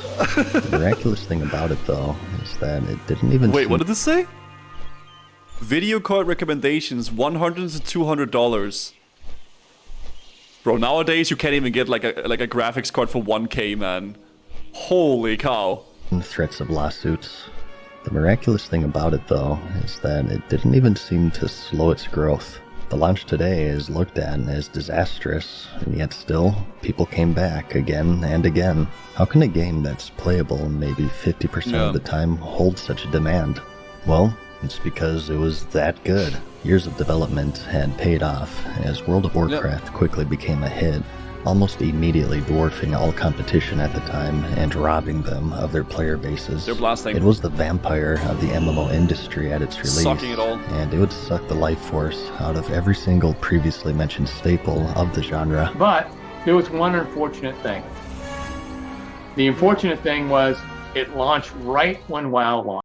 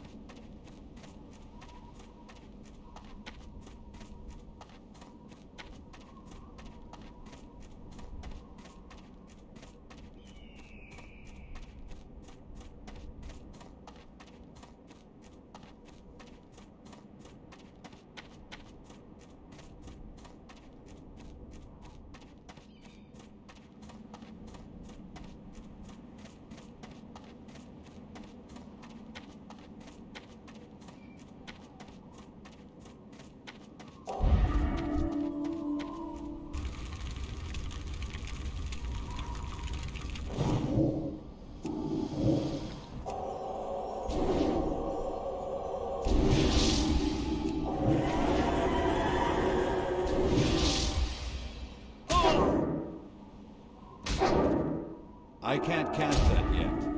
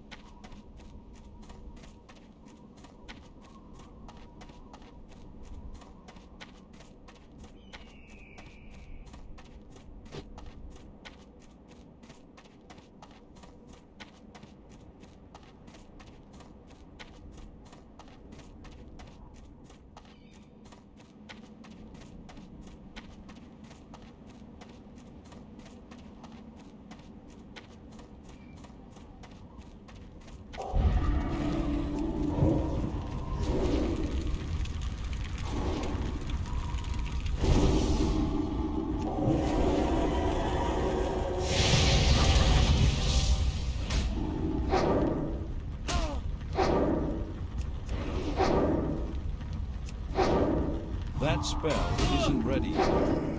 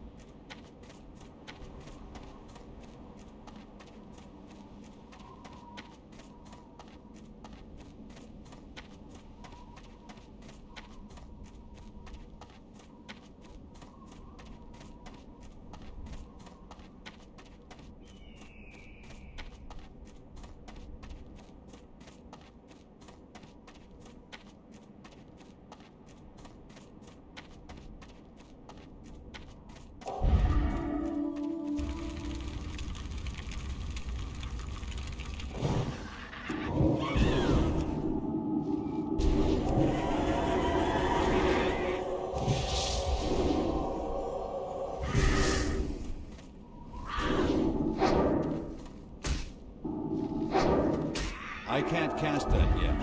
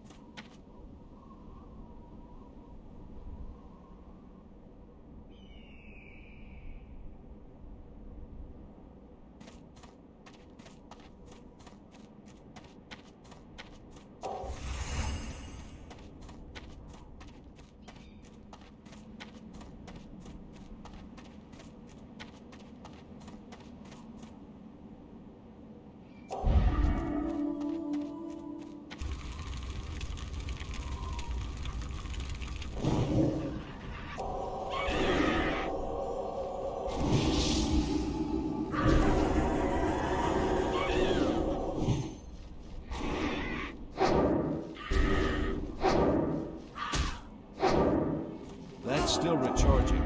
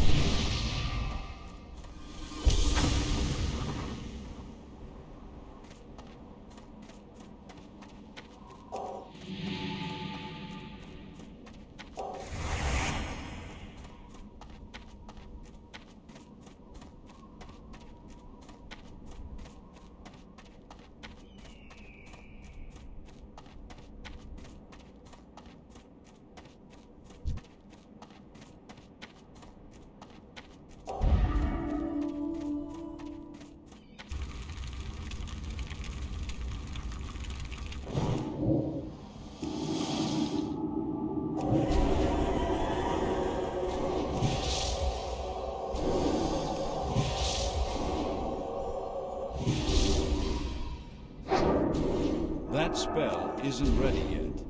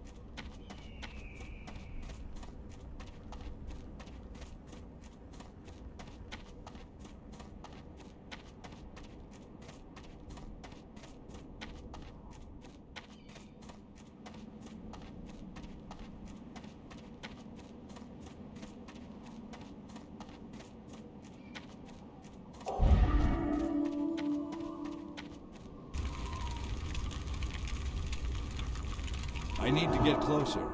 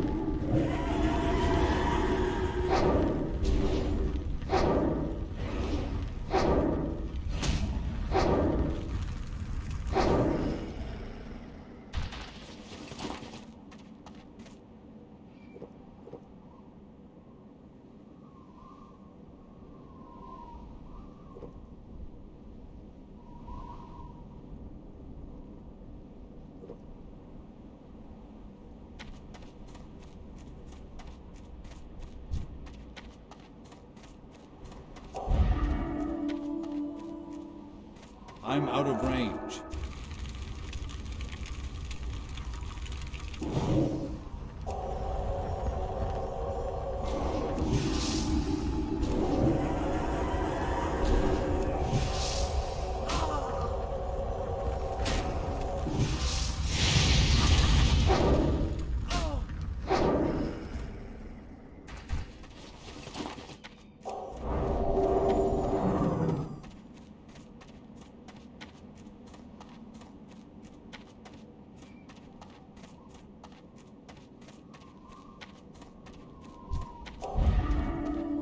It's too far away.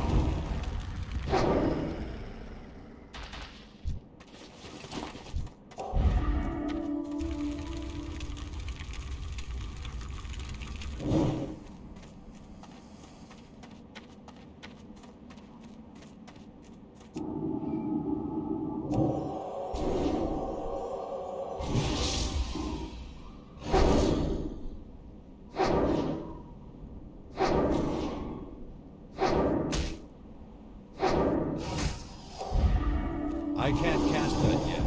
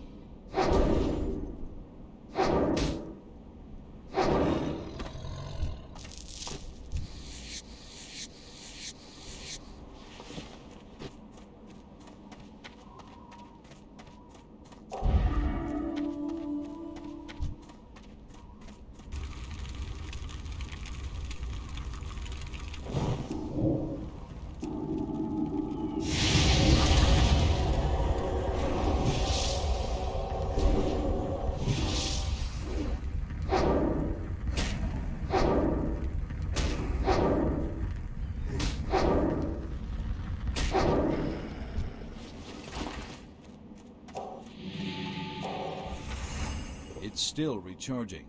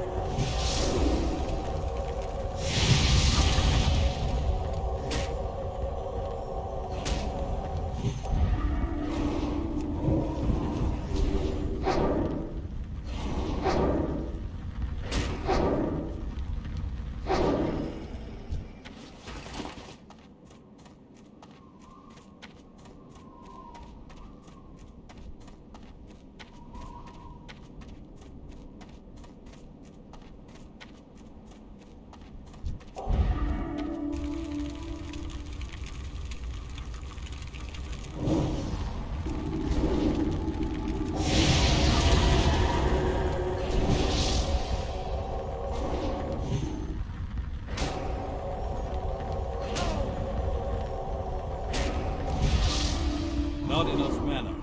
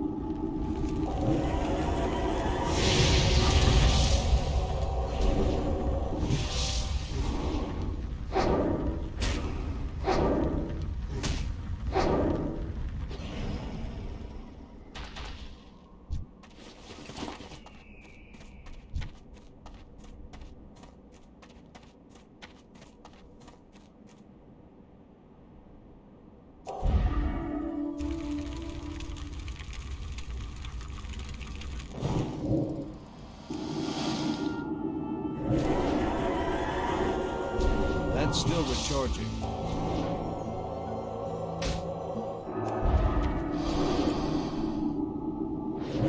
I need more mana.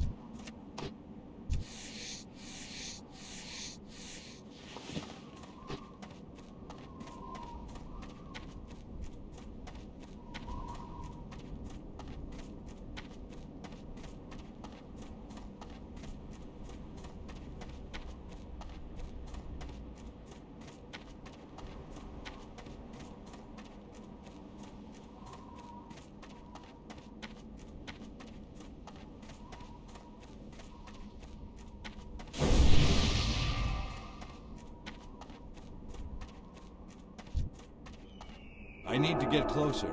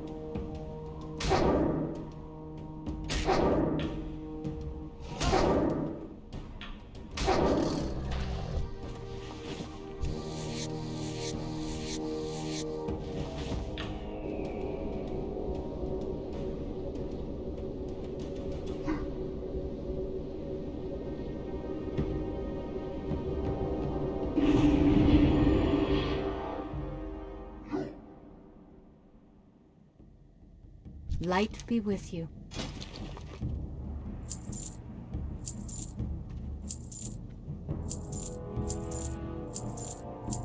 Safe travels. Looking for something specific? Farewell.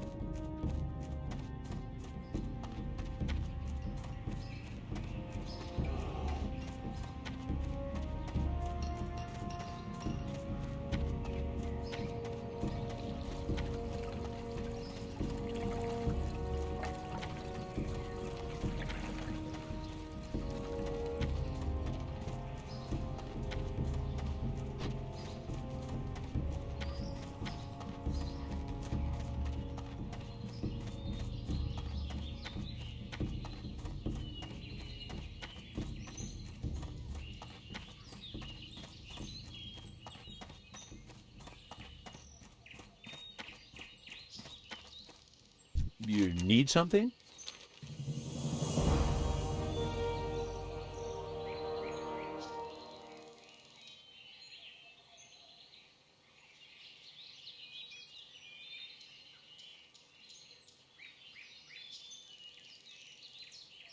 See you around.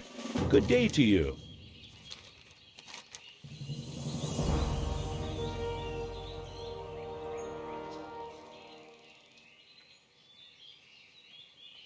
See you later.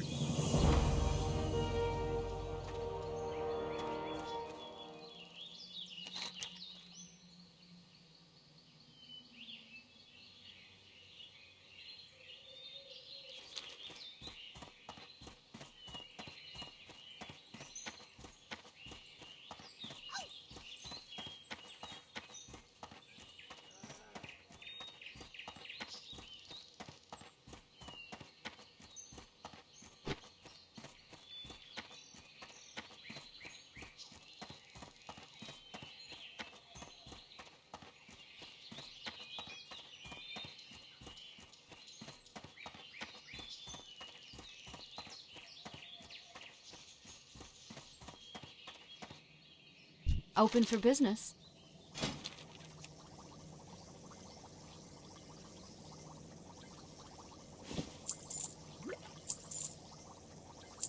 Light bless you.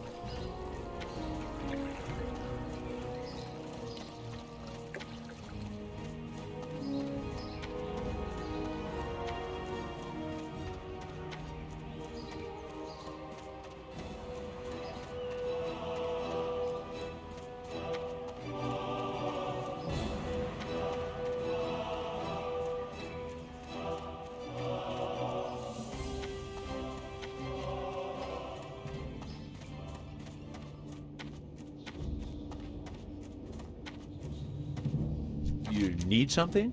See you around.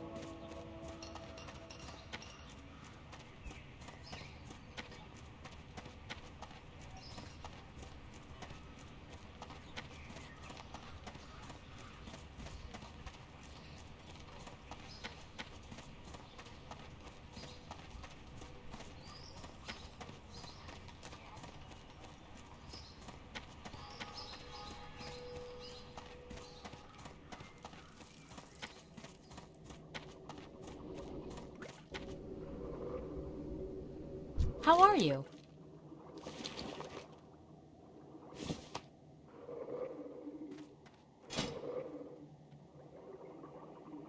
Safe travels.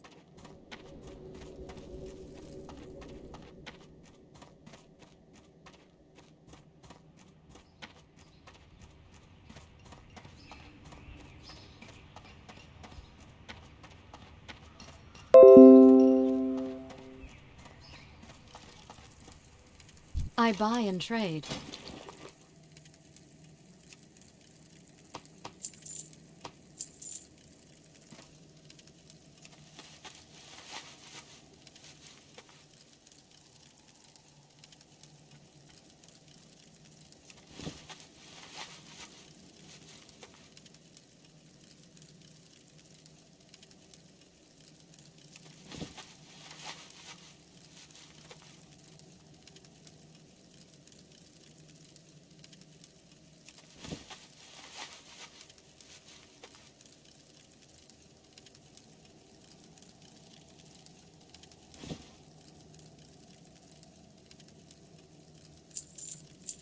Go with honor, friend.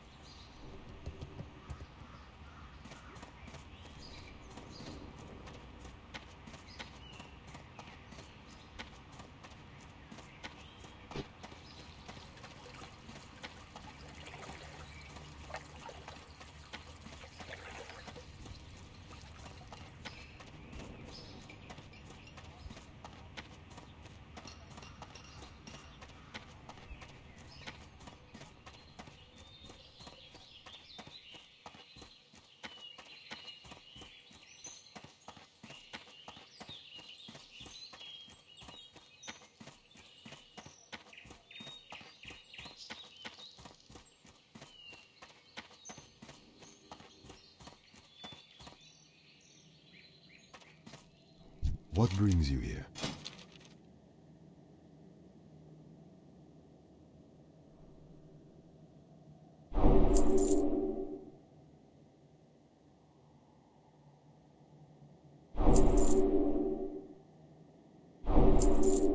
Alone light your path.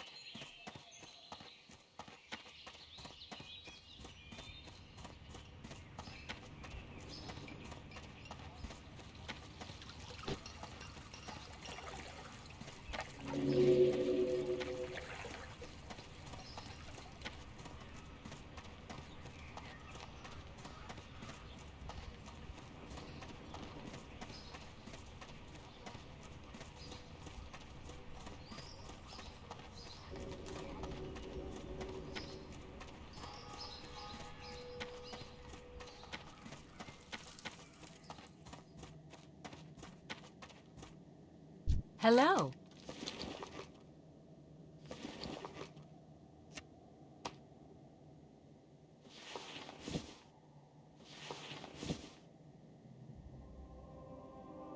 Have a good one.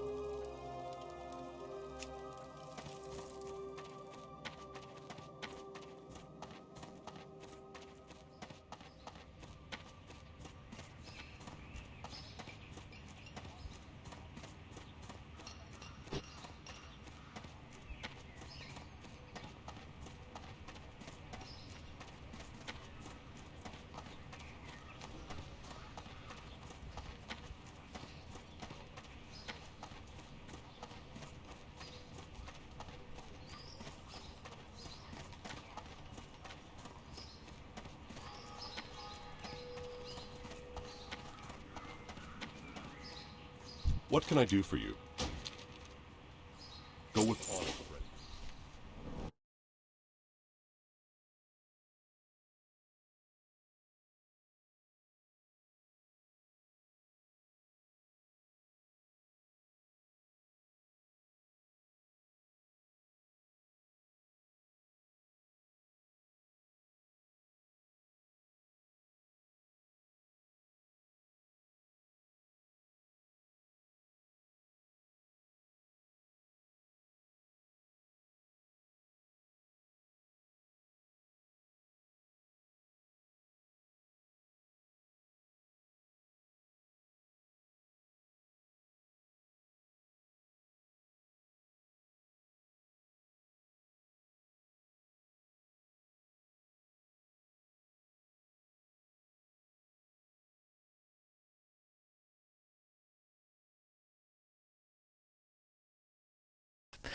Here's something really interesting. This is sort of related to the Marjorie Taylor Greene Twitter and Facebook ban.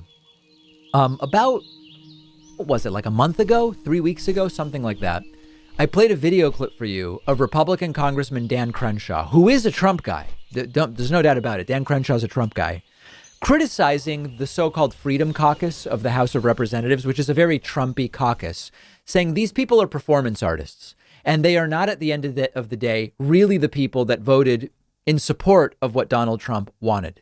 This conflict between Crenshaw and people like Marjorie Taylor Greene is now like two trains barreling towards each other, because after this ban stunt from Marjorie Taylor Greene, and by stunt, I mean how she reacted to it, Dan Crenshaw has much more directly attacked her, and Marjorie Taylor Greene has now turned on him. So let me kind of explain it all to you. In the immediate, hold on, let me get this all looking correct here. In the immediate aftermath of her being banned, Dan Crenshaw posted that Marjorie scoffed at the notion of supporting anti-censorship legislation is indicative of her true intent to remain a victim. She doesn't want solutions, and she doesn't care if you get censored. She just wants to be a victim so she can keep asking you for campaign donations. It's a scam. Dan Crenshaw is 110% correct here. He's 110% correct.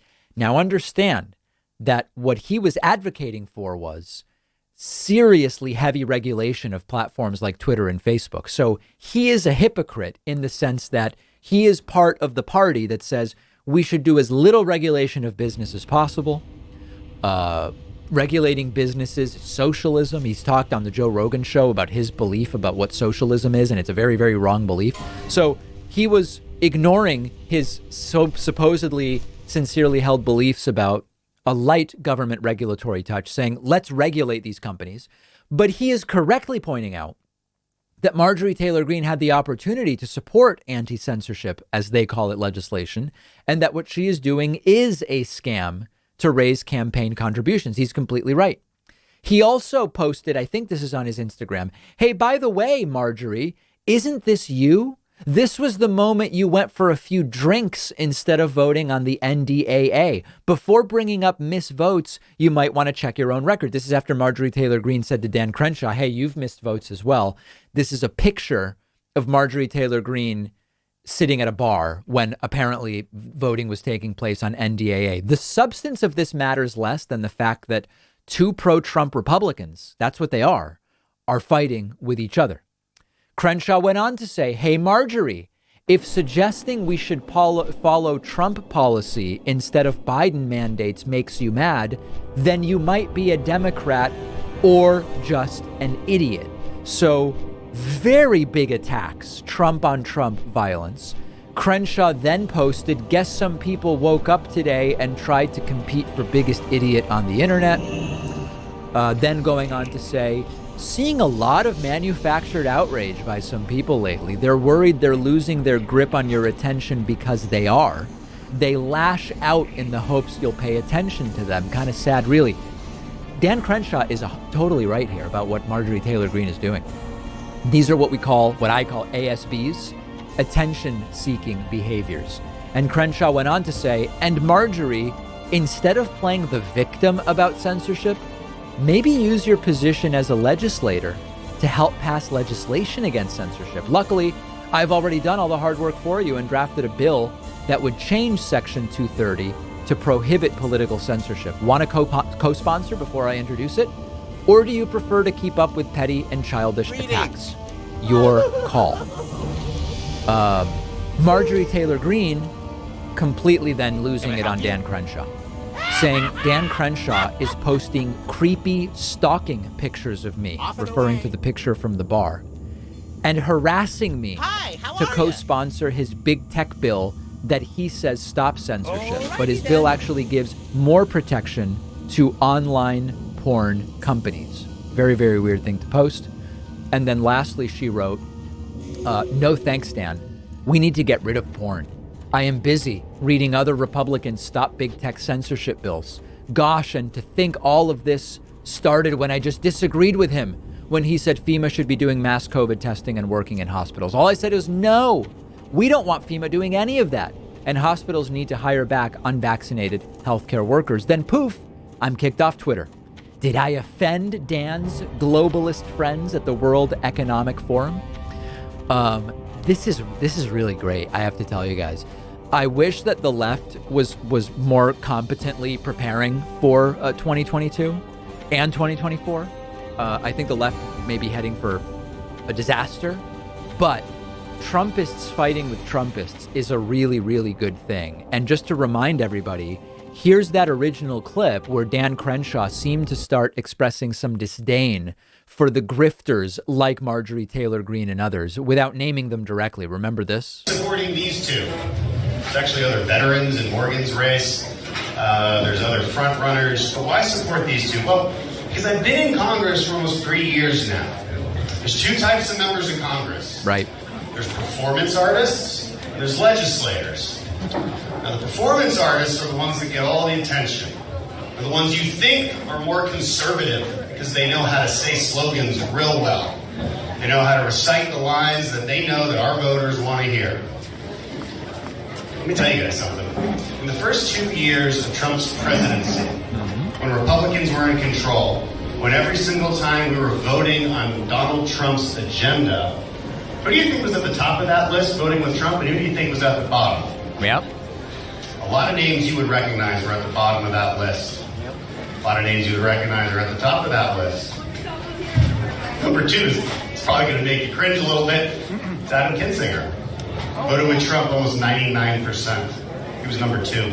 So the important takeaway here is that these are all Trumpists in some sense. Marjorie Taylor Greene is a Trumpist in the way that she has completely abandoned even talking about policy, spreads lies, disinformation. It's kind of like the cartoonish, weaponized Trumpist.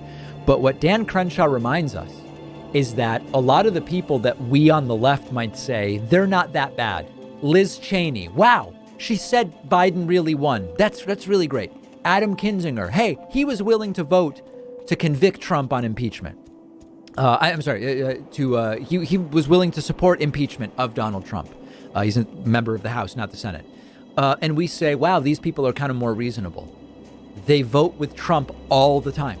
And so they are not our political allies. Dan Crenshaw's absolutely right. Let's hope that this Trump on Trump civil war continues, because the left needs something to help us along this year. One of our sponsors is Splendid Spoon. Now, if you're like me, I love planning my meals out for the week, but sometimes I just run out of time to plan them for every single day. And Splendid Spoon makes that whole process a lot easier. They deliver fresh, delicious, plant-based meals right to your door, ready to eat. No cooking, no cleaning dishes. Saves you a lot of time. You can choose from over 50 hot and cold meal options. There's smoothies, grain and noodle bowls, soups. I'm a big soup guy. Many of you know that. I also really liked the vegan meatballs with marinara noodles. Delicious. Both I and Splendid Spoon believe eating more plant-based is a great tool for feeling good, for helping the environment. The list goes on. I'm not vegan. You all know that, I think. But Splendid Spoon is really great to just help me maximize the proportion of plants in my diet. Splendid Spoon takes all of the work out of tasty, healthy, plant-based meals, and you'll save $35 when you go to splendidspoon.com/Pacman. The link is down below. Is there any safe amount of alcohol? Nothing's completely safe. Even drinking one drink a day increases your risk of some cancers, including for women breast cancer, but also cancers of the digestive system. And the risk increases with every drink you take. Kathy Andrews had no idea that the wine she enjoyed most nights before she got pregnant was dangerous. The Vancouver resident ran into the truth after she was diagnosed with breast cancer in 2016. Some of the risk factors for me was that I'd been through IVF with my child and then pregnancy, as well as a stressful lifestyle and drinking, not exercising enough. So all of those things I think played a role. When you look back now, how much did you know about the risk alcohol carries? Well, very little. I think there's a lot of mixed messages in the media about alcohol and how it actually can be quite good for you, especially for your heart. What I discovered was that there's quite a lot of research around the connection between alcohol and breast cancer. And what did you think when you read that? Why don't I know this? Most Canadians don't know that their cocktail should come with a cancer warning, and drinking is so normalized, so celebrated, the truth is hard to swallow. Alcohol was linked to 7,000 new cancer cases in Canada in 2020 alone. And those studies that suggest drinking can be good for you, they've been debunked. Dr. Fawad Iqbal is a radiation oncologist at the Durham Regional Cancer Centre in Oshawa, Ontario. I treat common cancers, treat lung cancer, breast cancer, and colorectal cancers. And I've never, ever had a lung cancer patient ask me, did smoking cause my cancer? Whereas breast cancer and colorectal cancer, pretty much most people don't know that alcohol causes cancer. What do you think about that? It's shocking, I guess I would say. Like, we have warning labels on everything I can think of. I bought my kids fishing rods this summer. Their fishing rods had warning labels that says, this fishing rod can cause cancer. Whereas, a level 1 carcinogen that is everywhere has no particular warnings on it. The CMA should advocate for explicit labeling of alcoholic beverages, warning of carcinogenic risk to the consumer. Iqbal has drafted a proposal to the Canadian Medical Association and has reached out to Ontario's Liquor Board, provincial and federal health authorities, as well as to the Prime Minister. Why is this so important to you? I don't like when people are lied to, including myself. This toxin is there for everybody to consume, and nobody's warning you. Why do you think it's not out there? Money. It boils down to money. What do you mean? Alcohol is a $1.5 trillion a year industry.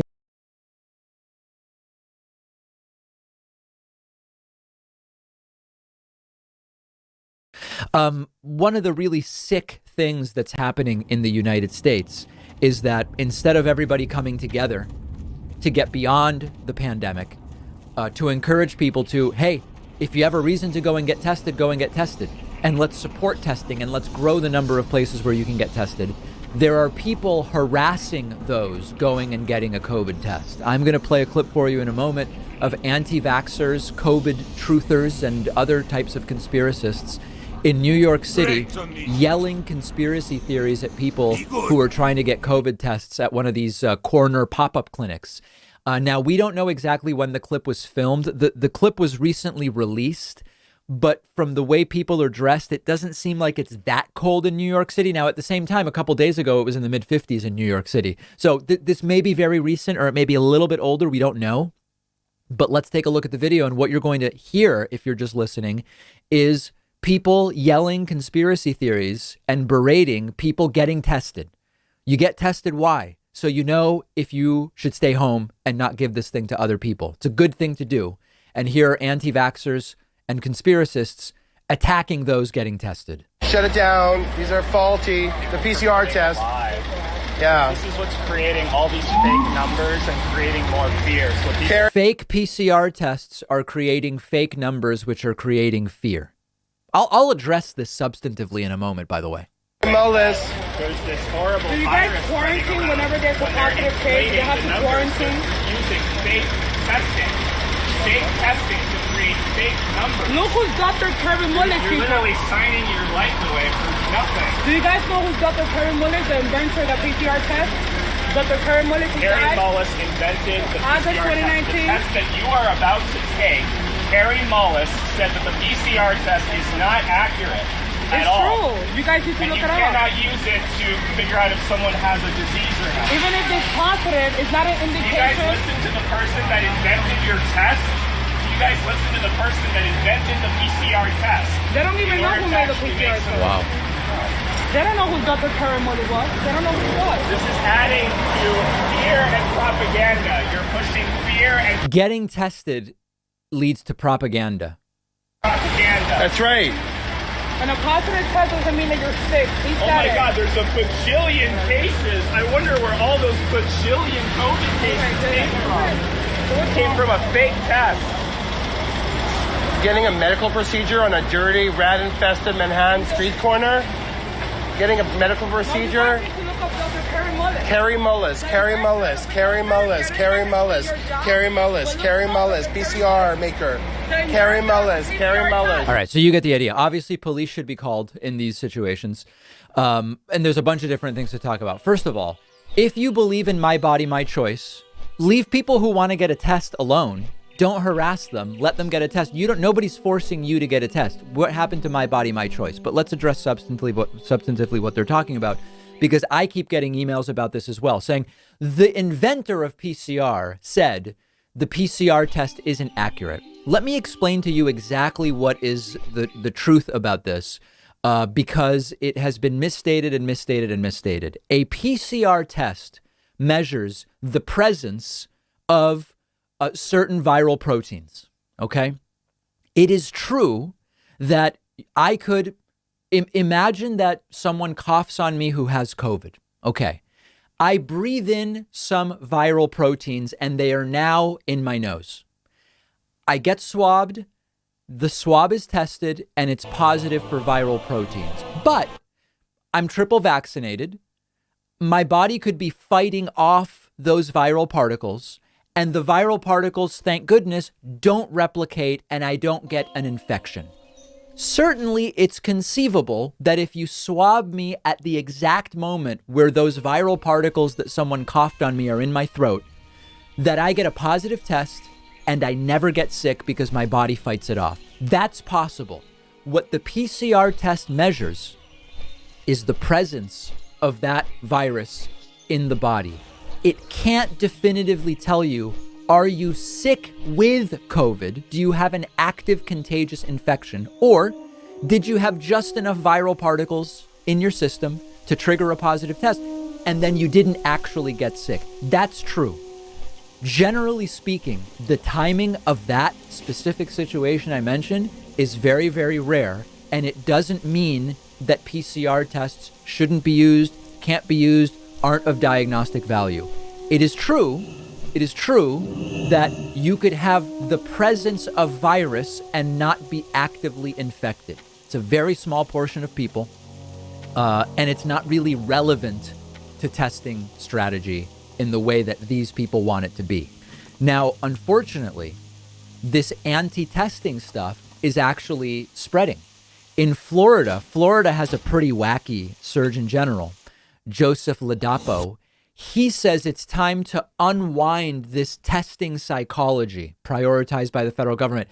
You don't need to go and get he's saying do less testing. Don't be so worried about going and testing. Here he is. We're going to be working to unwind the sort of testing psychology that our federal leadership has managed to, unfortunately, get most of the country in over the last 2 years. Right.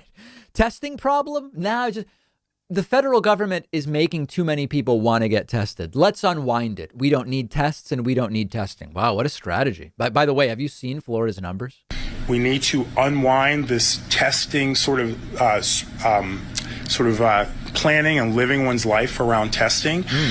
Without it, we're going to be sort of stuck in the same cycle. So, it's really time for people to be living, to make the decisions they want regarding vaccination. Yeah. To enjoy the fact that many people have natural immunity. There you go.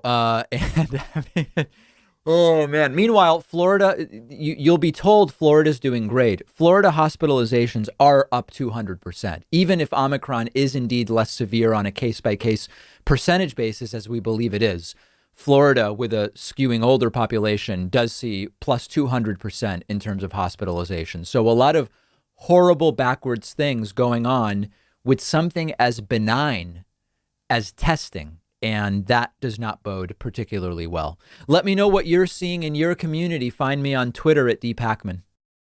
One of our sponsors is Four Sigmatic, the company best known for their delicious mushroom coffee. Four Sigmatic's mushroom coffee is organic, fair trade, single origin Arabica coffee with both lion's mane and chaga mushrooms. Chaga mushrooms have actually been shown to have potential in supporting the immune system in peer-reviewed studies.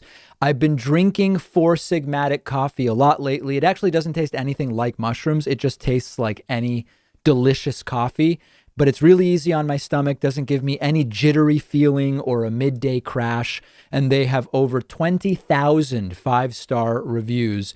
And best of all, if you don't love it, you'll get 100% of your money back because they stand behind their product. You've got nothing to lose by giving it a try.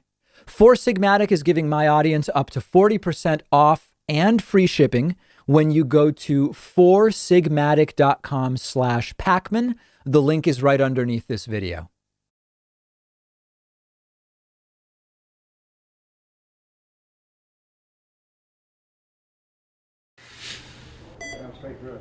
If healthcare workers thought things couldn't get any worse, it appears they were wrong.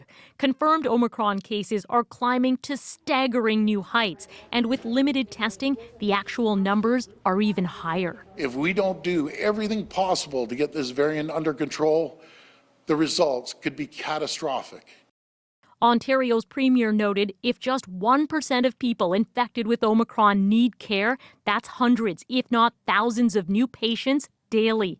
The province's latest modeling predicts between COVID-19 related hospitalizations and other patients, Ontario's on track to overwhelm its hospital capacity within days. We've started to see an alarming number of new hospital admissions.